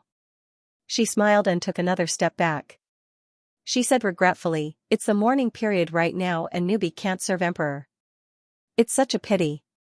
Finishing, she pretended to wipe away a tear. He Heng strode forward and scooped the person into his embrace. He turned and laid down on the wide bed. He pressed down on Chu Qingju and kissed her a few times before panting, "People say that demonesses seduce people. I didn't know what a demoness was. Today, I know that someone as seductive as Qingju is a demoness." Finishing, his hand was still lightly rubbing Chu Qingju's chest. He smiled and asked, "Does the beauty like it?" Chu Qingju's hand moved from He Heng's shoulder to his waist, the tip of her tongue lightly sliding across the corner of her lips. "Beauty doesn't have to be so proactive. Throwing yourself naked like this, it makes Xiaoyi embarrassed." His entire body was aroused by Chu Qingju's actions. He Heng's large hand pulled, and after a good while on her body, he said in a raspy voice, "After these 3 months, see how I'll deal with you." Finishing, he pulled her hand and slowly moved down. He Heng finally released his fire with Chu Qingju's help. He pulled the blanket and wrapped the two of them together. He used the tip of his nose to rub against Chu Qingju's smooth and fragrant shoulder. Listening to the thunder and rain outside, he sighed, "With Qingju, I feel that all the women in the world are just so, not even 10,000 can compare to one of Qingju." Chu Qingju smiled as she reached out to hold his neck. She allowed him to mess around on her chest but didn't speak. After He Heng ascended the throne, other than in front of outsiders, he had never used Jin in private in front of her. His attitude towards her was still the same as when they were in Duan Wangfu, and even became closer. She wasn't a pessimistic person, so she wouldn't retreat because of He Heng's attitude. From a certain perspective, she enjoyed He Heng's good treatment of her, and she would return the good treatment He Heng deserved. If He Heng really had feelings for her, she would be happy to see it. If He Heng didn't have any feelings for her, she wouldn't be so heartbroken. And she had the confidence that before she died, she would trick He Heng. Love wasn't a necessity in life, but if there was love to be the spice of her life, she wouldn't refuse to enjoy it. The women in the stories were always willing to die for love, but she wasn't the female lead, she didn't need to walk the same path as the female lead. She wasn't even afraid of death. Would she be afraid of this? Chu Qingju smiled coquettishly, her right hand caressing his back. Just as He Heng was about to fall into a daze, she kicked He Heng away and grabbed He Heng's robe to drape it over her body before flipping off the bed. She stood by the bed, looking down at He Heng. "For emperor to say such words, it can be seen that you have experienced many things. It's a pity that Xia only has one man, Emperor. I don't know which man is better, I really am sorry to Emperor. He Heng was kicked by Chu Qingju, but he couldn't get angry at all. He leaned against the headboard and sat up. Looking at Chu Qingju's raised chin and narrowed eyes, he laughed out loud. Why was it that even though Chu Qingju was wearing his robe, he still felt that she was unspeakably attractive? He Heng didn't know that the thing that made him feel attractive had a professional term. That was the demeanor of a queen. The palace attendants outside heard the laughter of the emperor coming from inside the room. Their expressions were normal. In any case, they hadn't seen the emperor in a bad mood after coming here. At the third watch of the night, the thunder outside had stopped, but it was still drizzling. He Heng used the light of the night pearls to look at the sleeping Chu Qingju beside him. He quietly got up from the bed. After putting on the robe, he found the pouch that Chu Qingju had embroidered for him from the pile of clothes and tied it on. He didn't even put on a tiara before silently leaving the room. Ming He, who had been waiting outside, saw the emperor come out barefoot with shoes and socks in his hands. He hurriedly knelt in front of the emperor and helped him put on his shoes before asking in a small voice, "Emperor, are you returning to the palace now?" It was the morning period right now. If the emperor spent a whole night at the empress place, even if no one dared to say anything, it wouldn't look good. He Heng nodded. He looked behind him and left with the attendants. Inside the room, Chu Qingju was sleeping soundly. After finishing the matter of the Xianxia of Duan Wangfu, Chu Qingju finally had the time to go sit with the Empress Dowager of the two palaces. In the past few days, she had only hurriedly greeted and left. Now that her status was set, and the matters of the Hogong were pretty much settled, it was time to connect with the two popo. Muhu Empress Dowager didn't speak much. After talking with Chu Qingju for a while, she let Chu Qingju go back to rest. On the second day, Chu Qingju went to Xingmu Empress Dowager's place. Empress Dowager Wei's Fuzhou Palace was on the west side of the Hogong. Chu Qingju sat on the phoenix carriage and walked for a long time before she reached the gates of Fuzhou Palace. From the names of the palaces that the two Empress Dowagers lived in, it was possible to see the emperor's intentions. Muhu Empress Dowager only had the two words long peace. When it came to Xingmu Empress Dowager, it meant good fortune and longevity. From this, it could be seen that it was better to have one's own children. Entering Fuzhou Palace, Empress Dowager Wei let Chu Qingju sit. Her attitude towards Chu Qingju was the same as usual. Even when she mentioned He Heng's imperial edict that was like a love letter, Empress Dowager Wei didn't show any displeasure.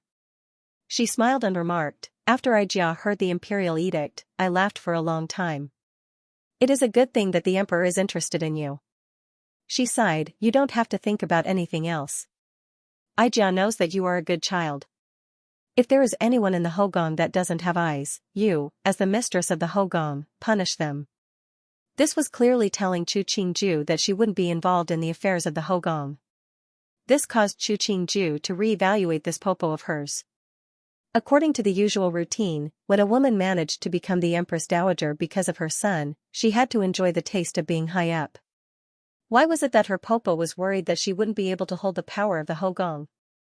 Muhu, don't worry, Urxi knows. She looked at the surroundings. She found that even though the decorations inside had avoided bright colors due to the mourning period, but it could still be seen that it was more exquisite than the original Zhongjing Palace. If Muhu has anything that needs to be added, Urxi will immediately send someone to do it. With you and the emperor here, Ijia doesn't lack anything. Every time something good comes out of the Department of Internal Affairs, you and the emperor would have them send it to Ijia first. If you send someone else, this palace wouldn't be able to hold it. Empress Dowager Wei smiled as she patted her hand. In the future, if you have free time, come visit Ijia more often. I'm afraid that Ijia will have more than you. What Empress Dowager Wei said was the truth. She was the emperor's mother, the emperor was filial to her, and the empress wasn't a troublesome Urxi that would oppose her. Every day, she was flattered by the Taifei. Occasionally, she would summon Shugui Taifei to talk about life, and when she had nothing to do, she would summon the people from the arts house of the palace to lecture her. These days weren't too comfortable. What she wanted had been realized. Her son had become the emperor, and she had deep feelings for her Urxi. She didn't want to be the female emperor. Instead of living a good life, she ran to fight for the power of the Hogong with her Xianxia.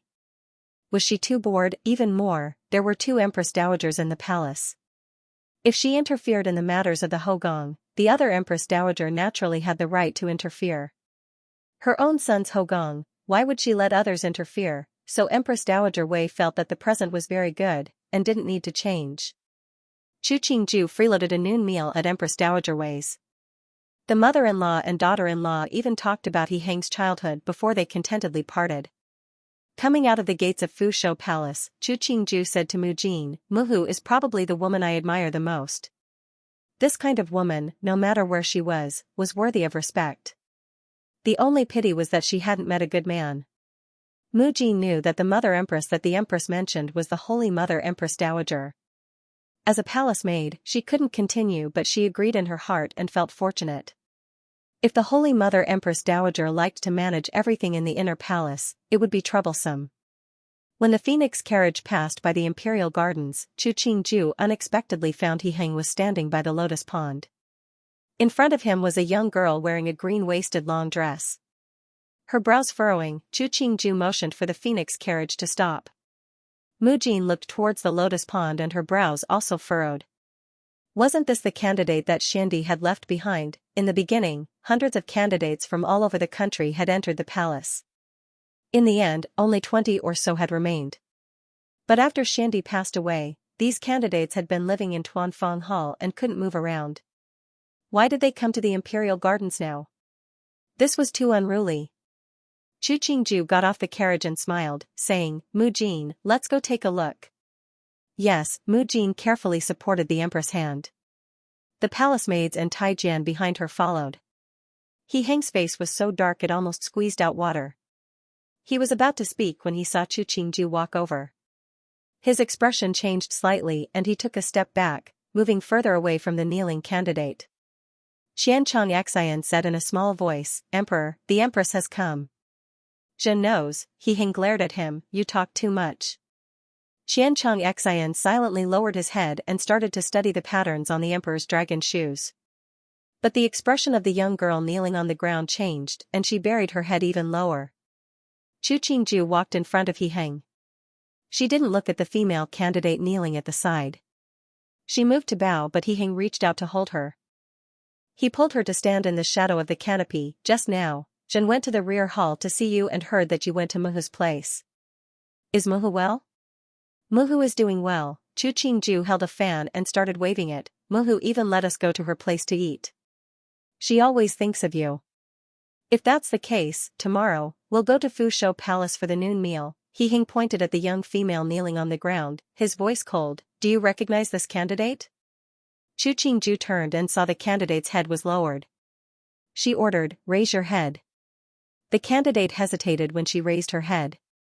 A Taijian behind her pinched her chin and lifted it down. Her eyes were slightly evasive, not daring to look directly at Chu Qingju. Her brow furrowed.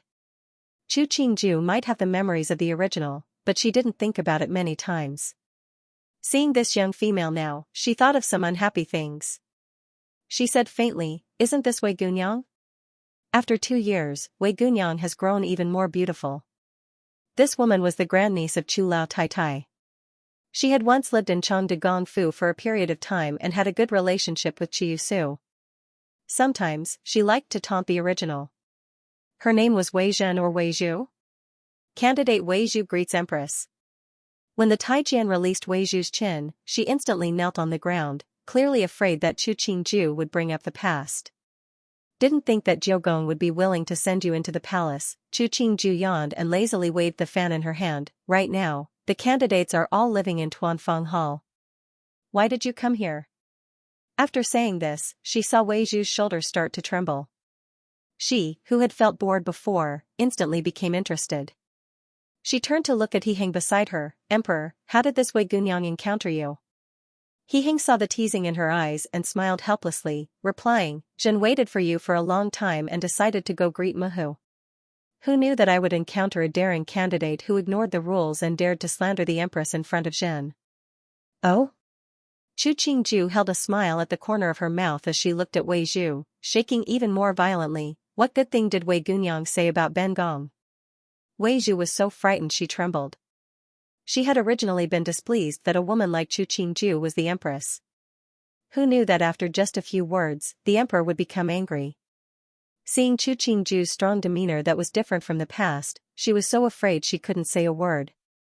If Miss Wei doesn't wish to speak, I won't make things difficult for you. Guards, Your Highness, do you still remember 2 years ago? Wei Zhu raised her head, feeling a little hopeless. At that time, Grandaunt made a verbal promise with this official's grandpa. Do you still remember? When Xianxia heard this, he motioned for the palace attendants to leave, leaving only the servants that served the emperor and empress.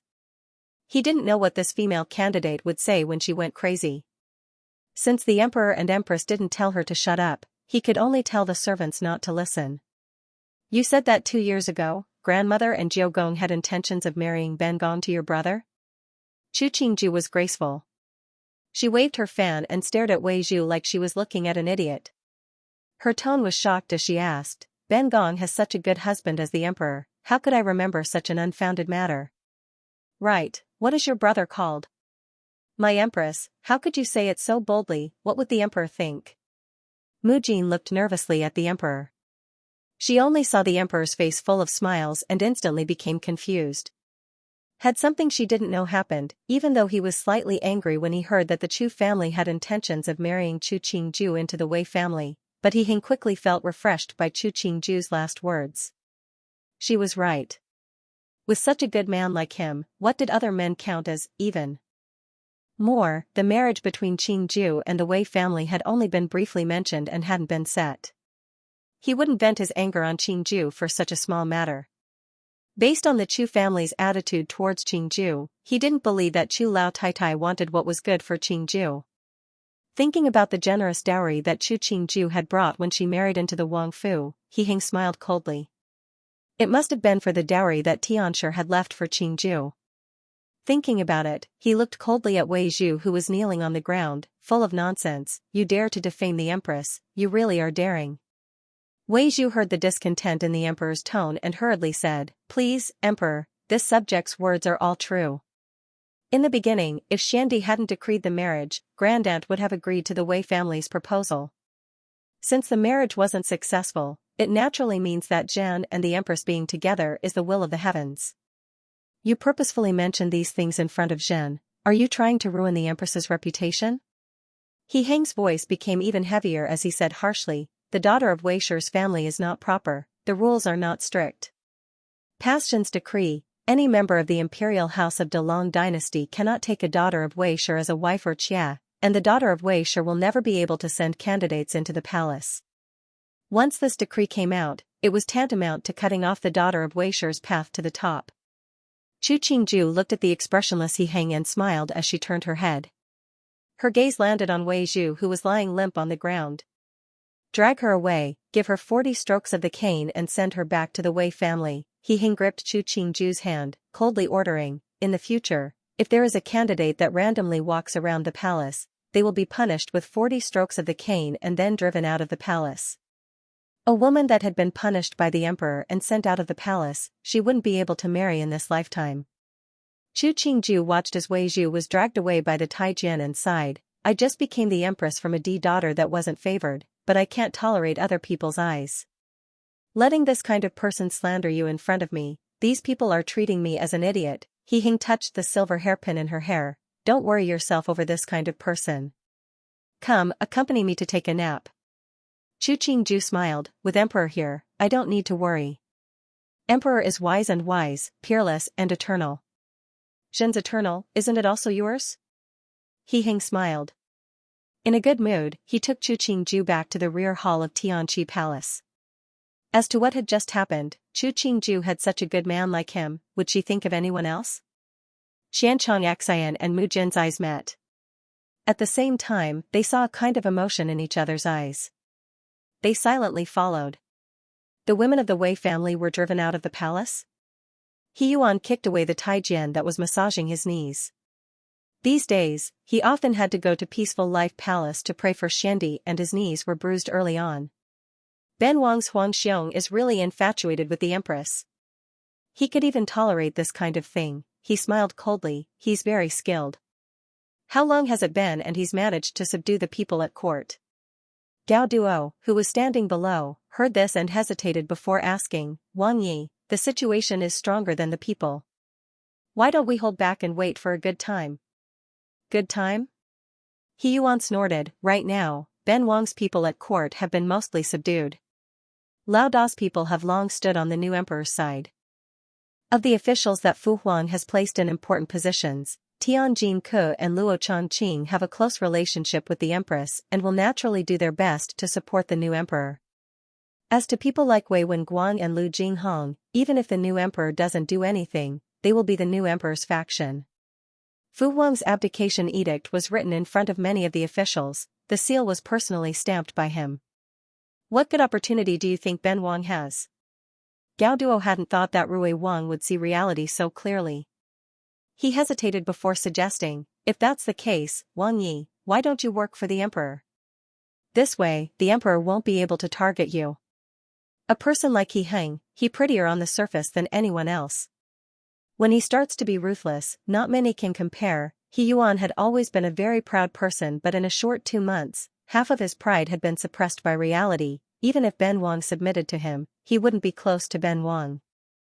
Ben Wang doesn't want to flatter him, he coldly jerked the corners of his mouth, Ben Wang can't see him well. Gao Duo silently glanced at He Yuan. What kind of spirit did he have to go through all this trouble for no reason? What should the Wei family do now? He hesitated, the emperor's love for the empress is stronger than gold. The Wei family's tactics are just asking for humiliation. If they beg Wang Yi, what should we do? He Yuan smiled coldly, retorting, in the beginning, it was they who begged Ben Wang to help. Now they are stupid and messed up. What does it have to do with Ben Wang? Finishing, he summoned He Fu Er, in the future, if the Wei family comes, don't see them. Yes, He Fu Er noted it down. He hesitated for a second before asking, Wang Yi, Chu Si Fei of Shi Yuan is seriously ill. Should we send an invitation to the Imperial Hospital to summon a Tai to take a look at Si Fei? This is something that Wang Fei is in charge of, why ask me? He Yuan impatiently waved his hand. Clearly, he didn't care about the people of Shi Yuan anymore. He Fu Er instantly understood. It was because Wang Fei didn't care that he took the benefits of Yao Shi to beg Wang Yi. It seemed that the one in Shi Yuan had fallen out of favor. In the future, he wouldn't have to worry about Shi Yuan. As a retainer, when Gao Duo heard the matter of Wang Yi's Ho Yuan, he naturally kept his mouth shut. After He Fu Er left, he asked, Wang Yi, this one heard that you have a Si Fei that is the Empress Mimi. Is it this one? He Yuan didn't understand Gao Duo's meaning, it really is her. But the Empress and the Chu family don't have a good relationship, so this Chusher is useless. Gao Duo smiled, so it's like that. If that's the case, this subordinate will say something that is out of line. Wang Yi really shouldn't treat Chu Si Fei too well. Otherwise, in the eyes of others, they will think that you are feeling injustice for the Chu clan. He Yuan waved his hand, dismissing, just a plaything, Ben Wang doesn't need to spend so much effort on her. Gao Duo smiled and bowed, Wang Yi is wise. Zhuzi, Yao Shi's eyes were red as she helped Chi Yusu up. After she sat down, she turned to pick up the steaming bowl of medicine on the table, drink the medicine. Chi Yusu leaned against the bed weakly. When she took the bowl of medicine, she saw Yao Shi's burned hand and grimaced, it's me that dragged you down. You've been by my side all these years, when have you ever done this? Even if she hadn't seen it, she knew that Yao Shi had found a place to boil the medicine herself. Now that Wang Yi didn't come to her yard and Wang Fei didn't like her at all, who in the Fu would pay attention to her? Even the servants in this yard dared to be sneaky and scold her, much less the people in the kitchen. Zhuzi, what are you saying? Yao Shi forced out a smile and hid her hands in her sleeves, hurry, and drink the medicine. You'll be fine after a nap. Thinking about what chief steward he had just said, she almost couldn't hold her smile. Now that even Wang Yi wasn't willing to help Zhuzi, how would she live in the future? Chi Yusu finished the medicine in a few mouthfuls. Seeing Yao Shi state, she sighed, Yao Shi, do you still remember my father's birthday banquet 5 years ago? Yao Shi took the empty bowl from Chi Yusu's hands and shook her head slightly. It's normal that you don't remember, but I remember it clearly, Chi Yusu grimaced, that year, I accidentally broke a piece of porcelain in father's room. That day was father's birthday and breaking something was inauspicious. I was very afraid and purposefully tricked someone to lure Jia to father's room. Hearing this, Yaoshi remembered. She remembered that after Lao Ye's birthday, he was so angry he slapped Xiaojia and punished her to stand in the yard for a whole night. After that, Xiaojia became seriously ill. Foreign didn't send for a doctor for Xiaojia. If it wasn't for the Tian family coming to deliver something to Xiaojia would have died that year. She hadn't thought that this matter was related to Zhuzi. She hadn't thought that Zhuzi, at such a young age, would be so scheming. She hesitated for a second before replying. Newbie remembers that Xiaojia almost died that year. Yes, almost died. At the time, I was afraid and guilty. She coughed a few times, but how did she survive? If she didn't, the one who would have married into Duan Wangfu would have been me. Yaoshi's hand trembled as she held the bowl. She looked at the sickly face of Zhuzi and helped her lie down. She covered her with the blanket and said, "Zhuzi, you're sick. Don't think too much. Newbie will go see if there's anything to eat." After she left the room, she let out a long sigh of relief. She still remembered the scene of Mu Jin kneeling in front of her mistress and begging her mistress to ask Madame for a doctor. At that time, Master's face was full of helplessness and he tactfully rejected Mu Jin in the name of filial piety. Later, he asked her to send a few pills to eldest miss and did not mention this matter. She didn't expect the truth of the matter to be like this. She touched her arms and felt a little cold in the hot summer. "Isn't this Yao Creek?" A Yaohuan wearing a green gown saw Yaoshi come out and raised her voice to greet. "Chu Si Fei as well. Our mistress misses her very much." "Not yet. Thanks for Inyang's concern." Yaoshi's smile was slightly ugly. "Such a hot day, it's really hard." This Yaohuan's tone suddenly changed. "I heard that before the empress married, she was mistreated by her family. Do you think, the way she is now, is it retribution?" She saw Yaoshi's expression change.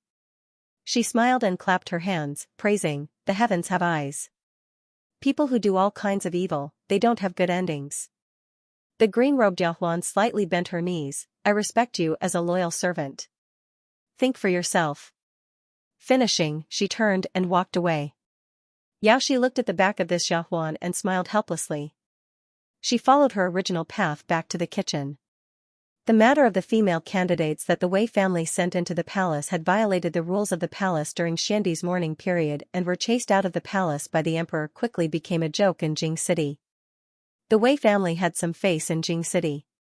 Now, they lost all their face and were embarrassed to even open their doors. These female candidates had gone through layers of selection. Originally, they had the chance to be bestowed by Xiandi to the imperial family or to serve in the Hogong. But Xiandi had passed away.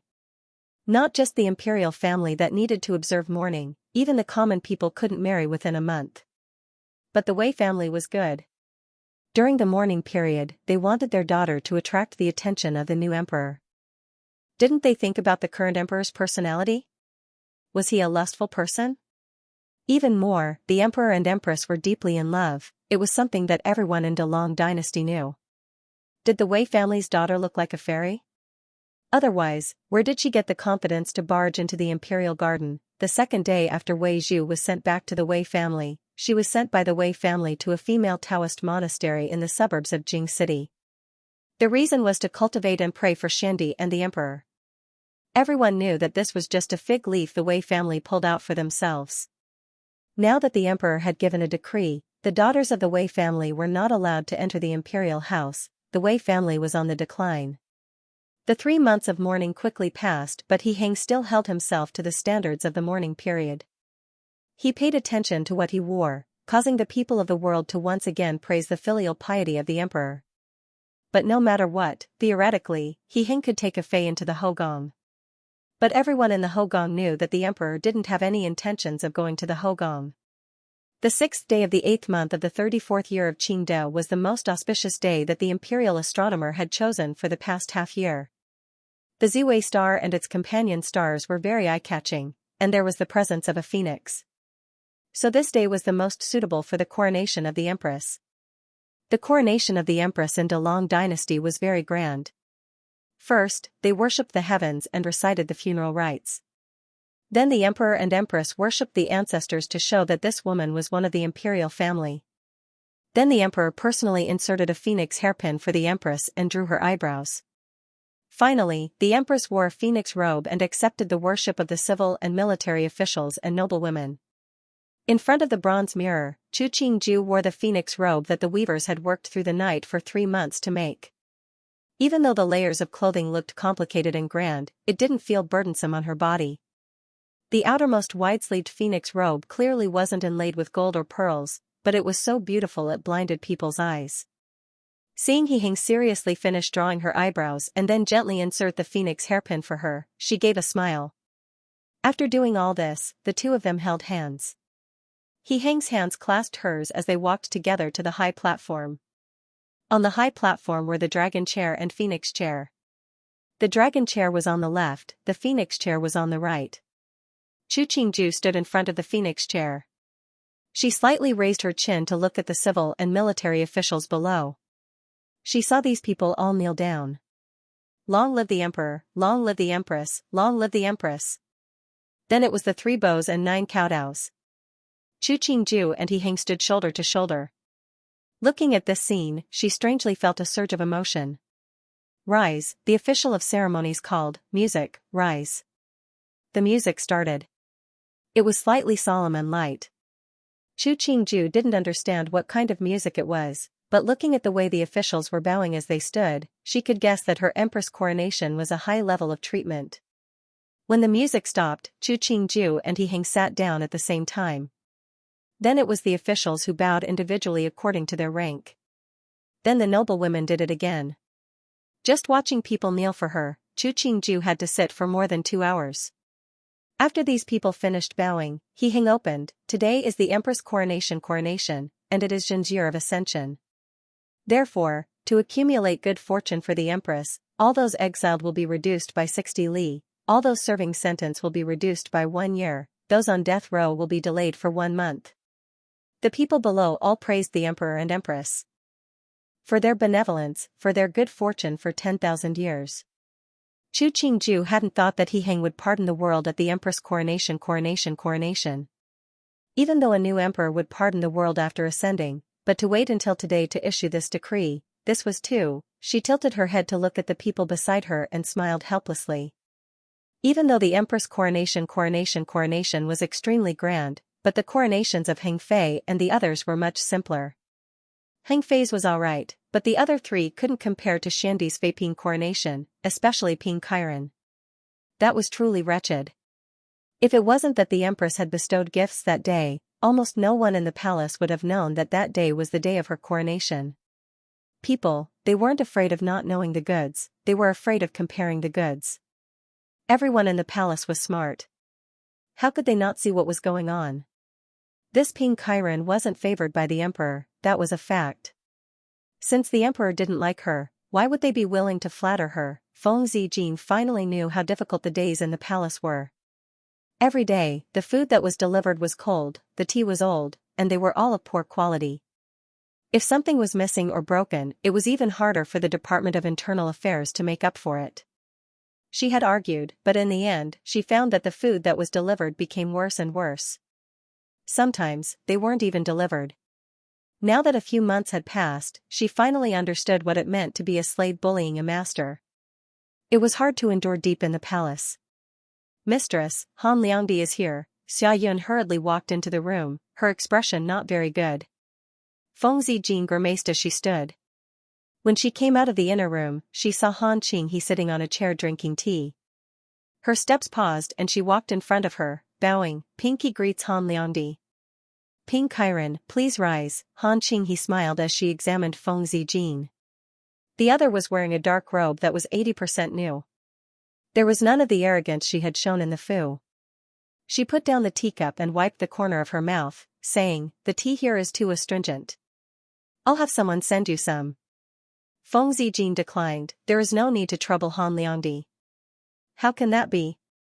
In the past, Mimi and the Wang Fu wouldn't drink anything other than Longjing before the rain.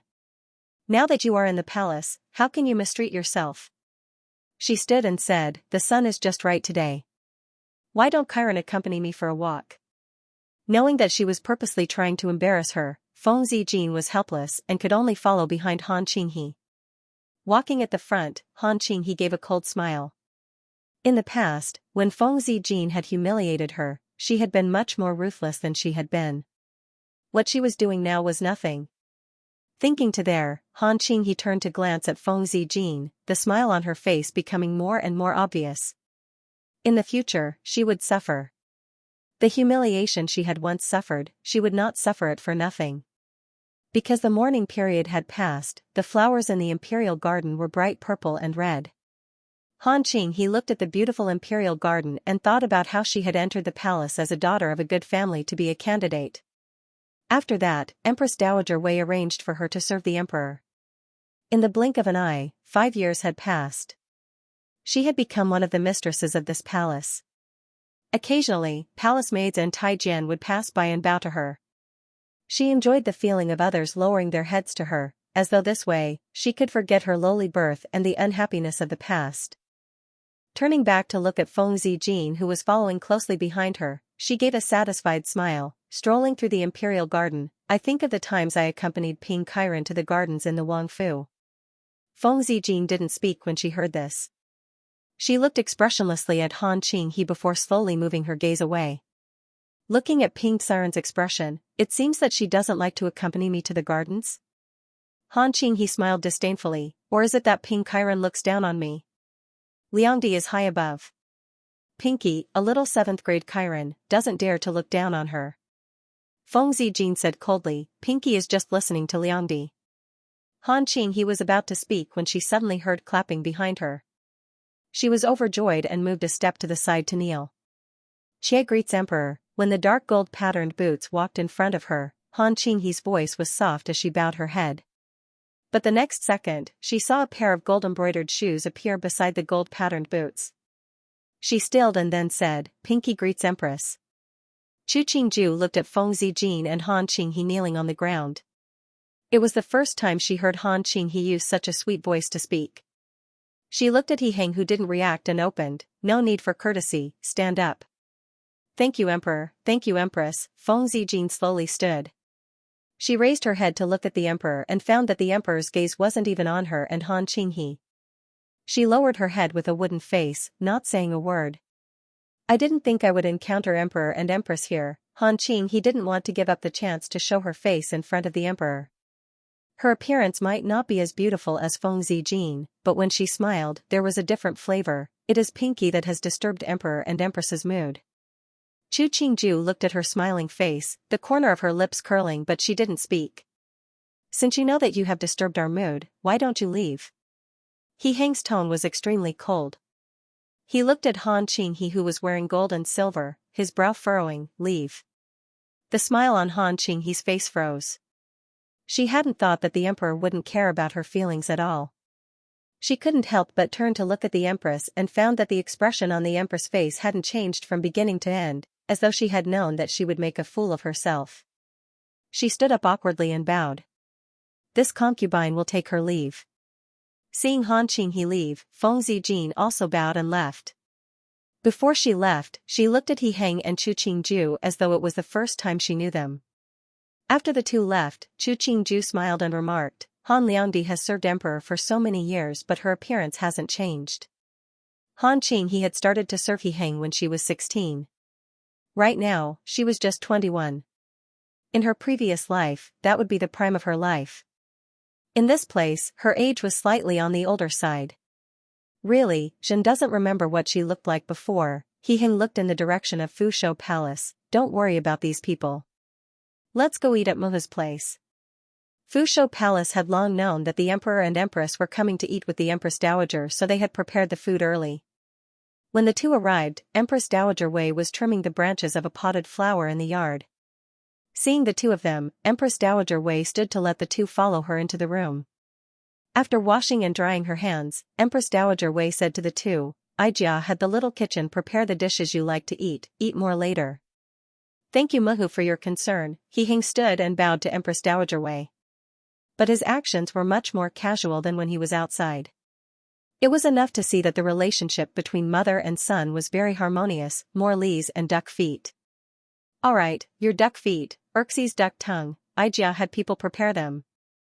You won't be lacking. Empress Dowager Wei clearly liked her son's casual attitude in front of her.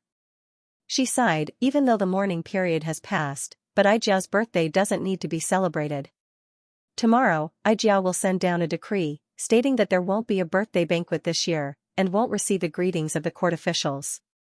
He Hing had come this time to discuss the matter of Empress Dowager Wei's birthday, but he hadn't thought that Muhu would be so direct. It was true that it couldn't be a big event, but if they didn't even receive the greetings of the court officials, wouldn't it seem too cold?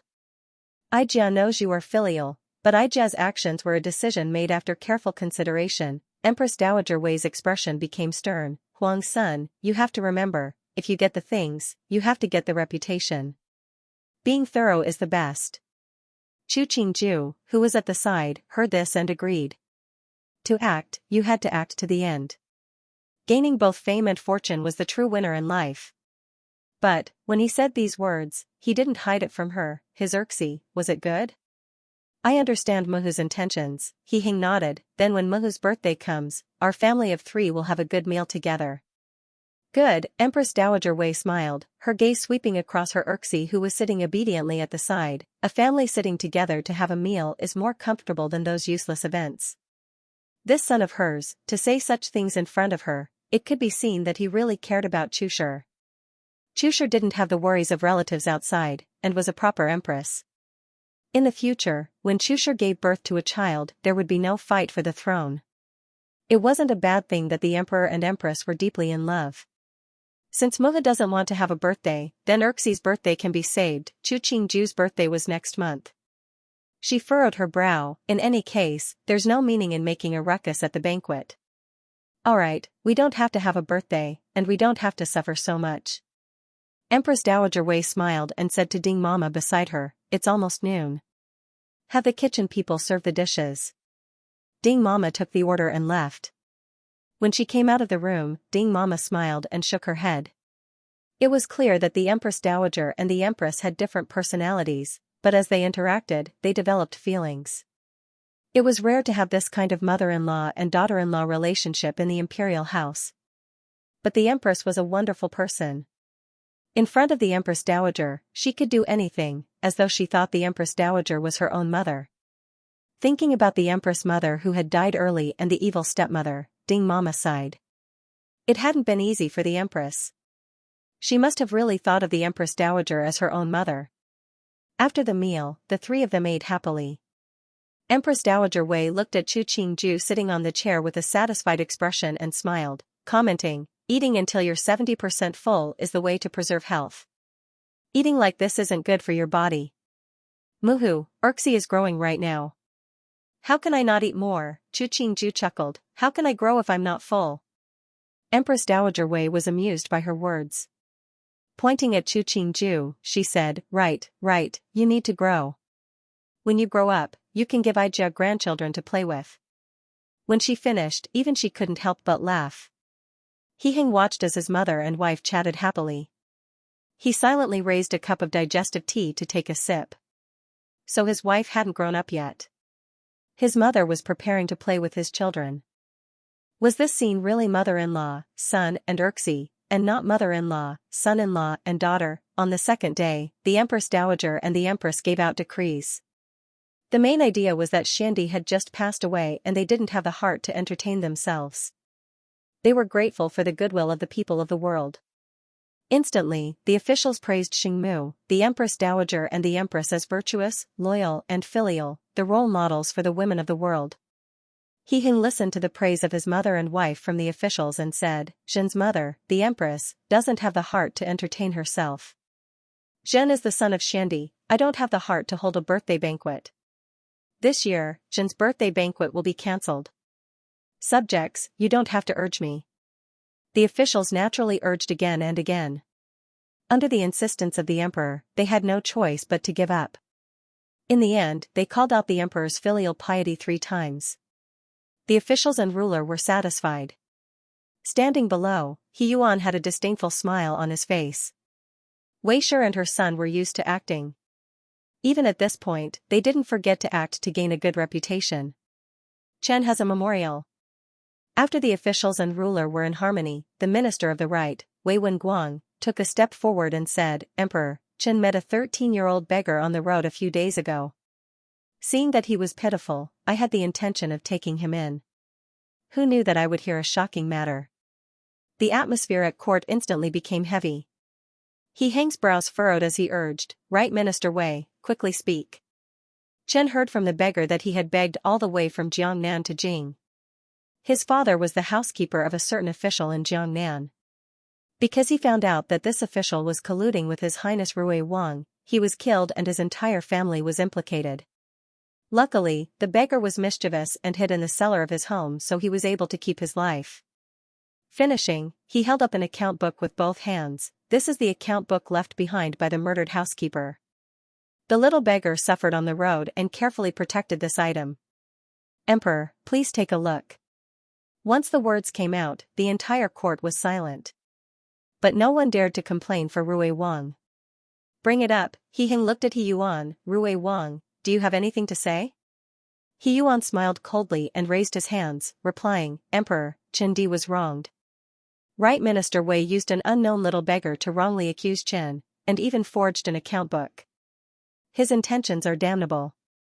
He Heng took the account book from the Taijian's hands and casually flipped open a page to take a look.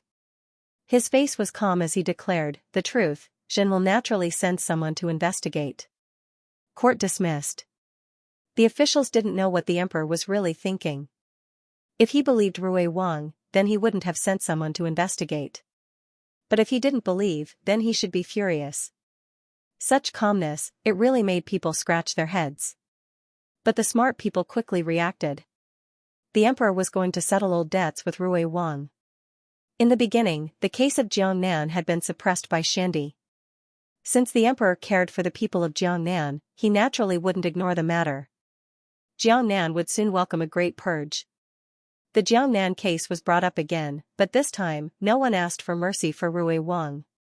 The emperor didn't specially send a high-ranking official to Jiangnan to investigate.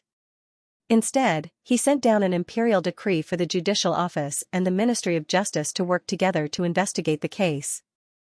Originally, some people had guessed that the emperor would use this chance to topple Rui Wang. Who knew that the emperor would treat this matter as official business?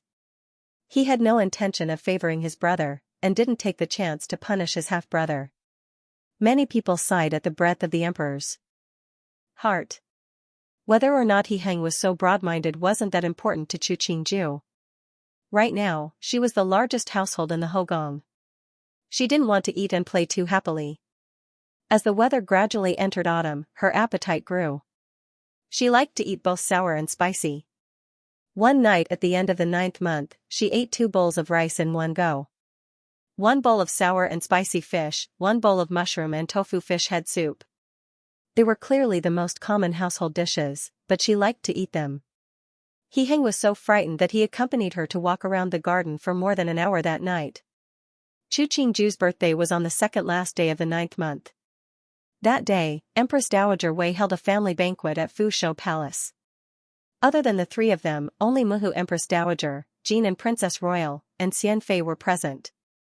The other 3 Feipin only kowtowed once outside the palace gates before letting them leave. Jiang Yongyu was the only one of the Feipin in the Hogong that was a first-grade Fei. Her appearance at the banquet showed the empress' virtuousness and magnanimity, and that she could tolerate the other women in the Hogong. But Jiang Yongyu knew what her status was and what she had to do. So after making a bow, she chose the corner furthest from He Heng to sit down and silently pretended to be a statue. Because after He Heng ascended to the throne, he had raised the ranks of Jean and Princess children. Everyone in Jing knew that Jean and Princess and the new emperor had a deep relationship. So of all the princesses of Shandi, only Jean and Princess' position wasn't affected. The people of Jing still carefully fawned over her.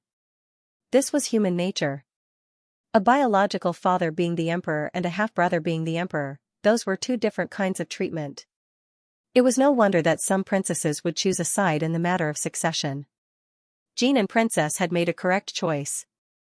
Those with eyes knew that when the new emperor had been Duan Wang, Jean and Princess and Duan Wang Fei had been especially close. When the news of Duan Wang's assassination came out, Jean and Princess had immediately sent many herbs to Duan Wang. Didn't these actions clearly show Jin and Princess' position? Another beneficiary was probably Qingwang. Originally, he had been a pitiful child that his own father didn't care for, but now he was one of the people that the new emperor trusted. His wife had some relations with the empress, and his status was even higher than when Xiandi had been alive. Empress' appetite is so good. After the meal, Jin and Princess looked in shock as Chu Qingju wiped her mouth. A beat later, she said, being able to eat is a blessing. Not a lot. Chu Qingju took a sip of the digestive tea that a palace maid presented. She looked in puzzlement at He Heng beside her and asked, really a lot? It's good that you're happy eating, He Heng smiled. Looking at the other's white and smooth face, his fingers trembled slightly before he resisted the urge to reach out and pinch. He turned to Ming He behind him. Today's pickled cabbage fish head and kung pao beef tendon were done very well. Who is the chef in charge? There's a reward. Ming He noted down the names of the two dishes. Knowing that these were the empress favorites, he motioned for the little Tai Jian behind him to go to the imperial kitchen to reward the cook. Empress Dowager Wei took a sip of tea and smiled, commenting, the last few days, Qingju's appetite has gotten better and better. Aijia, when she eats, feels her appetite increase and eats an extra half bowl of rice. Hearing this, Muhu Empress Dowager smiled, commenting, Mimi and Empress good appetite, even in Chongming Palace, I have heard of it. I heard that the people of the imperial kitchen are constantly researching new pastries and new dishes, hoping to gain your favor. It seems that the reputation of us mother and daughter has spread. Empress Dowager Wei smiled at Chu Qingju, not minding at all that the people in the palace were talking about these things. She said to Muhu Empress Dowager, Jia, you and I have known each other for more than 20 years. When Xiandi was alive, we were careful, always mindful. Now that our children have grown up, we don't have to be careful. While we can eat and drink now, we should enjoy ourselves. Muhu Empress Dowager hadn't thought that Empress Dowager Wei would say such a thing. She paused before smiling, you are right. Life is short. We have endured for half of our lives, we can't waste it. She and Wei sure didn't have any conflicts of interest. Now that Duan Wang had succeeded the throne, he had treated her very well. Even Jin and Princess, who was under her name, was the most valued out of all the princesses. Right now, she was just a leisurely Empress Dowager. What was there to worry about? Chu Qingju listened to the sisterly conversation between the two Empress Dowagers. If one didn't know, they wouldn't believe that the two had once served the same man. The words seemed to be saying, we finally made it, let's enjoy ourselves. But as the two talked, the topic somehow wandered to Chu Qingju. Muhu Empress Dowager looked at Chu Qingju's waist that didn't grow fat no matter how much she ate. Today is the Empress' birthday, it's not good to have the Tai take the pulse. But tomorrow, we can let the Tai take a look. Eating too much, I don't know if it will harm the spleen and stomach. Her words were extremely tactful, but inside, she was suspicious of another matter. What kind of person was Empress Dowager Wei? When Muhu Empress Dowager said this, she knew what the other meant. She lowered her head and calculated. When Xiandi died, it was the end of the 4th month, the end of the 7th month. After the end of the mourning period, Chu Qingju still lived in the rear hall of Tianqi Palace. Hunger hadn't gone to the other women in the Hogong.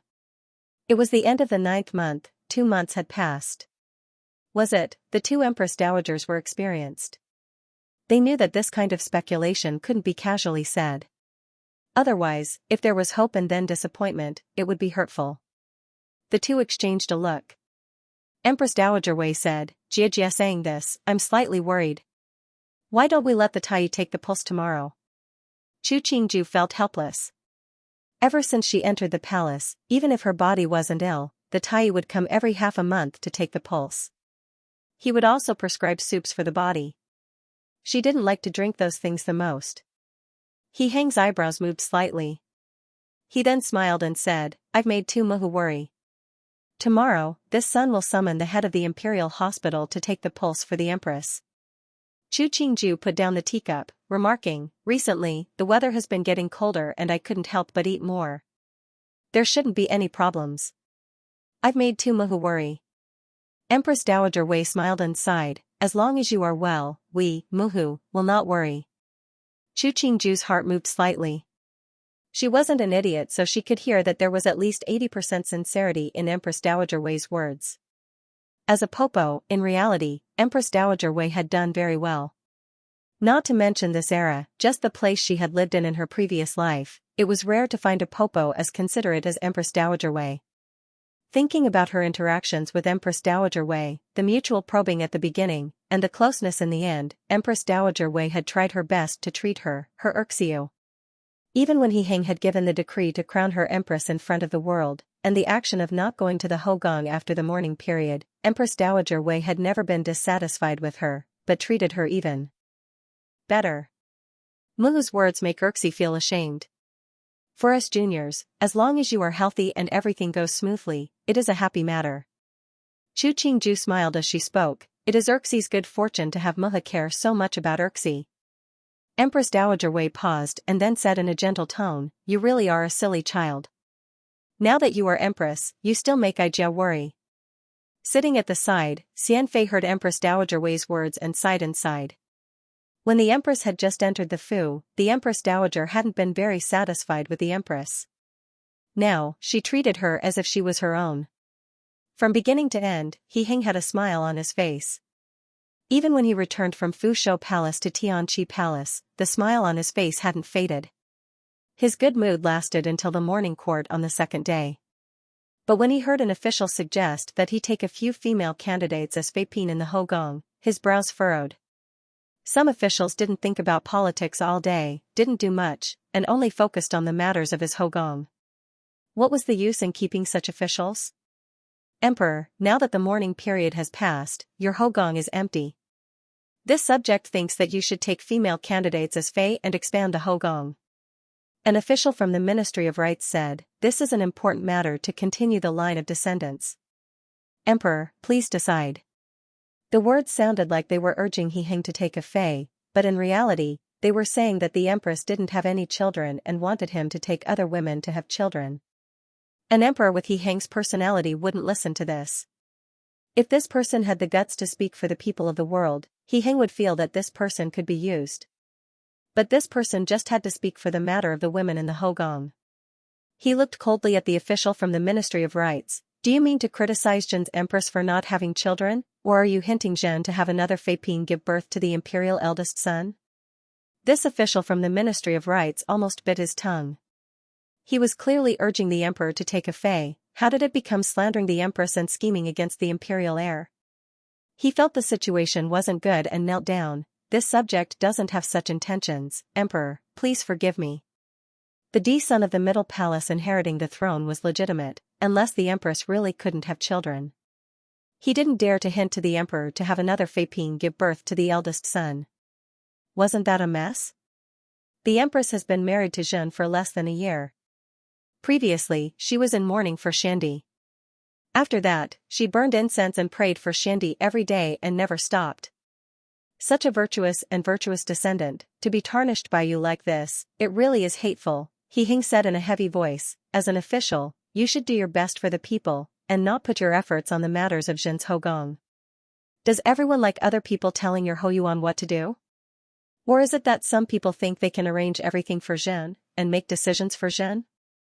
Once the words came out, all the officials in court followed suit and knelt down to beg for forgiveness. Who in the world dared to make decisions for the emperor? Wasn't that a great crime? He Heng snorted coldly. He looked at the people kneeling. Xiandi just passed away not long ago. Even though Zhen replaced the year with 1 month, but every time I think of Xiandi's face, I still grieve. How can I have the mind to take another woman? You are all scholars and naturally understand what filial piety is. To respect one's elders is filial piety, to fulfill one's duty to one's elder brothers, wife and daughter is righteousness. If you can't even be filial, how can you be a person? Emperor is wise. He Ming loudly shouted. Emperor is wise, this subject is ashamed. Luo Chongqing and Wei Wenguan shouted in unison. The other people also followed and praised the emperor for being wise. Who dared to refute these words? Wouldn't that be an unfilial and unjust person? As to the official from the Ministry of Rites who had suggested He Heng take a Fei, he was so scared his face was ashen and he was trembling. The officials beside him silently took a step to the side and moved further away from him. He Yuan looked coldly at He Heng on the dragon throne. As expected, the emperor and empress's affection was stronger than gold. It was an eyesore. The emperor was angry in court. The officials below were all trembling. But some were very envious of the Tian family. To have such a niece, it really was a blessing from the previous life. Because of the Jiangnan case, He Yuan attended court, but he didn't have much power. He listened to the officials beside him discuss the relationship between the emperor and empress in low voices and sneered disdainfully. How many men in the world could be as deep as the ocean, and how many emperors could be like Yu Mingwang of the previous dynasty? Before the He family took over the country, the Tang family controlled the world, and Yu Ming emperor was a rare wise ruler of the previous dynasty. Also, this person only had one empress in the Hogong and no other women. Many people in the later generations wrote books about the love story of Yu Ming emperor and Zhao He empress. These stories were either moving or touching, but all of them praised Yu Ming emperor's infatuation and wisdom, praised Zhao He empress' virtue and intelligence. Everyone had a problem. The rarer something was, the more they liked to praise it. Yu Ming emperor and Zhao He empress had so many people writing about them. Wasn't it because the emperor's sincerity and single-mindedness was rare? Thinking about it, the smile on He Yuan's face grew. How many Yu Ming emperors were there in the world? He Heng left court and walked towards the rear hall of Tianqi Palace. On the way, his cold expression gradually warmed. When he reached the door of the rear hall, it was no different than usual. The Taijian guarding the door saw him and hurriedly wanted to go in to report but was stopped by him. Minghe, go pass on Jin's decree. Summon the head of the imperial hospital to take the pulse of the empress. After he ordered, he stepped through the door. Chu Qingju felt that ever since she had transmigrated to this era, her hobbies had become even more refined. Reading and writing, arranging flowers and pruning, reciting poetry and painting. She had done all these things, but it was a pity that she couldn't maintain these hobbies for long. Disinterestedly looking at the bonsai in front of her that she had trimmed into a mushroom shape, she sighed, "There's nothing to play with this bonsai." Mu Jin knew that the empress was bored. In the Hogong, other than the Feipin and noblewomen who came to pay their respects, it was the people from the Department of Household Affairs who came to inquire about matters of the palace.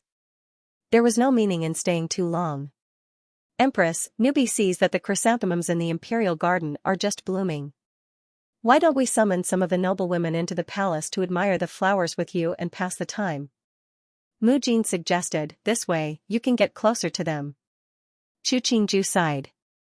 It was no wonder that when she looked at ancient history materials, there would always be pictures of court ladies riding horses, court ladies playing with cats, and even pictures of gardens and playing football.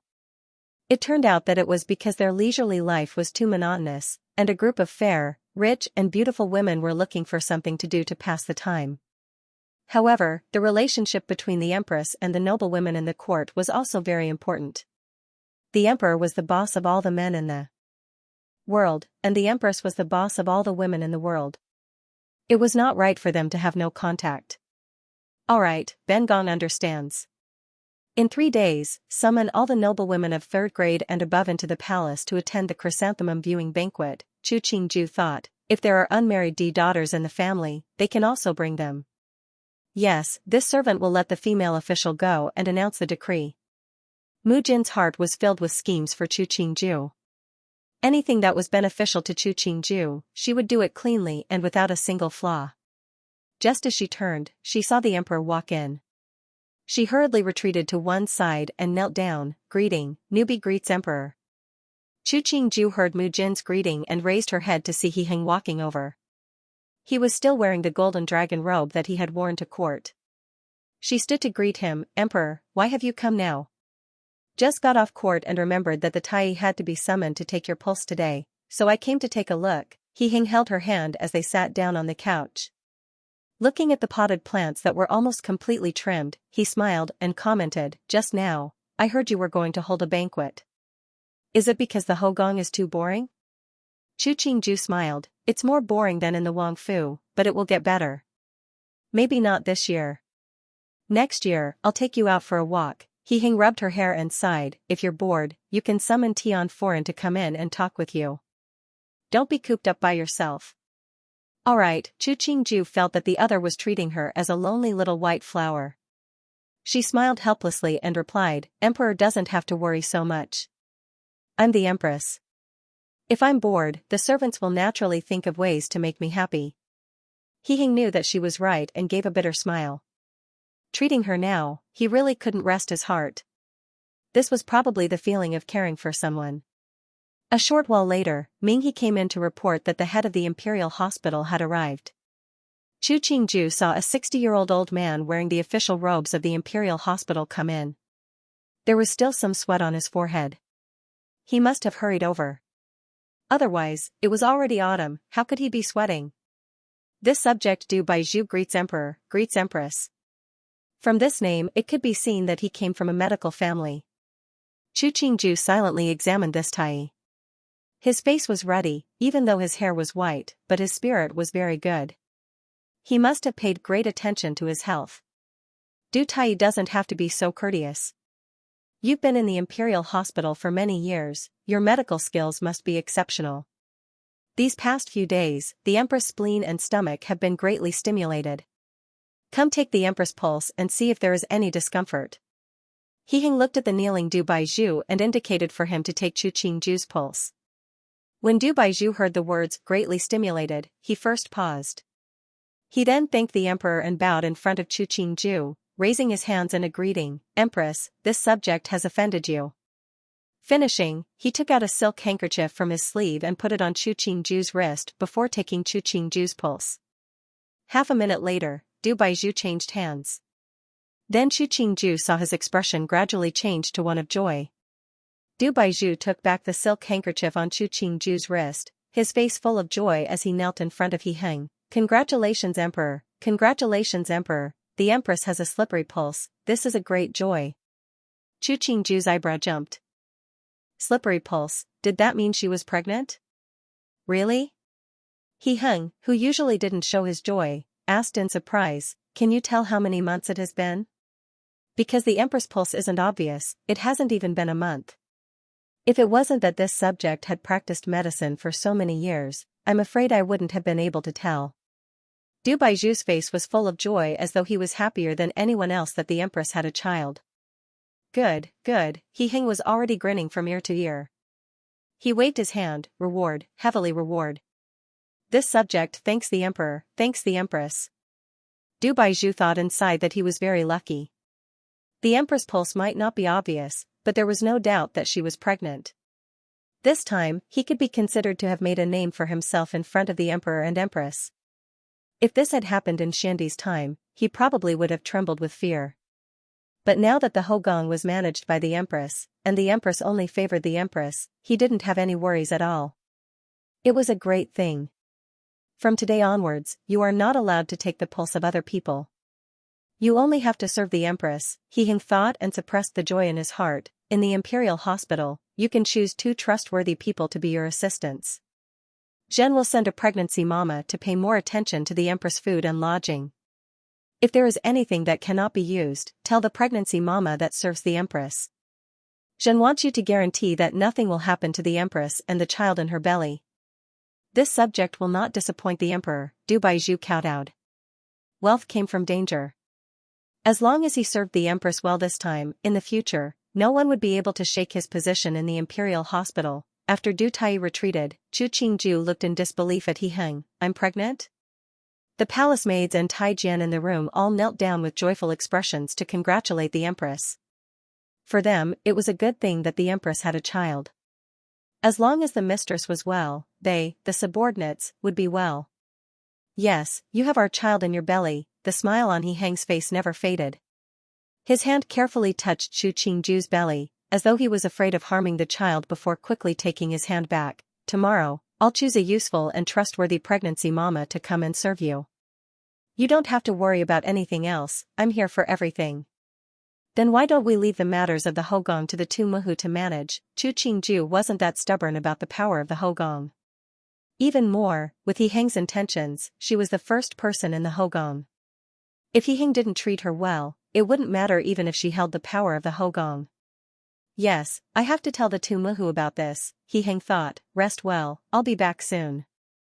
Zhen will accompany you for the noon meal.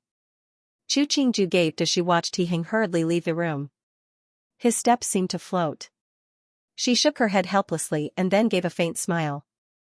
Empress Dowager Wei and Muhu Empress Dowager had been chatting.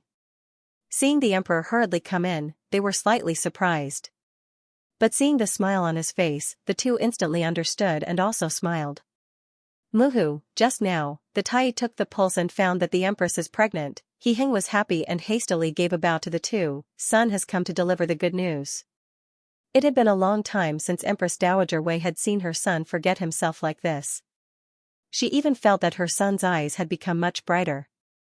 Her heart warmed and she smiled, replying, "If that's the case, you should stay with Qingju. As for us, it's fine to let the servants deliver the news." Son is so happy about this matter that he forgot himself. He Hing finally toned down a little, but from his hair to the soles of his feet, the words jubilant were written. Son has come, and has another request.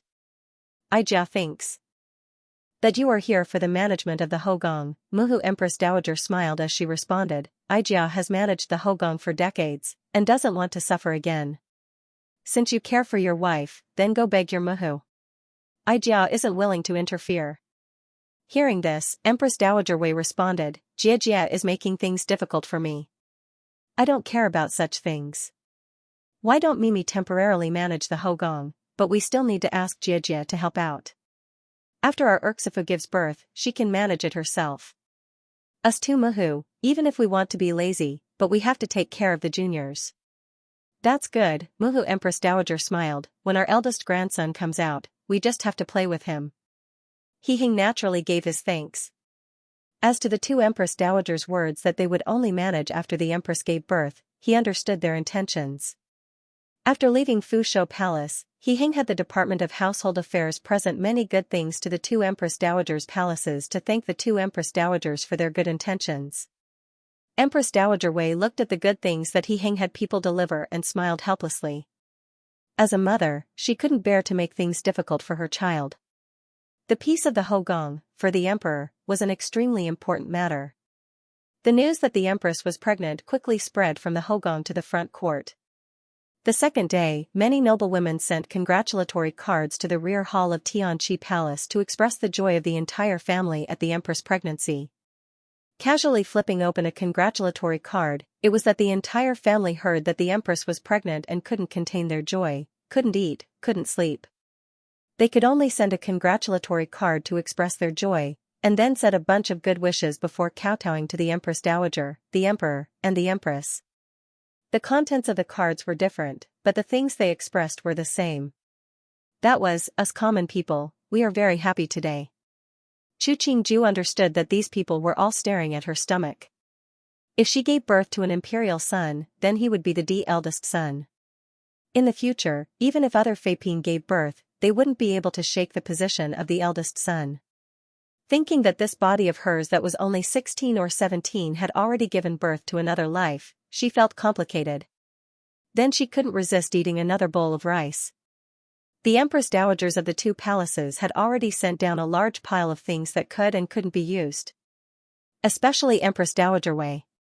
She seemed to want to fill the rear hall of Tianqi Palace as she sent down pile after pile of things. This made Chu Qingju wonder if there was anything left in Empress Dowager Wei's private stores. Empress Nyangnyang, Jean and Princess Royal has sent someone to deliver congratulatory gifts into the palace. Huang Yang came in with a list of gifts and presented it to Chu Qingju. Her Highness Princess Royal also said that at the flower admiring banquet tomorrow, she will have a good chat with you. Chu Qingju flipped through the list. The things on it all avoided things that could cause trouble. It could be seen that Jean and Princess Royal wanted to be close but was also worried about getting into trouble. Putting the list to one side, Chu Qingju smiled, go and reply to the messenger. Say Ben Gong will remember and have Jean and Princess come early tomorrow. She and Jean and Princess Royal had a relationship of 50% friendship and 50% mutual benefit. This method of interaction was the first choice. Jean and Princess Royal might be a female, but Chu Qingju felt that this person was very decisive. In the beginning, when she had separated from the Count of Beilu, she had been resolute and didn't pretend to be weak. In the end, she had managed to preserve the reputation of the imperial princess, and also obtained titles for her children. In reality, even if the eldest princess and the Count of Beilu hadn't separated, her children might not have had such high titles. Later on, Jean and Princess had intentions of showing goodwill towards He Heng and directly distanced herself from Lao De and Lao San's family. This action seemed reckless, but in reality, it was easier to gain He Heng's good opinion. No one liked people that were two-faced and three-faced. In the end, Jean and Princess' move was correct. She had become the most glorious of all the daughters of Xiandi, the princess royal that the new emperor favored. Even if she didn't have a Fuma right now, who in Jing dared to underestimate her? With such a capable woman, it was no wonder that even Qing the emperor, such a biased monarch, could be coaxed by her to the point of disregarding the rules of the ancestors and forcefully confer her the title of Princess Royal. Even Chu Qingju herself wasn't sure that she could do as well as she could. Empress, Chen Wangfei has sent a congratulatory gift. Empress, the Duchess of Zhongyi has sent a congratulatory gift. The entire morning, Chu Qingju spent looking at all kinds of gift lists. She sighed. Just the number of noble women that had the qualifications to send gifts to Tianqi Palace wasn't few. She didn't know how many gifts would be sent directly to the storeroom. Empress, Rui Wangfei has sent a congratulatory gift. The gifts from Rui Wangfu came rather late.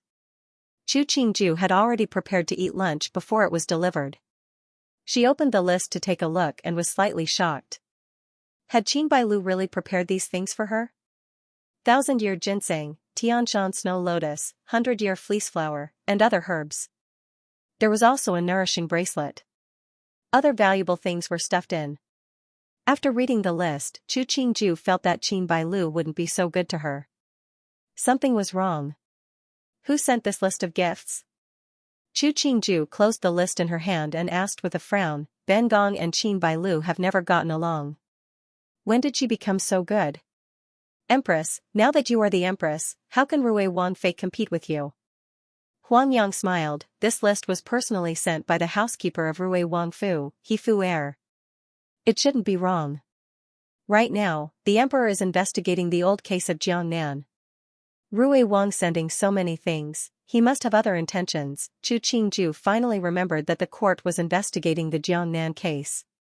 Rui Wangfu sending her so many things, did they want her to have pillow talk? That was laughable. She was an empress that was favored by the emperor. Would she stupidly ask for mercy for Rui Wang's family for such a small amount of things?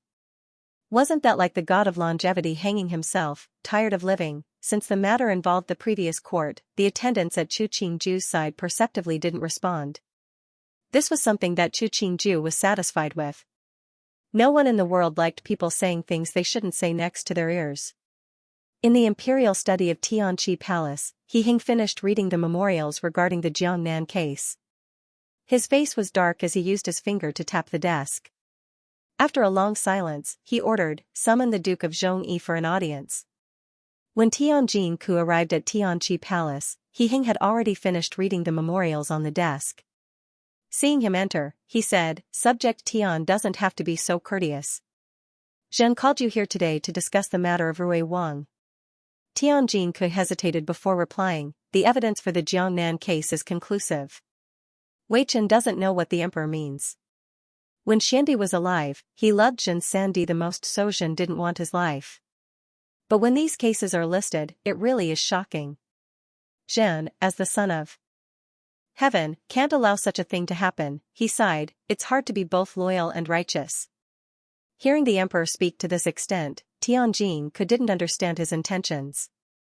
He instantly responded, "Rui Wang's crimes might be hard to forgive, but most of these cases were caused by his subordinates. They weren't directly related to Rui Wang. Wei Chen thinks that Rui Wang is guilty, but not deserving of death.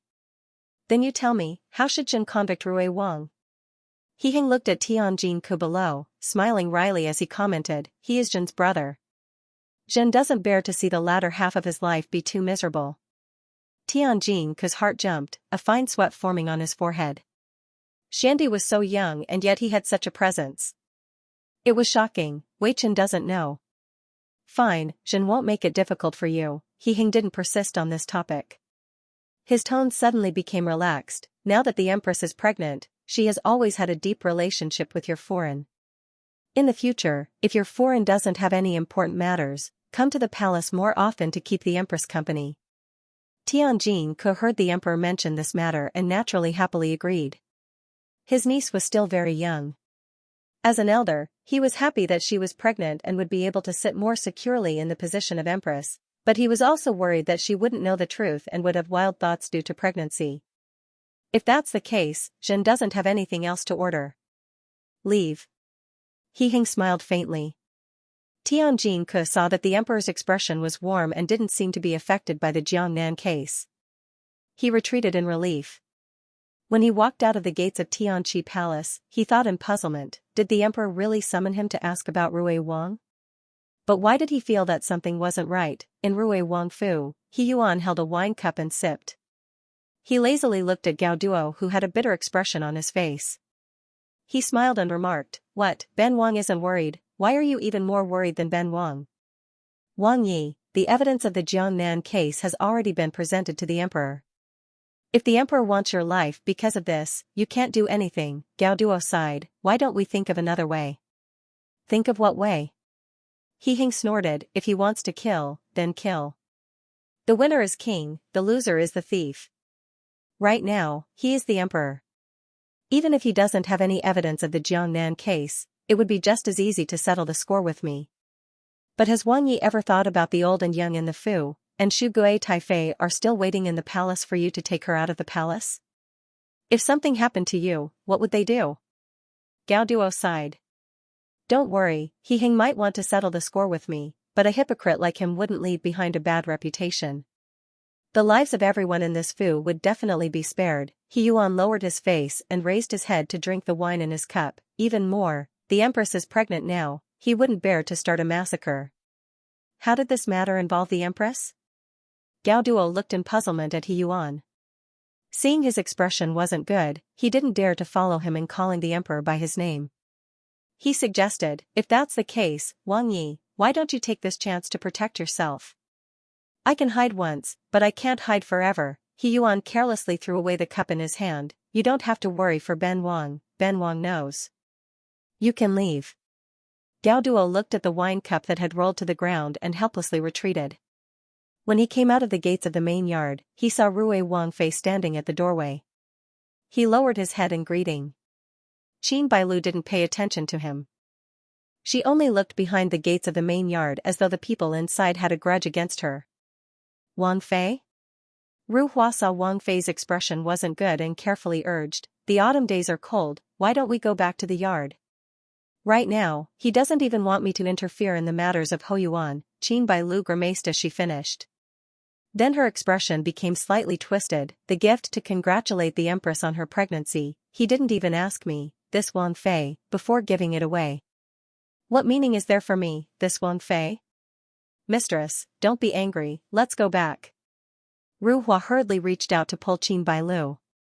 This was the gates of the main yard. What if Wang Yi heard? "Humph," Qin Bailu snorted. She held Ru Hua's hand as she unwillingly left. What could she do if she didn't leave? Right now, Wang Yi wasn't even coming to her yard, and wouldn't let her enter his yard. In the royal court, the civil and military officials listened to the contents read out by the attendants and gaped. They didn't seem to think that Rui Wang would commit so many crimes. "Rui Wang, do you have anything to say?" He Heng's expression was calm as he looked at He Yuan standing below. "When Fu Huang was here, he thought highly of you. Why did you commit such a great crime? If the emperor wants to kill or torture Chen Di, do as you please, there is no need to speak so much." He Yuan didn't beg for forgiveness. Disdain hung on his face, as though He Heng sitting at the front was a joke. "If Fu Huang valued me, then I wouldn't be standing here today. You are saying so much, just to show that I am unfaithful and unfilial." "Zhen has never had such a thought," He Heng sighed. "We were almost born in the same year, and played together when we were young. Zhen doesn't have the heart to kill you. Even more, many of the things were done by your subordinates, it doesn't have much to do with you." He Yuan frowned and then smiled coldly. He wanted to see how He Heng would punish him. The officials looked at the expressions of the two brothers. 1. They were moved by how much the emperor valued relationships. 2. They were helpless against Rui Wang's arrogance. These years, Rui Wang had been arrogant and despotic in Jing City for many years. Even with all the evidence, he was still so rebellious. Past Zhen's decree. Rui Wang is not strict with his subordinates and is unruly in his conduct. His salary will be forfeited for 5 years. He allowed his subordinates to sell salt illegally, buy positions and sell titles. Zhen's heart hurts. But because the late emperor once said to me that he loved his brothers, I couldn't bear it and had no choice but to punish him. From today onwards, Rui Wang would not be able to enter the court again. His title would be demoted to Jun Wang, his salary would be forfeited for 5 years. He would also write a letter of his crimes and post it on the city gates of all the counties in Jiangnan to obtain the understanding of the people of the world. The gold and silver taken from the Jiangnan case will not go into the national treasury. Zhen will personally send people to Jiangnan to use the gold and silver to build roads and bridges to benefit the people of Jiangnan. He Hang's face showed disappointment as he stood. Qing, leave. Your Majesty is wise, we will take our leave. Everyone knelt to send the emperor off, their respect for the new emperor growing. The emperor didn't take Rui Wang's life and didn't remove him from the genealogy of the imperial family. That was out of filial piety. The emperor punished Rui Wang and used all the gold and silver obtained from the confiscation on the public buildings of Jiangnan. He also requested that he write his own crimes and paste them on the city gates of Jiangnan. He didn't want to disappoint the people of the world. He really gained both fame and fortune, there was nothing to nitpick about. This action seemed to protect Rui Wang, but upon careful thought, it was trampling Rui Wang's face into the ground. A Wang Yi that couldn't go to court, a Wang Yi that had written his own crimes in front of the people of the world. Not only was he no longer a threat, he would become a stain on history. In the future, people would praise the emperor for his loyalty, and people would curse Rui Wang for not knowing his place. Faced with such a ruthless emperor, they, as officials, naturally had to be more careful in their work. If they angered the emperor, they would not be able to leave a good reputation even after death. He Yuan stood quietly in the empty hall. The emperor on the dragon throne had left, and the minister standing beside him had also left. He Yuan looked around calmly. After a long time, he smiled and said, "What a good move to kill without spilling blood. Truly my good brother." "Your Highness," the little Taijian guarding the hall carefully walked in front of him and said in a small voice, "It's time to close the hall." Looking at the Taijian whose calves were trembling, He Yuan actually smiled. "What, Ben Wang is very scary." The little Taijian knelt with a bang in front of him, kowtowing as he pleaded, "Wang Yi, forgive me, Wang Yi, forgive me." "All right, get up." He Yuan didn't look at the little Taijian, walking step by step to the door of the hall. Turning his head, he saw the little Taijian was still kowtowing. He laughed lightly, seemingly mocking yet unconcerned. "What are you afraid of? Whatever happens, Ben Wang won't be standing here in the future." The little Taijian who was kowtowing froze. A beat later, he dared to turn his head to look at the door. He only saw the bright sun outside. Rui Wang had disappeared a long time ago. He patted his knees and stood up, muttering to himself, he really thinks he's still the Rui Wang Yi of the past, he's putting on airs. The Hogong was also very busy at this time. Because Chu Qingju had invited all the noblewomen of 3rd grade and above into the palace to admire the chrysanthemums, those in Jing that weren't bedridden had all arrived. This was the first time the empress had invited the noblewomen into the palace.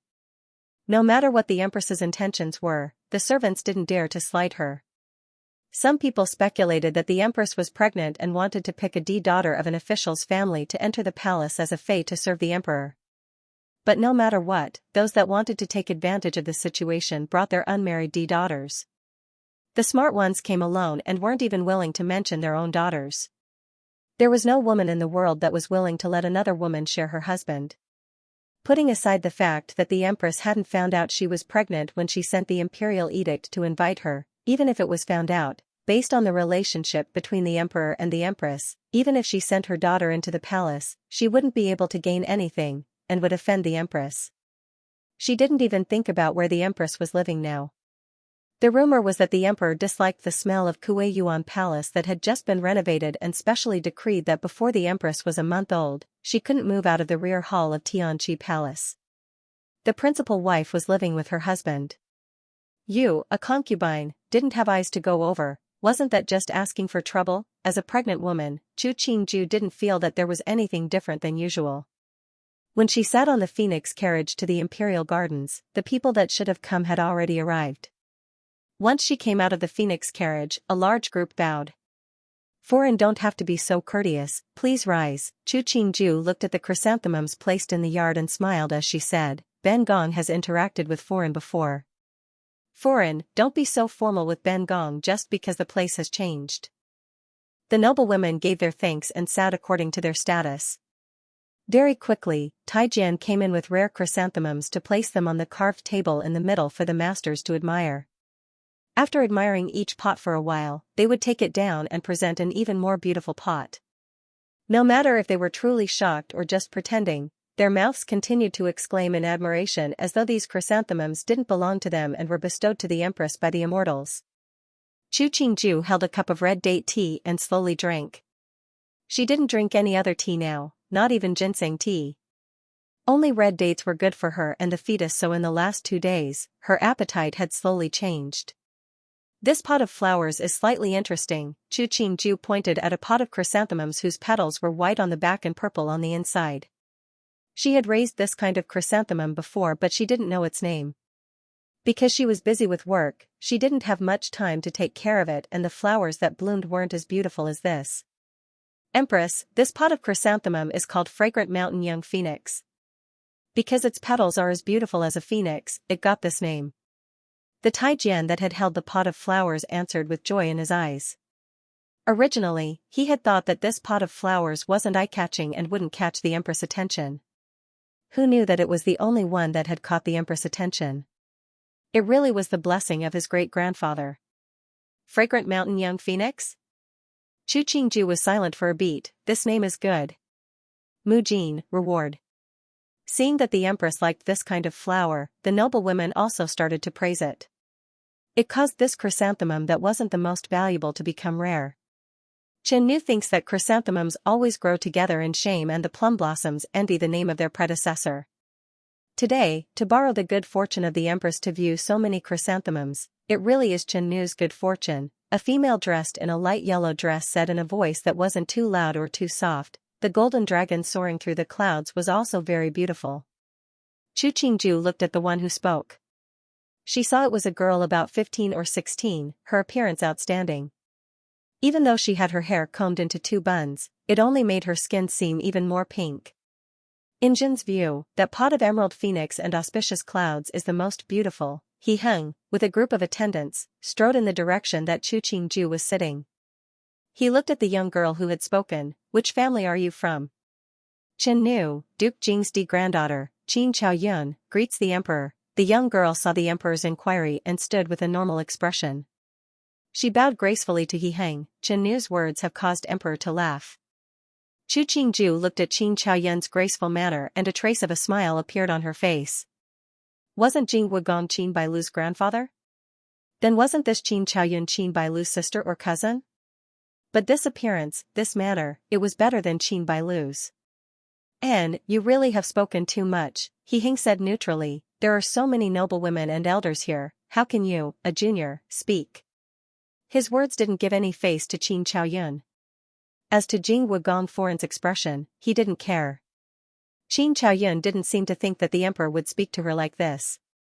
She first stilled and then her expression returned to normal as she replied, "Emperor's teachings, Chen Nu will remember them." And this conduct was even better than Qin Bailu's. If it was a normal person who was spoken to like this by the emperor, they would have blushed already. But she acted as though the emperor was teaching her for her own good. Chu Qingju sighed. It seemed that the Qin family still had women with high fighting abilities. Qin Bailu and Wei Ran Shuang's mother could only be considered a failure of the Qin family.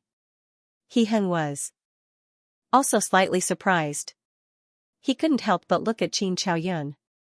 The other didn't seem to purposefully dress up, but she gave off a feeling of elegance and didn't tarnish the reputation of the Qin family. When his gaze landed on the embroidered shoes inlaid with pearls, he took his gaze away, his voice even colder as he said, "Zhen isn't teaching you, just reminding you. You are from a scholarly family, your words and actions can't tarnish the reputation of your family." Everyone could hear that the emperor didn't seem to like the Qin family. Remembering that Rui Wang's Wang Fei was a daughter of the Qin family and didn't have a good relationship with the empress, their hearts were like a mirror.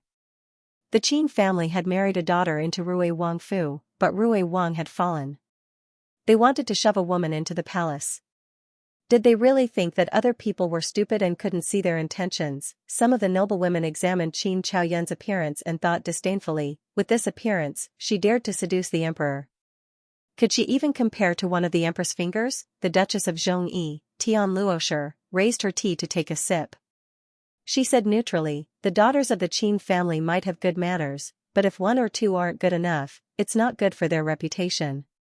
Hearing this, the people around her all agreed. Old Foreign of Jinghua, who was sitting at one side, was so angry that her face paled. He Hing didn't even look at these women, turning to walk towards Chu Qingju. What time was it? It was about time for the flower viewing to end. Seeing He Hing walk next to her, Chu Qingju prepared to stand and bow to him, but he gently pressed down on her shoulder. There's no need. Zhan had just come out of Muhu's palace and came to see. Hearing this, Chu Qingju responded, originally, I wanted Muhu to come with us to admire the chrysanthemums. Who knew that the two of them said that there were too many matters in the palace and wouldn't come to the banquet. Speaking of this, a thread of guilt appeared on her face as though it was because of her that the two empress dowagers were so busy.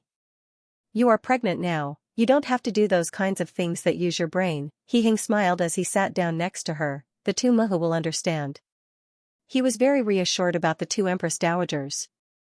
He had asked the Tai before. They said that when a woman was pregnant, they couldn't be too tired or angry. Otherwise, it would harm both the body and the fetus. That would be a very bad thing. Hearing He Hing say this, Chu Qingju smiled, this is stealing half a day of leisure. Even though he was sitting in front of a crowd of womenfolk, He Hing didn't feel the slightest discomfort.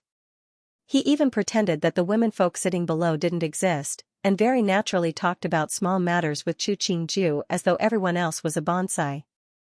Using a gap, Chu Qingju looked down. All the womenfolk seemed to be chatting freely with the people around them. There wasn't an awkward silence due to the emperor's arrival. They tried their best not to let the emperor feel that they weren't welcome. Chu Qingju felt that she couldn't trick the womenfolk present like this and said to the crowd, originally, we had planned to keep everyone for a meal before leaving, but because Ben Gong is pregnant, the Tai has repeatedly reminded us not to sit for long in the first 3 months of pregnancy. So today, we will not keep everyone. We have neglected everyone and hope that everyone can understand. The womenfolk present who had children all stood. As they thanked the empress for her invitation, they said that the first 3 months of pregnancy needed to be more careful. They also said that the empress and the child in her womb were blessed with good fortune and everything would be auspicious and smooth. Chu Qingju smiled and let them leave. Before these people left, she specially looked at Qin Zhaoyun. She was a pretty little yatu and knew how to perform. It was a pity that her clothes were so plain, but her shoes exposed her true nature. If a person wanted to act, they had to act more realistically. Other than the ordinary hair bun and plain clothes, how could they forget to disguise their shoes? The embroidered shoes of unmarried girls were often changed, especially those inlaid with agate and pearls. Because it was not easy to clean, the pearls and agate would easily scatter or lose their color after washing, so they would generally not wear them a second time after wearing them once. As a result, unless one was from a wealthy family, most people would not easily wear this kind of shoes. This was where Qin Chaoyun failed. If he really liked simple things, why would he wear those shoes? So even though she had some methods and some guts, she was still too inexperienced. In front of He Hung, it wasn't enough.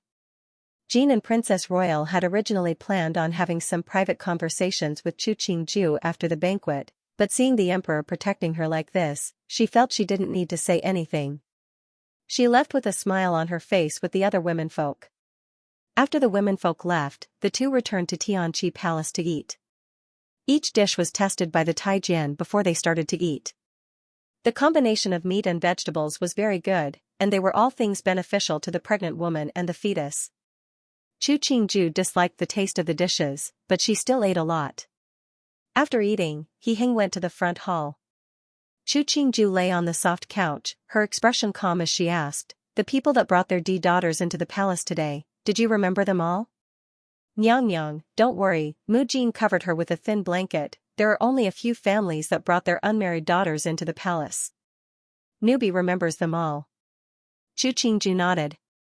She was very confident in Mu Jin's work. The Qin family is lucky to be a scholarly noble family. Doing all these things, it really doesn't seem like something a noble family would do. She didn't understand the Qin family very well, but based on her understanding of scholarly noble families in her previous life, weren't they all elegant and courteous, humble but not hypocritical? Why was it like this when it came to the Qin family? Their Qin family had destroyed the reputation of a scholarly noble family, wasn't it a bit lacking in morals? Empress, you don't know, Jin Zhan, who was usually well informed, spoke at this time. Newbie heard that the previous generation's Jing Wugong was a very talented person. Who knew that the heavens were jealous of his talent and he passed before 30? But he didn't have any children and could only pass the title to his Shu brother's son, who is the present Jing Wugong. The present Jing Wugong has a soft personality and usually listens to his foreign. In the past, I didn't feel it, but now the Qin family is becoming more and more restless. If this continues, I'm afraid that the reputation of a scholarly noble family can't be maintained. If that's the case, then the present Qin family can't be considered orthodox? Yin Lu thought of Rui Wangfei's condescending demeanor in the past and said, since it's not orthodox, why does Rui Wangfei have to put on airs? Yes, if that's the case, then Rui Wangfei's lineage can be considered Shu children. Mu Jin sighed, no wonder Rui Wangfei has such a personality. Even though she was suspicious of this kind of bloodline theory, Chu Qingju understood another matter. No wonder the Qin family's conduct was so short-sighted. So the one in charge was the matriarch of the inner compound. It had to be known, no matter if it was a man or woman, if they stayed at home all day and didn't understand the situation. Outside before giving orders, it was easy to make the wrong decision. The inner compound could easily limit a person's vision and judgment. When He Heng returned to the front hall, he suddenly flipped through the list of female candidates that the Department of Household Affairs had presented. Rui Wang is muddle-headed right now. It is also because Rui Wangfei didn't try to persuade him. Zhen can't bear the servants of Didi not doing their best. Today, I specially bestow a few female candidates to serve in Rui Wangfu, so that they can remember Rui Wang with virtue. Finishing, he circled 4 names out of the 28 female candidates and had Qianchang Xian lead them to Rui Wangfu. These 4 female candidates didn't seem to have any connection, but in reality, their paternal families were all in Jing City. Even though they weren't from prestigious families, they had some connections in Jing City and had done some things that He Heng didn't like. So he felt very happy that the women of these 4 families were sent to Rui Wangfu. He Heng closed the list and put it to one side. Right now, he didn't have any thoughts of taking Fei. In the past, he had felt that all kinds of beauties by his side were the icing on the cake. Now, he felt that no matter how many women there were, if it wasn't to his liking, it was just taking up space. Come, pass down the order. Bestow a pair of gold bracelets to the female candidates of Tuanfang Hall as dowry. 3 days later, let them return to their homes to marry. They don't have to stay in the palace. The emperor giving such a decree was telling everyone that he didn't want to take these female candidates as Feipin, so he was letting these female candidates return to their homes to marry. If the female candidates were sent home to marry, and the empress was pregnant, then who would serve the emperor? The thoughts of the people in the palace started to move, as though they had forgotten the lessons of the past. Qin Bailu listened to the subordinate report on Chiyusu's sorry state and her mood was very good. She rewarded a handful of copper to the Yahuan who was mimicking her. She raised a teacup to say to Ru Hua beside her, I want to see, without Wang Ye's favor, how long she can last. Ru Hua saw the smile on Wang Fei's face and said helplessly, Wang Fei, newbie heard that today at court, Wang Yi was, what does his business have to do with me? Chiyusu smiled coldly, right now, I can't even manage the inner compound, much less what happens outside. Seeing Wang Fei's expression, Ru Hua understood. Wang Fei probably didn't know that Wang Yi had been demoted and banned from court. That kind of matter was very serious. If Wang Yi saw Wang Fei like this, wouldn't there be another commotion? Ben Wang's matters naturally have nothing to do with you, He Yuan strode in from outside the door. He didn't even look at Qin Bailu and Ru Hua, whose expressions had changed. He sat down at the front and said faintly, right now, Your Qin family has already set their sights on the emperor, how can you still look favorably on Ben Wang? Qin Bailu's expression instantly darkened. He Yuan's words were hard to hear, but he wasn't a person who made things up. Since he said such things, it meant that the Qin family really wanted to arrange for people to enter the palace. He Yuan laughed lightly. You really think that the women of the Qin family are the mysterious women of the ninth heaven, loved by everyone? Your Qin family doesn't feel ashamed, but Ben Wang feels ashamed for you. His finger lightly tapped the armrest of the chair, and he said wryly, also, since you have already said that Ben Wang's business has nothing to do with you, why don't you pack up and return to your paternal home? Ben Wang will definitely ask the emperor for a decree of separation. Qin Bailu's heart jumped. She looked at He Yuan as though she wanted to find a hint of a joke on his face, but there wasn't any hint of a joke on the other's face. Wang Yi, Xia is the Wang Fei that Xiandi bestowed upon you. You can't treat me like this, Qin Bailu said dryly. You can't divorce Xia. Even if Xiandi was here, Ben Wang would divorce you if I wanted to. Even more so, Xiandi is not here anymore. He Yuan looked coldly at her. Leave, Ben Wang doesn't want to see you. The rims of Qin Bailu's eyes reddened. She bowed and was about to leave when she saw He Fu'er hurriedly walk in. Then he said something that she found hard to endure. Why would the emperor bestow a few concubines down? And what did he say that she didn't serve Wang Yi well? Qin Bailu felt as if her cheeks had been slapped hard by someone, and it was burning with pain. He Yuan ignored her and ordered He Fu'er to bring the person over for him to see. Qin Bailu looked at He Fu'er's back as he half walked and half ran. It was like someone had poured a bucket of ice water over her, and she felt cold from head to toe. The 4 female candidates that had been bestowed by the emperor were taken in by Wang Yi and became Yinyang. Everyone in the Wang Fu finally found out that Wang Yi had been demoted as a bolt from the blue. If he wasn't a Qin Wang, the expenses and the number of servants in the Fu would be reduced. The area of the Wang Fu would also be reduced. Then there would definitely be people in the Wang Fu that would be kicked out. As the servants were worrying about their future, they heard another piece of news. That was that Wang Yi was forbidden from attending court and was going to lose his salary for 5 years. He even had to write a confession of his crimes and post it in front of the people. The servants that had been reluctant to leave the Wang Fu didn't have any reluctance now. They only waited for the news to come out so they could find their next master. As to the Taijian and palace maids that had been separated from the Department of Household Affairs, they wanted to return to the Department of Household Affairs to wait for their new assignment. Rather than serving a master that had no future, it was better to find a good next master.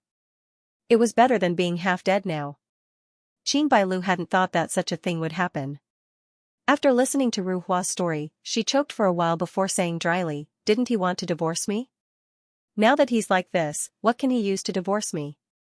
Ru Hua sighed helplessly. Not just Wang Ye's arrogant personality, even if a normal person heard Wang Fei say such things, they would be angry. When Wang Fei had just entered the Wang Fu, she didn't care about the Seisher in the Fu. Wang Yi had said something and the two of them had started to fight, causing the servants in the Fu to laugh at them.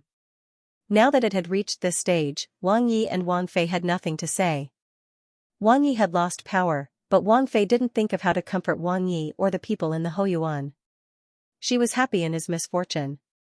If this continued, what feelings would there be left? Seeing Ru Hua's hesitant appearance, Qin Bailu said coldly, since Wang Yi doesn't want me to manage the matters of the Wang Fu, then I don't need to waste my energy on what happens in the Fu. If anyone comes to beg me, just say I'm sick. Yes, Wang Fei. After serving Wang Fei for almost a decade, Ru Hua was clear of Wang Fei's personality. She definitely didn't want her to talk. She bowed and silently stood at the side. But Qin Bailu quickly couldn't calm down because the Qin family had sent news that her Tang Mei had been scolded by the emperor in front of all the noble women. She didn't go to Chu Qingju's chrysanthemum appreciation banquet, so she didn't expect such a thing to happen. After hearing the whole story, Qin Bailu's heart was filled with anger. No wonder His Highness said that about the Qin family's women, it was because of this matter. It was no wonder that her maiden family had sent her visiting cards recently. It turned out that they wanted to climb up the emperor's branch. She was a princess who had lost her power. What use was she? After thinking through these things, Qin Bailu felt a chill in her heart. If her family and husband were like this, what hope did she have in this life? Thinking about Chu Qingju, who was already pregnant, she lowered her head to caress her empty stomach. She didn't understand why all the good things in the world had happened to Chu Qingju. A good mother-in-law, a good husband, a good identity, and a child in the near future. Who said that the heavens had eyes? Otherwise, why would some people live well and some not? Ru Hua, pass my orders. Chu Shi is seriously ill.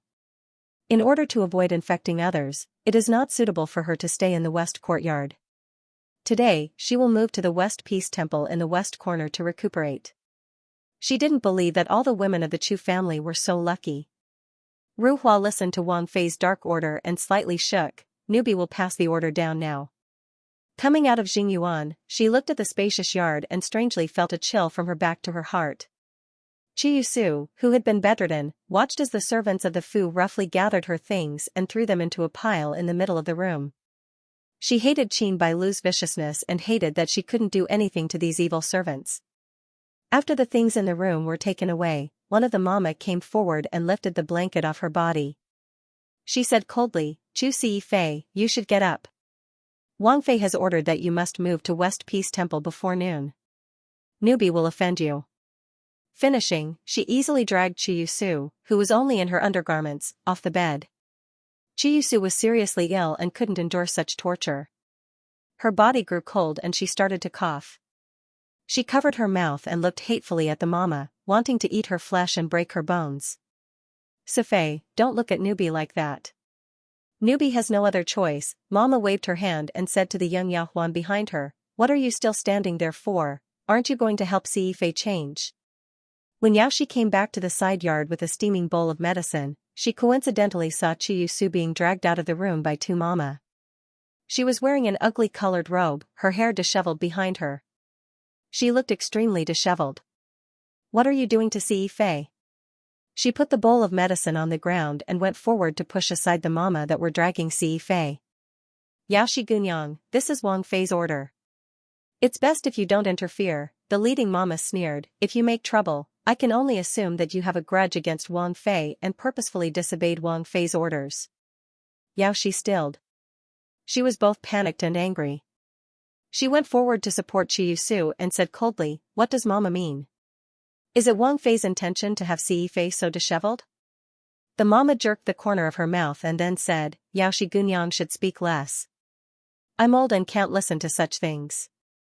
Finishing, she waved her hand and indicated for the servants to drag Chi Su away. Yaoshi had no choice but to follow. The name of Shi Pingjai was better than the room. Yaoshi knelt by the bed with red eyes.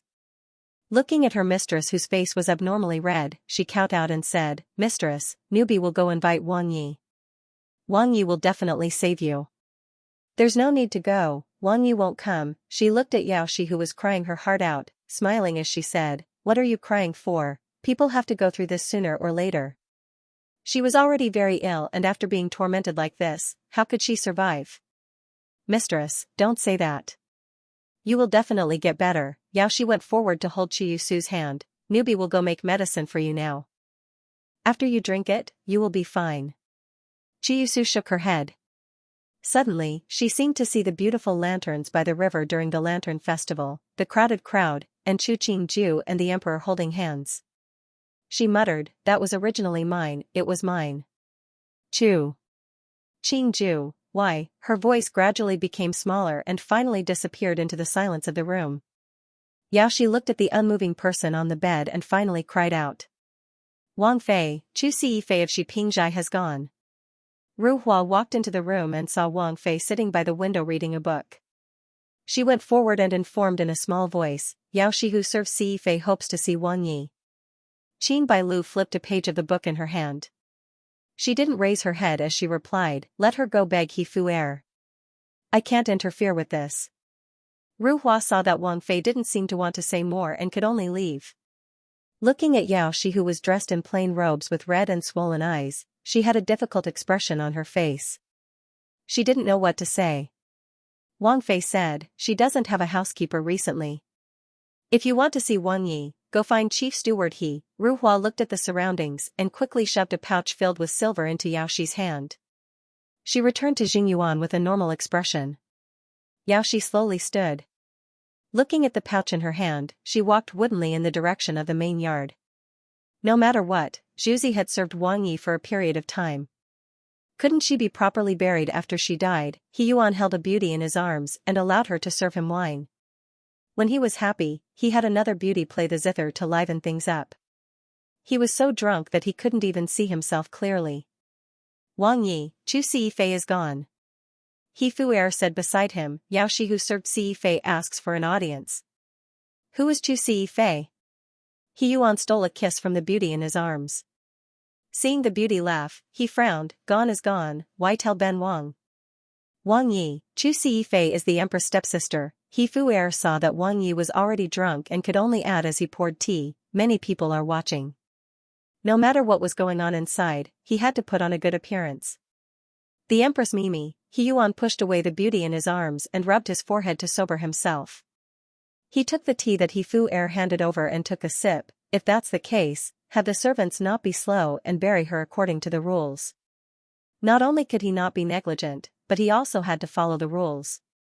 This would make things difficult. Even though He Fu'er was thinking this, he didn't show any of it on his face. After deciding who would take care of this matter, he said, it is her good fortune that Wang Yi cares for her. This lowly one will have someone take care of it. He Yuan snorted, if she wasn't the Empress Mimi, Ben Wang wouldn't have to waste the effort.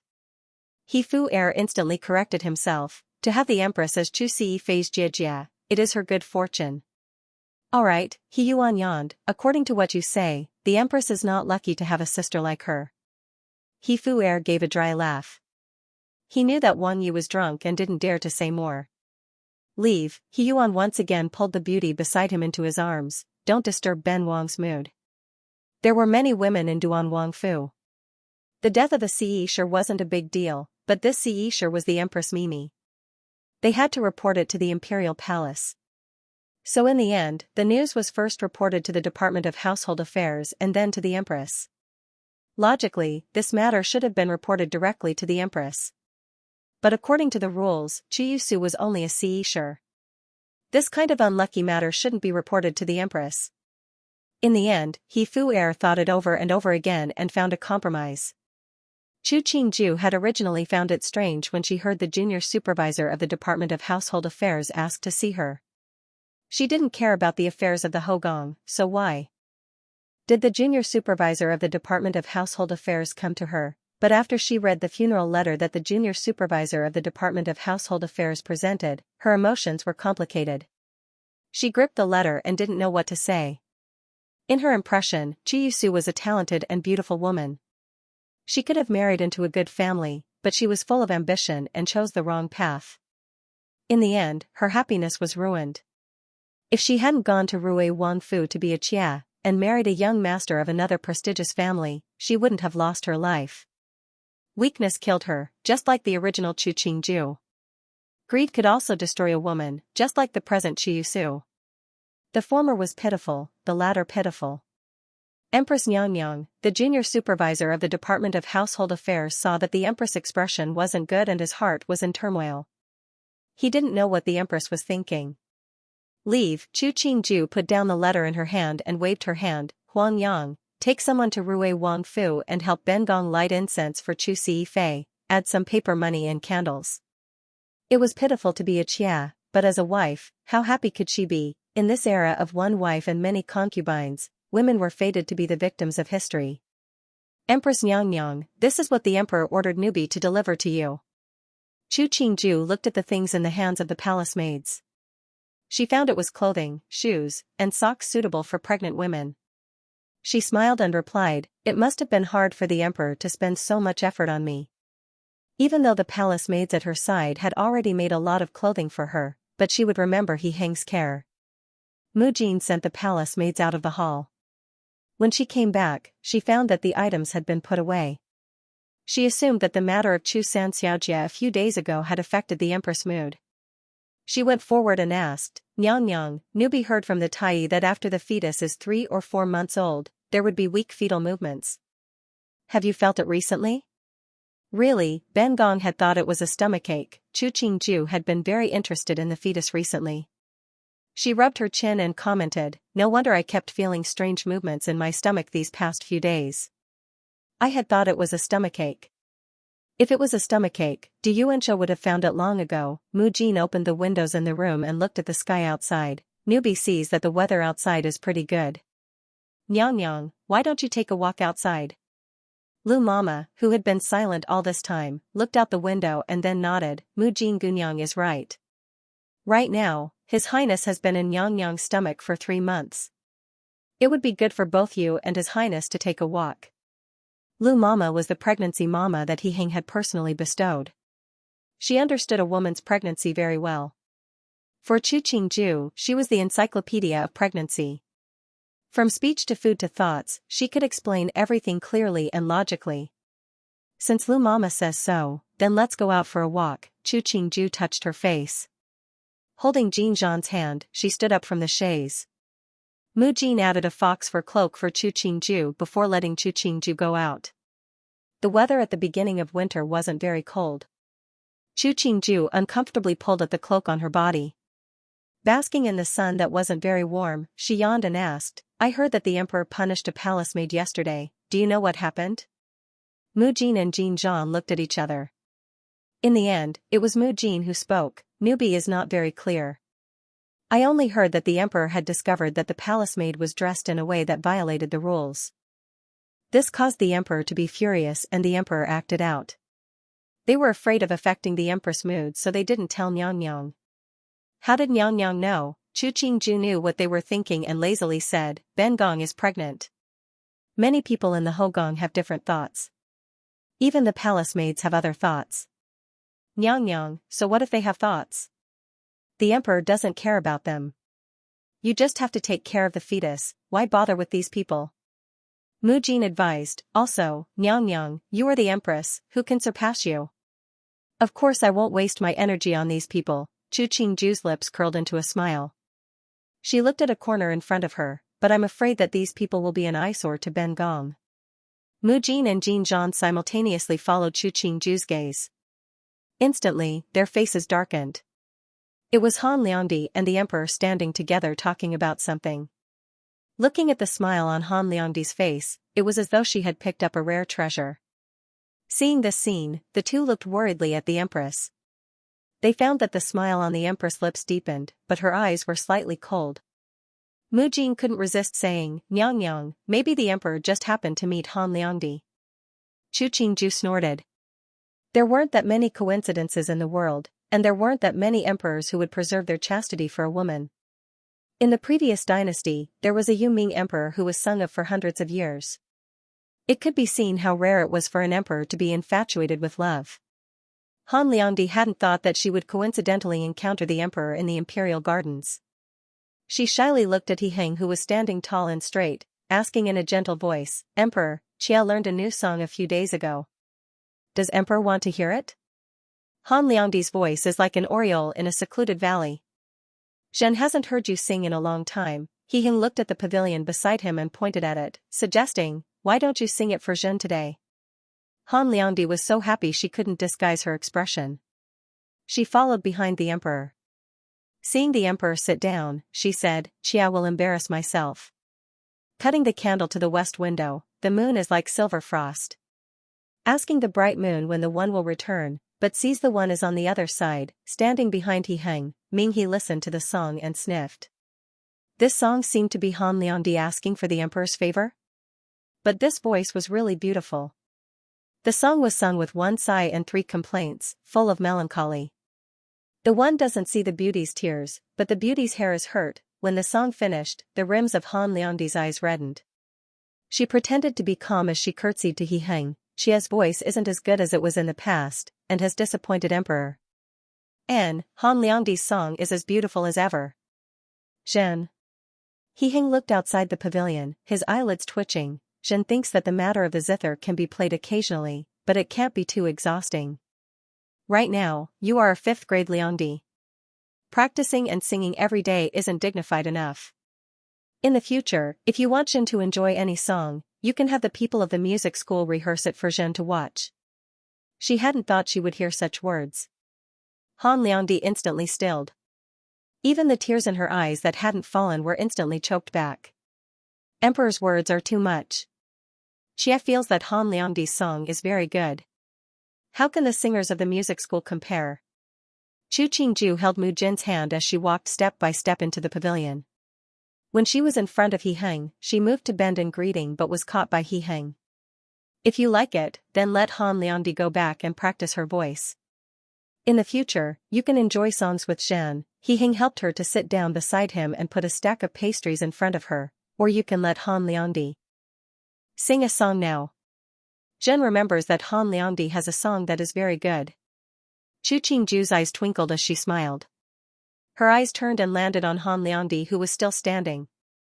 After a moment of thought, she shook her head and said, "Never mind." Just like Emperor said, Han Liangdi's rank isn't high, but she is still a Feiping of the Hogong. To let her sing for Xia, it would be unfair to her. You are the Empress who is the mother of the world. There's nothing unfair about her singing for you. He Heng slightly raised his chin as he looked at Han Qinghe. Han Liangdi, what do you think? To be able to sing for Emperor and Empress is Qia's good fortune. Han Qinghe squeezed out a warm and appropriate smile. She bowed to Chu Qingju. Please, Nyang Nyang, allow Pinky to sing for you. She felt that half of her heart was extremely cold and the other half was extremely hot. It was uncomfortably writhing, but she had to change herself into a singer. Peach Blossom Demon, Pear Blossom White, Only Lotus. Chu Qingju gave a yawn and lazily leaned on He Heng's shoulder. She muttered, the weather today is good, it really makes people sleepy. He Heng knew that after a woman became pregnant, they tended to be sleepy. He reached out to hold her back, letting her lean more comfortably. His other hand slowly sipped at the teacup, occasionally lowering his head to look at Chu Qingju, who was leaning on his shoulder. Han Qinghe looked at the scene. For some reason, she felt her throat hurt, as though it was hard for her to bear even one line. Towards the end, even she didn't know how she sang. Stop, He Heng said in a small voice, the Empress is asleep, don't disturb her. Finishing, he bent to pick up the person leaning on his shoulder. He then took a deep breath. It was pretty heavy. His Empress looked slender and beautiful. Even being 3 months pregnant didn't show her belly. But as he carried her, he found that she was much heavier than before. It seemed that the food she ate every day had some effect. Thinking that Chu Qingju's belly would grow bigger in a few months, he couldn't help but furrow his brow. At that time, he didn't know how much Qingju would suffer. It would be hard for her to even sleep. Emperor, why don't Nukai get someone to bring the palanquin over? Ming He saw the situation and hurriedly went forward to suggest. No need, He Heng held Chu Qingju securely, this place isn't too far from Tianqi Palace. Yes, Ming He obediently retreated to the back, bowing as he followed. He prepared himself that if the Emperor relented, he would use his body to cushion the Empress. From here to the rear hall of Tianqi Palace, it was a difficult walk. Respectfully sending off Emperor and Empress Nyang, Han Qinghe watched as the Emperor carried the Empress down the stairs of the pavilion. When she could no longer see the figure, she angrily threw away the teacup on the stone table. What did the Empress mean? Was she, Han Qinghe, born to be a singer? She was the Emperor's woman, why did she have to sing for her? Zhuzi, the palace maid behind her, was so frightened by her action that her expression changed. She looked in all directions.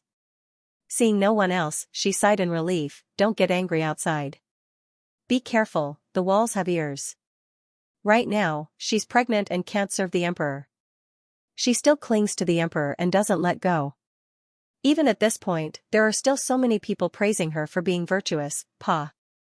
Han Qinghe couldn't suppress the fire inside. The days of fighting with Feng Zijin had made her forget herself, even her own identity. Zhuzi. The palace maid was so frightened her legs turned to jelly. She knelt in front of her, don't say any more, this is a great crime that can get you beheaded. Get up, why are there so many idiots like you serving me? Han Qinghe took a few deep breaths. Seeing the people beside her pale with fright, she slowly calmed down, go back. Such a good chance to get close to the Emperor, it was destroyed by Chu Qingju. It really was irritating. Chu Qingju closed her eyes as she leaned into He Heng's embrace. Hearing his increasingly heavy breathing, she opened her eyes when they were about to reach Tianqi Palace. She looked around in confusion before raising her head to look at He Heng. Emperor? Awake? He Hing stopped walking, burying his head as he smiled at the puzzled woman in his arms. You just fell asleep, I'm taking you back to the palace. I'm much heavier now, put me down, Chu Qingju hurriedly said. Emperor, how can you carry me all the way back, it's too tiring. It's fine, He Hing hugged her tighter, don't mess around, we're almost there, Zhen will carry you back. Chu Qingju buried her head in his embrace, muttering, so embarrassing. I've seen you in more embarrassing moments, He Hing laughed out loud, but it's true that you're much heavier. Chu Qingju pinched his waist, snorting, don't you see whose fault it is? My fault, He Hing continued to stride forward, completely unaffected by Chu Qingju's pinch. It's better to be heavier, I like you to be heavier. The group of people following behind silently buried their heads even lower. They expressed that they hadn't heard anything. Of course, they didn't see the emperor fawning over the empress. Nyang, Huang Yang's forehead was covered in a thin layer of sweat.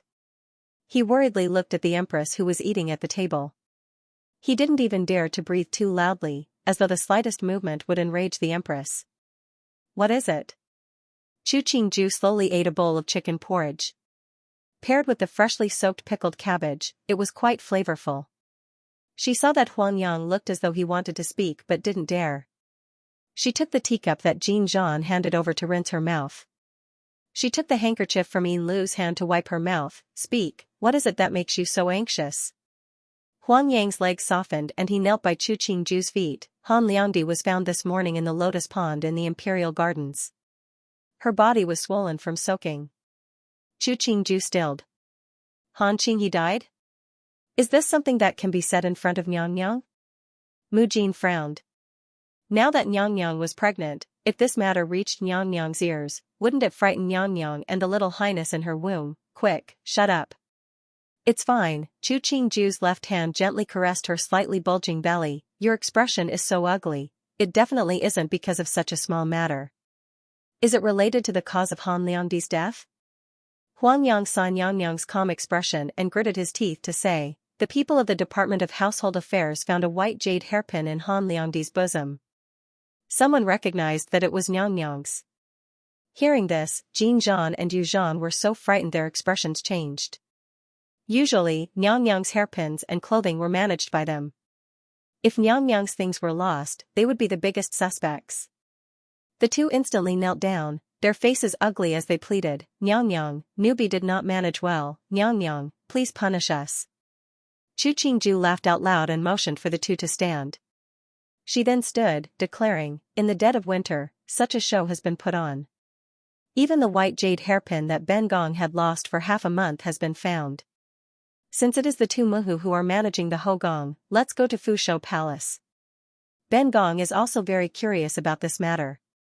Huang Yang looked in confusion at the empress. The empress didn't seem to be angry at all. Mu Jin was stunned for a moment before she recovered her smile. That's right.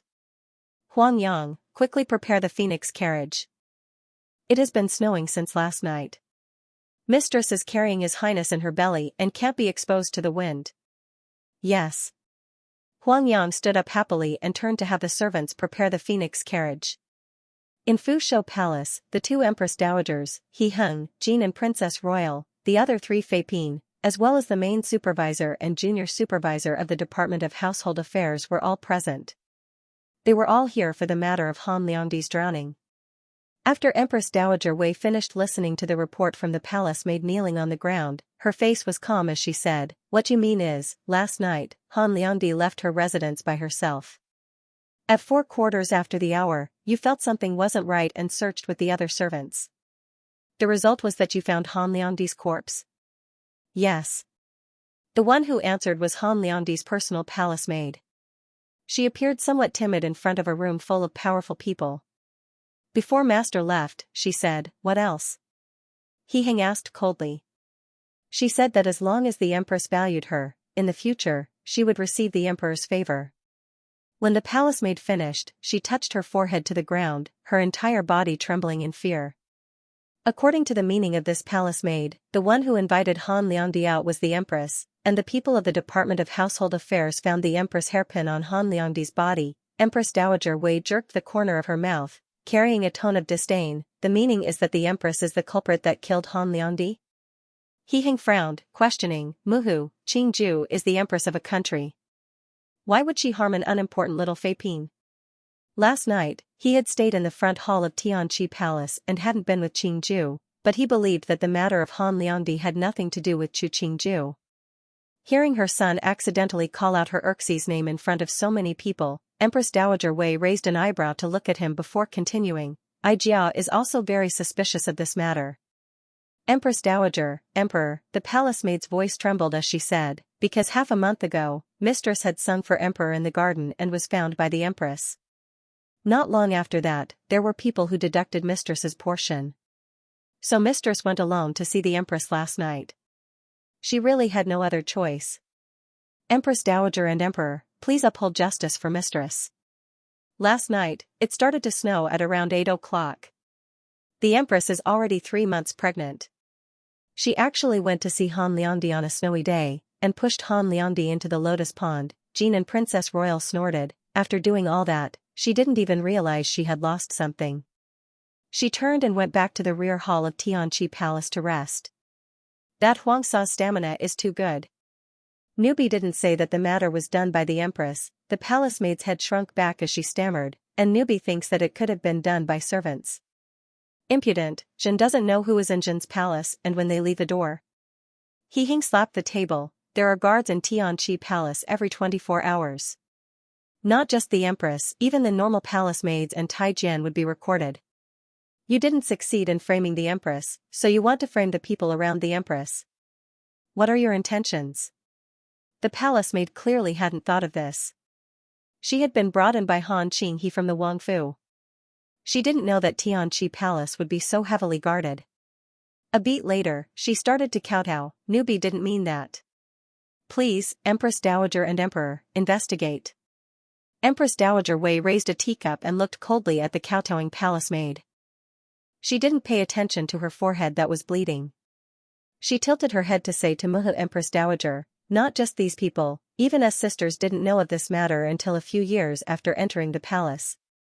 I don't know which daring thief would murder a palace fae and frame the Empress. It really is a great crime. Exactly. Jia had entered the palace as Empress for almost a year before finding out that Tianqi Palace had guards hiding in the shadows to protect the Emperor. Muhu Empress Dowager raised her head with a mirthless smile, her gaze sweeping across Jiang, Feng and Luo, but in the past, no one came to frame Jia. Nowadays, the young people are even more daring. Jiang, Feng and Luo couldn't sit still. The three walked together to the center of the hall and knelt. Before the matter was investigated, all three of them were suspicious. But the great crime of murdering the Empress and murdering a palace fae would implicate their families. How could they bear the consequences? Alright, you three don't have to kneel. Empress Dowager Wei put down the teacup. Bengong's Erxie, Jia knows very well that she isn't the type to do such a thing. Even if she did, she wouldn't do it so stupidly. Jia doesn't care who is so daring, but if she admits it herself, Jia won't pursue her family. But if Jia personally finds out, don't blame Jia for being heartless. The main supervisor and the 2 junior supervisors of the Department of Household Affairs could see that the 2 Empress Dowagers and the Emperor were all protecting the Empress. The 3 had worked together for many years and didn't even need to exchange a look to know what the other was thinking. The main supervisor of the Department of Household Affairs stepped forward and reported, Emperor, Empress Dowager, Nukai has just found that the back of Han Liangdi's neck has marks of being hit by a heavy object. From the location of the injury and the severity, the perpetrator should be slightly shorter than Han Liangdi, and it should be a female. The Empress is slightly taller than Han Liangdi, and it is forbidden for a pregnant person to lift heavy objects. So the perpetrator can't be the Empress. Nukai has also checked the records of the back hall of Tianqi Palace from yesterday to this morning. The palace maids and Taijian that serve the Empress are not suspicious. So from this, the matter of Han Liangdi has nothing to do with the Empress. He nodded, his expression warming. It seems that someone wants to kill 2 birds with 1 stone. His gaze swept across the 3 Feipin kneeling and finally landed on Luo Yinxiu and Feng Zijin, who were shorter than Han Qinghe. His expression darkened again. Capture all the palace maids and Taijian that serve Luo Guipin and Ping Kairan and interrogate them one by one. Emperor. Feng Zijin took 2 steps forward on her knees. Xia is innocent, Emperor. Luo Yinxiu looked at the excited Feng Zijin and continued to bury her head. Emperor, the Empress asks for an audience. Minghe came in to report. Summon, He Hang's cold expression instantly became warm. When Xu Qingju came in, he couldn't resist standing and helping the other to sit beside him. It's snowing outside, why did you come? Just now, I heard that Han Liandi was gone, and she had Xia's hairpins on her body.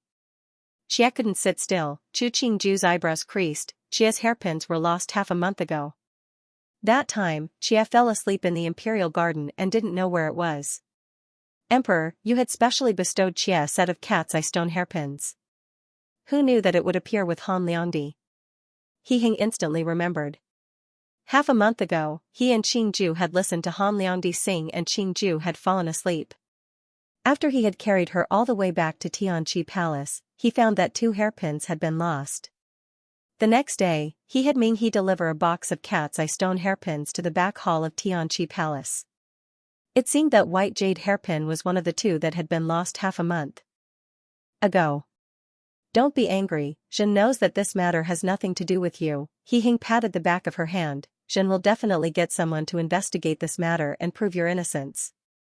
Xu Qingju sighed and then slowly nodded her head. She looked apologetically at the 2 Empress Dowagers. Urxi is very unfilial to have made both Muhu worry. What does this matter have to do with you? Muhu Empress Dowager said. Empress, you are too honest.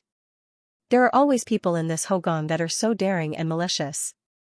Ijia and your Muhu have been in the Hogong for so many years, but we have never seen such a stupid move. Keeping this kind of person in the Hogong, Ijia doesn't dare to be at ease. Exactly. You are pregnant now, don't waste your energy on such a small matter. Ijia will be here, you won't be wronged. After Empress Dowager Wei finished, she said to He Hang, quickly send the Empress back. There's no need to dirty people's ears with such an unlucky matter. You too, don't worry, Ijia and Jia will definitely get to the bottom of this matter. You should leave this place as soon as possible. He Hang stood and bowed to the 2. Son doesn't have the energy to look after the matters of the Hogong. This matter will have to trouble both Muhu. Go, go, Empress Dowager Wei waved her hand and shooed the 2 away like she was shooing ducks. After the Emperor and Empress left, she gave a cold smile. She said in a neutral tone, anyone that is suspicious will be severely punished. Ben Gong doesn't believe we can't find out. Her cold eye swept across He Hang's 3 Fei Pin. This Hogong can't tolerate women that think themselves clever. Jiang, Feng and Luo couldn't help but tremble.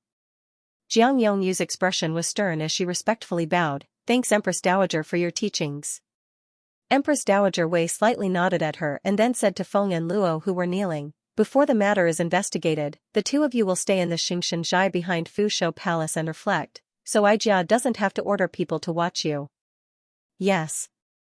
Luo Yinxiu obediently kowtowed. She knew that the Empress Dowager was cutting off their path of retreat. But since it was something she hadn't done, what was there for her to be afraid of? In a place like the Hogong, there could be many secrets, and it was possible that everything you did could not be hidden. The crux was how high you climbed, how steady you stood. The Empress Dowager of the 2 palaces ordered the people of the Department of Household Affairs to give heavy punishments. The people around Luo Yinxiu and Feng Zijin took turns to be punished.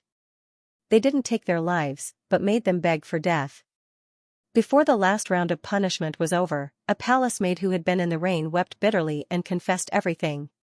She even confessed everything that her mistress had done in the Wangfu in the past. Ijia was wondering how a Feipin with an unstable foundation could kill someone without anyone finding out. So there was help. Muhu Empress Dowager flipped through the confession in her hand and handed it to Empress Dowager Wei beside her. She sighed, this Fengsher is too daring. Empress Dowager Wei skimmed through the confession and her face flushed with anger. She wasn't a person that showed joy on her face, but the things on the confession were shocking and infuriating, especially when the culprit was someone she had picked out of the female candidates for her son. Come, bring Luo Guipin and Ping Kairan from Xianxia. She suppressed the anger in her heart and sighed at Muhu Empress Dowager. If Ijia knew it would be like this, Ijia wouldn't have arranged for such a poisonous woman to serve by Emperor's side. No wonder Hunger and Urxi had been together every day and didn't have any children. His body must have been damaged by the medicine and it took half a year to recover. Mimi doesn't need to blame yourself. You may know a person's face but not their heart, Muhu Empress Dowager comforted. Luckily, it didn't cause a great disaster. This is the heaven's protection. But since the matter has been investigated, should we tell the Emperor and Empress? When the Empress had been in the Wangfu, she had been poisoned. It wouldn't be appropriate for the Emperor and Empress to know of such a major matter. Such a major matter, how can we hide it from the Emperor and Empress? Empress Dowager Wei's expression had recovered to normal. Also, get someone to invite Xu Gui Taifei and Rui Wang over. That should be the case, Muhu Empress Dowager nodded. This matter couldn't escape Xu Gui Taifei. As the two were talking, Feng and Luo came in. They had only been in the Xianxia for 2 days, but the two of them looked a lot more haggard. Luo Guipin looked like she could barely maintain her posture, but Ping Kairan looked a lot worse off.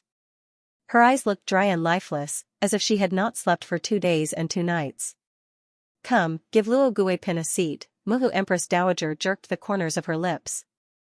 Even though she was smiling, but it was enough to make people feel her. Thank you, Empress Dowager of the 2 palaces. Luo Yinxiu released a breath and sighed.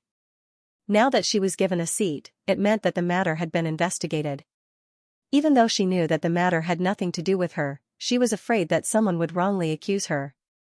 Seeing the present state, she had nothing to worry about. Chu Qingju heard the 2 Empress Dowagers call her and He Heng to Fuzhou Palace. She looked in shock at He Heng who was playing chess with her. Muhu found out the matter so quickly? He Heng naturally wouldn't tell her the methods of the Department of Internal Affairs. He put down the chess piece in his hand and smiled, replying, in this world, as long as something is done, it will definitely leave a mark. You have to know that there is no case in the world that can't be investigated. It's just whether one is willing to investigate it or not. Chu Qingju agreed with He Heng's words. People often said, if you don't want others to know, don't do it. So it's better not to purposefully do evil. Seeing her expression of deep agreement, He Heng stood, declaring, since Muhu wants to see us, let's go to Fuzhou Xian Palace to take a look. Finishing, he ordered the servants to bring a fox collar cloak and had Chu Qingju change into a pair of thick rabbit fur boots before leading the others out of Tianqi Palace. Coming out of Tianqi Palace, Chu Qingju felt the cold wind hit her face. The accumulated snow on the road had been swept clean by the Taijian, but the roofs and treetops were still covered in snow. She exhaled, such heavy snow. Reaching out to pull the collar of her cloak up to cover her face, He Heng helped her onto his imperial carriage. After the two sat down, he commented, it's already the 12th month, it's normal to have such heavy snow. Even though she had seen the heavy snow of Jing City last year, but Chu Qingju still had a special feeling towards snow. It was probably because she had lived in the south in her previous life and always saw the language textbooks write about making snowmen in winter, but in reality, it was impossible to make snow. You couldn't have it, but someone told you from a young age that there was such a thing. For most people, it was hard to avoid being attached to it. As the imperial carriage passed, Chu Qingju occasionally lifted the curtain and saw some palace maids or Taijian kneeling on the 2 sides of the road.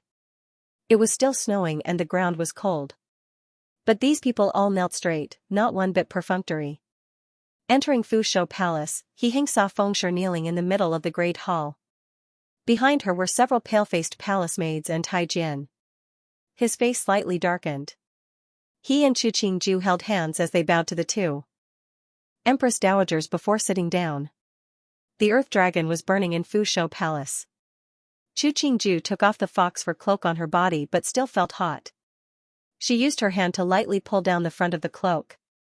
Looking at Feng Zijin on the ground, she asked, Muhu, what is this? This Fengshe has become more daring these years.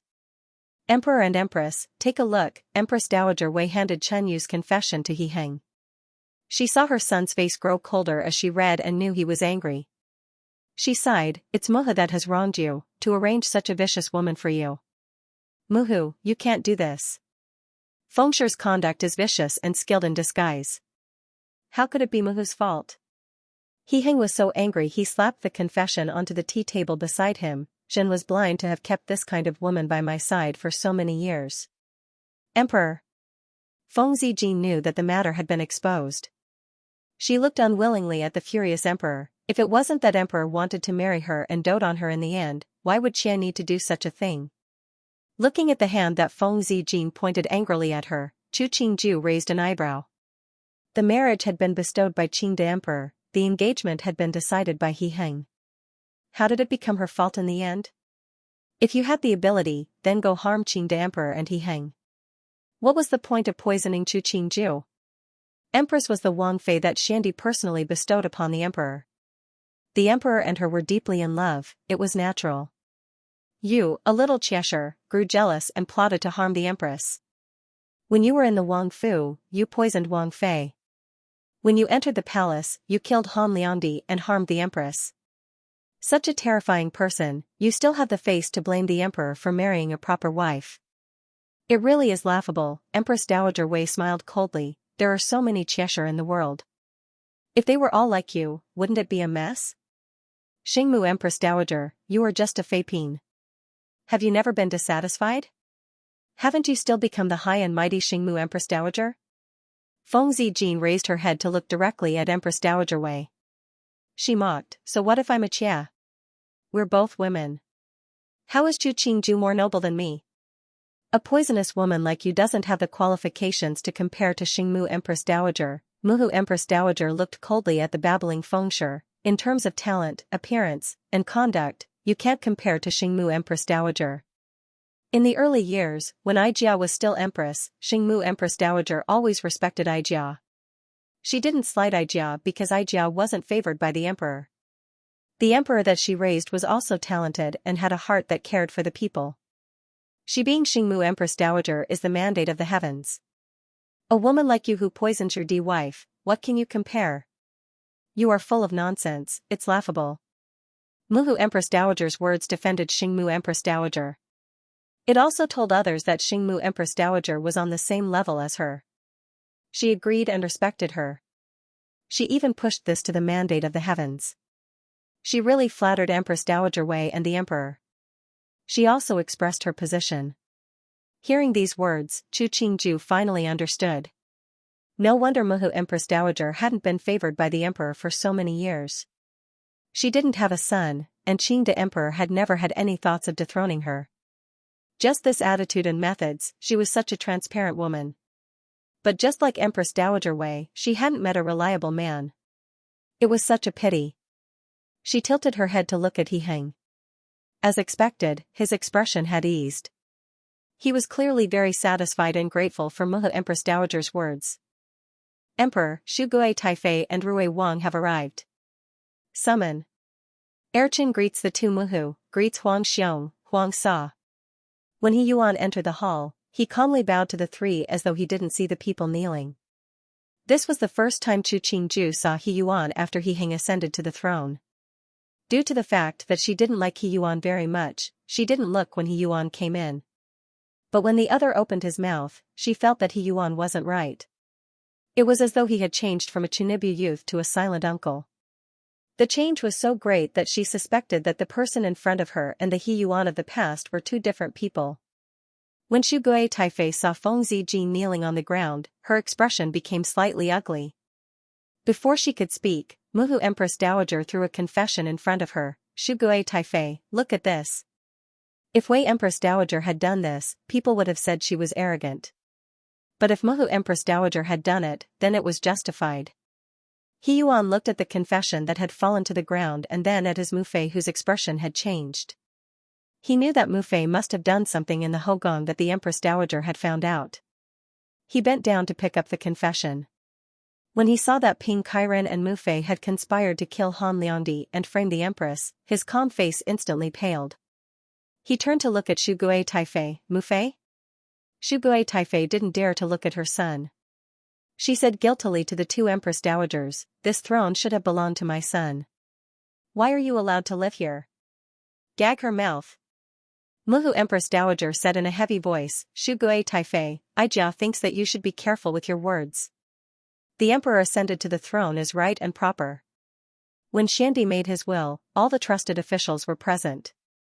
You can't distort black and white like this. Mufei is ignorant. Erchin begs the two Muhu to spare Mufei's life. He Yuan saw his Mufei being restrained by the two mamas, a handkerchief stuffed into her mouth. He gritted his teeth and knelt with a bang in front of He Heng. Please, Emperor, be lenient. Chu Qingju was sitting next to He Heng. She looked at the person who had been so arrogant kneeling in front of her and felt an indescribable sadness. Shu Gui Taifei saw this scene and continuously shook her head but couldn't speak. She was so anxious that tears fell. How could she let others see that just a year ago, she was still the most favored Shu Gui Fei in the Hogong? The river flows east for 10 years and then west for 10 years. Shu Gui Taifei and He Yuan probably hadn't thought that there would be such a day. Chu Qingju couldn't resist looking at the two empress dowagers. She found that the two's expressions were frighteningly calm, as though Shu Gui Taifei and He Yuan were putting on a show that wasn't funny. They were critical but they were watching from above. She couldn't help but caress her stomach. If she was Shu Gui Taifei, she probably wouldn't be able to see this scene. The mistakes that Shu Gui Taifei committed, it is hard to forgive. Rui Wang, you are pleading for Shu Gui Taifei, but have you thought about Han Liangdi who died unjustly, and the empress who was framed by her? Muhu Empress Dowager saw that He Yuan's forehead was bleeding from the kowtows before she coldly said, is it because she is Gui Taifei that the mistakes she made will not be pursued? He Yuan's kowtow stopped. He turned back to look at his Mufei who was being held down by the mamas. His posture was humble as he said, Mufei is Urchen's elder. If she is guilty, Urchen will take responsibility. For every grievance there is a perpetrator, for every debt there is a debtor. If an elder makes a mistake, then the younger generation has to take responsibility. What laws are there? He Heng put down the teacup in his hand, his brows furrowed as he asked, if everyone in the entire De Long dynasty was like you, how would Jin govern the world? Fengshe plotted to murder Hofei, framed the empress, her heart malicious. Reward 5 chi of white silk. He Heng lightly opened, the Feng clan did not discipline their daughters strictly. Their rank will be stripped, and for 3 generations, they will not be able to enter the court to be an official. Emperor, have mercy, Emperor. Feng Zijin hadn't thought that the emperor would disregard old relationships so much that even her paternal family would be implicated. She wanted to kneel next to He Heng but was forcefully pulled back by 2 palace maids and pressed down on the ground. Emperor. Feng Zijin was so panicked she started to cry. She wanted to beg for mercy but her mouth was blocked and she couldn't speak. He Heng looked coldly at her, not a trace of emotion in his eyes as though she was an unfamiliar passerby. Drag her away, don't disturb the noble masters. Xianchang Xian saw the emperor's expression and made a gesture to the person beside him. Very quickly, someone dragged Feng Zijin away. Sitting at the side, Luo Yinxiu saw Feng Zijin being dragged out like an animal and couldn't help but shudder. Her eyes as she looked at Chu Qingju became even more respectful. Chu Qingju reached out to pinch a pastry. In this kind of chaotic and noisy situation, she still had the mind to eat pastries. Detecting that Luo Yinxiu was looking at her, she curved her lips at the other. Seeing the other lower her head in reverence, she smiled carelessly and looked coldly at the farce in front of her. He Yuan raised his head to look at the 3 people that controlled his Mufei's life. He felt his entire body was powerless. He had never been so hopeless before.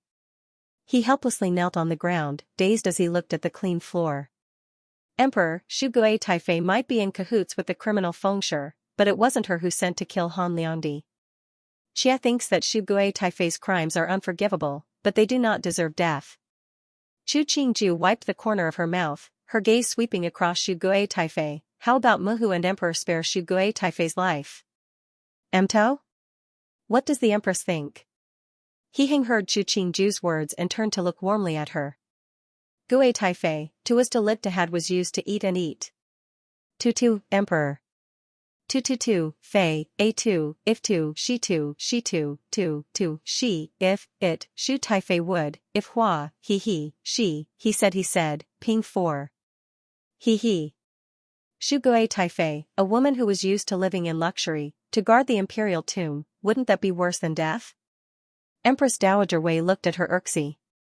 She saw that she had a serious expression and didn't seem to be purposefully making things difficult for Shu Gui Fei. She couldn't help but suspect that she was thinking too much. She turned to ask Muhu Empress Dowager, what does Jie think?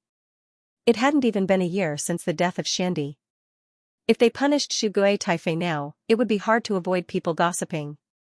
Keeping Shugue Taifei's life but letting her stay at the edge of the imperial tomb was the best choice.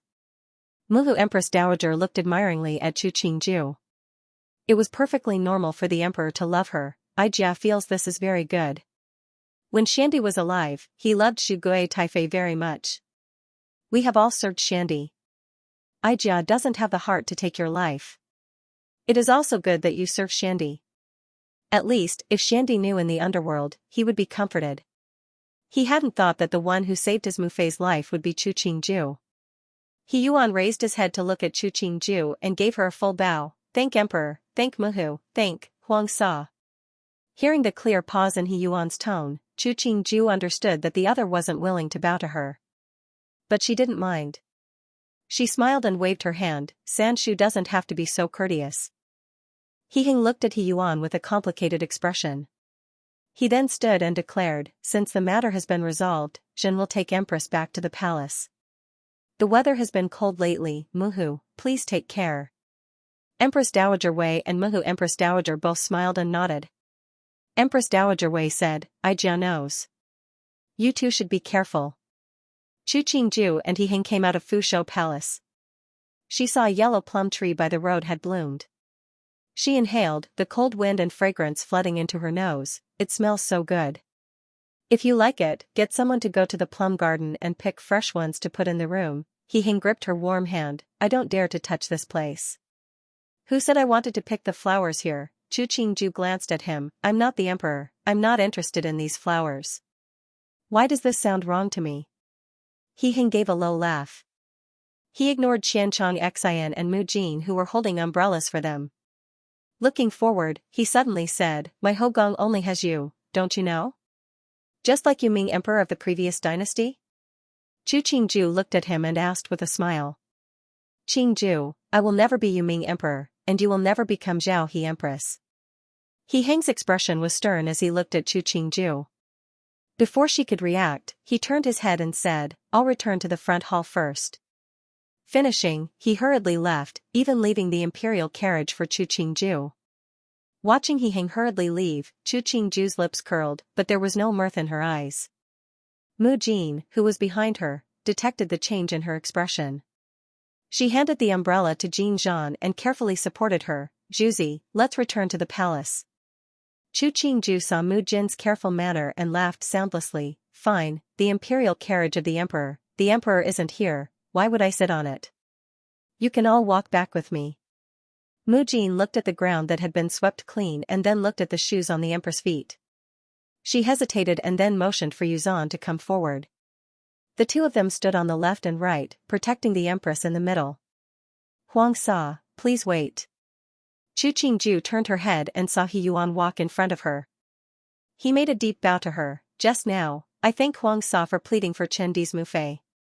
Sanshu doesn't have to be so courteous. Ben Gong isn't pleading for anyone, it's just speaking the truth. Chu Qingju slowly walked forward. She saw He Yuan was 3 steps behind her on the right. She didn't know what the other's intentions were but she didn't speak. No matter what, Chendi will remember today's favor. He Yuan put his hands behind his back. His white face was slightly red from the cold wind. He looked at Chu Qingju's profile. It is the emperor's mercy that Mufei was spared. Chu Qingju's steps paused. She tilted her head to look at He Yuan's expression. She found that the other was speaking from the bottom of his heart. She hesitated before asking, Ben Gong doesn't understand, why would Shugue Taifei spend so much effort to deal with Ben Gong? Is there any benefit to her? She has been proud her entire life, how could she tolerate failure? He Yuan laughed self-deprecatingly. Mufei and I had such a dream for so many years. Waking up from the dream, it's not something that anyone can endure. Then you, mother and son, really did whatever you wanted in your dreams. Chu Qingju continued to walk forward. Occasionally, palace maids and Taijian would encounter her. They would avoid her and kneel by the side of the path. If people dream less, then nothing will happen. Sanshu, do you regret what you once did? He Yuan gave her a deep look. Maybe I have, but now that the matter is settled, those aren't important. The Chunibu patient was finally cured. Chu Qingju felt that he had jumped from Chunibu to old age. His thoughts changed quickly. She remembered the last time she had seen He Yuan up close, it had been at Rui Wangfu. At that time, his Chunibu had been very serious. Not forgetting the past is a teacher for the future, Chu Qingju smiled. It's a good thing that Sanshu has thought it through now. It's good to drink and listen to music all day and be idle. He Yuan thought about the days he was living now. He didn't have to go to court, didn't have to manage other matters, didn't have to pay attention to the invitations that other people sent. Once the doors of the Wangfu were closed, he could be as happy as he wanted, happy like an immortal. Chu Qingju really couldn't understand why He Yuan was saying such things to her. But the other's words didn't seem to imply anything. She could only reply, this kind of life is really enviable. Huangsa must also like leisurely days, He Yuan smiled, allowing the snowflakes to fall on his head and shoulders. Chu Qingju turned her head to look at him. She still remembered the first time she had gone to Rui Wangfu. She had sat in the sedan and He Yuan had stood like this, black hair and fox fur, his face youthful. The procession gradually came to the vicinity of Tianqi Palace. He Yuan stopped and bowed again to Chu Qingju. Does Empress know the ending of Yuming Emperor and Zhao He Empress? Chu Qingju slightly raised an eyebrow. The historians of the previous dynasty recorded that Yuming Emperor and Zhao He Empress's love was stronger than gold. After Zhao He Empress died of illness, Yuming Emperor passed away in grief. In the end, they were buried together in the same gold coffin. They were born at different times but died in the same grave. Isn't that the final ending? Huangsa probably doesn't know, but Yuming Emperor had an affair with a palace maid in his later years. In the end, Zhao He Empress found out. Zhao He Empress was so angry that she vomited blood and died. Yuming Emperor was filled with regret, but the beauty had passed away. It was too late for regret. Even if the two were buried together after Yuming Emperor's death, what was the meaning? In the end, the two didn't leave behind any children. The one who succeeded was the son of Yuming Emperor's deity. What kind of perfection is that? He Yuan raised his hands. The truth of the story is usually crueler than in the books. That's why Yuming Emperor and Zhao He Empress weren't so perfect. Chen Di bids farewell. Chu Qingju looked at his back. A beat later, she suddenly smiled. It seemed that He Yuan had heard her conversation with He Heng. But was he explaining for He Heng or was he reminding her not to believe in the love of the emperor, or was it both? He wasn't willing for her to be hurt because of what He Heng had just said, but also didn't want her to believe in the love of the emperor and be hurt in the future. However, why was He Yuan so kind as to remind her? Was it to thank her for saving Shugui Taifei's life? Emperor? Xianxia didn't understand why the emperor had hurried back to the front hall.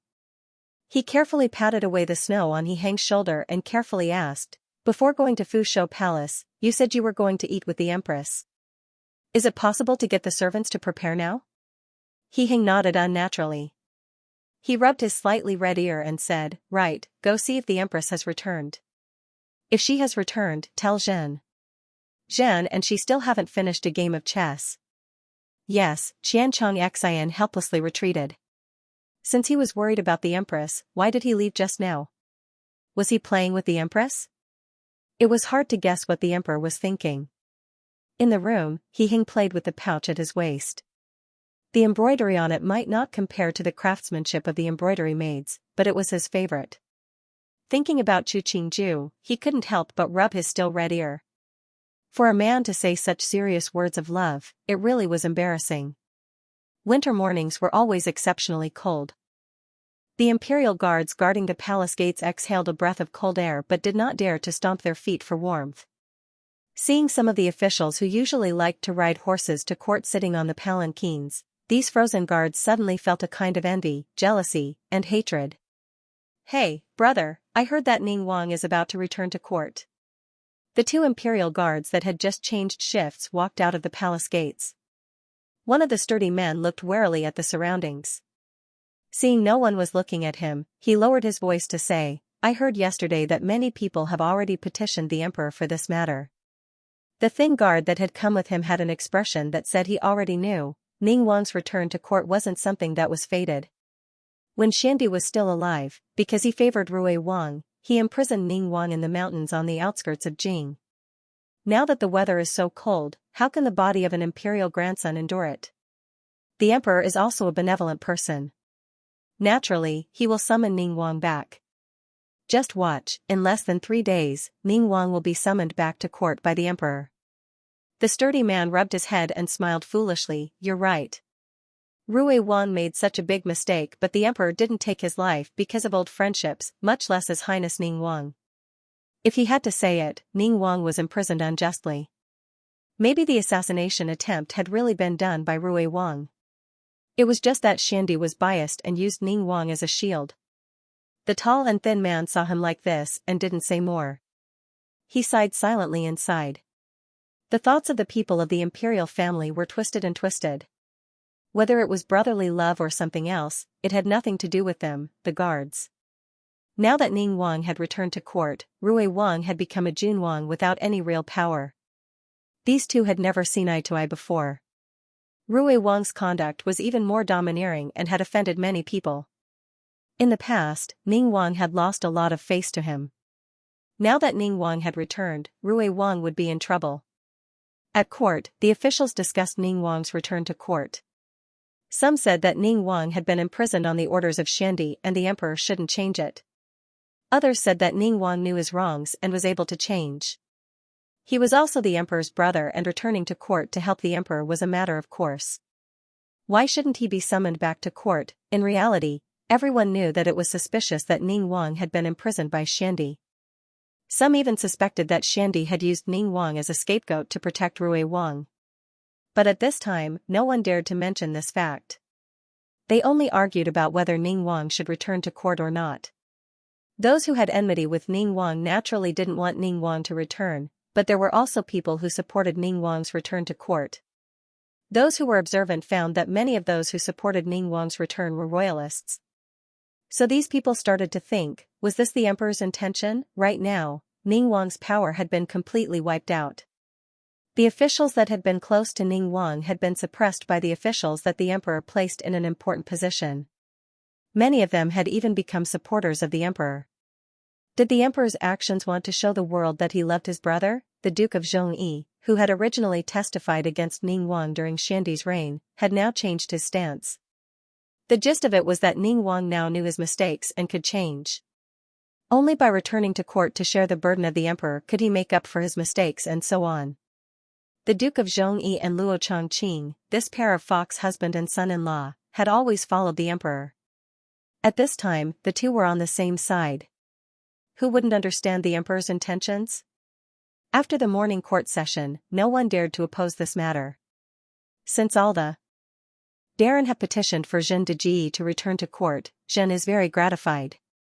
In the early years, Deji was the eldest and took good care of Zhen and brothers. Now that Zhen is the emperor, thinking of Deji living on the cold mountain top in the middle of a snowy day, it is hard to sleep at night. It is a good deed that Deji can return to court to share Zhen's burden. He Hing sighed, Duke of Xianxia, why don't you personally go and welcome Ningguang back to Jing? The emperor said that Ningguang took care of his brother. Wasn't that telling everyone that he didn't believe that Ningguang would do something like an assassination? This subject obeys. Tianjin Ke knew that the emperor wanted Ningguang to owe him a favor. He was very grateful for the emperor's protection of the Tian family. After making a deep bow to the emperor on the dragon throne, he retreated to one side. Many people started to feel sour again. Thinking about the empress who was already 4 months pregnant in the palace, they once again sighed that she didn't have a good life. Right now, Chu Qingju, who was deep in the palace, was flipping through a pile of greeting cards. It was almost the new year. Even though it couldn't be grand due to Xiandi's death, but they couldn't cancel the banquet. At most, it would be simple, but the necessary procedures still had to be followed. Those that had come in with greeting cards were noblewomen of status, such as Qing Wangfei, Rui Wangfei, the dukes, foreign, Marquis foreign. She randomly flipped through one. First was a greeting for the emperor and empress, and then a list of gifts for the new year. As to what to bestow to these people, Chu Qingju naturally had people working on it. What Chu Qingju had to do was listen to them read the list. Nyang, why don't you go rest for a while? Mu Jin saw the empress give a yawn and suggested, after Newbie has sorted the list, I'll read it to you. No need, Chu Qingju waved her hand. She looked at the color of the sky outside. It's almost noon. Later, the emperor will come over to eat. Tell the kitchen to prepare. Yes, Mu Jin motioned for Yin Lu to order the kitchen.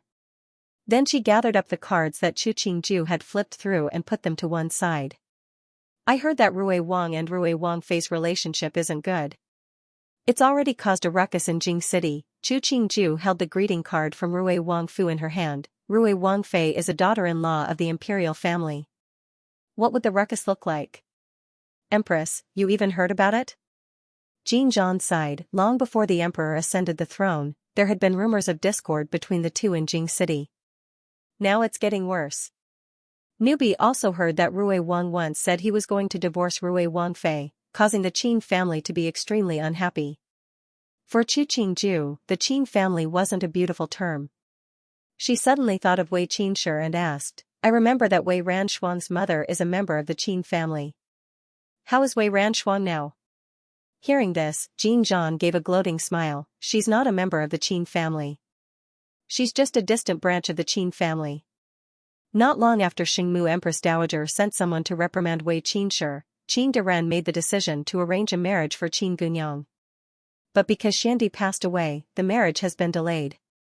She's the emperor's bijia. If she marries, her husband's family wouldn't dare to mistreat her. Thinking about Wei Ranshuang's pitiful appearance as a little cabbage, Chu Qingju slightly raised an eyebrow. The premise was that after Wei Ranshuang married out, she wouldn't be so petty. Who knows what her family thinks? In any case, she's not a good person. Jin Zhan disdainfully twisted her mouth.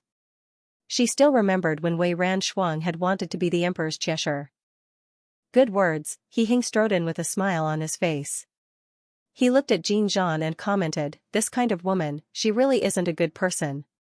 Emperor. Jin Zhan and the others paled in fright. Their legs softened and they knelt down. She hadn't thought that the emperor would hear what she had said. What if the emperor thought Nyang was jealous? Why was she like Yin Lu, unable to control her mouth? Stand up, Zhen knows that you are all loyal and protective of the empress. He waved his hand, clearly not minding what Jin Zhan had said. He walked to sit in front of Chu Qingju. Seeing a cup of red date tea in front of her, he said, I read a medical book a few days ago. It said that when pregnant women drink too much red date tea, it will stimulate blood circulation and isn't good for the body. Finishing, he reached out to push the red date tea to one side. When did he start to study such things? Chu Qingju examined him and asked with a smile, then what should I drink? Drink a small amount of Long Jing by Luo Chen every day. Soak it lightly, it's good for the heart and lungs. I've flipped through many medical books and they all say the same thing. There shouldn't be any problems. Finishing, he had Qianchang Xian go take the tribute tea from his place. Chu Qingju didn't have much interest in things like tea leaves, but since the other had put in so much effort, she wouldn't waste the other's good intentions. Following Heng's intentions, she didn't touch that cup of red date tea again. Emperor is so busy these days, how do you have time to read this? Handing you and the child over to someone else, I feel uneasy. Occasionally, I flip through medical books to pass the time. His gaze moved to the teacup and he coughed dryly. Just now, I heard you mention Wei family Biaomei. You don't have to worry about her. Zhen heard that the person engaged to her isn't in Jing City. Wei Qinsher has also been banned by Muhu from entering the palace. It won't bother you. She is emperor's relative, I don't have to worry about her. Chu Qingju tilted her head and smiled. Today, I had the kitchen cook some pigeon soup. When the time comes, emperor should have a good taste. Knowing that his empress was changing the topic, He only smiled and shook his head when he saw the smile on her face. He had the servants start to serve the meal. On the surface, there were rules for the meals in the palace, but there were differences within the rules. The food in Chu Qingju's little kitchen could almost rival that of the imperial kitchen. This didn't even include the things that He often ordered the people of the Department of Household Affairs to send to Chu Qingju. After the noon meal, He leaned against the soft couch to read. Chu Qingju leaned against him and played with a 9-linked jade ring. A short while later, she untied the thing in her hands and threw the ring to one side with a yawn. She turned and put her head on Heng's thigh. So boring. Heng looked at her slightly swollen belly and carefully put his hand on it. Occasionally, he could feel the little life beating in her belly. He smiled and asked, "What do you want to play? I'll have them prepare it for you." "Nothing in particular." Chu Qingju's hand moved up and down his thigh. "Why don't you tell me about the first time you saw me? At that time, you had heavy makeup on your face, and your head was lowered, not daring to look at me. I really thought I had married a timid little wife." He Hing put his hand on her back, allowing Chu Qingju's hand to mess around on his thigh. "I rejoiced that you survived the poison that Feng Sure gave you. Otherwise, I wouldn't have known in this life that a man and a woman could interact like this." Chu Qingju's hand stilled. She didn't know what to say. A beat later, she asked, "If I hadn't survived?" It was a pity that Chushur had been killed by Feng Zijin. Even if Feng Zijin was bestowed with white silk, she still felt sorrow and regret for Chushur. He Hing gripped her hand tightly, causing her to feel some pain. "There aren't so many ifs. The result now is that you are here, Zhen is also here. This is very good." He Hing put her hand on his cheek and sighed, "To have Qingju accompany Zhen, it is Zhen's good fortune in this life." What was the meaning of being high and mighty alone? So almost every dynasty and every generation of emperors had a woman that they favored. But when they couldn't find what they wanted on the woman they favored, they would continue to search for the next one. Maybe in the end they still wouldn't find what they wanted. But he knew, the woman lying on his thigh was what he wanted. But he also knew, in this woman's heart, he wasn't that important. However, they still had so much time. Time would slowly change everything. So, this was very good. In the middle of the night, Chu Qingju suddenly woke up from her dreams. The cramping in her ankle was unbearable. It was as though something had twisted the tendons in her leg into a knot and kept swaying. "Qingju, what is it?" Half asleep, He Hing suddenly woke up. He saw the forehead of the person beside him was covered in cold sweat. Using the light of a candle in the corner, he saw that even the color of her lips had changed. His face instantly paled and he hurriedly called for someone to come in. After a flurry of activity, the cramping in Chu Qingju's ankle had disappeared under the massage of the pregnancy mama. She rubbed her forehead tiredly. She felt that she was very sleepy but couldn't sleep. "Emperor, don't worry. After a woman is pregnant, her hands and feet will sometimes cramp. It will be fine after a period of time." The pregnancy mama saw that the emperor's expression wasn't very good and cautiously said, "If someone gives Nyang a massage, it can ease the pain."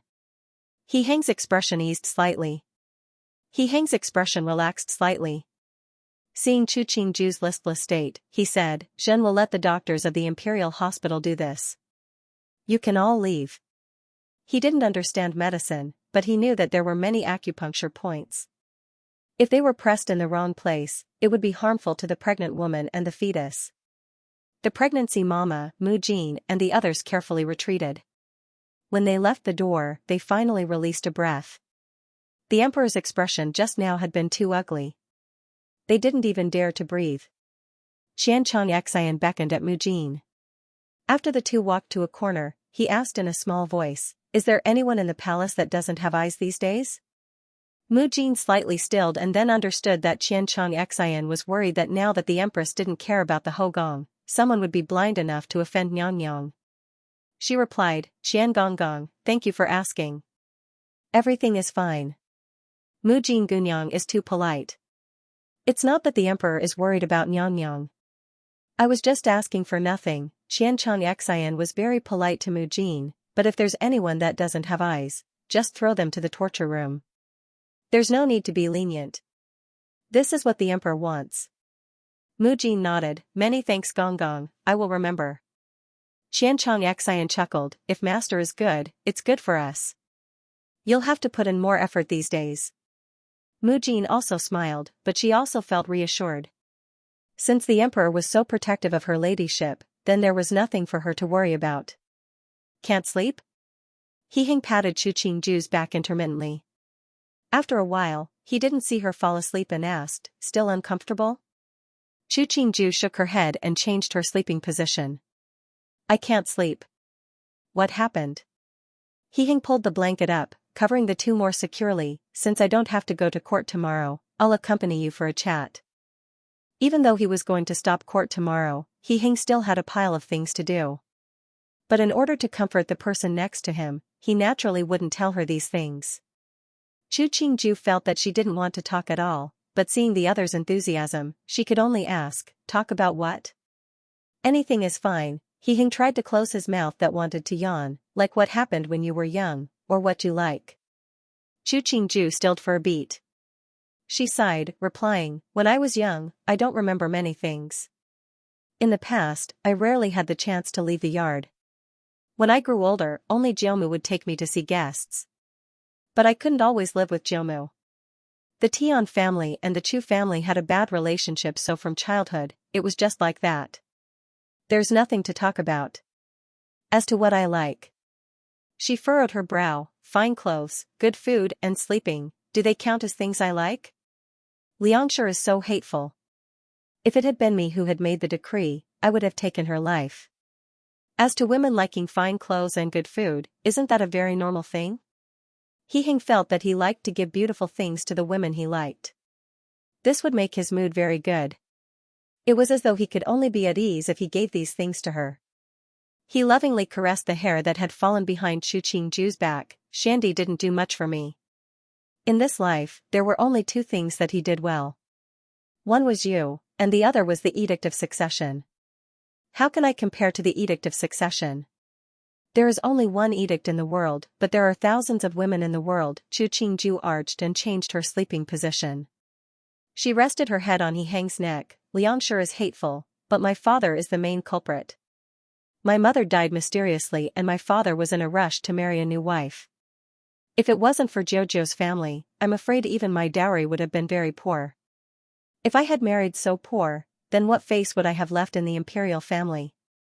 The Duke of Zhongyi's family is very good. He Hing heard this and said after a beat, there are men like your father in the world, but there are also married couples that never part. Chu Qingju curled her lips. He Hing was telling her that he wasn't like the Duke of Chengde? There are women in the world that like to listen to sweet words, but there are also women that only look at the truth. She put a hand on his chest. I belong to the latter group. I don't like to listen to what people say, I like to see what people do. Words are better than action? The smile on He Hang's face became even brighter. I am very comforted that Qingju is so intelligent. He was afraid that she didn't like to hear him say it, but also didn't like to see him do it. A short while later, he found that the person beside him had already fallen into a deep sleep. He couldn't help but laugh. Wasn't she unable to sleep? Why did she sleep faster than he did? The 29th of the 12th month, the court had already closed. Other than those who had to stay on duty at the various departments, the rest had already returned home for the new year. But even so, these officials weren't truly idle. They were actively trying to find out which family had received something from the emperor and which family could attend the imperial family's annual banquet. This was the first year of the new emperor's ascension to the throne. To be able to receive a gift from the emperor, it meant that these people had at least entered the emperor's eyes. It would be strange if the people of Jing City could sit still. So in the 2 days between the 29th and 30th of the 12th month, there were gifts that came out of the palace. For example, Chen Wang, the Duke of Zhongyi and the others, other than the good fortune couplets personally bestowed by the emperor, there were also gifts from the Empress Dowager and the Empress of the two palaces. Other people like the Right Minister of Wei, Ning Wang, Rui Wang, and Minister Luo also received a lot of gifts. As for the other families, some received the good fortune from the emperor, some received the gifts from the empress, but they didn't have the face to receive a gift from the four great heads together. But no matter what, this year's end made all the officials in Jing understand a truth. That was, only by following the emperor would they have meat to eat. On the year banquet on the 30th day of the year, other than the members of the imperial family, those who had received first-rank nobility were fortunate enough to enter the palace to enjoy the banquet, such as the Duke of Zhongyi and the heads of the two Empress Dowagers' paternal families. Chu Qingju and He Hang sat at the front. Because she was pregnant, she didn't drink wine. In front of her was a cup of phoenix nest soup. In reality, it was just a chicken stuffed in the stomach of a pig and stewed in an old pot. But the taste was pretty good and it was perfect to drink in the winter. The people below all knew that the Empress was pregnant and no one was stupid enough to randomly toast her. So halfway through the year banquet, she was very relaxed. The Empress fetus is round and compact. Chen Fu thinks that this child will definitely be a boy. Qin Bailu raised her wine cup and stood to say to Chu Qingju, Chen Fu toasts Nyang and wishes Nyang to have a son soon and to be forever young. The empress was already pregnant. Wasn't it a bit inappropriate to wish her to have a son soon? Luo Wenyao furrowed her brows. She stood as well and raised her wine cup. Chen Fu also wishes Empress good health and good luck. Chu Qingju picked up a wine cup from the side. Mu Jin poured her a cup of plain water. She raised her cup to the two. Many thanks, Daimai. Right now, I can't drink, so I will use water in place of wine to thank you. He Hing picked up a piece of duck tongue and put it into Chu Qingju's bowl. He smiled and said, everyone here isn't an outsider. Zhen isn't afraid that everyone will laugh. Zhen and Empress are both young now and feel that both sexes are good. Everyone present agreed and praised the Emperor and Empress along the way. The gist was that no matter if it was an imperial son or a princess, they would definitely inherit the good genes of the Emperor and Empress. In the future, they would definitely become a charmer that would topple the world. Qin Bailu didn't believe that the Emperor would so openly protect Chu Qingju, and even say in front of so many people that he didn't care if it was male or female. Didn't the Emperor want someone to carry on the family line? Zhen and Empress will have many children in the future.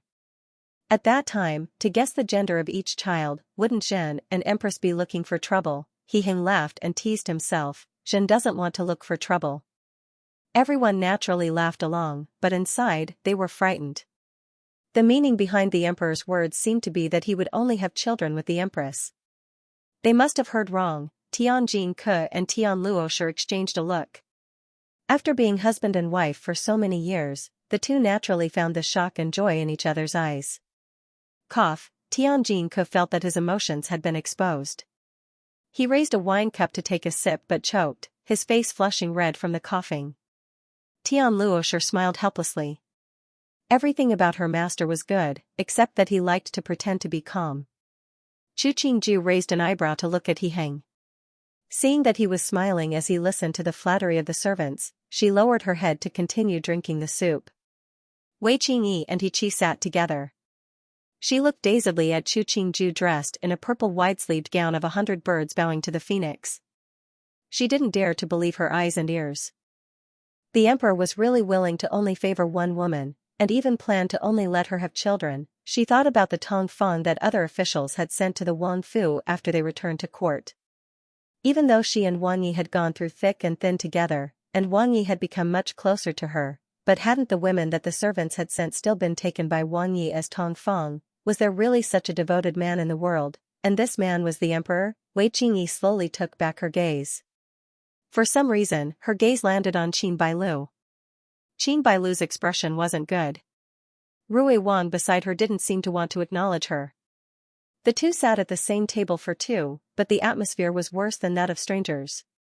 No wonder Qin Bailu was so jealous of Chu Qingju. As a woman, she seemed to understand the other's thoughts because even she was jealous of the Empress. She had the status, she was about to have a child, she even had the devotion of a husband. And the woman who had all this didn't need to be kind and generous, didn't need to have a noble birth, and lived better than them. What are you looking at? He Qi gently pulled at his sleeve under the table, saying in a small voice, don't be stupid like Lao San. I heard that the Emperor doesn't like that one very much. He has already bestowed several beauties to Rui Wang Fu. Wei Qingyi's heart jumped. Her brows furrowed as she asked, didn't they say that the Emperor didn't keep a candidate? He didn't keep one, but that doesn't mean he can't bestow it to others. He Qi swirled the wine cup in his hand, glancing in the direction of He Yuan. Lao San is arrogant in his conduct. That one in his family is also a troublemaker. I heard that she had done many things to embarrass the Empress. Based on how much the Emperor treasures the Empress, would he spare that one from Lao San's family? The Emperor wouldn't. Wei Qingyi clicked her tongue. The Emperor wouldn't care about such matters. Don't look at his appearance, he's vicious when he does things. He Qi lowered his voice, so low that only the two of them could hear. How did that Chu Siyifei of Lao San's family disappear? There's a lot of things in there. Wei Qingyi gripped the wine cup tightly. A woman that could hold this kind of man in the palm of her hand, how terrifying would her methods be? In this instant, the gaze that Wei Qingyi used to look at Chu Qingju was like she was looking at a devastatingly beautiful demoness. Chu Qingju didn't know that she had leveled up to become a demoness. She gave a yawn as she ate the petal-like fruit. Occasionally, she would say a few words to the noblewomen. The year banquet gradually came to an end. Just as the midnight had passed, the fireworks outside the hall suddenly exploded, dyeing half the hall red. Chu Qingju looked outside the hall and coincidentally saw a firework explode, unbelievably beautiful. You like it? He Hing reached out a hand towards her. I'll go with you to see. Chu Qingju put her hand into his palm. The two walked out of the hall hand in hand. Standing on the high platform outside the hall, they watched as the beautiful flowers bloomed and withered, so beautiful it was like a dream. Behind the two, the people that came to attend the banquet followed. Everyone saw the emperor and empress holding hands. Under the fireworks, the figures of the two were as beautiful as a painting. Wei Qingyi stood beside He Qi. Her gaze had always been on the hands of the emperor and empress that hadn't let go from beginning to end. She seemed to see the scene of New Year's Eve a year ago, when Chu Qingju, dressed in red, walked down this flight of stairs step by step. The emperor, who had been a Wang Yi at the time, couldn't resist going forward to support Chu Qingju. So she hadn't forgotten that scene, it was deeply engraved in her heart. The fireworks at that time, it seemed as beautiful as today, but what she could remember was the hand the emperor had uncontrollably reached out at that time. Maybe some things were already faded. Just like her and He Qi, Chu Qingju and the emperor, Qin Bailu and Rui Wang. End of chapter 105. Don't forget to subscribe, like, and share the video to support the channel.